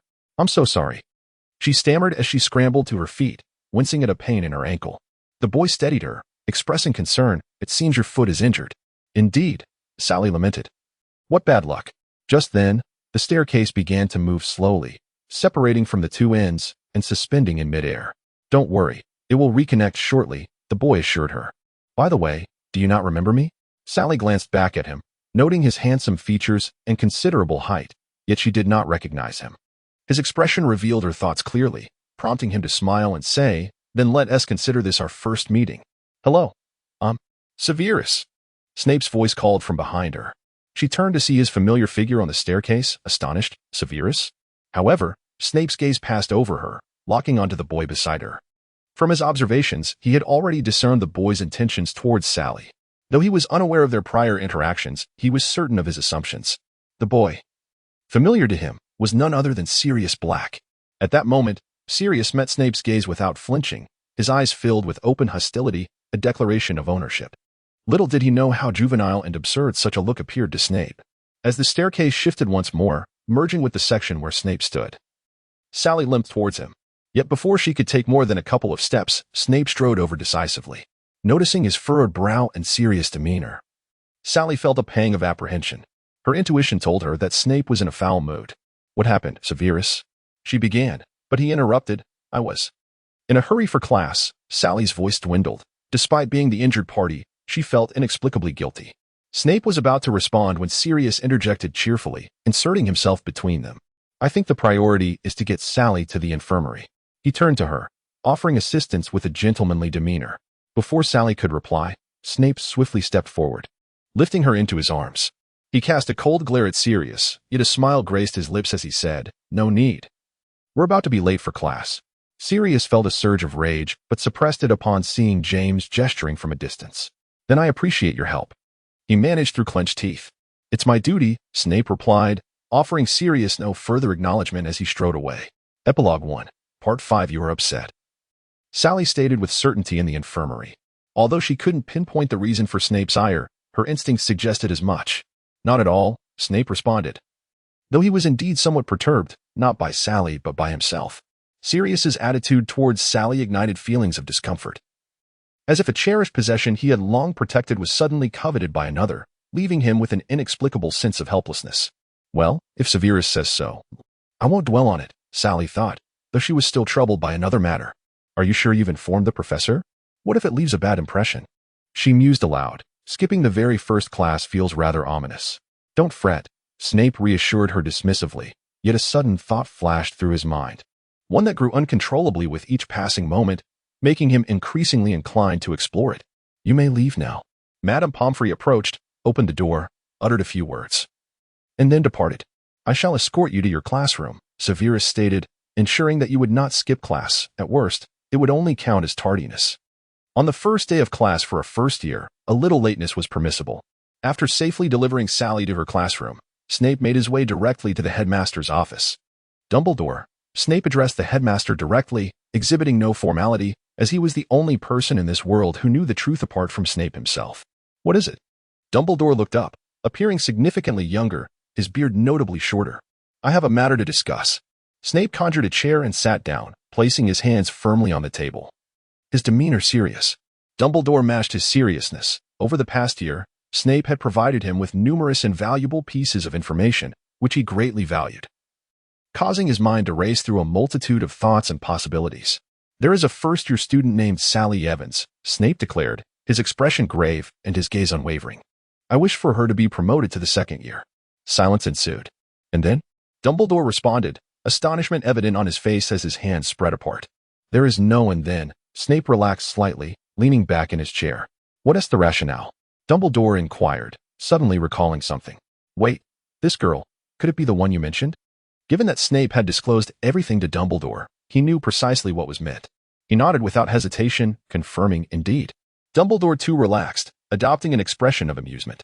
"Now, please spare me the lecture on school regulations, just tell me if it is feasible." Snape replied firmly, "It is permissible, but the regulations must still be adhered to." "How about this? If she can achieve all A's with at least 2 E's in her end-of-year exams, I will officially allow her to skip a year. How does that sound? Agreed. Snape rose, preparing to depart. Wait, I have other matters to discuss with you, Dumbledore interjected, concerning recent events in Drake City. Snape glanced at the clock on the wall. The first class was about to conclude. He interrupted Dumbledore. I will come by during lunch. With that, he exited. Ah, truly. Dumbledore remarked helplessly. Love makes one quite dizzy.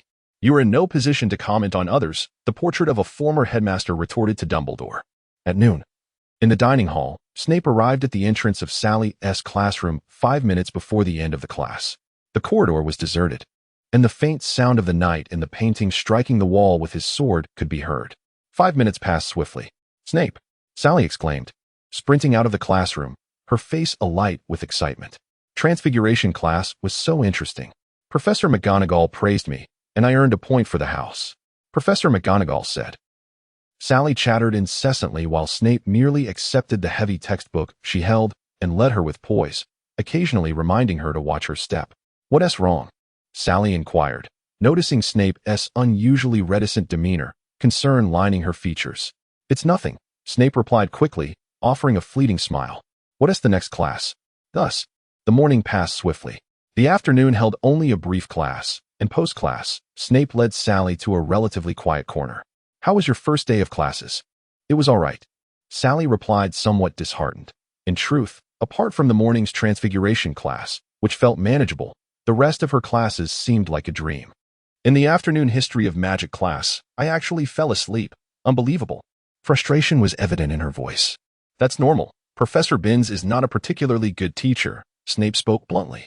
He produced a prepared sheet of paper, filled with words. What is this? Sally asked, puzzled. Well, it's a summary of the potion class knowledge. He had spent the afternoon compiling all the essential information and tips for the first and second years in potions. From Sally's enthusiasm for the Transfiguration class and McGonagall's comments, he realized that Sally's academic strengths and weaknesses remained unchanged in this life. As the former head of the house and potions professor, he felt that ensuring Sally achieved an A in potions by the end of the term was a formidable challenge. He distinctly remembered that in the previous life, had he not continually provided her with extra help and ultimately eased her grading, she would scarcely have passed. But we haven't even started potions yet? Sally queried. Accepting the paper, recognizing each letter, but finding few words meaningful when combined. I spoke with Headmaster Dumbledore. Snape gazed up at the azure sky. If you can achieve all A's with at least 2 E's by the end of the term, you may skip the second year and advance to the third, alongside me. No, that can't be right, Sally replied. My sister only had 1 E last year.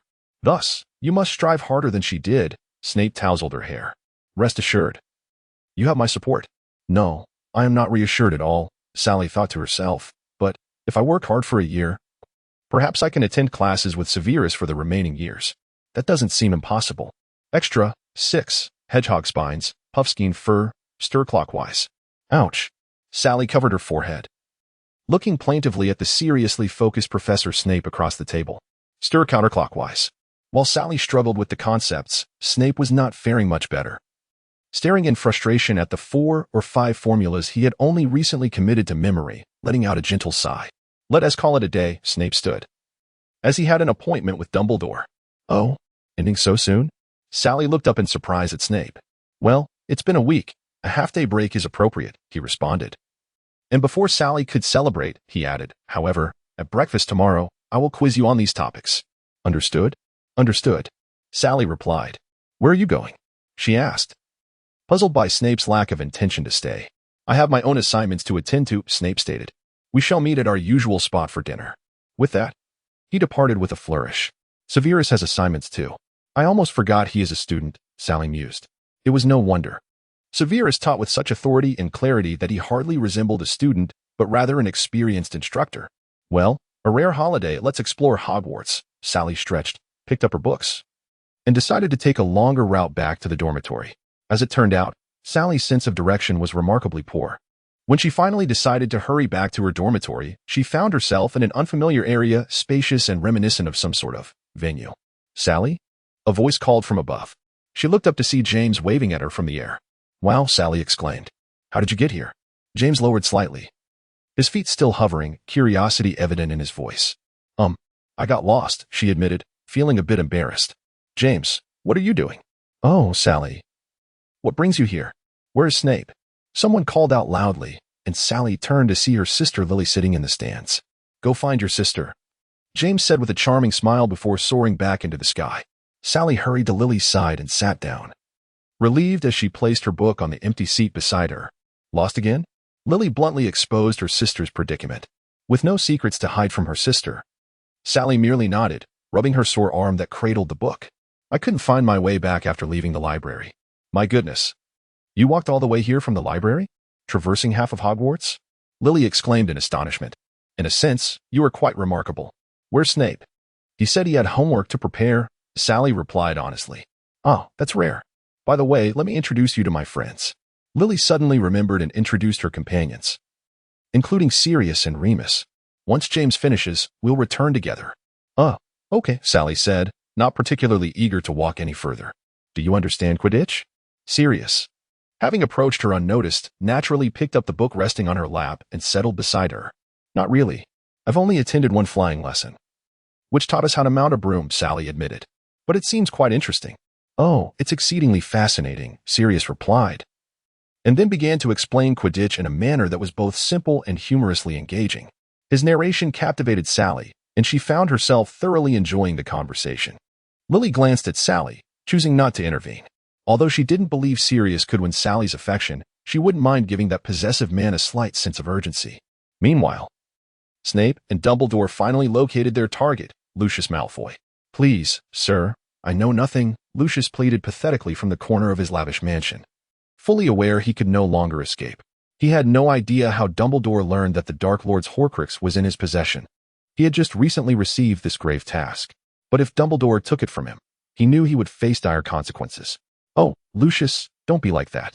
Just hand it over, Dumbledore said. You are not inherently bad, and I would prefer to avoid a messy situation. No, absolutely not.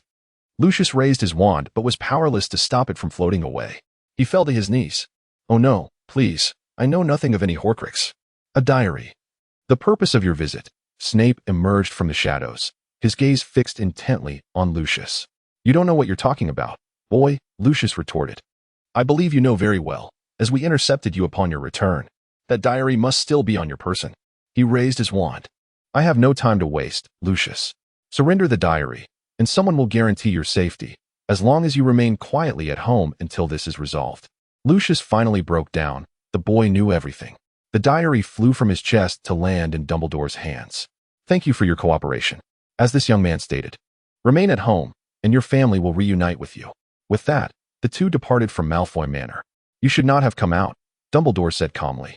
At least not so soon to expose yourself. My time is precious, and I understand Malfoy. He has lost the most important thing to him, regardless of intent. He is now one of the Dark Lord's targets and would likely wish to distance himself from him. Moreover, he does not know me. Very well. But you must promise not to be so reckless next time. Now, let's return. Perhaps we can still catch dinner. Be careful. Dumbledore attempted to pull Snape back, but it was too late. A venomous snake had bitten his ankle and was attempting to flee. Dumbledore's precise spell ended its life. Oh, child, do not be alarmed. It is merely ordinary snake venom. There will be a remedy. Dumbledore's voice faded as Snape lost consciousness, his only worry being the possibility of missing his first appointment with Sally. He fell into darkness. Sally and Lily parted ways in front of the classroom building. She needed to return her books and notes to the dormitory first. Pleasure meeting you, Sally, Sirius said gallantly as they separated. Likewise, Sally replied, leaving without looking back. It seems you have no intention of taking my advice, Lily remarked, watching Sirius fixate on Sally's retreating figure with a resigned expression. Of course not, Sirius reclaimed his confidence. I never surrender easily. Upon returning to her dorm, Sally organized her books and notes before making her way to the dining hall. She arrived early, one of the first few, and took her usual seat. However, as the dishes were served and her classmates gradually finished and departed, Snape did not appear, which had never happened before. Evans, follow me. The vast dining hall was now empty, devoid of both food and dishware, save for a used plate in front of her.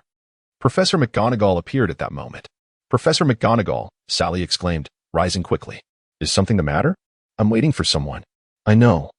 Which is why I'm asking you to come with me, McGonagall replied firmly as she placed a hand on Sally's shoulder. guiding her down a rarely traveled corridor to the headmaster's office. "Headmaster Dumbledore?" Sally queried, perplexed as to why he had summoned her. "Sally Evans," Dumbledore stood up. "Just leave her to me. Thank you, McGonagall." McGonagall nodded and exited. "Headmaster." Her words were interrupted by a creaking sound as a hidden door slowly opened. Snape lay pale on a small bed. "My goodness!" Sally gasped, covering her mouth as tears began to flow uncontrollably. He is fine. Most of the poison has been cleared. He is yet to awaken, likely due to residual toxins, but we can assure you that his life is not in danger. Perhaps you could watch over him here? When he awakens, simply knock on this door, and I will be outside, Dumbledore explained. All right, Sally nodded, moving to Snape's bedside. She longed to ask why he was in such a state, but found herself too weary to pose the question. She sat quietly on the stool beside Snape's bed, keeping her vigil in serene silence, while Dumbledore gently closed the door. In a dreamlike state, Snape seemed to drift through an elongated reverie.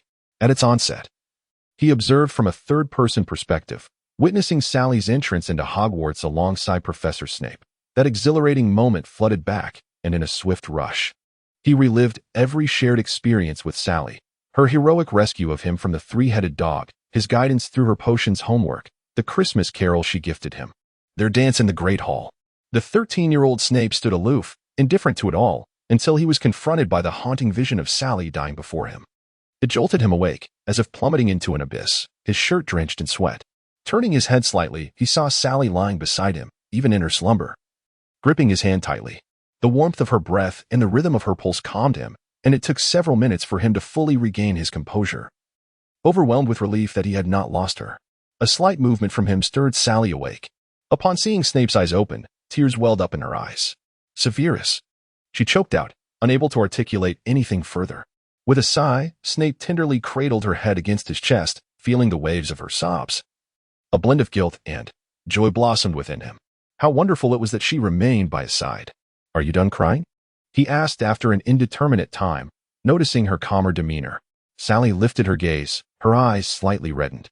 "You scared me to death," she reproached. "Didn't you say you were going to finish your homework? Why are you so badly injured? Were you lying to me?" Her unspoken words hung in the air, as Snape pressed his lips against hers, not on her forehead, nor her cheek, but a fleeting kiss upon her lips that rendered her momentarily speechless. As if struck by a stunning spell. "I'm fine, truly," he reassured, observing her naive expression, his initial anxiety dissipating entirely. Gently ruffling her hair, he suggested they call Dumbledore. "All right." "Oh." Sally, as if commanded, approached the door and knocked. It opened swiftly to reveal Dumbledore, standing outside. "It appears you are well again," he remarked to Snape before bending down to Sally, speaking in a warm tone. "Could you give us a moment, please?" Sally nodded obediently and stepped outside, the door closing softly behind her. It was only then that she processed everything, her face flushing with embarrassment. The young girl blushed. Though the reason eluded Snape, he could only guess. Young love. Suddenly, a painting on the wall burst into song, echoing the voice of a long-forgotten headmaster. "Oh, be quiet," Sally exclaimed, covering her ears, but thankfully, her suffering was short-lived as Dumbledore and Snape soon emerged. "I shall take my leave," Snape declared, resuming his usual demeanor, naturally taking Sally's hand as he bid farewell to Dumbledore. "Should anything arise, I will contact you," Dumbledore replied, watching the pair depart. "How delightful it is to be young," the portrait mused. "I remember when you were young. What was that boy's name again?" A curtain fell over the talkative painting, silencing its voice. Youth. Truly splendid. Severus? Severus. Sally stopped abruptly, prompting Snape to halt as well, helplessly at her command. "Do you owe me an explanation?" "Explanation? What sort of explanation?" Snape chuckled. "Are you asking why I left or why I kissed?" Before he could finish, Sally clamped a hand over his mouth, inadvertently locking eyes with his amused gaze. Snape gently lowered her hand, soothingly saying, "All right, let's not be upset. I did indeed go to complete my assignment, but encountered a few minor issues. Look, I'm perfectly fine now, aren't I?" "Really? Are you truly all right?" Sally inquired, her concern evident. "Yes, absolutely fine," Snape assured her repeatedly. "By the way, didn't I say I would return to check on your homework?" "Fine. I know you're all right now. You don't need to show me." Yet her protests fell on deaf ears as Snape gently pulled her along to continue her studies. A week later, on a pleasant Sunday, the sun hung lazily in the sky, its rays not overly bright, and a gentle breeze wafted through, invigorating the spirit. After a simple breakfast, Snape and Sally arrived at the Quidditch pitch precisely at 9. Perhaps due to the lovely weather, the area was busier than usual. "Sally, over here," Lily called from the central stands, waving excitedly. Sally and Snape made their way over, taking seats beside her. "Sister, you arrived quite early," Sally remarked. "Not really. We arrived around 8, Lily replied, just as Sirius approached, carrying 2 cups of hot drinks. "Sally, you're here." Sirius naturally squeezed Lily aside and took a seat next to Sally.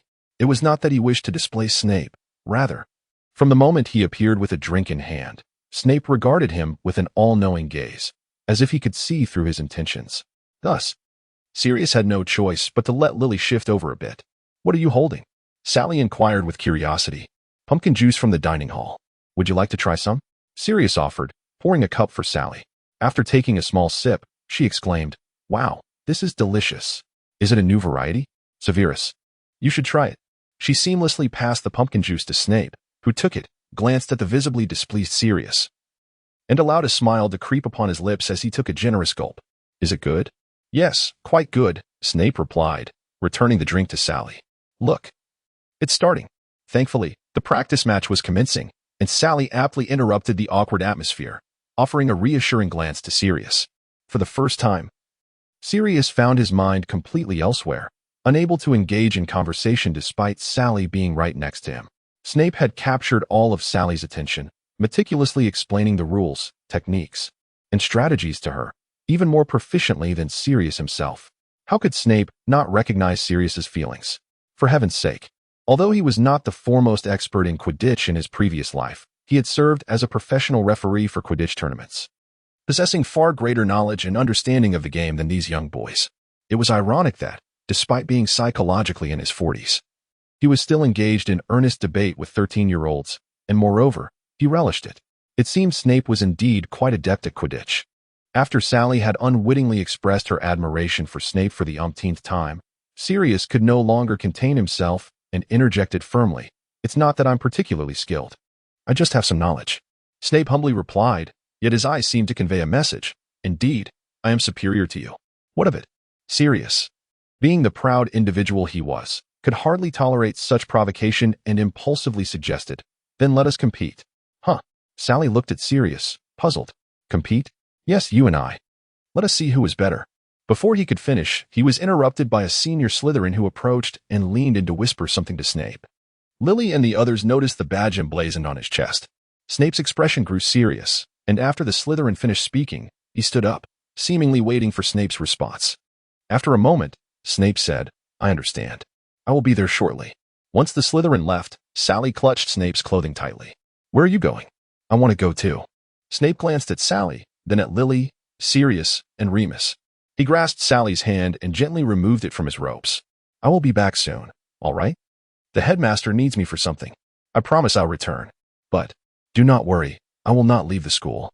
Hogwarts is safe, remember? Fine." Sally finally released her grip. "But you must come back quickly.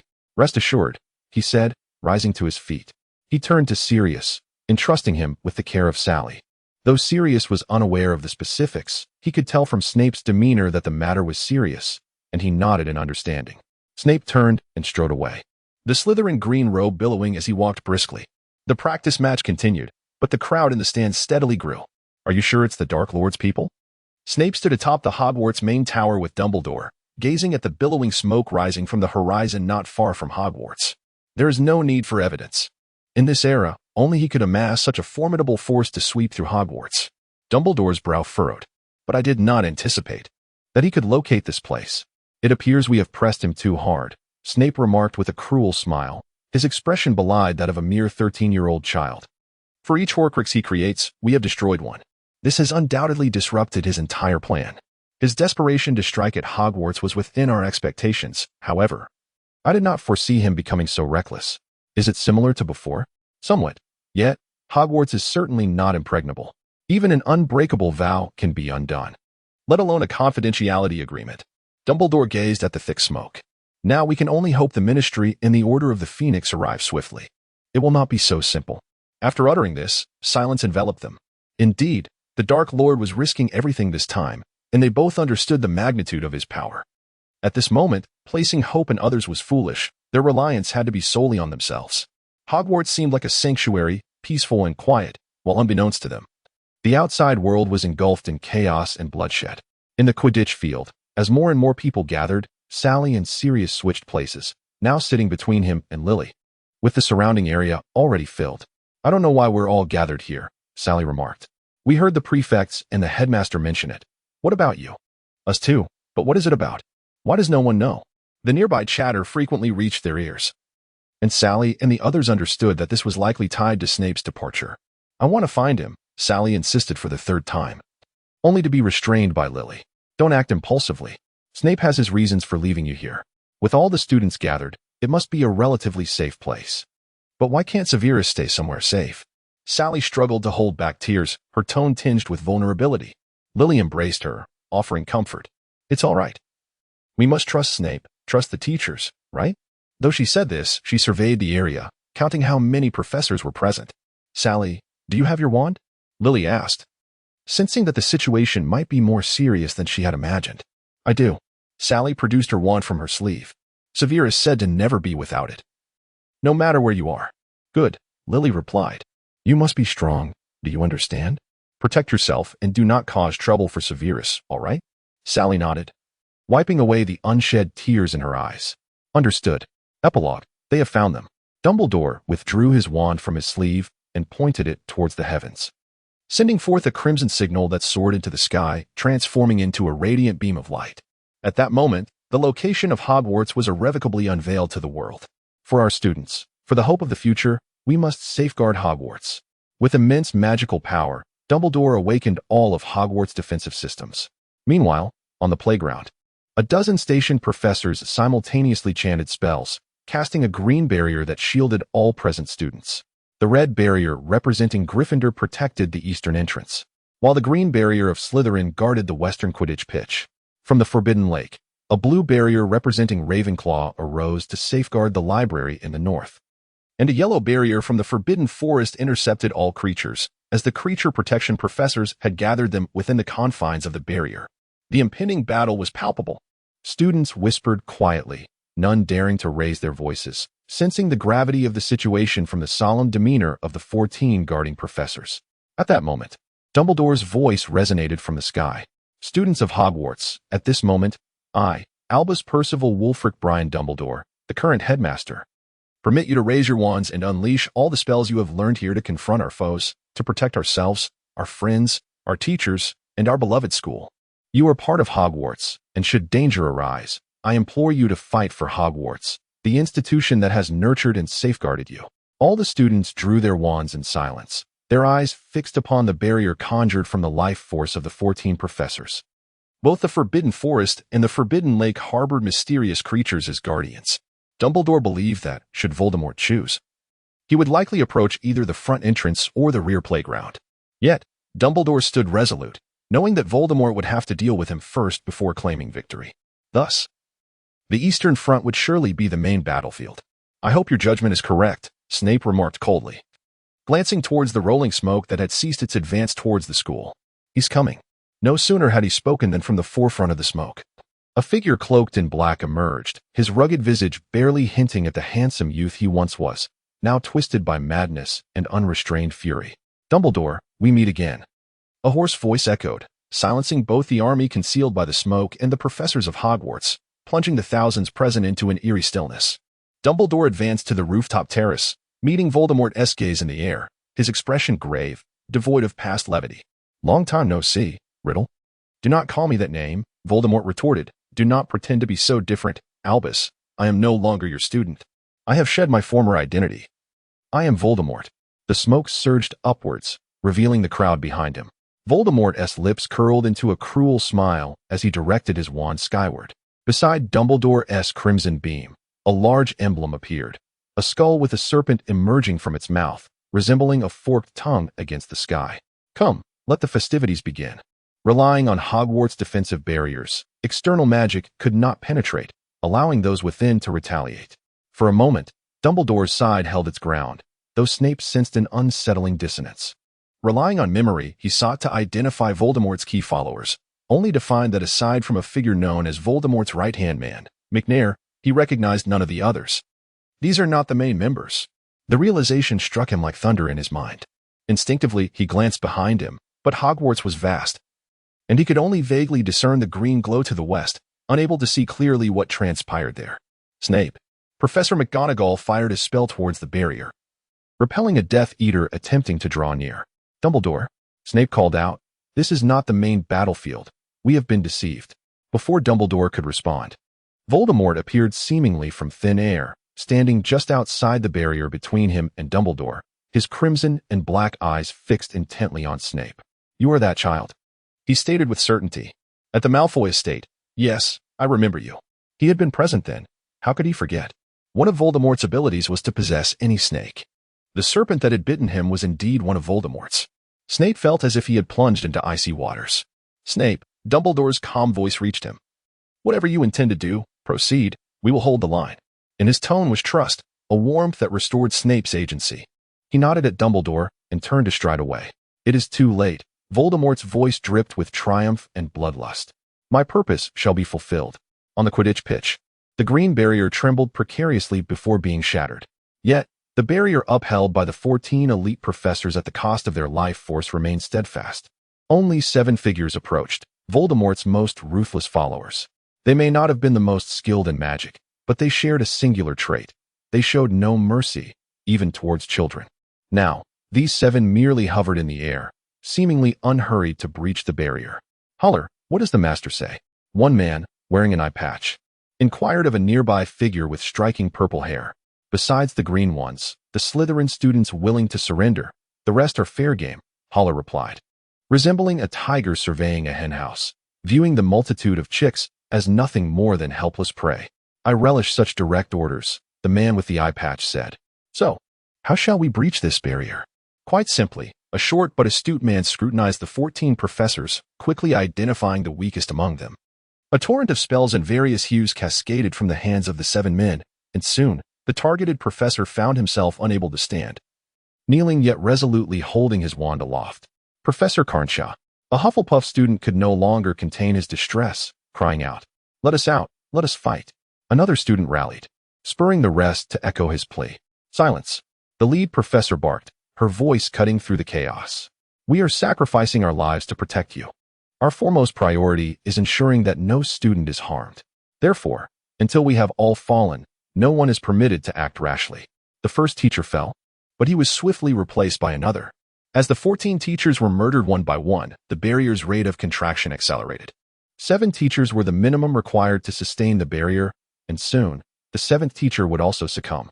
The group of 7 ceased their assault, not out of compassion, but because of the circumstances. Students who meet the following 3 criteria, step forward, Horace commanded. I assure you, you will not be harmed. It is the Dark Lord's decree. We will protect you, and in return, you will serve us as honorable Death Eaters. First, you must be born of pure blood. Second, at least one of your parents must be a Death Eater. Third, you must be willing to swear allegiance to the Dark Lord until death. Now, those who fulfill these 3 conditions, step forward, and you shall be safeguarded. Silence enveloped the room. No one moved, yet all awaited an uncertain outcome. One member of the 7 cast a spell upon the 7th teacher, causing the barrier to tremble violently. We have limited time, Horace said cruelly, a smile on his lips. On the count of 3, any child who does not step forward will be treated the same. 1, 2. A few students began to rise. Horace smiled with satisfaction, until one student raised their wand and cast a spell into the sky. Although the barrier obstructed it, the spell drew the attention of everyone present. It's serious. I know you.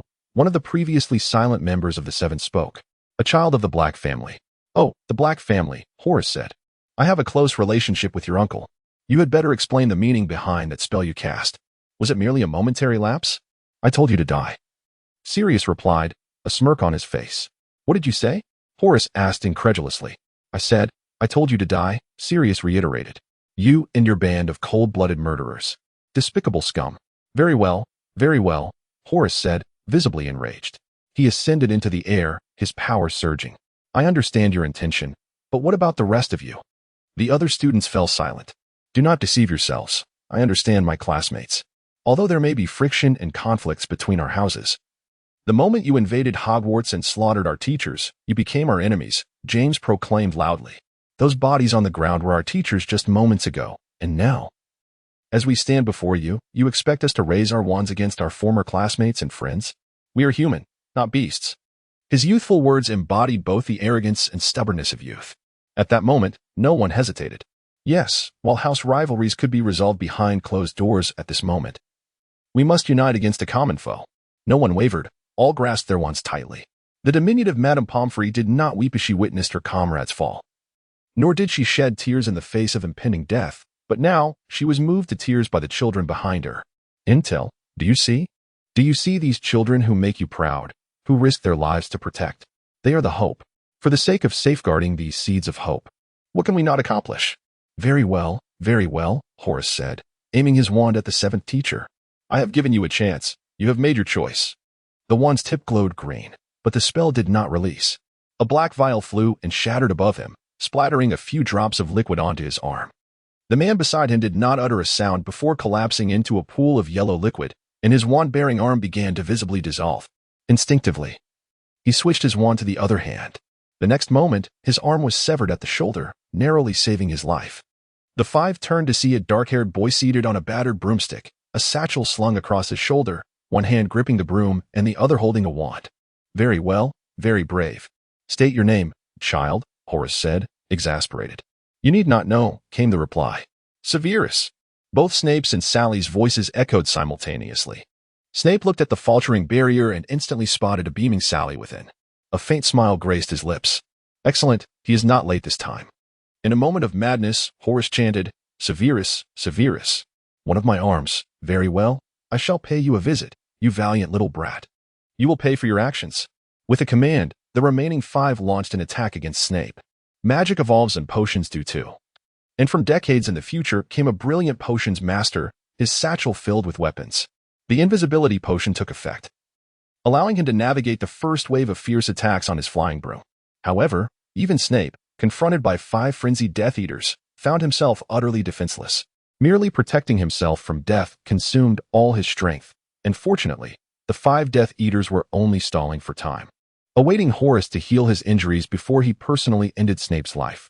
Help him, save Severus, Sally cried out, pushing through the crowd to the edge of the barrier. But she could not escape. The barrier not only repelled external attacks, but also prevented anyone inside from accessing the outside world. Sally, calm down, Sirius urged as he and others caught up, gripping her shoulders tightly. In that moment, he admired Snape, but knew that without intervention, his time would soon come. No, please. Sally gazed through the barrier, witnessing Snape evade a curse, his arm grazed and blood staining his green robes, a vivid contrast. There were countless such wounds on him. Without Horace's intervention, he shall succumb to blood loss. Please, someone help him. I can. A white light appeared before her, and Sally felt as if she had entered another realm, an endless expanse devoid of sky or earth. All around her was white. Who are you? Can you save Severus? She shouted into the emptiness. I am you, the voice echoed from distant corners. Submit your body to me. Allow me to assist him. Sally closed her eyes, a tear rolling down her cheek. If it means saving him, then take my body. Upon reopening her eyes, she found herself back at the long-lost Quidditch pitch. There lay Snape, now fallen to the ground, his green eyes deepening with intensity. Let go, Sally commanded, her voice steady and calm, no longer tinged with panic, but rather infused with a force that brooked no dissent. Sirius instinctively released his grip. Sally tightened her hold on her wand and softly recited an ancient incantation. In the next moment, she departed from the barrier and materialized on the playground. Impossible! She managed to exit without breaching the barrier, exclaimed a teacher nearest to her. Sally strolled towards the Quidditch pitch, where five individuals stood with their backs turned to her, oblivious to her approach. Avada Kedavra! A short, stout man fell to the ground in response. Forbidden spell! Another man shouted, successfully diverting Snape's attention to Sally. As she gazed at the remaining four half-men, a cruel, bloodthirsty smile crept upon her lips. All right, now let me have a word with you. The atmosphere grew tense as the four remaining individuals exchanged glances, then soared back into the air, positioning themselves behind Hole, while Sally swiftly appeared before Snape. Sally? Snape called uncertainly, his injuries forcing him to kneel. How did you get out? It's far too dangerous. Return at once. Sally turned her head, longing to embrace the small Snape before her. Filled with countless words she wished to share. "Professor Snape, you are now my classmate. May I offer a slight rebuttal to your statement?" "You are, Sally," Snape exclaimed in astonishment, as if he had uncovered a revelation. Indeed, that familiar sensation belonged to the Sally of a previous life. "Professor Snape," Sally grinned, extending her hand. "I am short on time.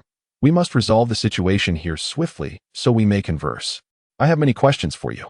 Snape smiled back, grasping Sally's outstretched hand and using it for leverage to rise. "This is only natural." "Haha, what a delightful surprise."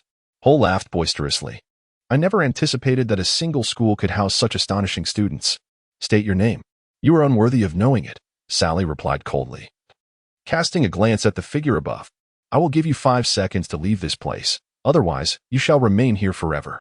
Sirius gazed in shock at the scene before him. Was that truly Sally? Her appearance was unchanged, yet her aura had transformed entirely. Snape, however, seemed utterly unfazed, even joyful. "How amusing that you deem yourself unworthy," Hole sneered in frustration, yet he understood that prolonging this confrontation was futile. He gestured for 2 individuals to attack the barrier, while he and the remaining 2 advanced towards Sally and Snape. "Professor, it seems you have yet to witness my combat skills acquired during my studies at Legilimens," Sally remarked as the 3 approached.